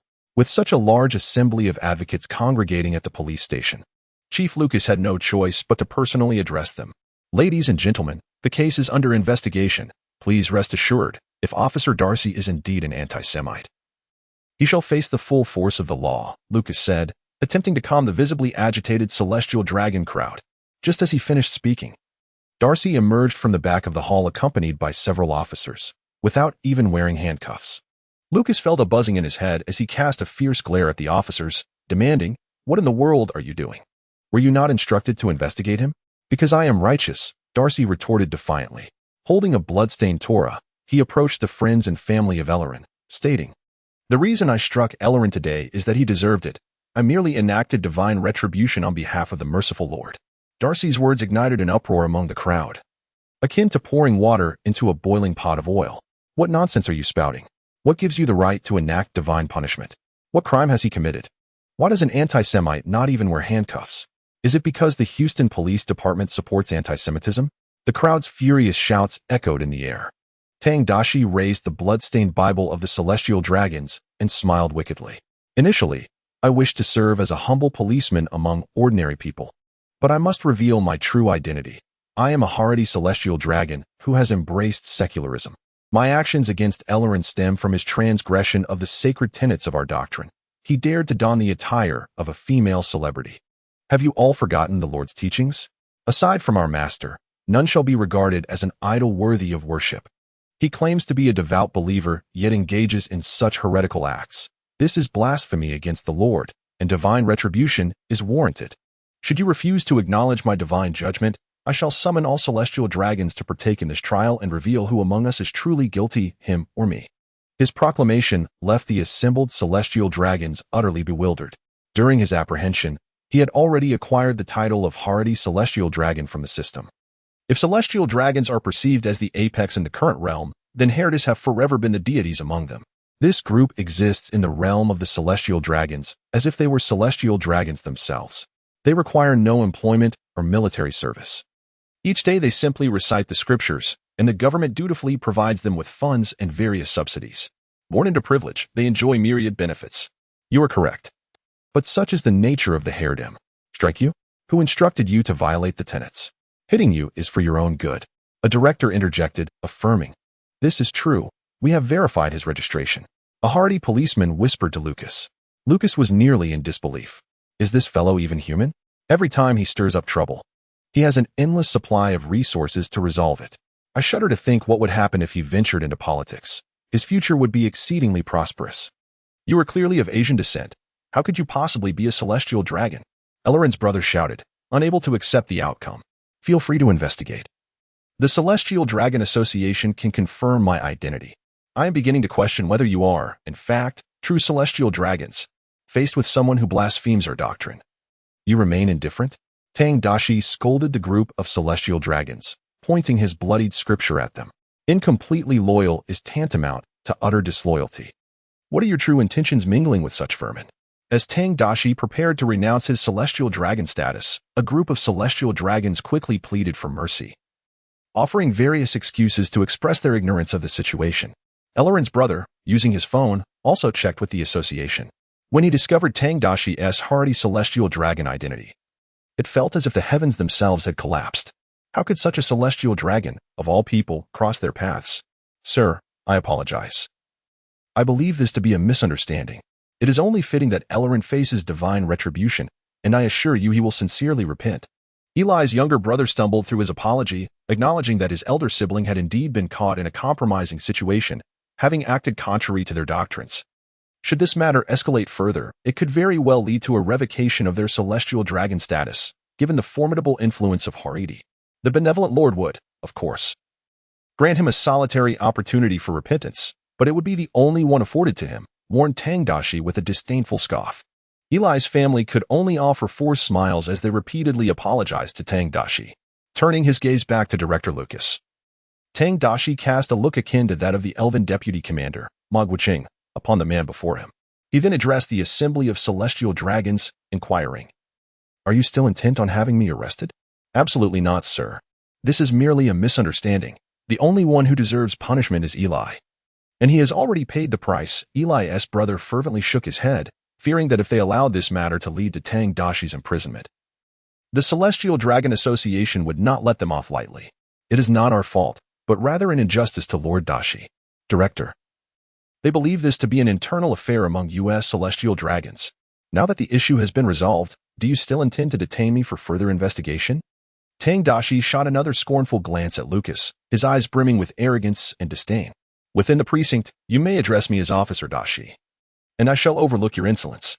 However, outside these walls, what should a wretch like you, Lucas, call me? The celestial dragons, alarmed by Tang Daxi's words, fixed their gazes upon Lucas, their anxiety palpable. If this fool were to imprison Haridi, it would spell disaster for them all. Certainly not. This is merely a minor dispute among your religious beliefs. If you do not require our intervention, we shall remain uninvolved. Lucas forced a stiff smile. Realizing he could not afford to offend these esteemed celestial dragons, Even the mayor himself would have to tread carefully around them. In contemporary America, they were the true sovereigns. Chapter 69. Brother, do you think I still have a chance? That is good to hear. Otherwise, I might have thought the director was an anti-tourism advocate. Tang Daxi remarked with a grin, causing Lucas to break into a cold sweat, for being labeled as such would doom him irrevocably. His resentment towards Tang Daxi grew ever stronger. This man had become an insidious ticking time bomb. He must be eliminated, or this chaos would never cease. Tang Daxi then turned to the shadowy figure of Sheriff Leonard standing in the back. Sheriff Leonard, since you apprehended me without thoroughly investigating the situation, do you not owe me an explanation? This was a misunderstanding. I sincerely apologize, Leonard responded, bowing his head in contrition, though his eyes harbored malice. This damned Asian had dared to humiliate him so. He resolved to enlist the help of his criminal associates to deal with Tang Daxi. Surely, when the time came for his demise, the director would find joy in it. As the murderous intent simmered within him, Tang Daxi acutely sensed the chilling malice emanating from his adversary, a malevolence that grew colder, signifying the depth of hostility harbored. Do you wish to kill me? The last time he perceived such hostility was when the dark forces sought to assassinate him. He inwardly scoffed. The outcome of this confrontation was uncertain. Before addressing the eradication of Houston's criminal underbelly, it was far more pressing to purge the detritus within the precinct. Once matters concluded, a cadre of the Dragon Clan exited the Houston Police Department, their hearts gripped with trepidation. Tang Daxi, enjoying a day off, bid farewell to his colleagues before reaching out to Saul. Saul remained at the residence of the elderly homeowner, and upon learning of Tang Daxi's intention to continue discussions regarding the property, he was eager to assist. Upon Tang Daxi's arrival, the elderly homeowner, elated to see Tang Daxi return unscathed after confronting the formidable Yao, clutched a Bible and exclaimed, "Surely it is a divine miracle. How else could such an extraordinary event occur? God has intervened on our behalf, prompting my release." With a smile, Tang Daxi jested, "So, shall we proceed to sign the contract today?" The elderly man, somewhat remorseful, acknowledged that he had already reduced the house's price to 80% of its market value. Yet, considering the troublesome neighbor, he felt he had still sold it at a slight premium. "Allow me to handle the contract," Saul interjected enthusiastically. Having recently secured a significant win for Tang Daxi in court, viewing him now as a cherished comrade, with Saul facilitating the contract, all that remained was to navigate the legal processes.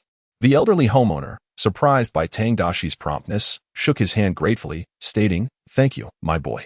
I shall pray for you, hoping that the lunatic next door will not trouble you again." "He wouldn't dare approach," Tang Daxi chuckled. "He must be eager to meet his maker." "Let us hope so.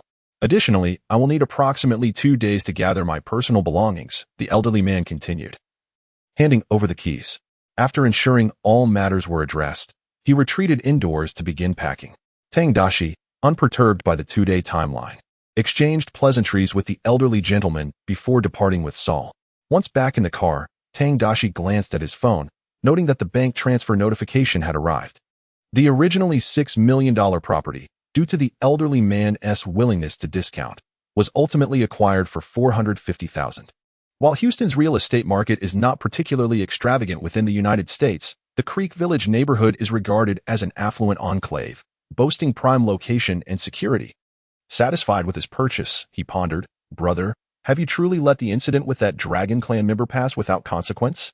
As Saul drove, a sense of curiosity lingered within him. Although Tang Daxi was formidable, his current adversary was none other than the legendary Celestial Dragon. The matter was far from resolved. The individual named Erlen had yet to apologize to him in person. Only after Erlen was discharged from the hospital and offered his apology would this issue be considered fully settled. Tang Daxi's response left Saul bewildered. "Wait, are you saying you physically assaulted someone and they owe you an apology?" "Well, who am I but a Haredi celestial dragon? I intended to lead a humble life, free from the trappings of my heritage, yet they have overstepped their bounds." Tang Daxi sighed, lamenting that he had wished to interact with others as a common man, but felt compelled to reveal his true identity. After a moment of silence, Saul inquired, "Brother, do you think I still have a chance? Even if it's just to be an ordinary celestial dragon. You lack the bloodline. It won't work." Tang Daxi waved his hand dismissively. Had it not been for the system facilitating his official recognition, he would have faced similar limitations. Hearing the grim news, Saul felt a deep sense of regret. If only such an opportunity existed, he pondered how he would navigate the legal battles ahead. With the housing situation resolved, Tang Daxi had just returned to his hotel when a text message arrived on his phone. Glancing at its contents, he noted it was from Theodore. We have returned to Houston with over 30 elite members. Our primary focus now is to reclaim lost territories, as many were seized during the previous turmoil with the biker gang. Leading the charge is Diender, the third in command of the Adams family. He has contacted a hitman, presumably targeting you, so please exercise caution. Upon reading the message, Tang Daxi narrowed his eyes. After their last encounter, he had instructed Theodore to return to the headquarters of the Mexican biker gang. With Tang Daxi's assistance, Theodore had successfully cleared his name and safeguarded several hidden shipments, thereby solidifying his standing within the gang. The notion of hiring a hitman was not foreign to Tang Daxi. In America, one merely needed a firearm to assume such a role. Particularly among the criminal underworld, illicit activities were as commonplace as daily life. The prospect of earning a sum of money for taking a life attracted many willing participants. After a moment's contemplation, Tang Daxi replied, "Please report any critical intelligence immediately. If there are gangs that require elimination, do not hesitate to mention them. You must ascend more swiftly." Advancing within the gang was straightforward. Eliminate competitors, seize territory, and accumulate wealth. The better one performed, the higher their standing would rise. This was the essence of true wolf culture.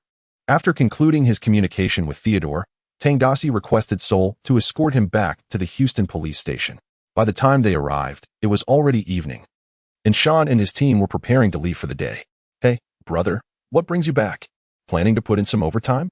Upon seeing Tang Daxi arrive, Sean, who was preparing to join a few local officers for a drink, cheerfully inquired, "What brings you here?" Tang Daxi's response was to return to the training ground to practice his marksmanship.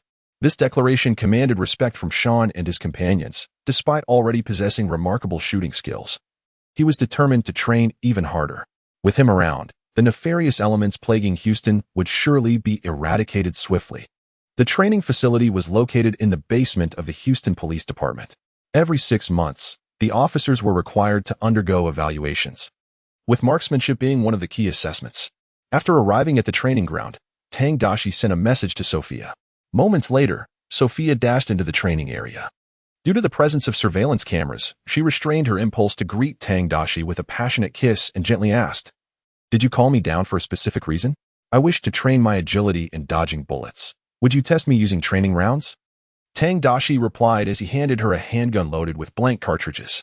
He was already wearing a bulletproof vest, and given that the training rounds were merely blanks, the risk was minimized further by the protective gear. The system had granted him the passive skill Heavenly Dancer, which allowed for agile movements to evade bullets. Rather than testing this skill in a real combat scenario, he opted to experiment with it at the training ground. "What makes you think that way?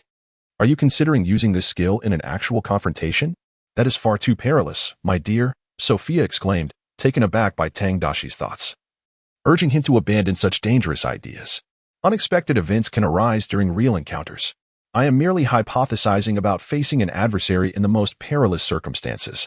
If I can prepare adequately, my chances of survival will certainly increase."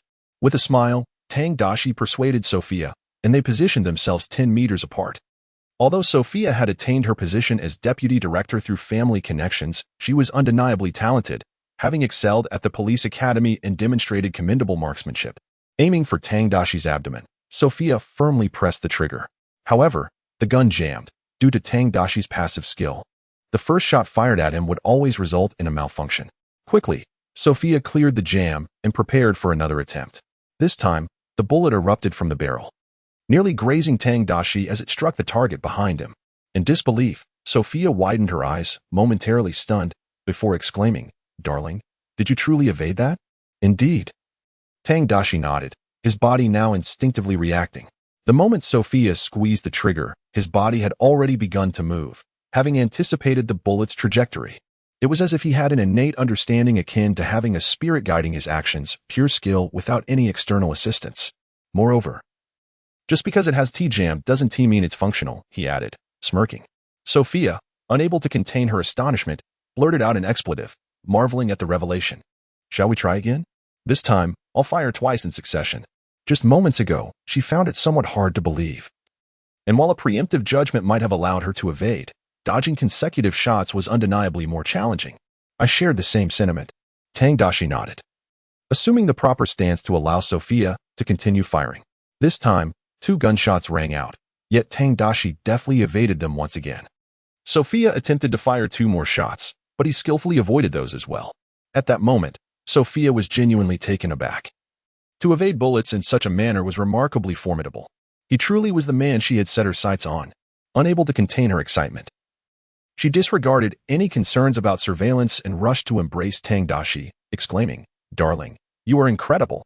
I have never encountered a man as formidable as you. It's almost unimaginable how you achieve this." "It's all thanks to a robust physique and keen awareness," Tang Daxi replied with a smile. "That is wonderful. With your capabilities, I can feel much more at ease dealing with criminals." "That's not something I can guarantee," he remarked. After Sophia departed, Tang Daxi left the training room, intending to return to the hotel first. With these defensive skills at his disposal, the so-called assassins were indeed trivial. If bullets could not touch him, did the assassin truly intend to engage him in close combat? The effects of a decade's worth of elite soldier training were undeniable. Should the opponent dare to approach, Tang Daxi would ensure they learned how to write the words estate owner. As he drove away from the police station in a patrol car, a chilling and sinister aura suddenly enveloped him. This unexpected malevolence was a reminder from the spirit of the farmer, alerting Tang Daxi that a certain Hakabai had developed a murderous intent towards him. Sensing the direction from which this negativity emanated, Tang Daxi maintained his composure and glanced at the rearview mirror. Following this direction, he observed several white children playing joyfully by the roadside, alongside a black car parked nearby. In the driver's seat lounged a dark-skinned Hakabai, his thick lips resembling 2 dangling sausages. He was wearing sunglasses and appeared to have no intention of leaving. It had to be him. With erroneous possibilities ruled out, the truth lay clear before him. However, the efficiency exhibited by this individual prompted Tang Daxi to reassess his views on Hakabai, evidently. Not all of them preferred idleness and procrastination. Had he deliberately chosen to loiter at the police station? Tang Daxi smirked coldly, drawing his handgun from his waist, ready for any confrontation. Yet, as he pondered, he realized that simply eliminating this individual would be far too easy. After a moment's contemplation, he chuckled and pressed the accelerator, maneuvering his vehicle onto the road while discreetly observing the rearview mirror. As anticipated, the black car began to follow him from a distance, and the following was executed with a certain level of finesse. Had it not been for the specialized training acquired by Tang Daxi from the system, which instilled in him a keen sense of counter-surveillance, he might not have discerned the presence of his pursuer. Feeling the persistent malice, Tang Daxi was certain that this individual was a hitman. Consequently, he decelerated his vehicle and retrieved his phone to dial Sean. "What's up, my brother? We're at the bar enjoying some drinks. Care to join us?" "There's a stripper you'd fancy," came Sean's jovial voice amidst the raucous sounds on the line. This group of rednecks relished gathering together, getting intoxicated, and bemoaning the liberal elites. Chapter 71. I am not afraid of bullets, but you might be. Maybe another time. I have matters to attend to. By the way, do you know where Sheriff Leonard resides? I wish to pay him a visit. As Tang Daxi spoke, he cautiously observed the traffic to avoid being crushed by a passing dump truck. "Leonard? What do you want with that idiot who grew up eating his mother's excrement?" "Damn, Lucas. It's because of allowing such trash to ascend to leadership that we end up with fools like Leonard, who hasn't even shot a criminal."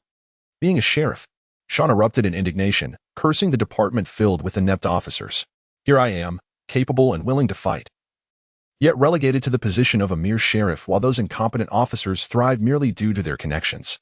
This reality was indeed hard for him to accept. "He humiliated me today, handcuffed me, and blew smoke rings in my face. I want to confront him and demand a proper apology." "So, do you know where he lives?"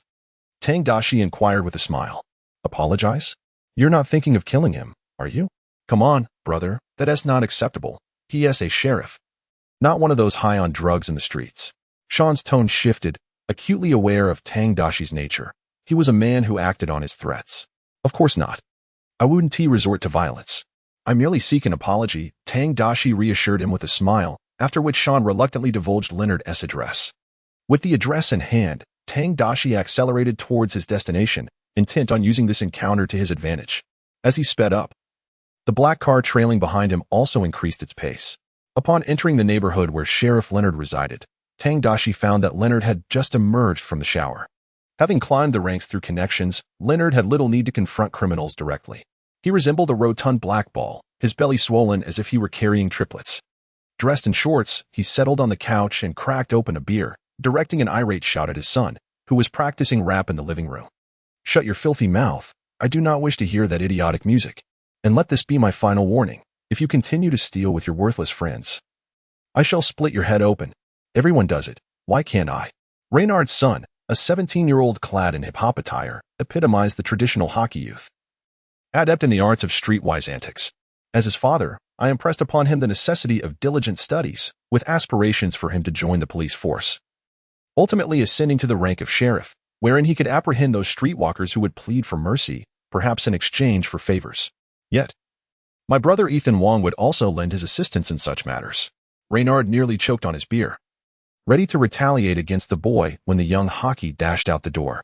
Observing the lad's escape, Reynard dismissed the notion of pursuit and instead retrieved his phone, intending to summon his hockey associates for a drink. These companions were entrenched in the underworld, and Reynard had previously aided them on numerous occasions. Should they assist in dealing with the boy, the chief would undoubtedly be pleased. With a sly grin, Reynard prepared to dial when a knock at the door interrupted him. Cursed delivery person, taking an eternity to deliver fried chicken. Assuming it was the awaited takeout, Reynard set aside his phone, irked, and strode to the door. To his surprise, it was Officer Darcy standing there, bearing gifts of fruit. Taken aback, Reynard's displeasure surfaced. Isn't this Officer Darcy? What brings you to my home? Is there a matter at hand? I've come to address the misunderstanding from earlier today and to discuss matters concerning Chief Lucas, Darcy replied, offering a warm smile while presenting the fruits. Recognizing the importance of the situation, Reynard could not turn him away. He stepped aside to allow Darcy entry, who settled onto the couch, taking a generous swig of beer. What is there to discuss regarding today's events? Reynard inquired. It was merely an unfortunate misunderstanding, as colleagues. We should not let such incidents breed discord, Darcy responded, his gaze subtly drifting to the window. After driving into the neighborhood, he sensed a lingering malice, intensifying in the confines of the room. The presence of a hockey assassin was likely close by, and with the window ajar, the opportunity for a professional hit was palpable. With sincerity, he moved closer to Reynard. I apologize for my earlier impulsiveness, Sheriff. I can be rather irrational and overly concerned with appearances, neglecting the feelings of my colleagues in the process. I had thought you were unable to see clearly, Reynard retorted with a cold scoff. Recalling the earlier humiliation he had endured at the hands of that yellow-skinned fool, anger simmered within him, uncontainable. I find myself consumed by regret, and I have come to realize that my relationship with Director Lucas is rather strained. Sheriff, you are the most trusted aide of Director Lucas. If it is not too much to ask, could you impart to me the wisdom of mending my rapport with him? Tang Daxi feigned humility while internally perplexed by the assassin's apparent hesitation to act. What an opportune moment. The angle for an impeccable shot was undeniable. What could possibly be causing such indecision? The professionalism displayed was indeed questionable. Upon learning that Tang Daxi had come on behalf of Director Lucas, Leonard's face contorted with disdain. He had initially assumed this individual possessed some integrity, only to realize he was merely seeking to ingratiate himself with Director Lucas for personal advancement. Crossing his legs and taking a generous swig of his beer, he belched loudly before stating, "The last thing you should do is offend the director. Mingling with that bunch of foolish rednecks." Before Leonard could finish his sentence, a series of gunshots abruptly startled the birds in the courtyard. In that instant, Tang Daxi's passive ability, Heavenly Dancer, activated, causing him to slide as if unsteady.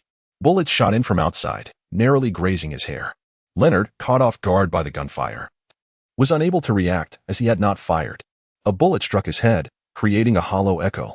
Tang Daxi, seated beside him, was splattered with blood. Not pausing for a moment to mourn Leonard's demise, he transformed immediately into the battlefield's Grim Reaper. Chapter 72. I Cannot Rise. For the devil lies beneath my knees. His battle intent ignited. Tang Daxi fired 3 bullets before the assassins outside could even pull their triggers.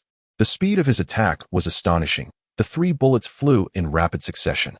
Across the street, an assassin named Hockey crouched behind a vehicle, semi-automatic rifle aimed at the house. He had deemed the moment perfect to strike, but unexpectedly, as he pulled the trigger, Tang Daxi slid down slightly. The bullet that should have found its mark struck the unfortunate soul seated beside him instead. A seasoned assassin, Hockey had developed the instinct to regroup immediately after a missed shot. Thus, after firing, he instinctively recoiled, inadvertently saving his own life.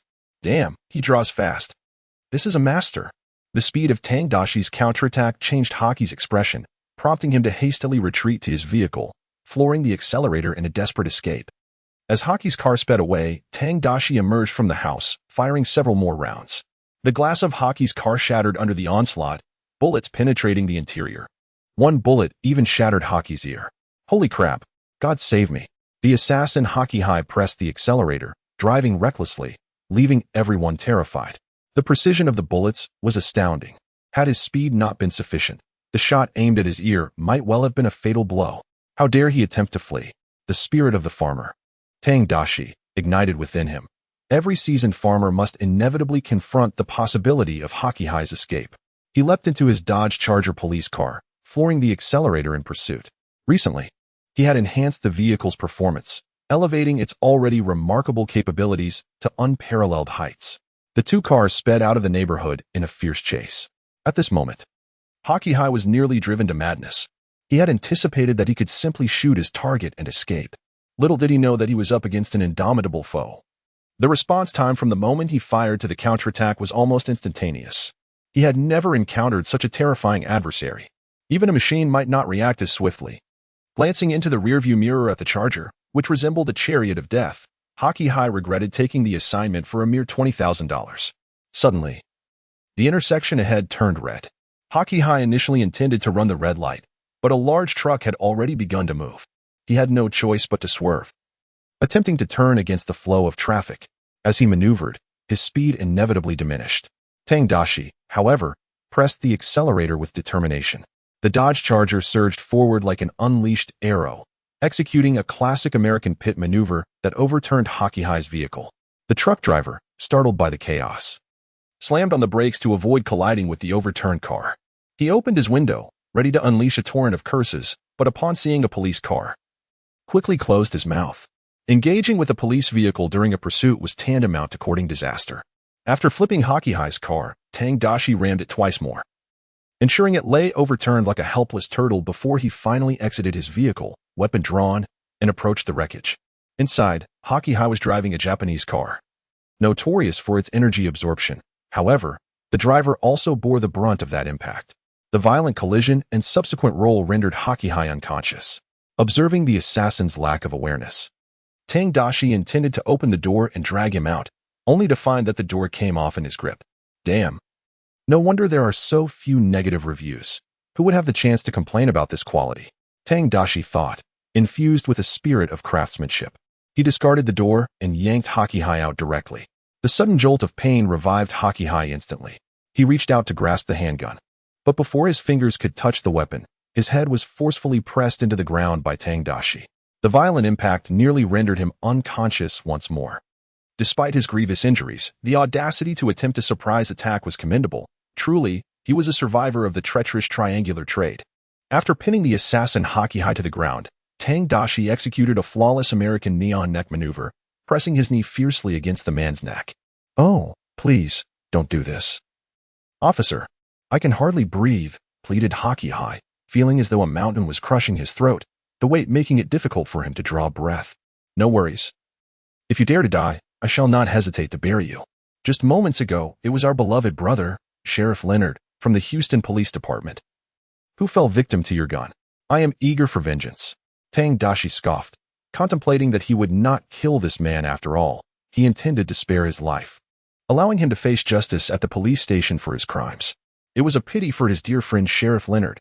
Had they conversed a bit longer, they might have become good comrades. Suddenly, the scene unfolded on the street, startling pedestrians with this quintessential American stop. Yet, for those living in America, such vivid street spectacles were commonplace. Some young onlookers rushed over to witness the spectacle, pulling out their phones to capture short videos for social media. Among them, a chubby young boy spotted Tang Daxi expertly pinning Haki Hai beneath his knee. He stumbled forward, pointing at the subdued Haki Hai, and asked, "Officer, what are you doing? Why are you kneeling on him? Can't you just stand up?" "Oh, dear child, I regret to inform you that I cannot stand. For beneath my knee lies a devil," replied Tang Daxi, his handsome visage breaking into a gentle smile as he affectionately ruffled the boy's hair. Nearby, a photographer crouched, capturing the moment. From his vantage point, Tang Daxi appeared shrouded in shadow, his blood-streaked, handsome face radiating warmth as he smiled down at the boy, who stood bathed in the golden glow of the setting sun, his innocent admiration directed towards the striking officer. The contrasting imagery created a breathtaking composition, compelling the photographer to repeatedly click the shutter. "Hey, handsome, your camera seems impressive. Could you take a few pictures of me?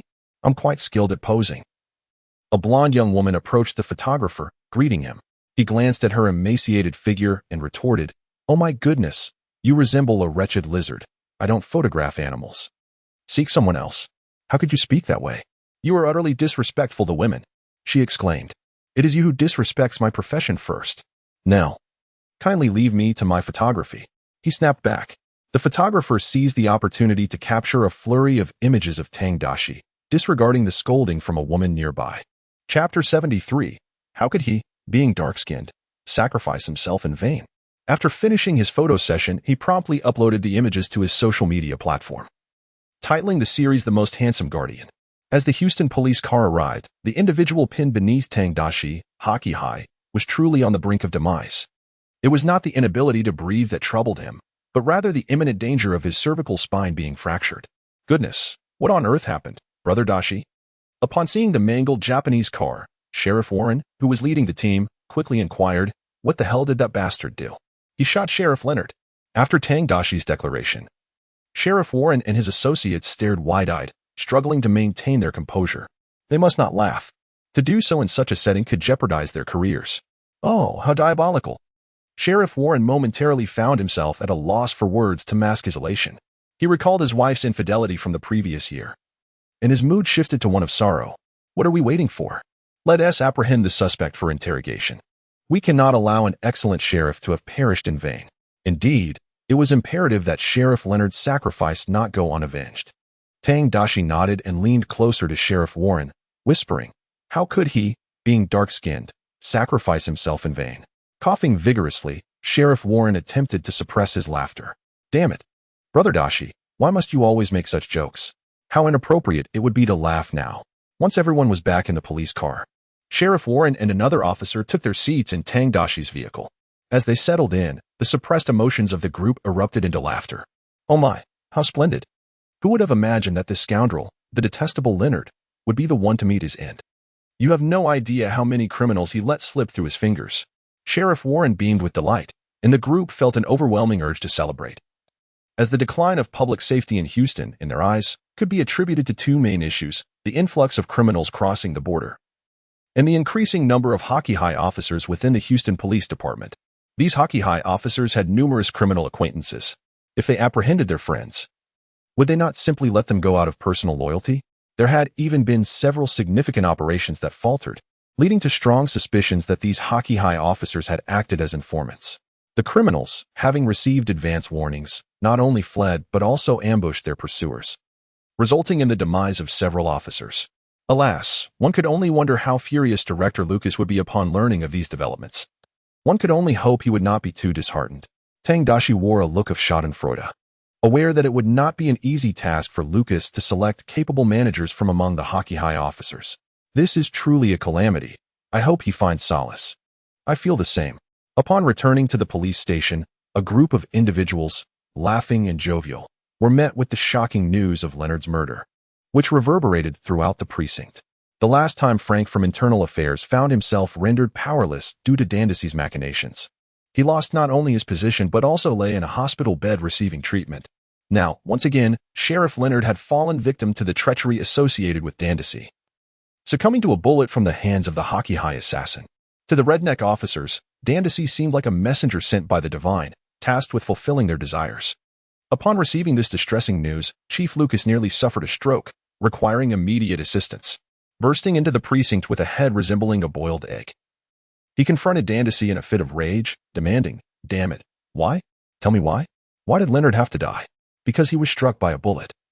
When a person is hit, they die," Daxi replied calmly in the face of Lucas's fury. How could he be shot while comfortably at home? Why would you bring an assassin to his doorstep? Lucas had already been briefed by his subordinates on the events. Yet he sensed that the situation was far more complex than it appeared. How could an assassin simply appear? It was akin to returning home to find his wife announcing a grand illusion, only to discover his close friend, stark naked, lying in bed, exclaiming in bewilderment, "Damn it. How did I end up here? I had no idea this would happen. It was merely a tragic accident. I had a misunderstanding with Sheriff Leonard earlier in the day, and later, feeling remorseful, I purchased some fruit as a peace offering, hoping to mend our relationship. You know, I am also hockey high. We are brothers in arms and ought to support one another. Moreover, Sheriff Leonard is a respected elder of mine. I never anticipated an assassin would emerge. To be honest, I suspect that Leonard's efforts against organized crime may have angered someone, prompting them to seek revenge. I am devastated. If possible, may I enter and deliver a few punches to that scoundrel? My heart aches terribly, Tang Daxi lamented, feigning grief, tears welling in his eyes, leading one to believe he and Leonard were the closest of friends. Lucas was incensed by Tang Daxi's shamelessness, his own confidant having been killed at the hands of this man twice over. Gritting his teeth, he glared at Tang Daxi, saying, "It better be as you say, or I will not spare any scoundrel responsible for Leonard's demise." With that, he stormed off in fury, intent on personally interrogating the assassin to uncover the truth. Should it be substantiated that Tang Daxi orchestrated Leonard's downfall, the consequences would be dire. He must seek vengeance for Reynard. This time, however, the investigation progressed unusually smoothly. The hacky assassin confessed everything right away.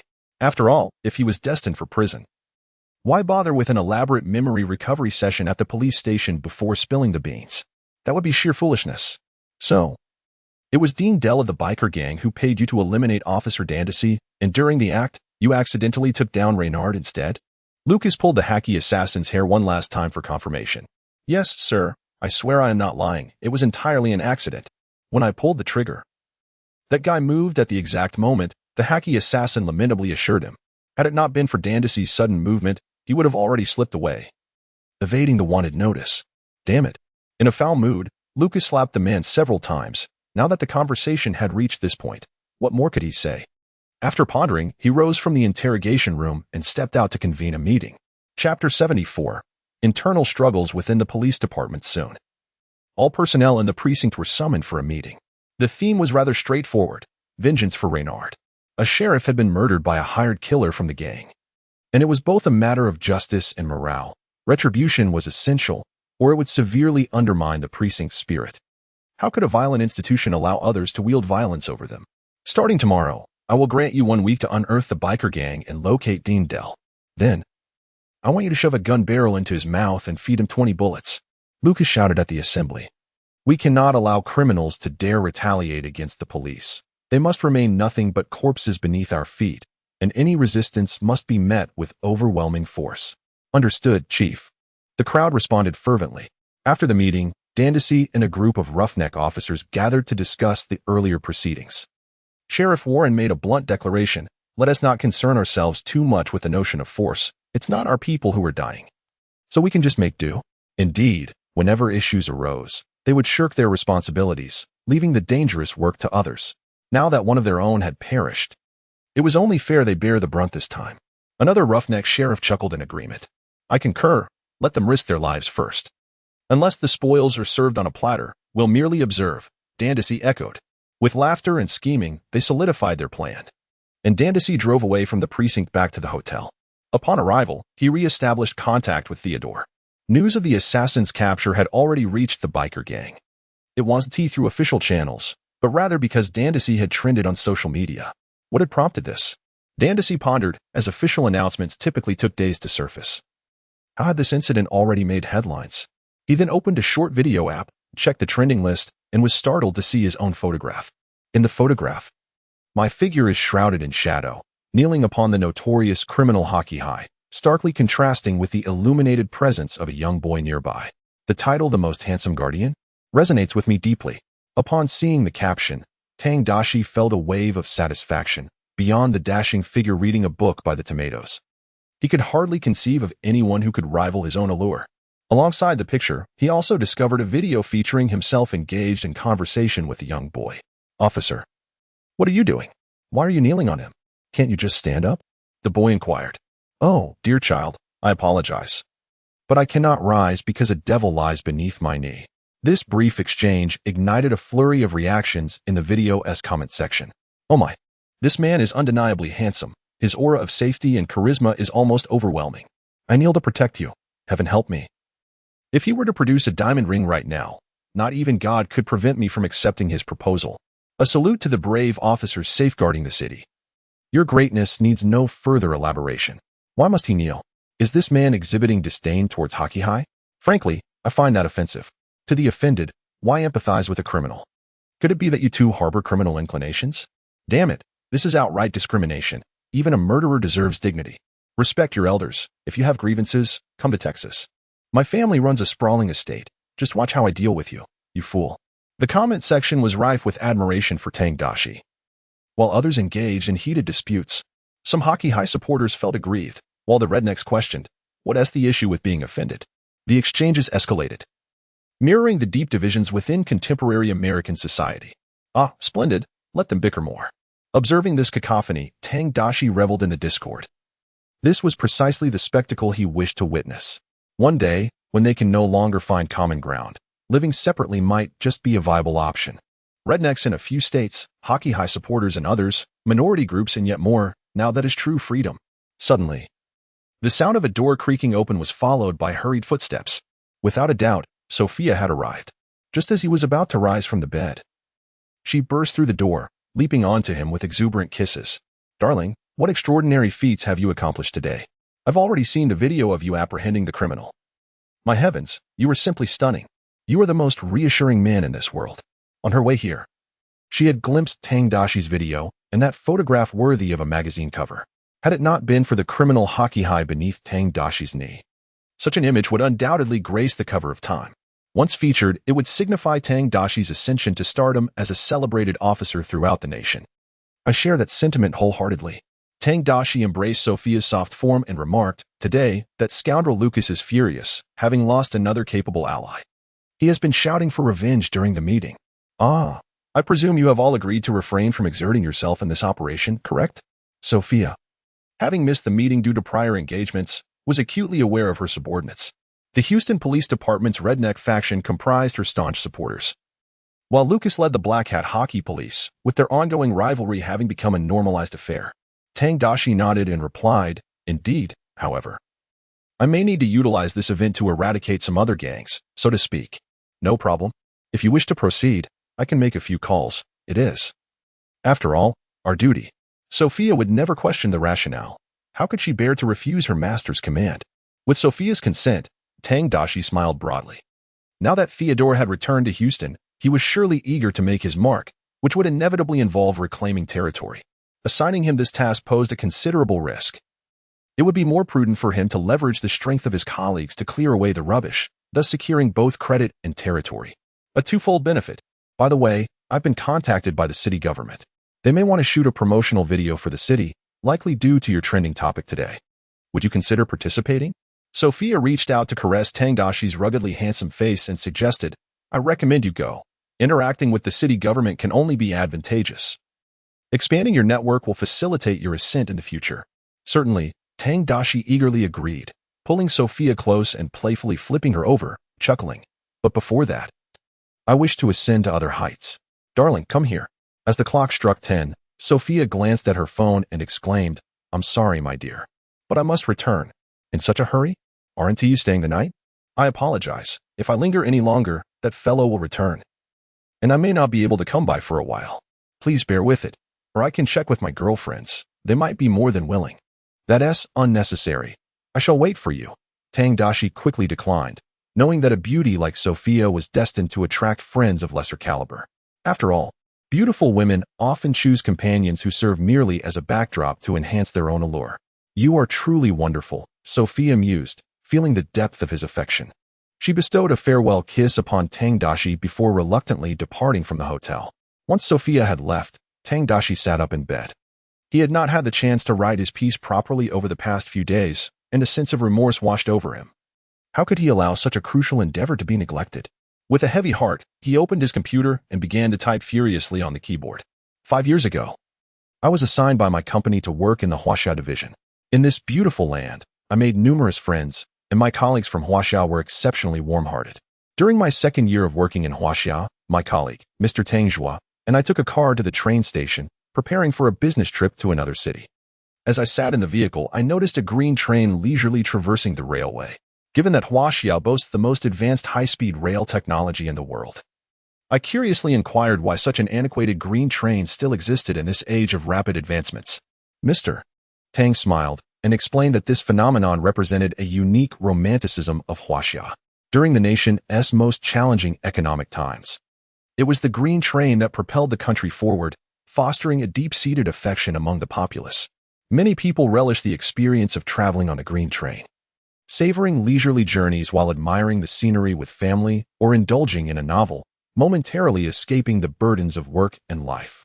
Additionally, many farmers depend on the green train, as its affordable tickets allow them to transport goods at minimal costs. No matter how swiftly a nation progresses, it must not forsake those who move at a slower pace. Upon hearing Mr. Tang's words, I was profoundly moved. No wonder the people of Huaxia often say that forgetting equates to betrayal. Whether it be the trains or the sacrifices of previous generations for their homeland, the Huaxia people harbor a deep emotional connection, willing to extend special care to them. How could such a magnificent nation not rise? I could not help but ponder about America. Do we possess such green trains and the same humane considerations? A quick search on my phone revealed that our railways are still constructed from a century ago. Just last month, a train laden with hazardous chemicals derailed in Ohio, releasing toxic substances into the air, soil, and groundwater, the environmental repercussions of which will take centuries to rectify. This was merely the 12th incident of such a toxic train derailment this year, and it seemed that everyone had grown accustomed to it, with no one held accountable. In that moment, I felt a sense of despair at the inherent flaws of my country. As I completed this comparative essay on trains, Tang Daxi marveled at his own brilliance and promptly shared the piece online. As his writing gained traction on social media, the audience engaging with it expanded significantly. Not only did many Americans transform into insightful contributors, but individuals from Europe also resonated deeply with the content, joining the ranks of thoughtful commentators. It is indeed absurd that a nation claiming to be the world's foremost still relies on a century-old railway system. The frequency of train derailments in America within a month far exceeds that of Huaxia in a decade, which is laughable. Perhaps our status as the world's leading nation is confined to the affluent and the military, bearing little relevance to the ordinary citizen. Articles praising Huaxia are akin to chocolate. While they bring sweetness to some, they may prove fatal to others who are quick to criticize, revealing an underlying insecurity.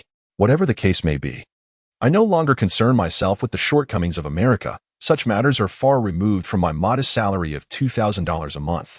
Forgetting equates to betrayal. A sentiment articulated with remarkable clarity. The American populace exhibits an inherent ingratitude. Observe the presidents, who, once in office with our support, promptly forsake us, casting aside their promises as if they were mere trifles. Forgetting is indeed betrayal. Let us solemnly commemorate the 10th anniversary of the crackdown on vice in Dongguan. Have you, perchance, visited? I believe the United States could benefit from studying our railway technology, as our trains never derail. I suggest that Americans, prior to learning from your country, should first don bulletproof undergarments to avoid being overwhelmed upon their arrival in India. The railway technology in India undoubtedly surpasses that of the United States. Which country can boast of accommodating so many passengers on a single train? And your motorcycles are equally astonishing. A single bike can carry an entire platoon. If two Indian motorcycles were to collide, I fear the casualties would exceed 10 million. Curse those naive Turks and Koreans. You possess no understanding of India. Nations as diminutive as yours should feel fortunate not to be our neighbors, lest our military would have already trampled you. Even if you were our neighbors, what of it? We would position cattle as our defense at the border. Would your Indian army dare to fire upon us? You would be too busy scrambling for cow dung, I suspect. Damn the Poles. Our Modi will soon sign a non-aggression pact with Russia and Germany. Prepare yourselves. I notice that the comments section has taken a turn, with some domestic comrades straying off topic, while the classic ASAN faces collective ridicule. The Tang Daxi have found it amusing and inquired about the reward system. As expected, after the last batch of 20,000 elites received their rewards, the criteria have escalated once more. This time, 50,000 elites are required to release the next wave of rewards. Currently, the elite count has nearly reached 30,000. Patience is key. Tang Daxi is unperturbed. Within less than a month, they have cultivated tens of thousands of elites. As time progresses, the growth rate will only accelerate. On this particular night, Houston witnessed a surge of gang confrontations. With the return of the motorcycle gang, the territories that had previously been vacated were swiftly reclaimed by various gangs in Houston. As one of the most formidable gangs in the area, the motorcycle gang boasts thousands of members, although its core is relatively small. Most are peripheral members. operating under the motorcycle gang's banner to engage in activities such as narcotics distribution and archetypal rabble. As the nocturnal skirmishes among gangs reached their conclusion, the daytime belonged to the Houston police. The entire Houston police force mobilized, under the pretense of avenging Sheriff Leonard, to commence a sweeping operation against motorcycle gang members. Numerous peripheral thugs were apprehended. Led by sheriffs like Sean and Warren, the redneck faction of the police blatantly disregarded the motorcycle gang. They received Sophia's subtle suggestion to collaborate with Daxi in eliminating certain gang forces beyond the motorcycle gangs. Among them, Theodore provided intelligence regarding the criminal factions he intended to confront. Daxi, accompanied by his team, executed a precise operation against this group, resulting in the seizure of a significant quantity of flour, thereby garnering considerable merit. Chapter 76. The Raid Operation. Who doesn't indulge in leisure? As 3 days elapsed, Daxi, alongside a contingent of officers, effectively neutralized the roadblocks posed by Theodore's adversaries, addressing the issue on a biological level. The Lucas faction's hockey officers also apprehended numerous members of the motorcycle gangs, including 2 pivotal figures. Under the circumstances of a major memory recovery operation and the technical malfunction of the law enforcement recording devices, they were compelled to divulge information regarding the new spokesperson of the Houston motorcycle gang, Deender. These 2 individuals were intentionally captured based on intelligence provided by Theodore to facilitate Daxi's operations. Upon acquiring Deender's location, Lucas swiftly convened a meeting with the police department's core members. Upon noticing Daxi's presence in the meeting room, Lucas's expression soured as he remarked, "Officer Daxi, who permitted you to be here?" "It was I," Sophia interjected without hesitation. Daxi's capabilities and achievements in combating organized crime are well recognized. I believe his participation in this meeting would be beneficial to our operations. Let him become the sheriff first, Lucas retorted. For now, he lacks the qualification to attend this meeting. With a disdainful snort, Lucas countered Sophia's argument. Fair enough. Then I wish the esteemed director every success in his operational plans. Daxi rolled his eyes and departed. He had merely intended to attend and glean insights from the discussion. Regardless of Lucas's opinion, he and Sean's group would certainly not cooperate. For this operation, he had already prepared to collaborate with Theodore, utilizing the motorcycle gang members to eliminate Lucas's troublesome subordinates. With Daxi dismissed, Lucas felt a slight lift in his spirits and began discussing the operational plan with the department's key personnel. Once he had organized his side, Sophia leisurely inquired, "Do you require me to contact the Texas Rangers for assistance?" "No need. This is a matter for the Houston Police Department alone," Lucas replied without a second thought. He was not inclined to rely on Sophia's connections, nor did he wish to involve allied departments in a revenge operation that would undermine his authority. "How incompetent are you? That you need to summon assistance against a mere gang?" "Very well, the director is correct," Sophia said with a faint smile, implying that should any significant issues or casualties arise during the operation, the responsibility would indeed rest with him. As for how such casualties might occur, her precious master would take action. At that moment, Lucas remained oblivious to the extent of his folly in making this decision. He waved his hand, instructing everyone to return and prepare their subordinates for deployment. As Sean and his group rushed back to begin arranging the operation, Tang Daxi, under the guise of needing to use the restroom, discreetly slipped away to retrieve a spare phone and sent a message to Theodore. The operation was set to commence within 10 minutes, and they anticipated reaching the destination in approximately 40 minutes. At that juncture, their team would split into 2 groups. Theodore merely needed to position his men to engage in combat with the initial assault team, taking down as many adversaries as possible. Once the message was dispatched, Theodore promptly acknowledged receipt.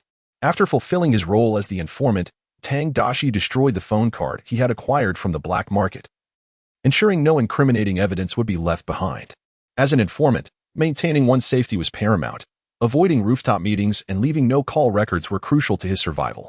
Upon exiting the restroom, he found the main contingent fully assembled, and the Houston Police Department's convoy set off once more with great determination.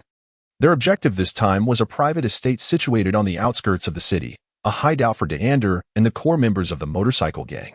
This estate, with its history spanning over a century, was surrounded by tall walls and even featured a watchtower. In the earlier, more lawless days of America, sentinels were positioned atop the tower, ready to dispense swift justice with a Gatling gun upon encountering any ill-intentioned individuals. However, The advent of surveillance technology rendered the watchtower little more than a relic. With just a kilometer remaining to their target, they prepared for battle. Ready to execute a pincer movement to encircle the criminals, ensuring none could escape to honor Sheriff Leonard with their wretched lives. The temporary command was entrusted to Inspector Luke of the Hockey Black Police faction, a trusted subordinate of Lucas. His voice brimmed with fury. For he and Leonard shared a deep camaraderie, having known each other since childhood and even indulging in mischievous escapades at a fried chicken joint. Under his command, the convoy swiftly divided into two. The Hockey Black Police would spearhead the frontal assault, while the Redneck faction would encircle from the rear. Due to their strained relations, cooperation between the two factions was nearly impossible, akin to the animosity between the Army and Navy. Should any gang member escape from the rear, your lot will be left to patrol the streets. Inspector Luke bellowed over the radio, clearly threatening the Redneck Police. He was well aware of their lack of commitment. However, he warned that anyone shirking their duty this time would face dire consequences. Damn it, that scoundrel deserves a bullet for his insolence. How dare he threaten us? What kind of fool could emerge from such a lineage? Was his mother's pregnancy marred by a tumble down the stairs that left him brain damaged? Sean and the other Redneck officers erupted in a chorus of curses from their vehicles. This threat practically compelled them into a fight for their lives. It was important to note that while the Hockey Black Police appeared to be facing the greatest risk in the frontal assault, the reality was far more nuanced. In the face of overwhelming firepower, this group of gangsters is most likely to flee. However, those tasked with encircling from the rear, though appearing at ease, are in fact engulfed in peril. You have blocked their escape route. How can they refrain from fighting back? There is no need for anger, as this is not the first time. With my presence, nothing disastrous will occur. Tang Daxi remained remarkably composed. Similar occurrences had been recounted by Sean on numerous occasions. During significant operations, the most dangerous tasks are invariably assigned to their faction. Yet, this time is different. Upon hearing Tang Daxi's words, the collective mood began to stabilize. For in such moments, fury yields no solutions. Meanwhile, within the estate, the members of the motorcycle gang had already sensed the commotion outside. At this moment, the dozens present within the estate were elite members cultivated by the gang and its core. These individuals had proven their mettle, displaying a fearless demeanor. And their assignment to Houston was to oversee various territories. According to prior arrangements, each could bring along several peripheral members to manage their drug operations, akin to their previous operating model. However, the sudden raid by the police disrupted their plans. Chapter 77. Are you aware of the ghosts at home? Once the third in command of the motorcycle gang, Diender had ascended to the second position following Brady's demise, which led him to Houston.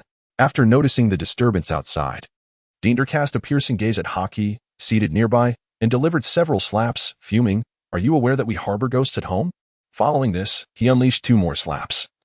Bellowing, are you oblivious to their presence? Who are the ghosts? The slapped Hockey appeared utterly bewildered. The 2 idiots captured were brought in by you. They are your apprentices. And they sold us out. Diender shouted vehemently. Hockey, in contrast to other gang members, seemed out of place, clad in a suit with a neat haircut, resembling a university professor. Yet, the more refined an individual appears, the more formidable their fury when unleashed. The slapped Hockey's expression shifted dramatically as he promptly rose. Gritting his teeth, I am unclear about the situation, but my loyalty to the family is beyond question. I shall go and eliminate those damned police officers. With that, he dashed to the wall adorned with firearms, seizing 2 automatic rifles before charging out. What are you waiting for? Let us all join in. Take down one after another. Diender roared, prompting the core members of the gang to scramble for weapons and prepare for battle. Should the police breach the estate, they would confront these scoundrels with every ounce of resolve. Observing the flurry of activity, Diender's gaze subtly shifted towards Theodore. The last time, nearly all core members in Houston had perished, leaving only this individual to survive.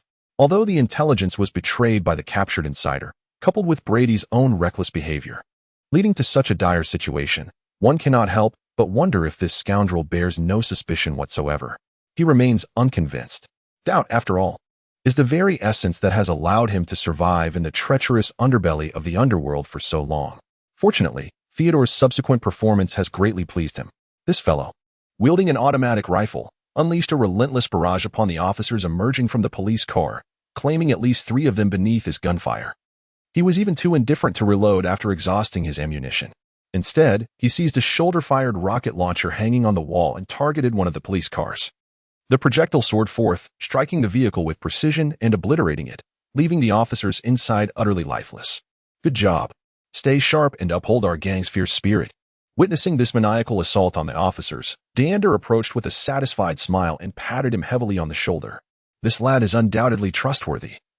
Which traitor would dare to slaughter officers like pigs as he does? Mr. Dander, I advise you to step back.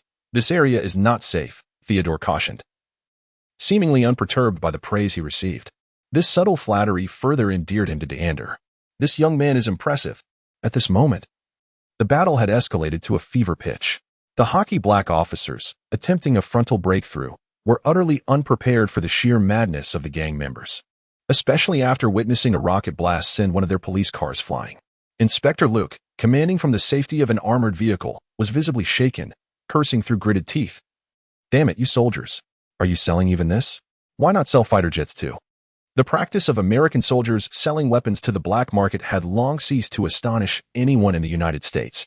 After all, it's all about making a profit. Did they join the military merely to earn money? Those fortunate enough to find themselves in the Middle East could cash in on oil profits aplenty, while those stuck at home had no choice but to resort to reselling supplies, later reporting losses when new weaponry was distributed. Meanwhile, the hockey black officers engaged in combat with the gang were becoming somewhat bewildered. These officers, already deemed inadequate, had been recruited by Lucas in a bid to expand his influence.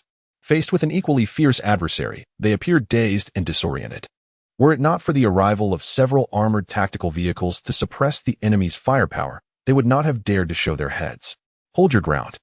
They have limited ammunition. Deploy smoke and flashbangs. Damn it, who threw the smoke grenade here? Cough, cough. Flashbang at the fourth window on the left of the second floor.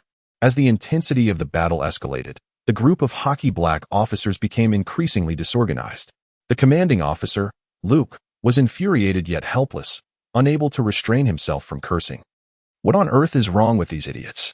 Just follow my orders and launch the assault. Why complicate matters? Standing beside him, Sergeant Hockey chose silence, thinking to himself how easy it was for Luke to speak so casually when he was not the one facing gunfire. In the midst of fierce combat in the front courtyard, the sounds of gunfire and explosions had already reached the rear of the estate. Those responsible for the flanking maneuver, including Tang Daxi, had found adequate cover and entered combat readiness. Hearing the chaos in the front, Tang Daxi chuckled. They're surely doomed. I heard the sound of rocket launchers. Rocket launchers? How could they possibly have rocket launchers?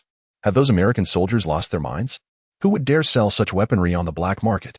Sean was equally taken aback, realizing the destructive power of rocket launchers, which were quintessential heavy weaponry. Although the Houston Police Department was well equipped, they were still just police officers and could not employ heavy artillery. Regardless, let them deal with their own demise. After all, it's those fools who usually just patrol the affluent neighborhoods, wasting time. Now that they're faced with genuine combat, they finally realize their inadequacy. Tell the brothers to take it easy and let them engage at their own pace, Tang Daxi remarked with schadenfreude. Sean also wore a mischievous grin as he relayed the orders. Thus, a group of redneck American officers nearly hid behind the lines, continuing their revelry. However, moments later, the radio crackled with Luke's frantic voice. What are you all doing back there? Why have you not taken action? Upon hearing his furious outburst, Sean and several rednecks exchanged gleeful looks, then attempted to adopt a serious tone. Sir, we are responsible for the flanking maneuver from the rear. Rest assured, should any criminals attempt to flee, we will apprehend them. No, I have changed my mind. You must launch a rear assault immediately. These criminals have abandoned any thought of escape and are prepared to fight. Luke was now in a hysterical state. He had intended to send his men to the front to scare the criminals away, allowing the rednecks to engage them in life-or-death combat. Who could have anticipated that these bikers would not flee but instead confront them head-on? Not only did he reap no benefits, but they also consumed all the ammunition. All right then, we will assault immediately. Ultimately, it was a command from above, and Sean's group could not defy it. With a call, they began to advance slowly towards the rear. Indeed, an assault was not something one could accomplish instantaneously. Tang Daxi led the charge at the forefront, unleashing a hail of gunfire from his automatic rifle towards the windows of the estate's rear, shouting, "Get out here, you damn bastards, and surrender." The sound of bullets shattering glass quickly caught the attention of the bikers inside. Dean Dell, who was responsible for coordinating inside, had been monitoring the situation outside.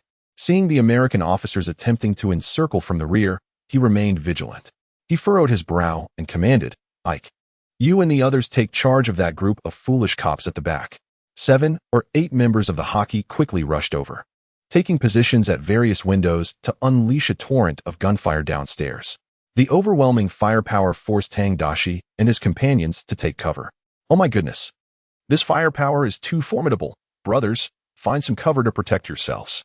"Yes, wait for the right moment to counterattack. How many bullets could they possibly have? Just wait and see." Tang Daxi and his fellow sheriffs, Sean and Warren, shouted from their concealed positions, extending their guns outward to spray bullets indiscriminately, creating the illusion of a fierce firefight. Fishing for opportunities, who isn't adept at that? Their tactics paled in comparison to the hockey cops, who were seasoned in the art of evasion, while these few were merely experiencing it for the first time. "Brothers, let us place a wager. I bet that the idiots in front have already lost 5 of their number. I wager $1,000. Sheriff Sean even went so far as to initiate a betting pool. "I bet fewer than 5 are dead. These fools are rather cunning." "Indeed. I too wager fewer than 5. Their survival skills are commendable, one must concede." 2 other redneck sheriffs chimed in. "I wager more than 10 have perished. No need for money. If I lose, I'll treat you to drinks, and if I win, you treat me." Tang Daxi laughed as he joined the wager. "Let us hope we're the ones buying." The 3 sheriffs echoed in unison. After a tense standoff lasting about 10 minutes, the gunfire within the estate began to wane, indicating their ammunition was running low. After all, a gang is a gang, not a regular army. They cannot sustain a prolonged battle. The front yard bore the grim testament of a dozen corpses, all hockey cops who had perished in this chaotic skirmish. Under Lucas's protection, they had patrolled the affluent neighborhoods. And in this brutal combat, their true inadequacies were laid bare, leading to one inevitable outcome: death. Meanwhile, in the backyard, Tang Daxi and his companions resolved to launch a surprise attack. They first deployed smoke grenades to obscure visibility. Driving an armored tactical vehicle, Tang Daxi accelerated through the smoke, crashing directly into the estate's villa. With a forceful collision, he broke through the iron gate. Leaping from the vehicle, he brandished a pair of carbines, charging into the building. The first floor was guarded by several members of the joyriding gang.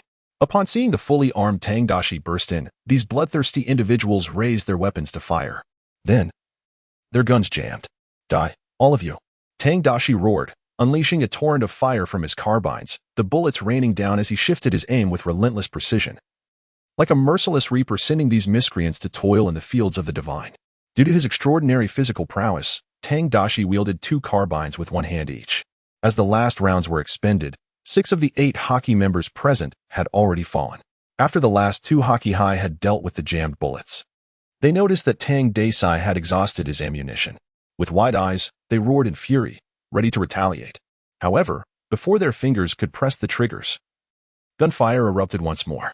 As Tang Daxi's carbine fell to the ground, a pistol appeared in his hand as if by magic. With the passive activation of his close combat intent, he fired 3 shots, eliminating one of the hockey high. In swift succession, Sheriff Sean unleashed a volley of bullets at another hockey high, nearly obliterating the assailant on the spot.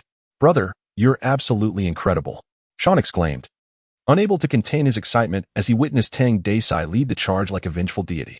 This man, undaunted by bullets, was truly the beacon of hope for the Me Police. "There are others on the first floor. You all secure it while I assess the situation on the second floor," Tang Daxi commanded, swiftly retrieving 4 carbines from the ground, reloading them, and advancing toward the staircase leading to the second floor. Several Me Police followed suit, tossing smoke and tear gas grenades up the staircase. The manor was vast, and the staircase spiraled upward. The grenades caused considerable disruption to the members of the biker gang stationed at the top, forcing them to fire blindly in response to the commotion. Once the gunfire subsided, indicating that the gang's ammunition had run dry, Tang Daxi dashed forward, dual pistols blazing, swiftly taking down the biker gang members guarding the stairs. One more gang member lurked in a room adjacent to the staircase, poised to ambush as he clutched his weapon, waiting for the opportune moment. However, Tang Daxi, possessing the spirit of a farmer, sensed the murderous intent emanating from the hockey high. Before the assailant could emerge, Tang Daxi unleashed a frenzied barrage at the door, nearly shattering it. The hockey high, caught unawares, was struck by over 20 bullets and collapsed, his eyes wide with disbelief as he met the gaze of the Me Police officer responsible for his demise. In his final moments, he thought bitterly, this bastard must have some sort of clairvoyance. As Tang Daxi ascended to the second floor, it became evident that the biker gang was on the brink of collapse. Dean Dell, the gang's second-in-command, displayed no fear, regarding the remaining members with a predatory glare. Having endured thus far was commendable, and with so many police having perished, the gang's reputation had been solidified. Mr. Dean, we can barely hold on any longer. You should flee. We'll cover your retreat, Theodore urged, sprinting over with 2 guns in hand. In moments of life and death, true feelings are revealed. Theodore's words not only warmed the heart for a day, but resonated deeply, perhaps even for a year. DeAndre gazed at Theodore with a newfound sense of admiration, realizing that he should never have doubted such an exceptional junior. From their recent skirmish until now, Theodore's performance had been impeccable. He was undoubtedly an outstanding member of the gang. Just as DeAndre began to articulate his thoughts, a figure burst forth from the corridor, accompanied by a barrage of bullets. 2 of them struck DeAndre, one in the abdomen and the other in the thigh. Chapter 79. Who is the loyal minister? Damn it, die for me. Theodore had recognized the intruder as their master, Tang Daxi. He deliberately shouted in anger, aiming his gun at the floor and unleashing a volley of shots. Tang Daxi, in a show of cooperation, retreated into a nearby room, feigning suppression to allow Theodore and his men to escape. It was a strategy of patience, luring in the big catch and creating an opportunity for his subordinate to ascend. Mr. DeAndre, we must leave. I can perish, but you cannot die here, Theodore shouted fiercely, embodying the spirit of a hero as he hoisted the wounded DeAndre and rushed into the innermost room. He locked the door behind them and opened a wardrobe, revealing a secret passage leading outside. They had contemplated using this escape route when the police had previously attacked, but the idea of so many trying to flee together had seemed unrealistic. Faced with the overwhelming force of the Houston Police Department, their 30-man unit had managed to hold out for this long, which was already miraculous. However, to escape, they would have to abandon some comrades to buy time, a betrayal of their principles. Who would stay and who would go? Such discussions could easily lead to infighting. Yet now, with everyone having bravely fought to the death, fleeing from this place would seem reasonable. They had to preserve a flicker of hope. It was merely a tactical withdrawal. Carrying DeAndre through the secret passage, Theodore began to sprint. Emerging from the tunnel, he found himself before a large iron door that was already ajar, leading to a basement. After gently setting DeAndre down, Theodore locked the door and inquired, "How are you holding up?" "I can endure." But those damned cops. DeAndre's complexion had begun to pale from the 2 gunshot wounds, though fortunately, neither was fatal. "We cannot linger here. I will take you to safety, Mr. DeAndre. You cannot die. Houston cannot afford to lose your leadership." At this moment, Theodore's loyalty shone brightly, akin to a valiant guardian. He assisted DeAndre up the basement stairs, which led to a garage where a Ford was quietly parked. Once inside the vehicle, Theodore opened the garage door and pressed the accelerator, heading southward towards Mexico. However, rather than heading directly to Mexico, he drove to a secure location before assisting DeAndre out of the car. As Theodore set DeAndre down, he prepared to leave. DeAndre sensed an ominous presence and urgently inquired, "Theodore, where are you headed? These cops are like rabid dogs and might come searching. I must divert their attention. I cannot allow them to discover your whereabouts." Theodore flashed a smile, retrieved a cigarette, lit it, inhaled deeply, and exhaled a plume of white smoke that intertwined with his grin. In a voice tinged with a raspy quality, he said, "Farewell, Mr. DeAndre. May God bless you." As the sound of the engine roared to life, DeAndre realized that the man had departed. A profound sadness engulfed him. He never imagined that the individual he had doubted would risk his life to save him. His loyalty was beyond question. "If he survived this ordeal, I shall ensure he is well rewarded upon his return," DeAndre silently vowed. For such an intelligent, capable, and loyal individual was precisely the talent his family needed. With Theodore's escape, the battle at the manor came to a close. Aside from the 2 of them, all other members of the motorcycle gang lay slain. The sight of lifeless bodies, both inside and outside, was a grim testament to the massacre. Meanwhile, Sean and his cohort of rednecks emerged unscathed, even claiming the credit for exterminating the gang. Inspector Luke, responsible for leading the operation, was nearly green with rage. "Damn! Damn! Damn!" he roared, kicking the corpse of a motorcycle gang member at his feet, his fury impossible to quell. Sean and his group huddled together, already discussing where to take Daxi for drinks after work, for he had emerged victorious, having taken down a full 12 of the gang members. Witnessing this group of revelers, Luke's anger became uncontrollable, and he stormed over, demanding, "What the hell are you discussing, sir? We are deeply saddened by the loss of so many comrades and thought we might drown our sorrows in a few drinks tonight. For we cannot fathom how to endure this long, dark night," Tang Daxi reported loudly. Almost unable to contain their laughter, Sean's group echoed the sentiment. "Indeed. We seek to anesthetize ourselves with alcohol. It is utterly abhorrent, these cunning criminals. Oh, my dear friend Tom has fallen. I am not drinking spirits, but rather my tears of sorrow." The group commenced their mock lamentations. Luke nearly ground his teeth in frustration, casting a disdainful glance at them, cursing under his breath before leading the squad back. Upon returning to the precinct and reporting the situation to Lucas, the latter nearly fainted from shock in his office chair. The criminals had been nearly obliterated, a significant victory. Yet, with a dozen officers dead and many more injured, the situation was decidedly unacceptable. "Ward, how did it come to this? Were you not in command of the operation? Why did our brothers bear the brunt of the peril?" Fuming with rage, Lucas turned to his trusted aide and inquired, "I apologize, Director, but I do not wish to make excuses. However, the reality is disheartening. I did not anticipate that those individuals would forsake their escape and choose to fight to the bitter end." Luke lowered his head, unable to meet Lucas's gaze. This response left Lucas momentarily speechless. What troubled him further was the presence of reporters who had already arrived at the precinct to conduct interviews. During the earlier operation, the convoy had surged forth with great fanfare, drawing the media's attention long before. Crucially, he had to confront the journalists, otherwise, Sophia would take his place. As he stepped outside, it was no surprise that Sophia was already engaged in conversation with several reporters, while Tang Daxi and his group had also arrived. Upon seeing him approach, Sophia flashed an enigmatic smile. "Director, may I inquire what the purpose of this operation was? Was it to apprehend drug traffickers or to combat terrorists? What were the outcomes of your efforts? I have heard that the hospital received numerous casualties." As Lucas arrived, the reporters thrust microphones toward him. This made him feel akin to a leading lady in a film, surrounded by male actors vying for her attention, presenting their offerings for her selection. Feeling irritable, he meticulously organized his thoughts before gradually adopting an official tone, skillfully sidestepping the pressing questions.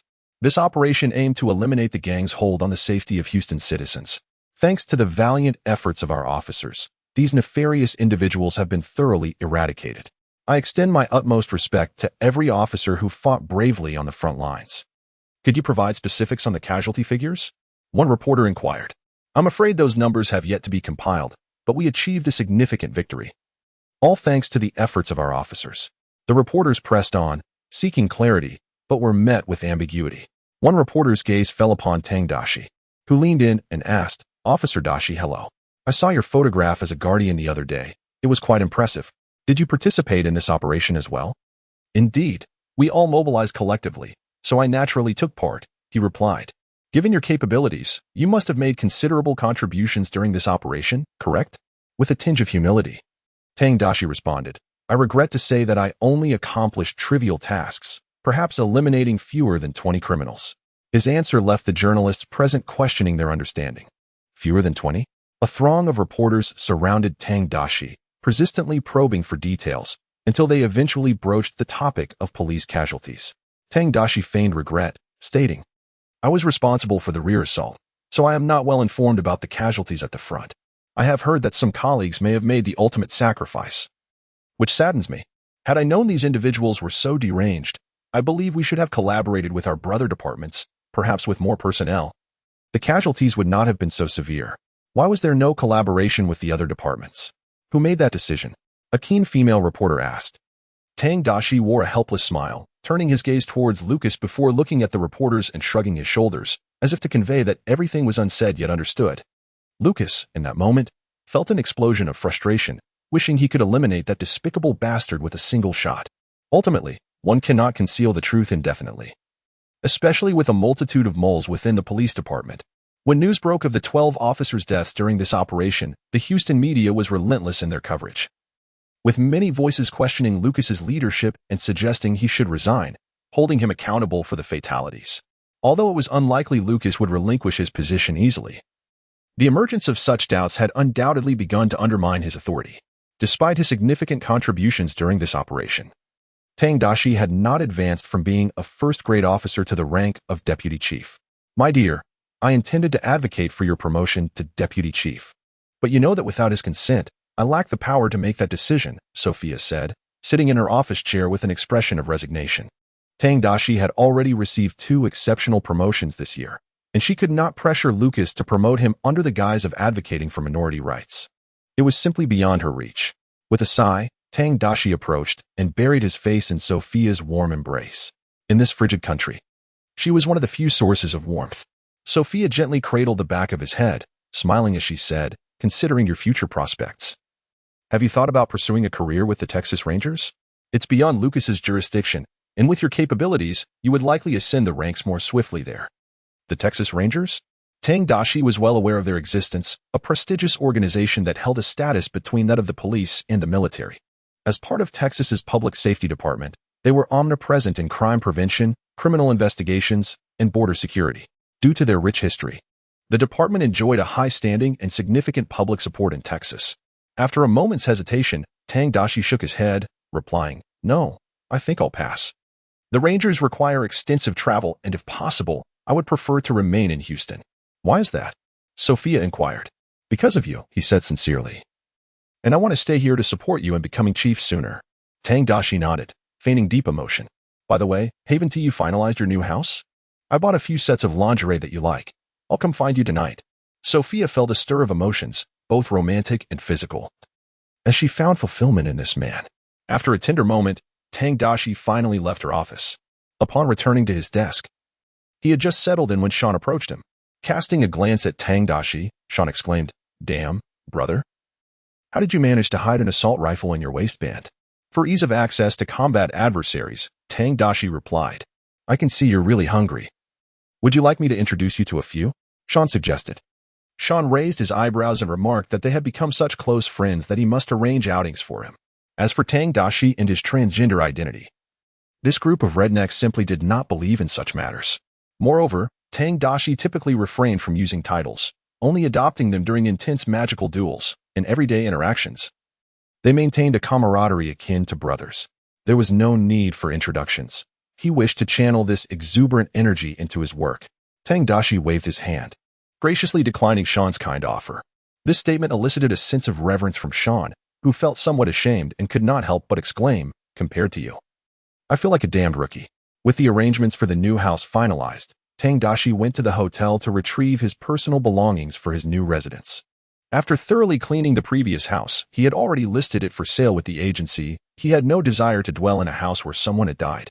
Upon returning to his new home, he found it impeccably tidy, as the former elderly owners had left it in a move-in-ready state. Just as he finished unpacking his belongings, the doorbell rang. Checking the video doorbell, he discovered it was his neighbor, Ellerin, whom he had previously beaten. The injuries Ellerin sustained had not yet healed, and he stood outside with several family members, all wearing respectful expressions. Tang Daxi stepped outside and opened the door, raising an eyebrow at the family. "Good evening, neighbors. Is there something you need?" "Sir, I have come to apologize for my earlier impulsiveness and rudeness, and to present you with a few gifts to congratulate you on your new home," Ellerin said, his demeanor one of utmost respect. He offered a beautifully wrapped gift box to Tang Daxi with both hands. "Very well, I accept your apology." Observing that the young man was quite amenable, Tang Daxi graciously forgave him for the incident involving his fists. "Thank you for your generosity. We are neighbors now, so if you ever need assistance, do not hesitate to reach out." Seeing Tang Daxi accept the gift, Ellerin sighed with relief. Who would have thought he would inadvertently provoke a Haredi? Fortunately, the latter had no intention of seeking retribution. Then it is settled. Tang Daxi, not being one to hold grudges, appreciated the neighbor's respectful attitude.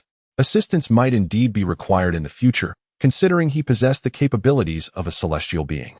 Just as he bid farewell to Ellerin and his family, before Tang Daxi could step back inside, the sound of 2 car horns echoed from outside.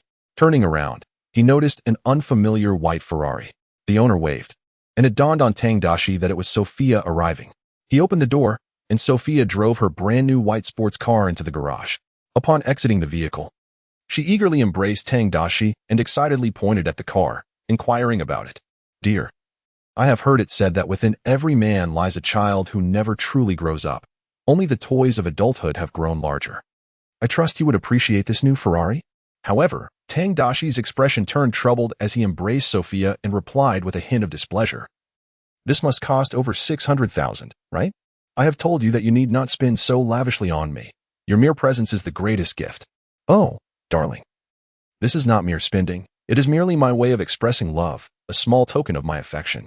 I cannot allow your new garage to remain so empty. Promise me you won't do this again. Tang Daxi sighed as he reluctantly accepted the car keys, feeling a deep-seated aversion to relying on others.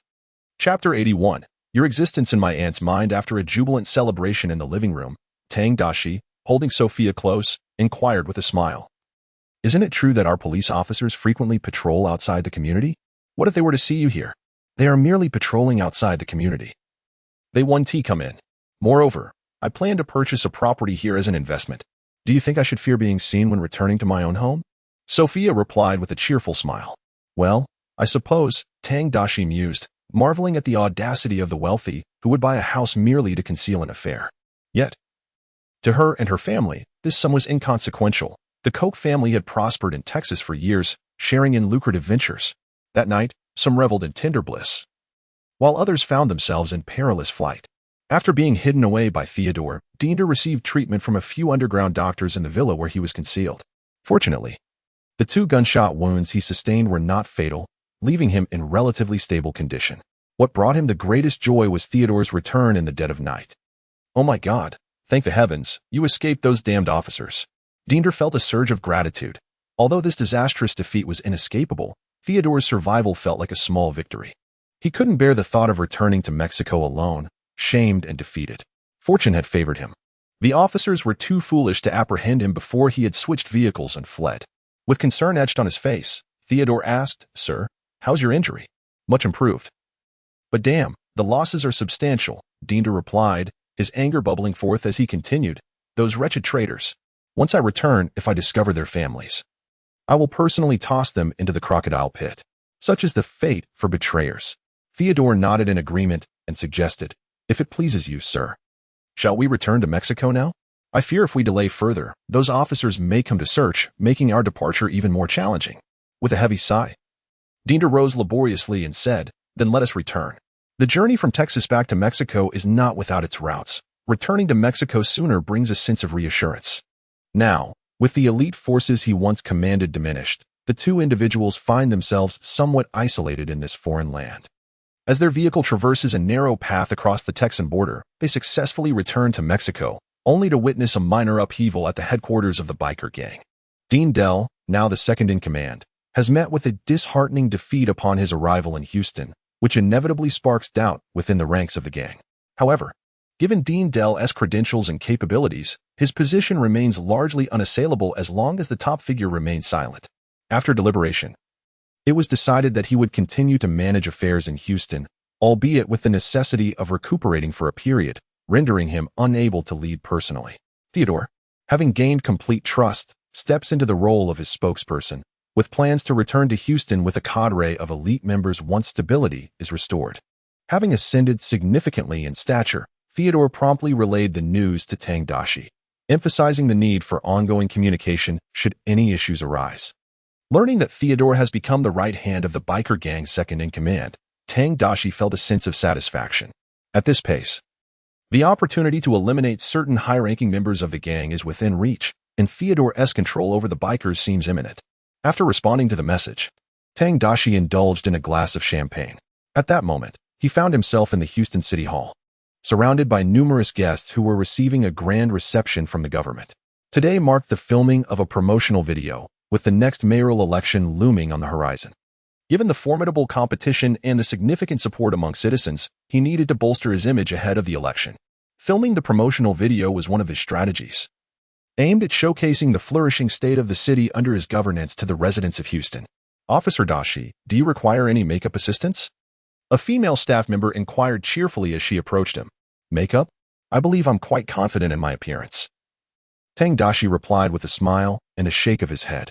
Indeed, you are quite handsome. I am also a fan of yours.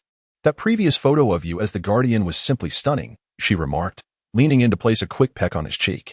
Anyone who bore animosity towards the hockey high would surely be moved by that image. As for Tang Daxi's Asian heritage, his striking looks, which appeal to both Eastern and Western sensibilities, coupled with his just, brave, and selfless character, render any ethnic labels unnecessary. Furthermore, the public's disdain for the hockey high is rooted in their high crime rates. Who would harbor ill feelings toward a good person? Such acts of affection from women have become second nature to Tang Daxi. In America, the spectrum of conservatism and openness is indeed quite pronounced. When it was time for Tang Daxi to film, his task was remarkably simple: merely memorize the lines and recite them before the camera. The script consisted primarily of praises for the magnificence of Houston and a few commendations of the mayor's policies. In less than 10 minutes, Tang Daxi completed his recording duties.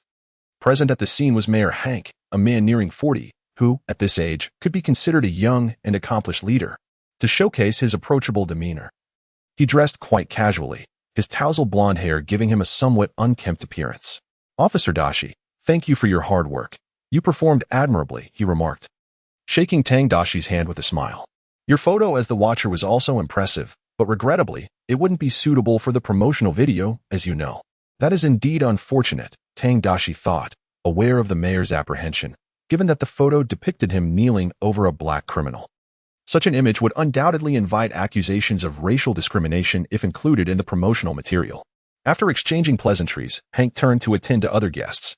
The attendees invited to the promotional video were distinguished individuals from various sectors of Houston, including some renowned singers, reflecting the city's diversity. Just as Tang Daxi contemplated fetching another glass of champagne, a familiar melody reached his ears. "You exist in my aunt's mind." Was someone singing a Huaxiao song? The tune struck a chord with Tang Daxi, prompting him to instinctively approach the source of the sound. In a nearby mobile recording booth, a Chinese female singer was recording. Due to the booth's mobility, the soundproofing was not optimal, allowing snippets of her song to drift outside. Tang Daxi observed her for a moment, struggling to recall who she was. After finishing her recording, the singer emerged from the booth, greeted by an elderly man with graying hair who handed her a bottle of water with a smile. "You sang beautifully.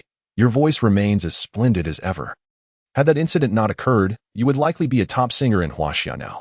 That's all ancient history. There's nothing to discuss. I have no desire to develop my career domestically," she replied, somewhat dismissively in response to her father's praise. "That place lacks artistic sensibility. They do not understand what true music is." At that moment, Mayor Hank approached, wearing a warm smile. After exchanging a few words with the father and daughter, the three posed together for a photograph. Once the photo was taken, Hank turned to attend to other guests. Holding the photo on her phone, Chu Wanting expressed her delight. "This photo turned out splendidly. I must post it online." "Dad, would you like me to help you with it? You have quite a bit of gray hair." "No need. Aging naturally brings gray hair. It's all part of life." Chu Qian shook his head and remarked, "But do you intend to publish it domestically? I fear that the people back home will surely lash out at you." Chu Wanting chuckled lightly, her previously jovial expression now marred by disdain. "It matters not. They have been hurling insults at me for quite some time. They are merely a pack of rabid dogs. What can they possibly do to me? They incessantly cry for me to return and refund their money. But once they are all gone, no one will bother me about this any longer." Indeed, they're a group of indolent individuals, unwilling to seek new employment after being laid off, fixated solely on that meager sum of money. Chu Wanting's father, Chu Qian, nodded in agreement. As Tang Daxi listened to their conversation, he felt an overwhelming urge to take action against these contemptible creatures. He recalled the sordid identities of these two wretched beings. The one named Chu Wanting had once enjoyed fame as a singer in Huaxia until scandal struck, revealing that her mother, a corrupt official, had embezzled severance pay intended for unemployed workers.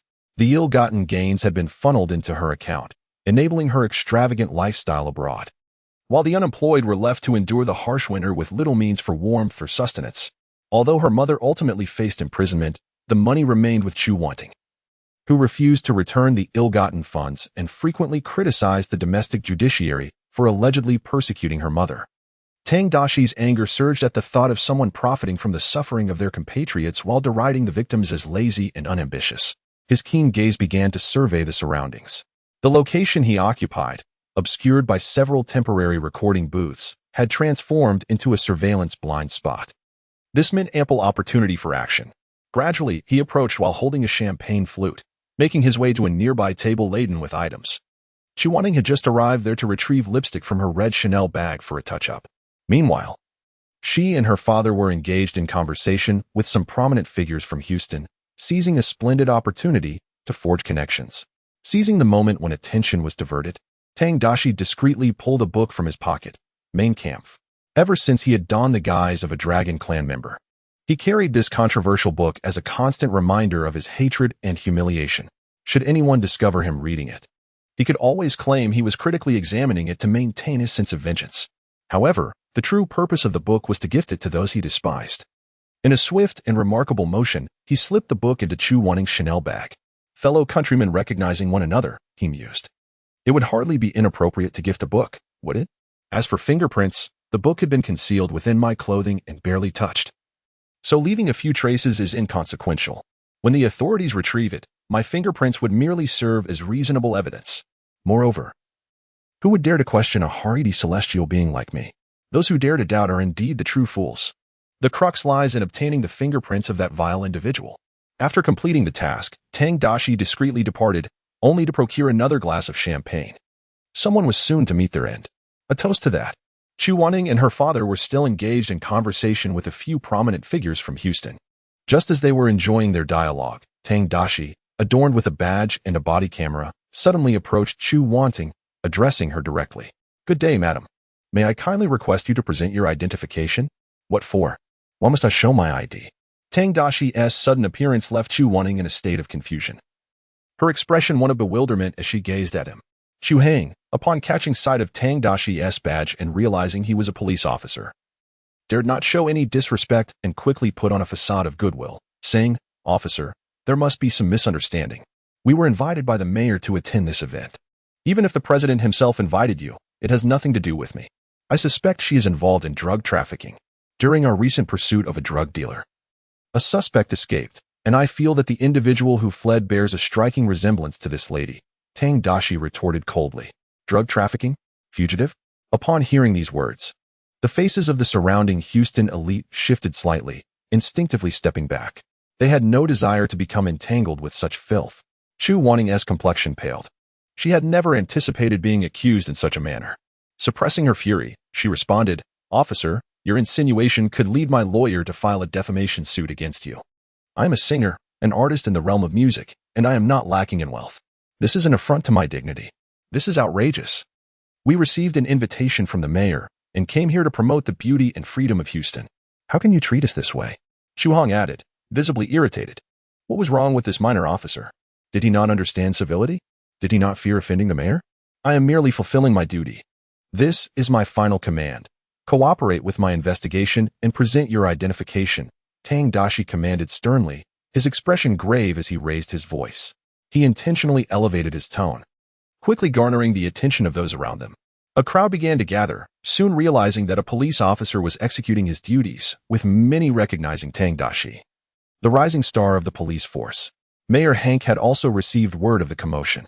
Clearly displeased, he hastily made his way over, inquiring, "What is happening here?" "Mayor, we are unaware of what we have done wrong. This officer accuses me of being a drug dealer and demands my ID for his investigation," Chu Wanning interjected, embellishing her tale. "I am a creator, an artist. I cannot accept such an insult. I hope the mayor will seek justice for us." "Is that so, Officer Daxi?" Mayor Hank furrowed his brow as he gazed at Tang Daxi. Why would he investigate a guest he personally invited to record the program? "I merely harbored doubts, which is why I requested her cooperation. Should I be mistaken, I am prepared to publicly apologize to them," Tang Daxi responded. After a moment's hesitation, Mayor Hank turned to Miss Chu Wanting and said, "Miss Chu, you have heard Officer Daxi's words.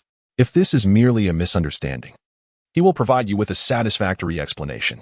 The jurisdiction of the police is indeed quite extensive. It is not unusual for them to question individuals they find suspicious." Although he felt quite displeased, he could only make such arrangements. After all, if this woman were to truly have issues, and news of it spread, he would surely be implicated.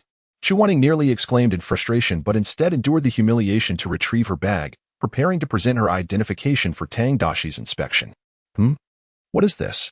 Upon opening her Chanel bag, Chu Wanning felt inside and discovered a book. Chapter 83, A Violent Beating of the Dog and His Daughter. She often carried a book with her, as an artist must possess an air of sophistication. Thus, she absent-mindedly fished around until she found her wallet containing her identification and handed it to Tang Daxi. Officer Daxi took the identification, glanced at it briefly, and then returned it to Chu Wanting, stating, "I still need to check your personal belongings. Officer Daxi, this seems rather inappropriate. She has already presented her identification." Mayor Hank interjected, visibly displeased. He was on the verge of reprimanding the audacious young man. Chu Hang recognized this as an excellent opportunity to curry favor with the mayor and swiftly interjected, "It's perfectly fine, Mr. Mayor. We shall cooperate with this officer's duties. You need not feel awkward.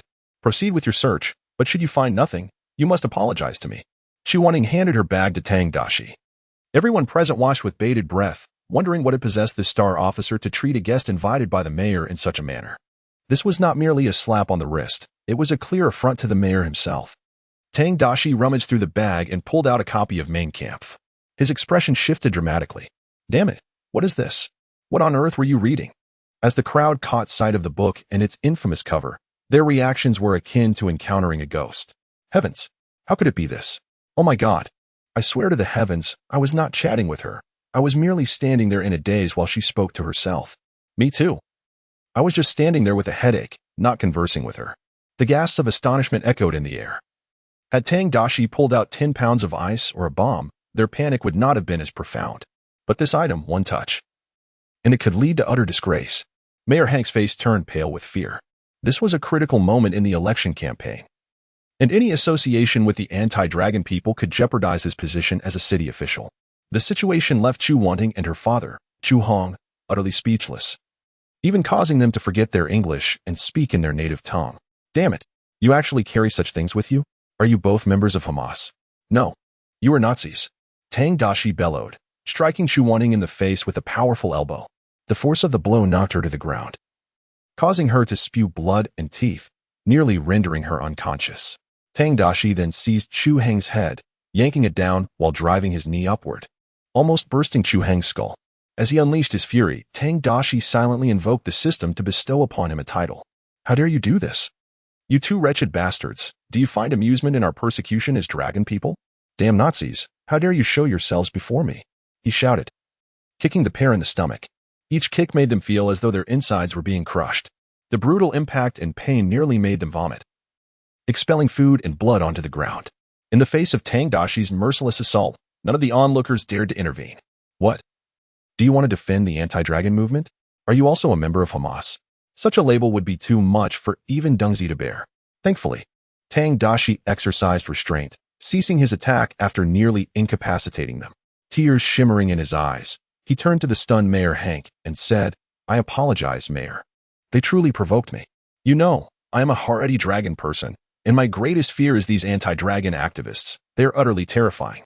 "Oh, I understand. I completely sympathize with your fear. It's all right now, my child," Mayor Hank replied, finally recovering from his shock and embracing Tang Daxi. It was no wonder the reaction was so intense.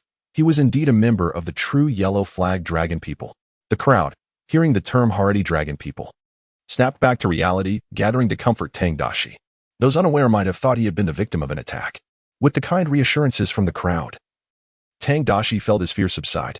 Meanwhile, the Chu father and daughter lay on the ground, having succumbed to their pain. Fortunately, their injuries were not too severe. They would recover in about half a month. Tang Daxi had held back his strength, though one must adhere to political correctness. It is essential to note that no active aggression was directed towards oneself, particularly in the context of assaulting law enforcement. Such extreme measures as causing grievous bodily harm are unequivocally inappropriate. True retribution commences only upon incarceration. "Mr. Mayor, I have already reached out to my colleagues, and they will soon address the matter." After concluding the call, Tang Daxi gazed apologetically at Mayor Hank. Fortuitously, the situation was uncovered today. Had it gone unnoticed, it would have posed significant complications.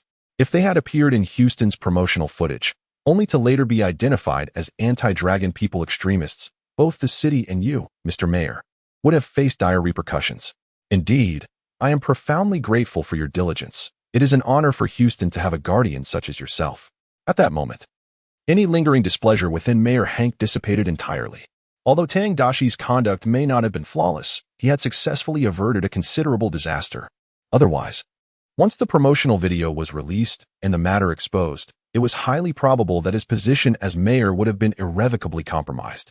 I shall also report this incident to the Dragon People Association. Mr. Mayor, you are innocent in this matter.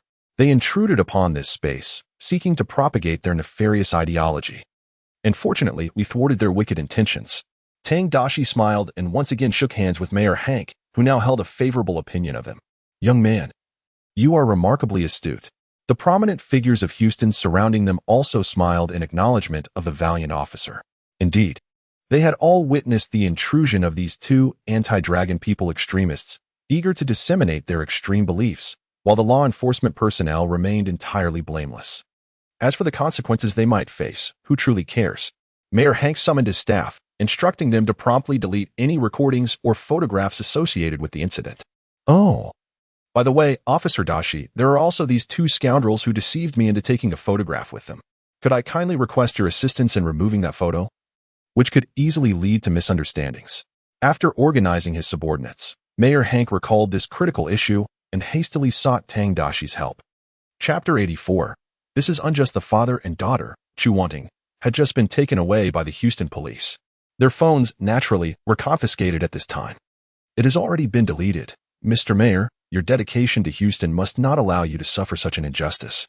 Tang Daxi raised his champagne glass with a smile, exclaiming, "This is indeed unjust. Yes, this is truly unjust." Mayor Hank, beaming with joy, clinked his glass with Tang Daxi's. Officer Daxi's performance has been so exemplary. Have you not yet been promoted beyond your current rank? Not yet, sir. The director may consider my experience insufficient. However, I believe that whether one holds the title of sheriff or officer, our duty is to serve the people. This is indeed unjust. Mayor Hank's remark about injustice was a reciprocal gesture. Tang Daxi understood the implication, though he felt somewhat embarrassed. The photograph on Chu Wanting's phone was deleted, but he inadvertently uploaded a copy onto his own device. There is no ill intent. It is merely a keepsake, haha. After exchanging a few words with the mayor, Tang Daxi returned to the police station under the pretense of work.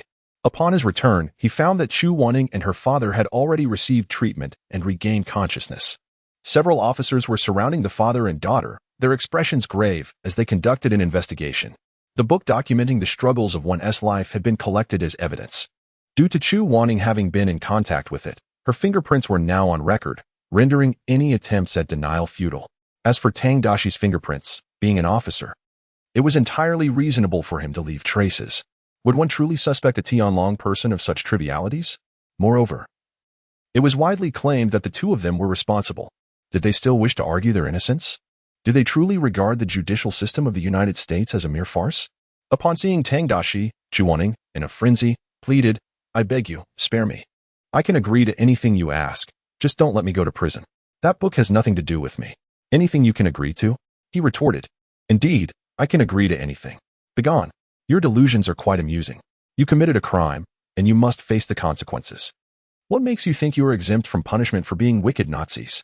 Tang Daxi nearly retched at her words, fully aware of the insincerity behind her claims of willingness to comply. At that moment, Chu Hong suddenly grasped the situation. Casting a resentful glance at Tang Daxi as he shouted in Mandarin, "Are you deliberately seeking revenge against us?" The large bell of the church across from the police station suddenly tolled. Tang Daxi approached it with a smile, bending slightly as he replied in English, "Do not ask for whom the bell tolls, it tolls for you." With that, he turned on his heel, hands clasped behind his back, smiling as he departed, leaving his colleagues to continue their investigation. Due to the involvement of anti-Tianlong activists, Mayor Hank had already been informed, and special arrangements were made. After a mere 7 days, the father and daughter experienced firsthand the efficiency of the American legal system. The trial and sentencing were executed seamlessly. They were incarcerated for promoting extremist ideologies in public and opposing Tianlong people, with the Tianlong Association secretly pushing for their punishment. Both were sentenced to 20 years in prison, with all meals and accommodations provided. They could not even find a lawyer willing to assist them. No amount of money could entice an attorney to defend anti-Tianlong activists, as it would jeopardize their own careers. Having enjoyed a life of comfort, being suddenly thrust into prison was difficult for the aging Chu Hong to accept, and he even felt somewhat innocent. His daughter rummaged through her bag and produced a banned book. "Why did you imprison me as well?" On his first day in prison, still recovering, he found the experience relatively easy, as he was not required to work but merely to acclimatize to the prison environment. This left him somewhat contemplative, indeed. Foreign prisons exhibit a certain humanity that far surpasses that of the Celestial Empire. As night descended, the rules of this private prison permitted a half-hour bathing period, a testament to their humane management. Wrapped in a towel, Chu Hung cautiously made his way to the communal shower. The moment he stepped inside, a tall figure, a burly Mexican, fixed his gaze upon him, flanked by two Indian men. The looks cast upon Chu Hung by these two were akin to those directed at a monstrous lizard. New arrival? They sneered, their eyes glinting with a predatory delight. The three exchanged glances, tongues lolling as they revealed grotesque grins. The most glaring distinction between women's and men's prisons lies in the relative lack of violence among the former. However, the terror within women's prisons can exceed that of their male counterparts. A simple theory suffices to illustrate this. Which dormitory is more prone to conflict? The female or the male? The answer is evident. On her first day in the women's prison, Chu Wanting encountered a harsh initiation. Her cell, housing 8 inmates, was dominated by a hefty woman weighing 300 pounds, who subjected Chu Wanting to a brutal beating to instill the rules of their domain. Following this ordeal, Chu Wanting was overwhelmed by a wave of nausea and rushed to the door to call for help, alerting the female guards of the prison. These guards were all remarkably robust, resembling formidable warriors. Upon hearing her cries, one approached, clearly irked, and remarked, "For heaven's sake, what are you making such a racket about at this hour?" Before Chu Wanting could articulate her complaint about the bully, she was seized by another bout of violent retching, which resulted in her expelling the remnants of her welcome drink directly onto the guard's face. Unfazed, the guard retrieved her keys, unlocked the iron door, and dragged Chu Wanting out for a rather cordial discussion. When Chu Wanting returned, bloodied and disheveled, the dominant woman in her cell retaliated for her attempt to summon the guards. This torment was merely the beginning. After all, both father and daughter had been sentenced to 20 years. The worst was yet to come, as they endured their first harrowing night in prison. Tang Daxi had already received news of their situation, learning of the favorable conditions his fellow townsmen were experiencing within the prison walls. He felt a genuine sense of happiness for them. However, this revelation would soon reach the Heavenly Dragon Society, ensuring that their remaining days would be fraught with compounded suffering. In comparison to the offenses they had committed, this was but a trifling matter. Tang Daxi harbored no sympathy for these wretched creatures, unworthy of even the basest compassion. How many workers, deceived out of their severance pay, perished in the bitter cold of a winter that plummeted below 30 degrees? How many, consumed by despair, chose to end their own lives? They have fled abroad to lead lives of opulence, even mocking the victims for their lack of effort and indulgence in idleness. Enduring a lifetime of agony in prison is the most fitting retribution. Chapter 85. Why do the people of Huaxiao apologize for a bowl of soup? Casting aside the abhorrent father-daughter duo from my thoughts, Tang Daxi sat in his study, sipping orange juice, his hands poised over the keyboard as he began to type. In a breakfast establishment in Guicheng, Huaxiao, a sign was displayed at the entrance, apologizing to all patrons due to the recent absence of the aunt responsible for preparing the beef bone soup. The complimentary soup, usually available, would be suspended for half a month, and they sought the understanding of their guests. I found this utterly astonishing. Why would the cessation of a complimentary service necessitate a formal apology? After residing in Huaxia for an extended period, I came to realize that such occurrences are not unusual. While the beef bone soup is offered free of charge, many guests who come for the braised noodles relish the opportunity to enjoy a bowl of soup afterward. If they discover its absence upon finishing their meal, it creates a profound sense of disappointment. A bowl of soup may seem trivial, but the breach of trust is significant. Furthermore, the people of Huaxiao place immense value on relationships in business, deeply caring for the sentiments of their loyal customers. The establishment's explanation reflects their integrity and reliability, fostering greater confidence among patrons to dine there. This is but a microcosm of Huaxia civilization, one of their most unassuming virtues. Throughout history, the people of Huaxia have upheld the principle of integrity, exemplifying it to their children. Over 2 millennia ago, to instill faith in the state among the populace, an official named Shang Yang proclaimed that anyone who carried a log from the city gate to the town center would be rewarded with a bag of gold. One citizen, believing his words, moved the log and indeed received a substantial reward, thereby fostering a general belief in the trustworthiness of the government. Such narratives abound in the rich tapestry of Huaxia's history. Their ancestors regarded virtues such as righteousness and integrity as more valuable than life itself, with the sacrifice for righteousness deemed supremely noble. It is this philosophical legacy that has birthed countless heroes, willing to give everything for their people. bearing the weight of the nation through its most arduous times and restoring it to the center stage of the world. Upon grasping these truths, I returned to the establishment, savoring the rich beef bone soup.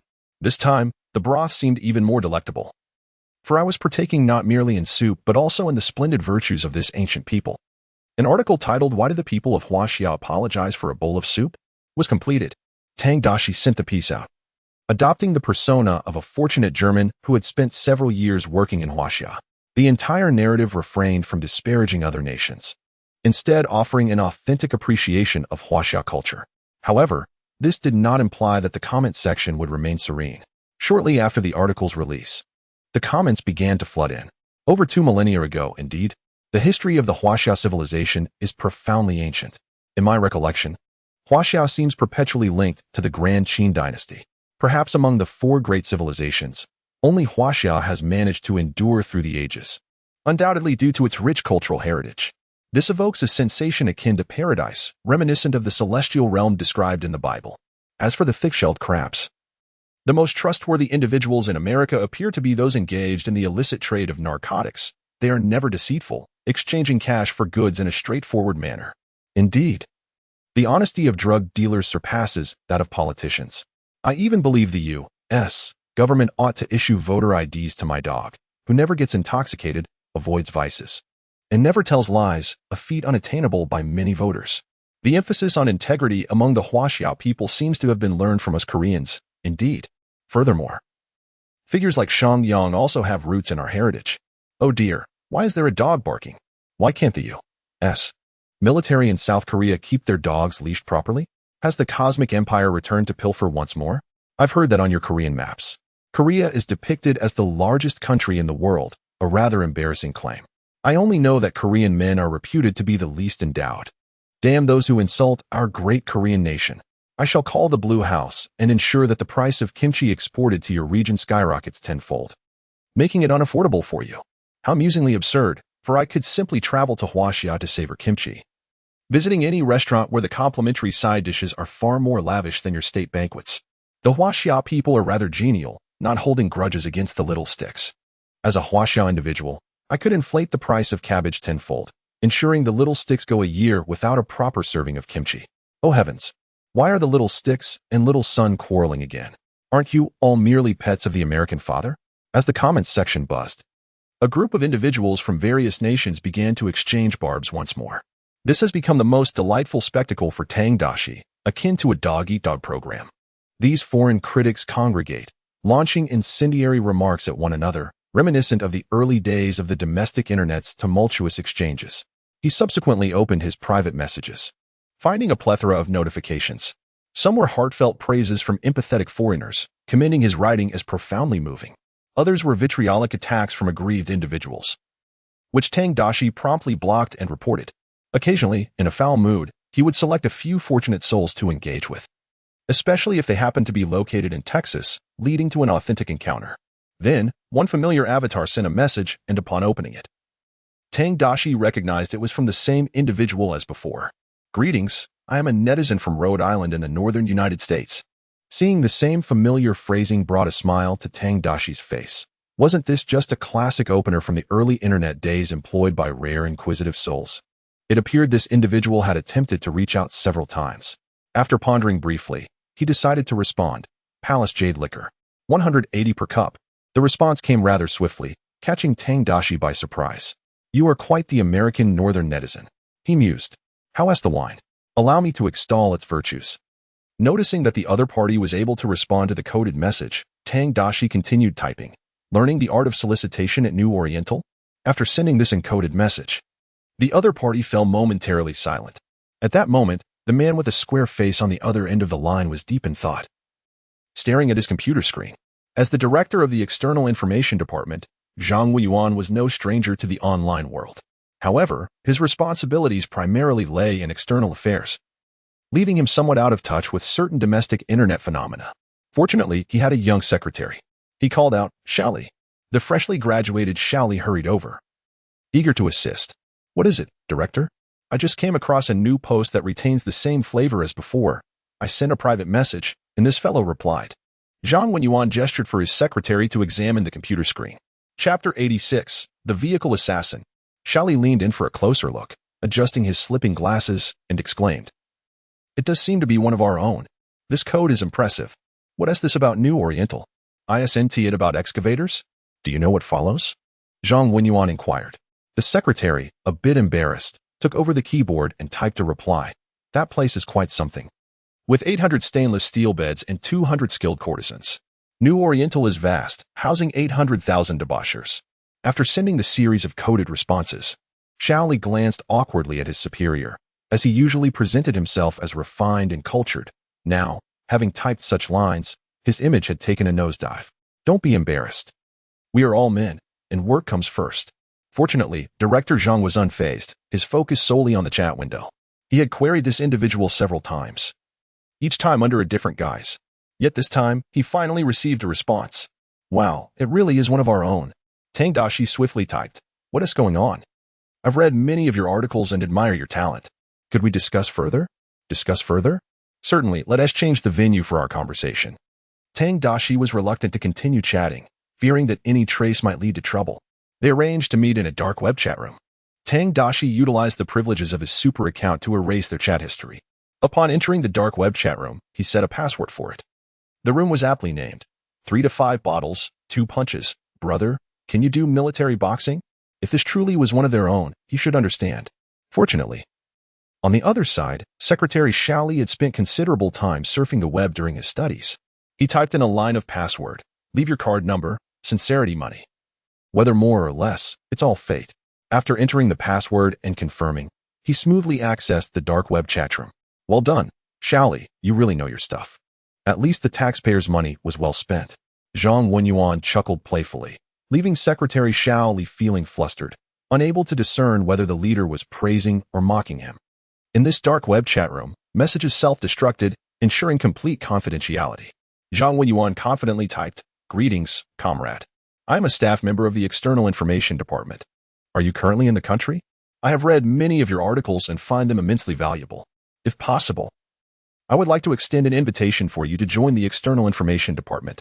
There is no need to worry about formalities. For a talent like you, even if a formal position is offered, what does it matter? The insights you provide are far more useful than my own. Apologies. But I am abroad and do not intend to return for development," came Tang Daxi's prompt reply. "If you encounter any difficulties, feel free to reach out. I can assist you. It is certainly safer domestically without the risk of unforeseen circumstances. Should you suspect I am a fraud, I am willing to visit the local embassy in your country to meet you in person. If your reluctance to return is due to personal reasons, I can represent the External Information Department to invite you as an external member. We can negotiate terms and provide all the assistance we can. Hoping you will continue to write such articles." Director Zhang Wenyuan swiftly responded, recognizing the immense importance of this pen wielder. The invitation was also a means to ensure the individual's safety, preventing any potential risks of exposure. "I appreciate your good intentions, but I require no compensation. I simply enjoy writing, nurturing the elite abroad, and enhancing our nation's influence in the eyes of foreigners, rather than allowing our country to be maligned. I will continue to write, without the need for remuneration or justification. If a reason must be given, it can be summed up in 5 words: to serve the people." The black font on the screen appeared almost crimson. For a moment, Zhang Wenyuan felt a pang of shame. Undoubtedly, this was a person of pure intent, detached from base desires. Unconcerned with personal accolades or safety, they were solely dedicated to the resurgence of our nation and people. Discussing compensation with such an individual felt somewhat insulting. "I apologize, comrade, for my previous remarks. Here is my phone number. You may keep it. Should you require assistance, do not hesitate to contact me. Moreover, if you encounter insurmountable troubles abroad, seek refuge at the embassy. Trust in the strength of our nation. We will never allow our comrades to suffer abroad." With a heart full of sentiment, Zhang Wenyuan sent his phone number, feeling this was the least he could do. As their brief conversation concluded, the messages in the chat room faded into oblivion, yet the fervent excitement ignited within him lingered long after. After obtaining Zhang Wenyuan's contact information, Tang Daxi chose to commit it to memory, confident in his recall and untroubled by potential vulnerabilities. The External Information Department, indeed? Tang Daxi chuckled. Even the embassy had come forward. Such a situation was essentially undeniable. Once he ascended to power, he could establish contact with them again. Many scoundrels and traitors from the homeland had fled abroad. If the nation struggled to take action, He would do his utmost to assist it without exposing himself or placing his life in jeopardy. As for returning to the country, how could that be possible? He had yet to assume the presidency. Even if he never became president, he ought to at least attain the rank of a lieutenant general in the U.S. forces stationed in Japan. If he were to go back, it would be to the places where his homeland needed him most. Tang Daxi mused to himself, contemplating that if he truly wished to return, he could simply take a sum of money and do so, but it was unnecessary. Furthermore, within the borders of his homeland, he could not act as freely as he did now in dealing with the detritus of society. Upon receiving the new reward from the system, Tang Daxi was momentarily bewildered. Was this truly a skill akin to self-detonation? Was the system serious? Did it perceive him as a legendary Middle Eastern pilot? The system's response left him somewhat disheartened. The previous skills had proven quite useful, yet this one seemed rather lethal. However, as he reconsidered, the notion of orchestrating an incident with a vehicle emerged. If he could manipulate the situation in advance, it would essentially allow him to drag others down while he found a way to survive. In this manner, he could maintain his innocence, entirely devoid of any suspicion of murder. Chapter 87.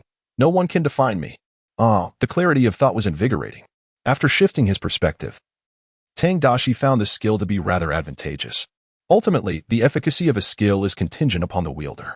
For instance, if one were to grant a time-stop ability to the average person, they might use it solely for trivial pursuits, like filming a movie on a tram. Yet, bestow it upon Dio, and he would halt time to hurl knives and manipulate others. As he closed his computer and returned to his bed, Tang Daxi received a message from Sophia. It contained several selfies that were undeniably captivating. Darling, I miss you. I'll come to see you tomorrow. I must make a trip to Washington in the morning, so I want to be able to attend the Feminist Association. You can go alone, as you are now a member. Upon reading Sophia's message, he felt a surge of anticipation. Tang Daxi felt a bit strained. Indeed, the institution of marriage could be quite burdensome. Early the next morning, he rose with purpose, preparing to attend a grand conference organized by the Texas Women's Rights Association. According to Sophia, the attendees would consist of members of the association as well as advocates for animal rights and environmental issues. In contemporary America, such groups hardly reached a level of significance, teetering at best on the brink of irrelevance. Tang Daxi's interest lay primarily in the fact that this group often engaged in feudal disputes with the government, inadvertently hindering the progress of the nation. If he could cleverly manipulate these misguided individuals, they could prove surprisingly beneficial in various circumstances. He needed the support of the rednecks, while simultaneously garnering the approval of these affluent liberals. Gazing into the mirror, Tang Daxi mused that if he could secure backing from both sides, perhaps the presidency of this great nation could one day bear the name Tang. Upon arriving at the dock, he found a luxurious cruise ship quietly moored, awaiting passengers. Presenting his ticket, he approached the queue for boarding. Sir, you must be mistaken. This vessel is exclusively for members of the Women's Rights Association. Men are not permitted aboard. A displeased older woman from the Texas Women's Rights Association challenged him as he stood in line. Fool, I am a transgender woman. Are you discriminating against us transgender individuals? Tang Daxi retorted with indignation. What era are we in? How dare you presume to define my gender? His outburst quickly drew the attention of several onlookers. The older woman, now incensed, shouted back, There's no need to yell at me. If you truly believe you are a woman, why are you dressed in men's clothing? I've seen genuine transgender individuals, and they wear women's attire. How utterly ignorant you are. Do you even hear the nonsense you're spewing? Tang Daxi shouted in response. You are not a true feminist. Real feminists do not impose restrictions on women's clothing. A woman's beauty cannot be confined to a definition. Every woman has the right to choose her attire. How can you, with such a narrow mindset, claim to be part of the Women's Rights Association? His words struck with the force of conviction. Oh, beautifully articulated. My dear, I am proud of you. You embody the essence of true womanhood. Others chimed in. Indeed, no one can dictate how we should dress. We wear what we desire. I suspect this individual is not truly a feminist. How could she utter such foolishness? I urge the organizers to prevent such people from boarding. I too wish for her exclusion. She clearly lacks an understanding of what it means to be a genuine woman. The surrounding members of the Women's Rights Association rallied in support of Tang Daxi, vocally condemning the older woman. Overwhelmed by the collective disdain, she felt utterly humiliated and could only offer repeated apologies to Tang Daxi. Tang Daxi let out a dismissive snort, ignoring the individual beside him. In the United States, feminist organizations were continuously evolving. and those with rigid ideologies like hers belonged to the archaic faction of feminism. With his head held high, he boarded the luxurious cruise ship named Sky City with his ticket in hand. A cursory glance around the vessel revealed that, apart from the staff, the majority of the passengers were women. In addition to the Feminist Association, those from animal protection and environmental conservation groups were also present, as these organizations often collaborated closely. After casually surveying the surroundings, he made his way to the buffet area to indulge in some food. The Sky City was a mid-sized cruise ship, capable of accommodating 1,000 guests, equipped with restaurants, bars, theaters, dance halls, swimming pools, and various entertainment facilities. Once he had satisfied his hunger and taken a brief respite, Tang Daxi decided to head to the swimming pool. Naturally, swimming necessitated a change into a swimsuit. As a woman, he confidently entered the ladies' changing room, treating it as casually as if it were his own bedroom. Upon entering, he was greeted by a sea of startled faces. Women shrieked in shock. "What are you screaming about? Are women with gender identity issues not women? Can't they enter the ladies' changing room?" Tang Daxi retorted angrily, confronting their terrified and indignant stares. His mention of gender identity issues rendered the room momentarily silent. "Oh, my apologies, sister. We thought a man had intruded. Please, go ahead and change," they stammered. Realizing his identity, nodding in acknowledgement, he soon discovered that the changing room was devoid of swim trunks, which displeased him. Why are there no swim trunks? Damn it. Must we women be restricted and cover up our bodies? Our bodies belong to us. We should expose them as we wish. Well said, sister. Our bodies are our own to govern. I want to change into swim trunks too. Others chimed in, inspired by Tang Daxi's impassioned plea. In the wake of his soul-stirring exhortation, several others expressed their desire to forego swimsuits in favor of swim trunks.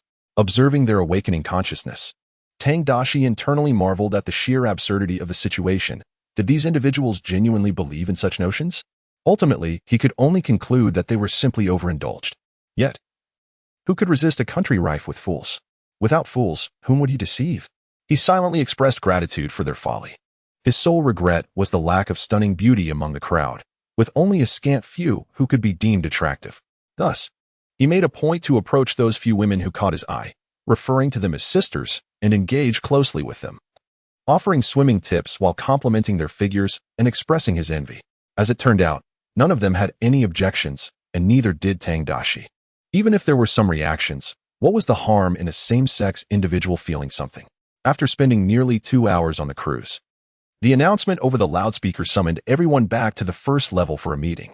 When Tang Daxi arrived, a considerable number of people had already gathered, among whom one figure particularly captured his attention, provoking an impulse to draw his weapon. A middle-aged Asian woman, resembling a hefty armored tank, likely weighing around 300 pounds, stood there holding a glass of champagne and engaging in lively conversation. Surrounding her were several members of the Feminist Association's management, all wearing sycophantic expressions as they chatted with her. This woman was none other than Xiao Meiyan, whom Tang Daxi had previously contemplated eliminating. Chapter 88. A rare speech. What on earth is this grotesque figure doing here? Tang Daxi's good mood evaporated instantly, leaving only a murderous intent in his eyes. How dare this audacious creature appear before him? He must find an opportunity to eliminate her. At that moment, Xiao Meiyan remained blissfully unaware of the impending danger, thoroughly enjoying her conversation with the management of the Feminist Association. Her rise to prominence in the United States was not solely due to her rarity, but also her adeptness at navigating the political correctness landscape. She had cultivated favorable relationships with various feminist, animal rights, and environmental groups, which had facilitated her ascent in the political arena. To attend this meeting, she had specifically taken the time to fly over from Washington, D.C., as part of her routine to actively participate in various gatherings and bolster her presence. Seeking greater support, Director Xiao, everyone will be arriving shortly. After I conclude my speech, it will be your turn to address the audience, reminded the president of the Texas Feminist Association, who stood beside Xiao Meiyan with a smile. Indeed, it is an honor to participate in this meeting alongside all of you, and I warmly invite you to join us at the headquarters meeting in Washington at the end of the year. Xiao Meiyan graciously extended her invitation. The Texas Feminist Association was merely a branch, with the headquarters situated in Washington, where she held the position of vice president. Once everyone had gathered, the meeting commenced officially. The president began with her remarks, projecting a large screen filled with data and research papers discussing women's social status. Tang Daxi found little interest in these topics. After all, social standing is achieved through productivity, not merely through rhetoric. If words alone could secure such status, Koreans would have long since dominated the universe. Seated in a corner, he indulged in French fries dipped in Mexican hot sauce, contemplating how best to dispose of Xiao Meiyan. On this outing, he had not brought along a copy of Mein Kampf. That tactic had been recently employed and would not be appropriate to reuse. He needed a fitting justification for shooting this woman. Just as Tang Daxi was deep in thought, Xiao Meiyan had already begun her speech on stage. I am honored to gather here today with all my sisters. The convening of this meeting is undoubtedly the result of everyone's efforts. As we collectively advance the cause of women's rights in America, elevating the social status of women. However, we share a common destiny with women around the world. We must not only consider our own circumstances, but also those women in other countries who are in need of assistance.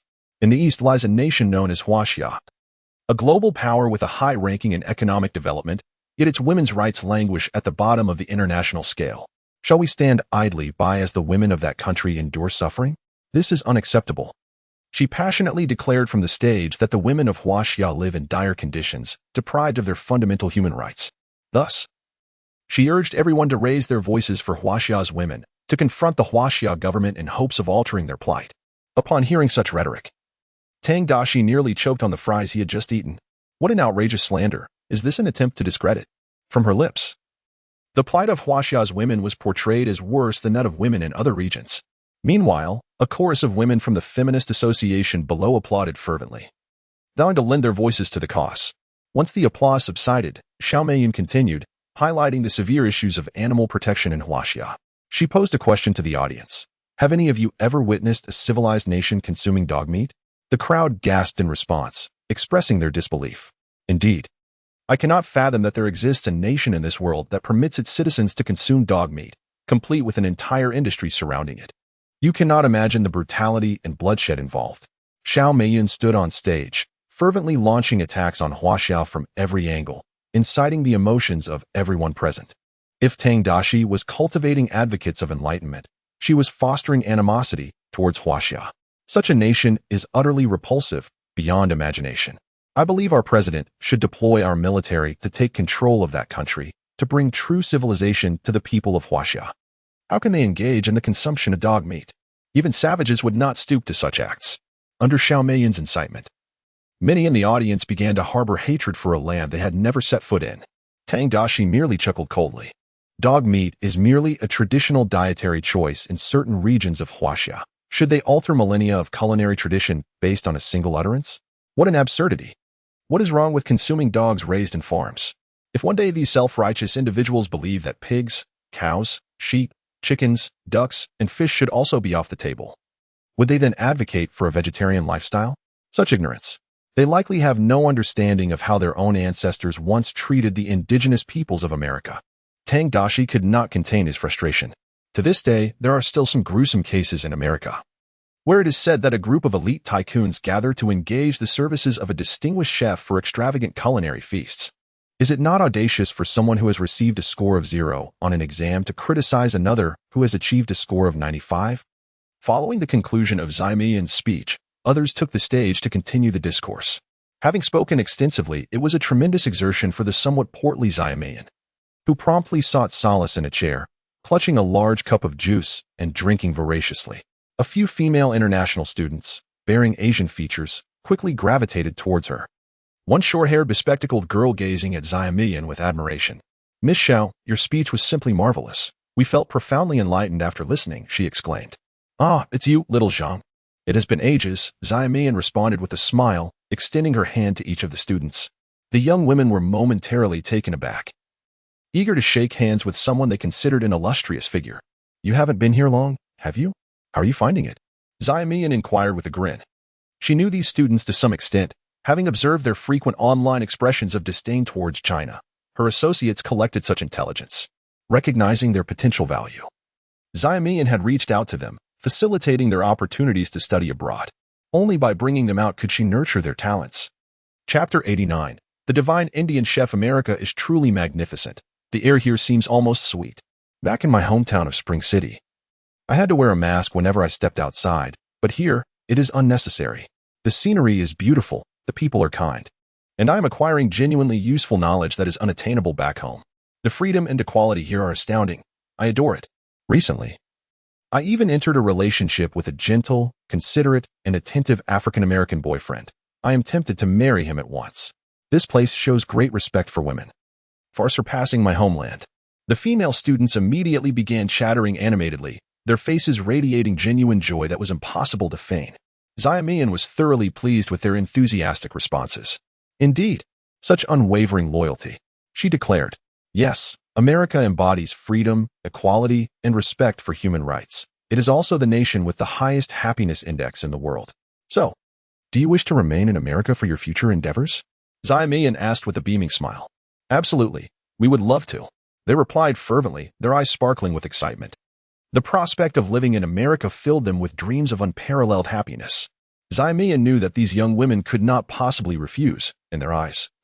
America was already a sanctuary. She no longer feigned politeness, directly addressing the matter at hand. "This issue can be easily resolved, but you must demonstrate your capabilities. I hope you can contribute to the feminist cause within the Chinese media." While they conversed, Tang Daxi had already approached, initially intending to find an opportunity to target Xiaomian. However, upon hearing their discussion, his gaze turned cold and menacing. That wretched Xiaomian. Has she begun to nurture rare talents? Rest assured, Director Xiao, we will certainly strive to meet your expectations. The few female international students responded without a moment's hesitation. They often shared similar sentiments back home. It was indeed their forte.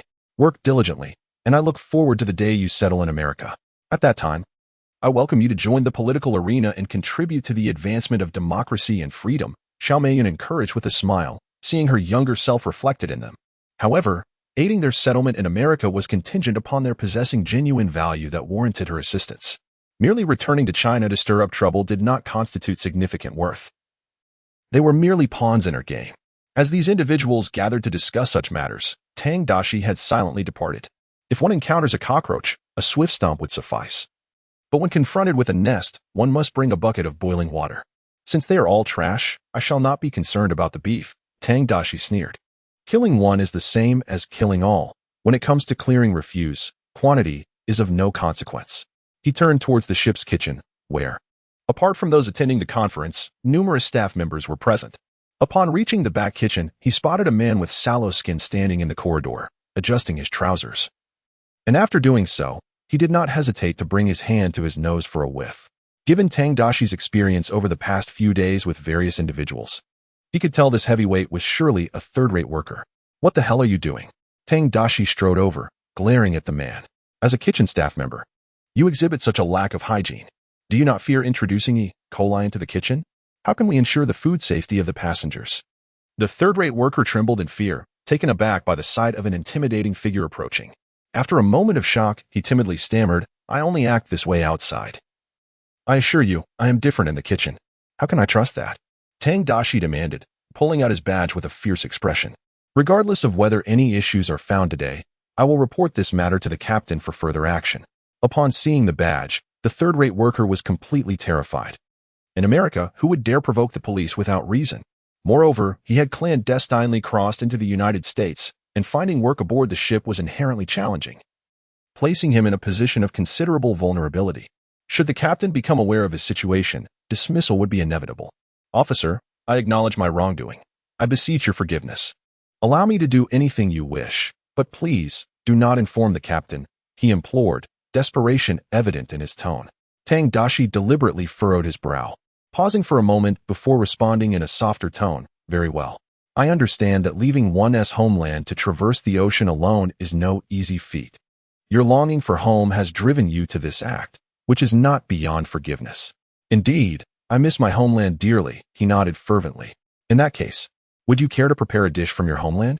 I would love to share it with my friends. I believe they would greatly appreciate Indian cuisine." Tang Daxi, placing an arm around his shoulder, gestured towards the kitchen. "Do you not think that the so-called steak and caviar aboard this ship pale in comparison to the richness of Indian food?" The unexpected camaraderie warmed the heart of the man, who eagerly replied, "Yes, sir, you are truly a connoisseur of gastronomy. Our Indian cuisine requires a medley of spices to bring forth its diverse and layered flavors. What type of flavors do your friends prefer?" "Spicy, curry-flavored snacks would suffice." Tang Daxi remarked with a furrowed brow, however. I do have a minor request. Pray, tell, he encouraged. My friends have a penchant for bold flavors. Bold flavors? Shall I add more spices then? Just refrain from washing your hands while cooking. Tang Daxi sought to convey his instructions in a straightforward manner. The man paused. Then with a resolute smile declared, Rest assured, sir, food prepared with washed hands lacks soul. It seems you understand our Indian culinary traditions. Then what are we waiting for? Tang Daxi gestured for him to proceed. With a sense of solemn duty, the man inhaled deeply and strode into the kitchen. Reminiscent of the old days when he first stepped onto the verdant fields, he had originally been tasked with preparing curry in the kitchen. But that did not imply he was incapable of preparing other dishes. Following Tang Daxi's request, he set about crafting Indian parathas accompanied by a curry dip. The curry, in all aspects, appeared flawless. It certainly looked like authentic curry, and one could hardly discern any flaws until tasted. Even then, the robust flavor of the curry could easily mask many imperfections. Chapter 90. Serve it promptly. Officer, what do you think? He asked proudly, gazing at Tang Daxi once the dish was complete. My goodness, you are truly a genius. This is the most remarkable Indian dish I have ever encountered. Tang Daxi exclaimed with enthusiasm. Serve it immediately. My friends will undoubtedly adore it. Please do not mention that I requested this. I wish to surprise them. Understood, sir. With a slight smile, Sangu felt buoyed by Tang Daxi's praise, a rare moment of recognition amidst the bullying and oppression he had endured since arriving in America. At last, someone had come forth to appreciate him. I believe that when establishing media accounts domestically, the most crucial aspect is the selection of the audience. How does one achieve this? It is rather simple. One can express opinions that seem dubious at best. A rational individual would dismiss such statements. Yet a fool would embrace the notion that you are on their side. Those selected are often the most susceptible to manipulation and indoctrination. First, identify this segment of the population, convert them into your followers, and then Xiao Meiyun was sharing her experiences with several female international students. To signify their engagement, the students even pulled out their phones and began taking notes. Amid their discussion, Sangu approached them, offering a freshly prepared Indian flatbread from the food tray with a smile. Ladies, this is a specialty from our kitchen. Would you care to sample it? If there are any shortcomings, I shall make adjustments. Oh, how timely. I find myself rather hungry, Xiao Meiyun remarked, as she typically dined every 2 hours. At that moment, she seized a piece of the Indian flatbread, dipped it in curry sauce, and savored the taste. This curry sauce is delightful. With an intriguing hint of bitterness, did you add bitter melon juice? A splendid idea. It makes the sauce less overwhelming. Relishing the food, she expressed her enjoyment with sounds of delight. The other female students eagerly reached for the Indian flatbread, dipping it in the curry sauce and joining in the feast. This flatbread and curry sauce are a perfect match. I can hardly contain myself. Family, who understands? This curry sauce is extraordinary. One cannot find such flavors back home. It is truly authentic. So delicious it makes one want to stomp their feet. Anyone who misses out on this will break my heart. They marveled at the freshness and exquisite taste while indulging. Sangu had prepared a generous portion, and as the students finished their servings, they were nearly overwhelmed by the quantity. Xiao Meiyun had a hearty appetite, yet in such a public setting, she maintained decorum, refraining from asking Sangu for another serving despite her lingering desire for more. Seeing that his guests were thoroughly satisfied, Sangu returned to the kitchen with a beaming countenance. However, upon his return, the police officer had vanished, leaving him with a twinge of melancholy. It was a rare encounter with someone who truly appreciated his talents. How he wished for the opportunity to converse further. Today's curry recipe had indeed been a success. If only he could incorporate sacred cow dung, the flavor would surely be enhanced. Alas, perhaps a return to his homeland is in order. Cow dung curry would undoubtedly thrive in the domestic market. Suddenly, the third brother resolved that upon the moment the ship docked, he would return to his homeland and ascend to the status of a culinary deity. At this moment, Tang Daxi was holding a glass of juice, eagerly awaiting the spectacle to unfold. He gazed intently at the rare sight of Xiao Meiyun from a distance, silently anticipating the disastrous effects of the curry laced with dangerously excessive levels of E. coli. It is worth noting that the third brother had been nourished by the waters of the Ganges. The food he prepared with his hands, freshly removed from his nether regions, was bound to be lethal. Approximately 20 minutes later, while engaged in conversation with several female international students about how to disrupt societal norms, Xiao Meiyun suddenly felt a wave of discomfort. She had the urge to release gas. to avoid any audible embarrassment that might tarnish her personal image. She deliberately stood from her chair, stretching her arms, hoping to discreetly alleviate her discomfort. However, the greatest gamble in life often lies in the release of gas during a bout of diarrhea. If fortune favored her, it would merely be a simple release. If not, it would be a deluge of disaster. Unbeknownst to her, Xiao Meiyun had already entered a perilous state. Cautiously, she managed to let out the gas, only to be met with a cacophony of explosive sounds that erupted like a dam bursting. In horror, she realized she had lost control of the situation. The once vibrant gathering fell into a stunned silence, only punctuated by the continuous, embarrassing sounds, followed by an overwhelming stench. Good heavens, Mr. President! When did he arrive? Some attendees instinctively thought the esteemed figure had graced them with his presence, only to turn and discover it was Xiao Meiyun. Countless terrified gazes converged upon her, as she stood before them like an international superstar at the Super Bowl halftime show, delivering her unexpected performance amidst the scrutiny of the crowd. Please. I cannot bear to witness this. How repulsive. The stench is unbearable, dear heavens. Is no one going to help her? The crowd, taken aback by Xiao Meiyun's display, watched in shock, while the female students beside her recoiled in fear. Soon, they too began to feel a wave of discomfort in their own stomachs. Before they could dash to the restroom, an unforeseen urgency overcame them. With the emergence of 4 more unfortunate souls, panic ensued, and the crowd screamed in retreat. Thankfully, someone called for the ship's doctor. The seasoned physician, upon witnessing this nightmarish scene, hesitated to intervene. Once the 5 individuals settled down, he summoned crew members with water hoses to cleanse them before escorting them to the ship's medical quarters. The most unfortunate of all was Xiao Meiyun. Weighing in at 300 pounds, the 2 crew members struggled to carry her on a stretcher, breaking it twice in the process. Already weakened from the ordeal, she narrowly avoided a fate that could have left her in a vegetative state. After the doctor completed examinations for the 5 individuals, he approached the group of women, donning a mask, and informed them of their dire situation. Ladies, he began, the tests indicate food poisoning, but your conditions appear to be exceedingly severe. It is difficult to ascertain whether it is caused by E. coli or salmonella. Given the limited medical facilities aboard this vessel, it is imperative that you be transported back to the hospital for urgent treatment. Although food poisoning was confirmed, he had never encountered such a grave case before, leaving him uncertain. This was not entirely his fault, as the toxic ingredients in the curry originated from a certain individual who had grown up drinking from the Ganges. Renowned as the king of toxins, were this a fantasy tale, he would undoubtedly be recognized as a heavenly embodiment of poison, one that even the most skilled healers would hesitate to confront. Chapter 91. Vehicle Assassin Activate. Return to the hospital for treatment. Without hesitation, Xiao Meiyun made her decision. The earlier incident had already stripped her of dignity. Remaining in this humiliating place was inconceivable. She even vowed never to return to the wretched Houston, utterly mortified. The few rare female exchange students readily agreed, eager to escape this embarrassing locale. We will arrange for a vessel to take you back immediately, the doctor stated. Proceeding to contact the captain, the ship had drifted quite far from shore, and it was impractical to make a detour for just a handful of passengers, which contradicted their prior plans. After approximately half an hour, a small yacht approached and docked beside the Sky City cruise ship. Having waited in the shadows, Tang Daxi no longer hesitated. As the yacht drew close, he leaped aboard and inquired, "What seems to be the issue?" "We received word to bring a few patients back," replied a crew member with a smile. "You must be Officer Daxi. I recognize you. Your photograph is striking.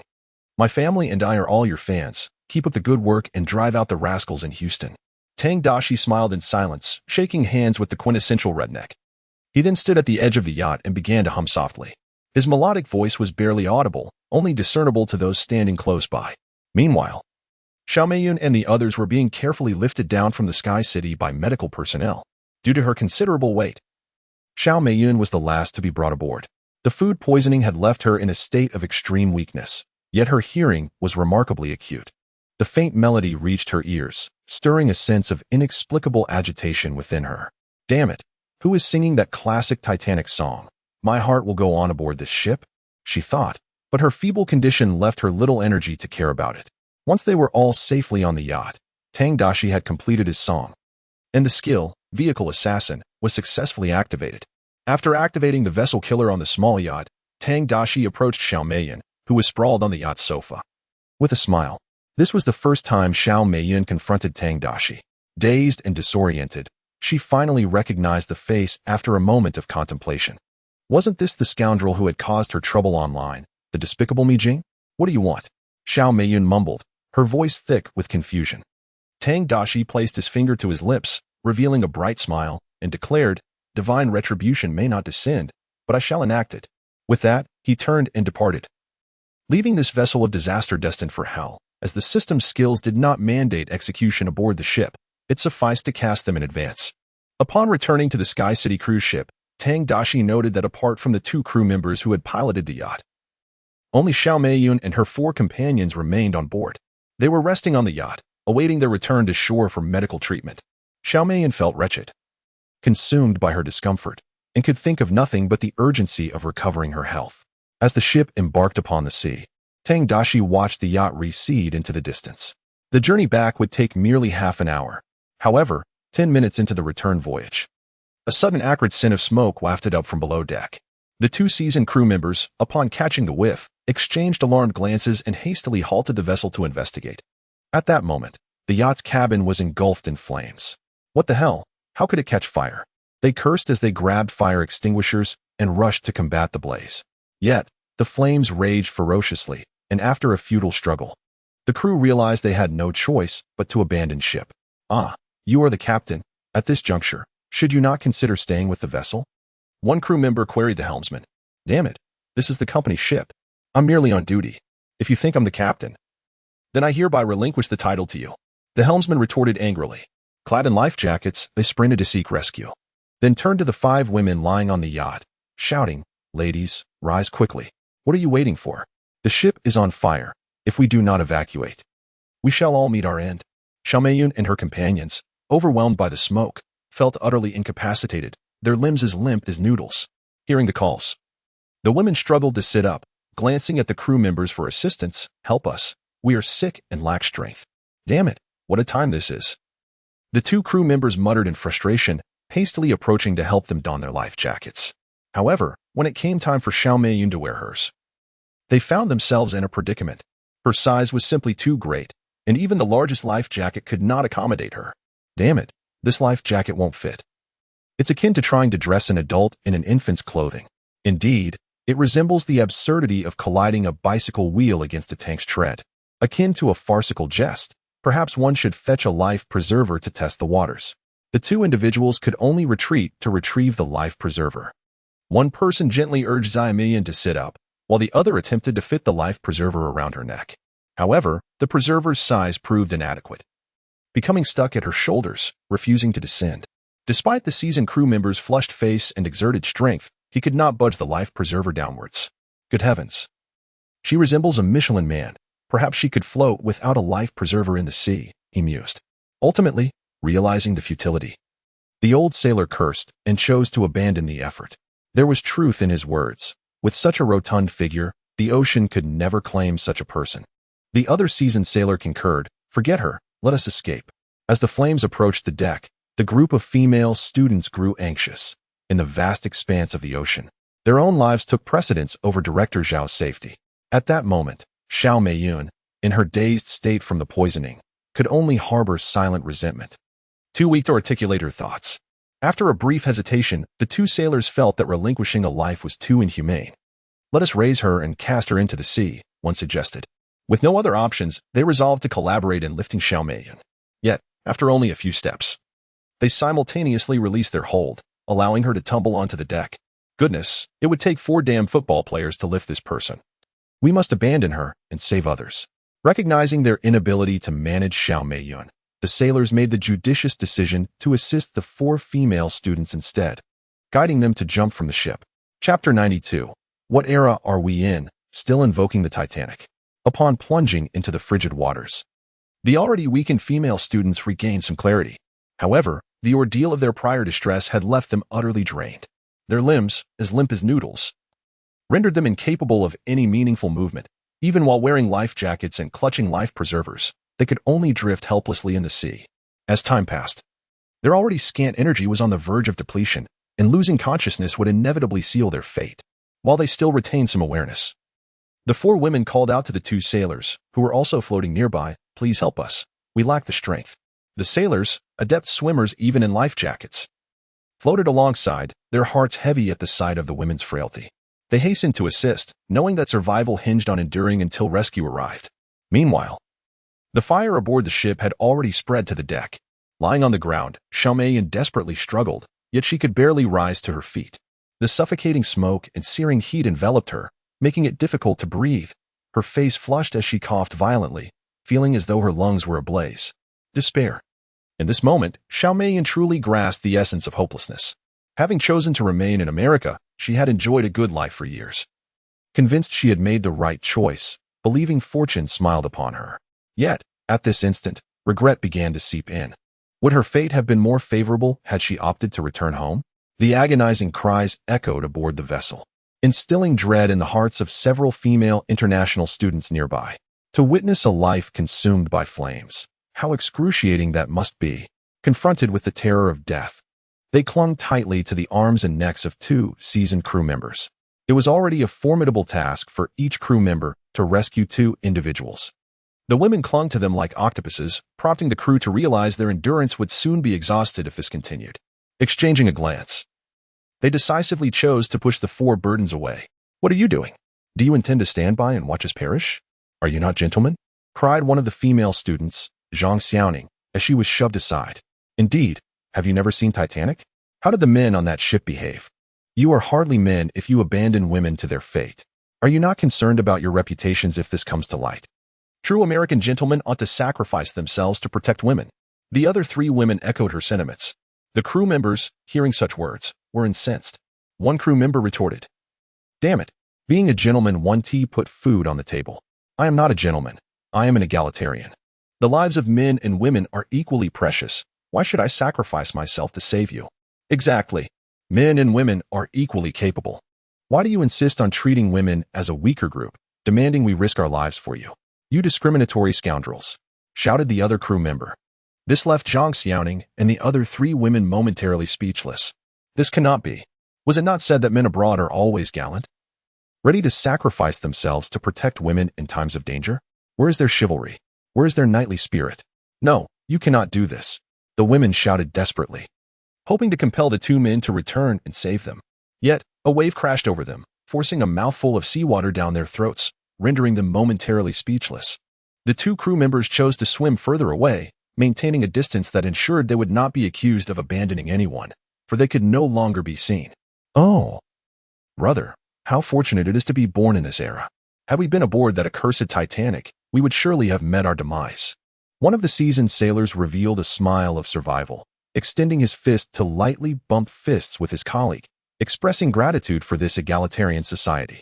Another veteran sailor joined him in sharing a hearty grin. A good era has arrived. However, as they floated in the frigid sea, intermittently battered by waves, the four women soon succumbed to unconsciousness, their frail bodies unable to withstand the harsh conditions. By the time the nearest vessel, the Sky City, arrived for rescue, the four women had long since succumbed to the cold, beyond the reach of revival, even with 10 resurrection tokens purchased for them. In contrast, the two seasoned sailors remained unscathed. Accustomed to navigating the seas, such minor tribulations posed little challenge to them. After all, this stretch of ocean was not far from the shore, and with the Sky City close at hand, they merely needed to endure until assistance arrived. Standing at the ship's edge, Tang Daxi watched as the fire consumed the vessel, and Xiaomeyan was reduced to a charred mass. The weight of anxiety that had burdened his heart finally shattered into fragments. What a fittingly tragic end, perishing in such a fierce blaze, a fate befitting this wretched calamity. The crew of the Sky City began their search and rescue operations. The two seasoned sailors were the first to be rescued, and upon their ascent, their immediate desire was for a cigarette. "A smoke, for I am freezing." Upon hearing their call, Tang Daxi hurried over, producing a pack of Likun cigarettes to distribute to the two sailors ensnared in the chaos. He had considered the possibility of involving them during the confrontation, but given the proximity to the shore and the presence of life-saving equipment on board, he believed they only needed to hold on until help arrived. Everything was proceeding as planned. The only concern that lingered in Tang Daxi's mind was whether the women would be rescued. Receiving the Likun cigarettes from Tang Daxi, the two sailors took a deep breath, savoring the rich and smooth flavor that brought them considerable relief. "Damn, Buddy, this smoke has a unique taste. What brand is it? The sailors gazed eagerly at the cigarette in Tang Daxi's hand. This is Li Kun, a brand from Huaxia. If you like it, consider it a gift. Tang Daxi replied with a smile, handing the cigarettes to the two veterans. To indulge oneself is self-serving, but to share with the masses is truly communal benefit. The sailors expressed their gratitude, and after a brief exchange about the situation on the ship, Tang Daxi hurried off to check on the progress of the rescue. Upon his arrival, aside from the charged Xiao Meiyun, who was beyond saving, Zhang Xiaoning and the others had already been retrieved, with staff members administering artificial resuscitation. Come on, Grim Reaper, you must triumph over them. Tang Daxi fervently cheered for the efforts of the staff in his heart. Yet, to his dismay, their efforts were in vain, as the four women had irrevocably lost all vital signs.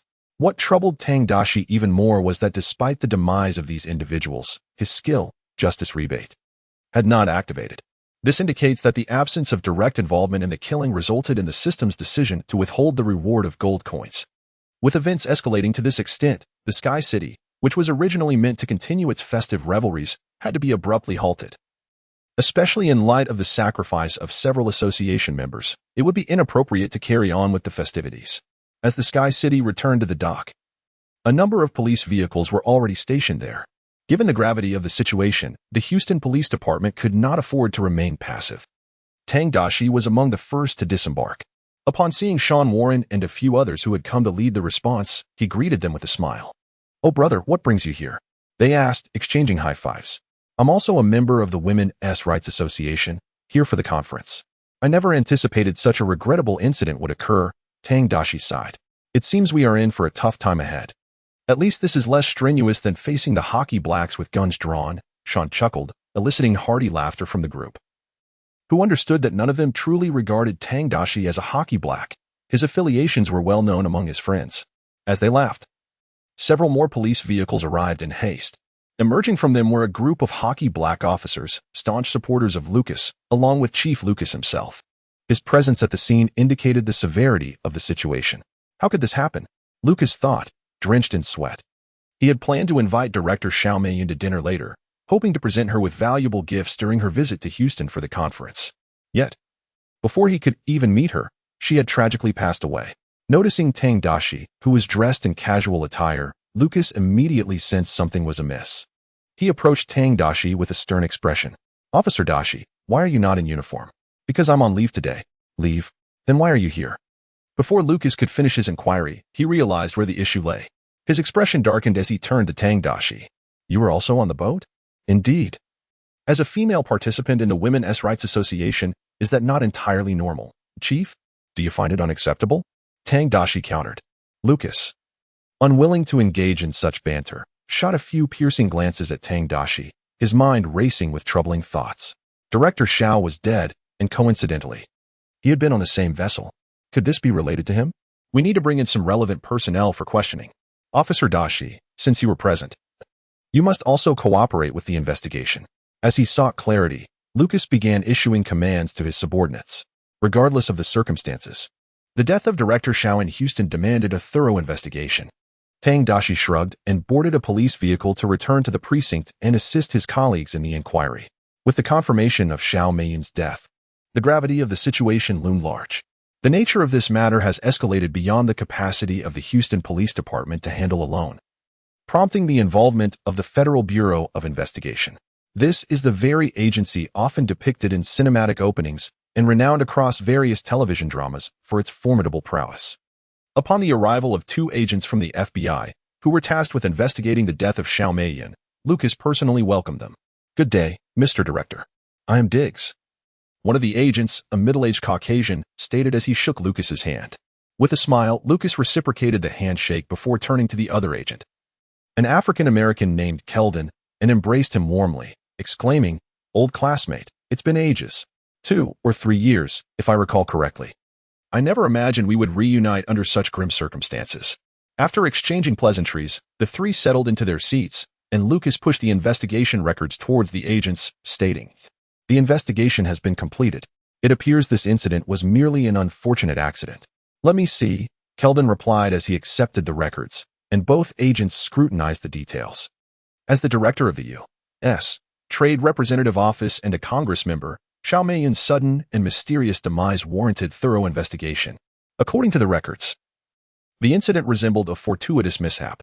The vessel had already undergone scrutiny. Its fire resulted from a mechanical failure, devoid of any human interference. Moreover, numerous ships were available for assistance at the time, rendering it uncertain why this particular vessel was dispatched. What about the food poisoning? Why did only Director Xiao and her party succumb? Kelden, despite being an African-American, exhibited shrewdness and quickly grasped the critical clues. Investigations with the ship's crew revealed that an Indian kitchen staff member had prepared the food that caused their illness. The hospital's report corroborated this, suggesting that the kitchen staff member had not washed his hands properly after using the restroom, which severely contaminated the food. Lucas, while relaying this information, couldn't he suppress a couple of dry heaves, having just consumed curry for lunch? And where is this Indian kitchen staff member? Both agents inquired in unison. He disembarked as soon as the ship docked and has since vanished. We are still searching for him. His colleagues mentioned he expressed a desire to return to his homeland to make the best curry, Lucas explained. Oh damn. If he returns to India, we may never find him, Kelden cursed, noting that relying on the Indian police for assistance was akin to tossing a message in a bottle. However, during my review of the surveillance footage, I uncovered a lead. Someone had interacted with this Indian kitchen staff member, Lucas stated, pushing his laptop towards the agents and playing the surveillance video. The individual captured on the surveillance footage is none other than Tang Daxi, engaged in a cheerful conversation with an Indian man. Who is this character? The two agents quickly focused their attention on the person in the video. Lucas displayed a troubled expression, hesitating for a moment before whispering, "This is our department's exemplary officer, Tang Daxi. Although I am reluctant to doubt one of our own. He has had some conflicts with Director Xiao, and he also visited the rescue yacht. If you are concerned about professional camaraderie, we can handle this matter ourselves." Agent Dige stood up and said, "Find us a room. We need to have a serious discussion with him." Understood. Lucas was elated by this response, secretly rejoicing. The moment he discovered Tang Daxi in the surveillance footage, he harbored grave suspicions that the incident was orchestrated by him. This fellow had previously adamantly defended Director Xiao. If this affair indeed involves him, and should we clarify the truth, even the family behind that woman, Sophia, would be unable to protect Tang Daxi. At this moment, Tang Daxi was sitting at his workstation, chatting and boasting with Sean and the others. Damn it. Are you saying you changed clothes in the women's dressing room with them? And not a single one of those vixens dared to say a word against you? Sean and his group were intensely curious about Tang Daxi's experiences on the ship, especially when they heard he could change clothes in the women's dressing room, which left them envious. Well, as a woman, what is wrong with me changing clothes with them? Would you have an issue if you changed clothes with your buddies? Tang Daxi flashed a knowing smile. Wow, that is just incredible. We are far too conservative. The group erupted in laughter, slapping the table, thoroughly entertained by the audacity of this young man. In the midst of their merriment, a police officer approached to inform Tang Daxi of a visit. Upon learning that representatives from Fabul were seeking him, the expressions of those present turned to concern as they glanced at Tang Daxi. It's nothing serious, just a routine inquiry, considering I happen to be on the ship. Tang Daxi reassured them with a smile, gesturing for them not to worry. He stood up leisurely and followed the officer to meet the two Fabul representatives. Chapter 94. Targeted by Fabul. Upon entering and taking a seat, the moment he settled, Kelden scrutinized Tang Daxi with a sinister glare. Earlier, Lucas had specifically pulled him aside to caution him about this individual, stating that Kelden harbored a deep-seated disdain for the hockey high, having taken countless lives under the guise of his position, a despicable discriminator. Based on this alone, Kelden resolved not to let Tang Daxi off easily, stating, "Officer Daxi, based on our investigation, you are a prime suspect in the murder of Director Xiao and others. Please explain why you sought out that Indian kitchen staff member." With that, he presented a laptop before Tang Daxi, displaying surveillance footage that documented Tang Daxi conversing with the Indian man. "Oh, this matter arose because I requested him to prepare some delicacies for Miss Zhang. As I found myself smitten with her at first sight and wished to express my admiration in this manner," Tang Daxi replied, his demeanor relaxed. "Miss Zhang?" The two agents seemed rather indifferent to the other four deceased, only recalling that one of the victims was named Zhang Xiaoning. Indeed, I had asked the kitchen staff to deliver food to her, only to unwittingly cause her food poisoning, which fills me with profound guilt. When the rescue vessel arrived, I even boarded it to offer my apologies, Tang Daxi lamented. I never anticipated that this parting would be eternal. It should not have ended this way. The fates have been exceedingly cruel to them. Given the years of experience both agents had in dealing with criminals, Tang Daxi's current demeanor was utterly impeccable. There was no discernible hint of guilt in his micro-expressions. Of course, how could Tang Daxi feel any remorse? He had eliminated a band of treacherous scum. It was fortunate indeed that he was not in a worse predicament. His candor was so striking that the agents found themselves at a loss for how to steer the conversation further. I hear you have a personal grievance with Director Xiao. Kelton attempted to pivot the inquiry from another angle. Upon learning that this scoundrel was targeting their hockey high, he had already formed a prejudiced view of Tang Daxi as a malevolent figure. In response to Kelton's probing, Tang Daxi answered each question with calm composure, understanding that as long as they could not prove his involvement in the shipwreck, any discussion was futile.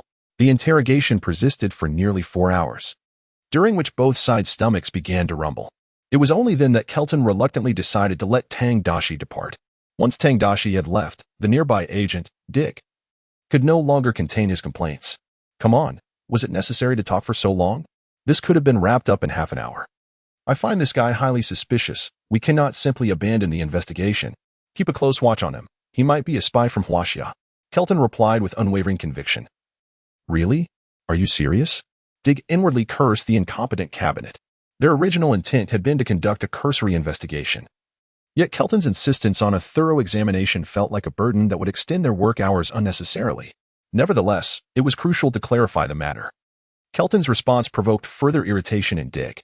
At least based on the investigation thus far, he had concluded that this incident was purely accidental. When Tang Daxi returned to his station, he was greeted by Sean and his colleagues, who were just preparing to leave for the day. Hey, buddy, are you all right? Why did Fabola interrogate you for so long? Sean inquired. I'm not sure. They kept asking this and that, probably because the prominent individual who died was quite significant. Tang Daxi shrugged with a smile. A bunch of fools. Does an accident warrant such extensive investigation?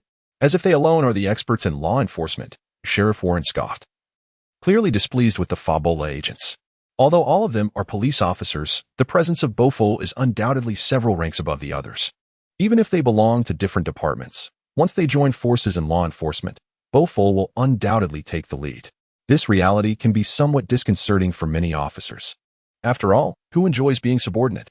Tang Daxi engaged in cheerful conversation with them, yet internally remained vigilant. During the recent investigation, a certain hockey high named Keldon had harbored ill intentions towards him. If he had become a target, it was imperative for Tang Daxi to exercise caution moving forward. In the ensuing days, whether at home or on duty, Tang Daxi occasionally sensed a faint malice in the air, coupled with a decade of specialized training. He could ascertain that the two Bofol agents were covertly surveilling him. Recognizing their presence, Tang Daxi was determined not to let them track him effortlessly. It was impossible for them to extract clues from him, yet their following was quite disruptive to his undertakings. While seated in a police vehicle, Tang Daxi contemplated his next move. Soon, a plan formed in his mind, and he retrieved his phone to make a call to his neighbor, Elilon. Despite their previous physical altercation, the animosity had dissipated, and they had since cultivated a harmonious neighborly relationship. Responding to Tang Daxi's summons, Elilon arrived in a rush, driving a Maybach. The injuries sustained from their last encounter had nearly healed, though the scars remained. Mr. Daxi, what urgent matter brings you to seek my assistance? I am at your service. Elilon asked respectfully upon seeing Tang Daxi. At that moment, he harbored no resentment, for had Tang Daxi escalated the incident to the Celestial Dragon Association, it would have resulted in his expulsion, an unthinkable outcome. Though the previous incident is behind us, I still wish to test your understanding of the tenets of our Celestial Dragon. Tang Daxi stated solemnly. Rest assured, I harbor no ill will. I merely wish for you to return to the pure essence of being a celestial dragon. Oh, I am immensely grateful for your kindness. Shall we find a place to sit and converse? Elilon replied, understanding Tang Daxi's intent. Let us choose a lively venue. It will serve as a true test of character. Tang Daxi gestured towards a nearby establishment, and Elilon nodded in agreement. They entered and reserved a private room. Meanwhile, Keldon, who had been covertly tailing them, unbuckled his seatbelt abruptly. Buddy, we must get out and follow them. You can go alone. I will stay here. Keep me informed of any developments, replied Digger, another Bofol agent, as he lit a cigarette. In recent days, my pursuit has yielded no results. In his eyes, Tang Daxi is merely a diligent and exemplary officer, tirelessly working each day to eradicate the malevolent elements plaguing the city. He consistently apprehends numerous criminals, which brings a sense of secret satisfaction to Dig, for he too harbors a redneck spirit. Chapter 95, The Unyielding Fury of Fabol. Upon noticing his partner's reluctance to cooperate, Kelton let out a silent scoff of displeasure as he exited the vehicle to continue his surveillance. Following the trail, he confirmed the whereabouts of Tang Daxi and his companion in a private booth, subsequently renting the adjacent one to employ professional listening devices for eavesdropping. To his dismay, he was met with a rather disconcerting scene. The song resonating from Tang Daxi's booth appeared to be a Chinese melody. How could one cry? Everything shall be well. One must simply believe. Initially, the song seemed rather pleasant to Kelton, a cheerful tune indeed. However, upon reaching the climax of the piece, he was utterly appalled. What in the world was this absurdity? The sheer absurdity of the lyrics nearly caused his blood pressure to plummet. No wonder Lucas labeled this scoundrel as a prejudiced wretch. After days of tracking, the man had apprehended countless criminals, yet now he revels in such a tune? It is no surprise that Lucas and I deem him despicable. This fiend truly deserves to descend into the abyss. As Kelton continued to listen in, he found himself subjected to an entire hour of this torturous melody. For that hour, he felt as though a farmer had mercilessly lashed his very soul.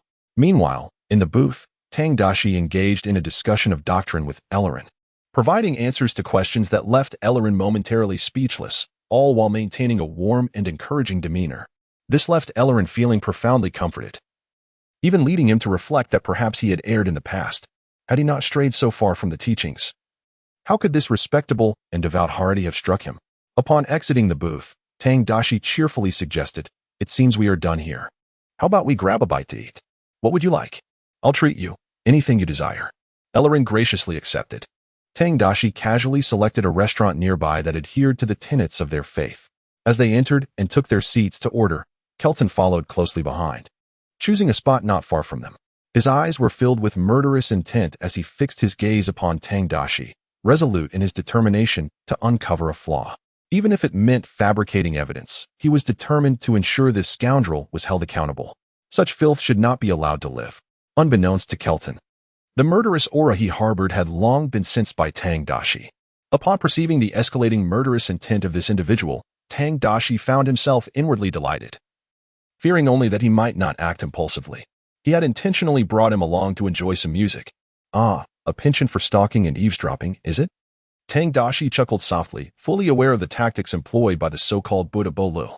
Sipping from a glass of lemonade, he placed his phone on the dining table and remarked, "Eli Lon, I'm heading to the restroom."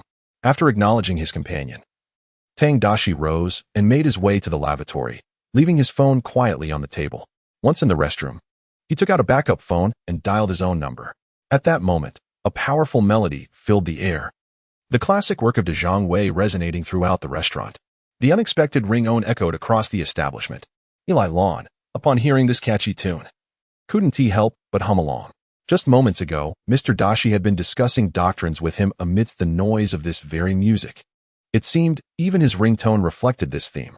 With such an incessant reminder, Mr. Daxi must be ceaselessly testing his own resolve. Seated in the farthest corner, Kelton was already in a state of extreme agitation. The eavesdropping he had just endured was nearing the breaking point. And now this. That scoundrel, who associated with Tang Daxi, was audibly singing along. At this moment, the volatile Haji He gene within him could no longer be contained. Faced with such ultimate humiliation, a furious Kelton rose and approached, delivering a heavy slap directly to Eli Lan's face. The force of the blow was tremendous, nearly sending Eli Lan's head spinning. Caught off guard while joyfully singing, Eli Lan suddenly found himself on the receiving end of this brutal strike, losing several teeth in the process. As one of the most formidable figures of the current generation, he had not suffered such indignity since being bested by Tang Daxi. "You despicable scoundrel! How dare you attack me?" Regaining his composure, Eli Lan covered his face, glaring at the irate Haji He before him, nearly ready to explode. "You dare to insult me? I'll give you a taste of your own medicine." Kelton, driven to the brink by this retort, lost what little rationality he had left, seizing Eli Lan by the hair and forcefully slamming him to the ground. The sound of his head striking the floor was dull, and blood quickly stained the surface. The patrons and staff of the restaurant gasped in horror at the scene unfolding before them, now completely devoid of reason. Kelton knelt on Eli Land's chest and unleashed a barrage of fists upon his head.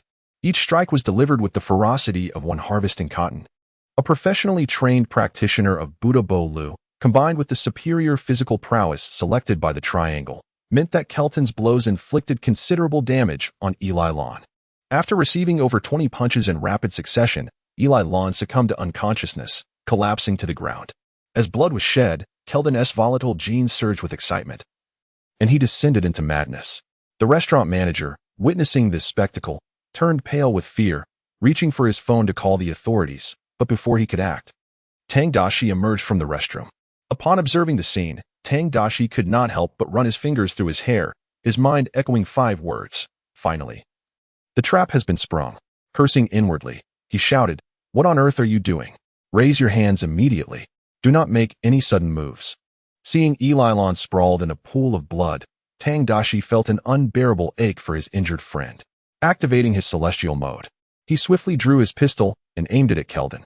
Fueled by rage, Kelton roared like a crazed chimpanzee, scrambling to his feet and charging at Tang Daxi. As he retreated, Tang Daxi warned loudly, "Stop. Do not force my hand." Before he could finish his sentence, Kelton seized his wrist. Bang, bang, bang. The battle cry ignited, and 3 gunshots rang out within the restaurant. Kelton crashed to the ground, his body convulsing briefly before falling still. 1 shot to the head, 2 to the chest. Blood oozing profusely from the wounds. Even if he possessed a resurrection totem, he had no chance of revival now. Silence enveloped the restaurant once more. Yet, the gunfire echoed beyond, capturing the attention of the slacking agent, Dig, from the Fabolite agency, who was languidly passing time in his vehicle. The sudden eruption of gunfire compelled him to glance toward its source. His car was parked adjacent to the restaurant, affording him a clear view of Kelton lying lifeless in a pool of blood.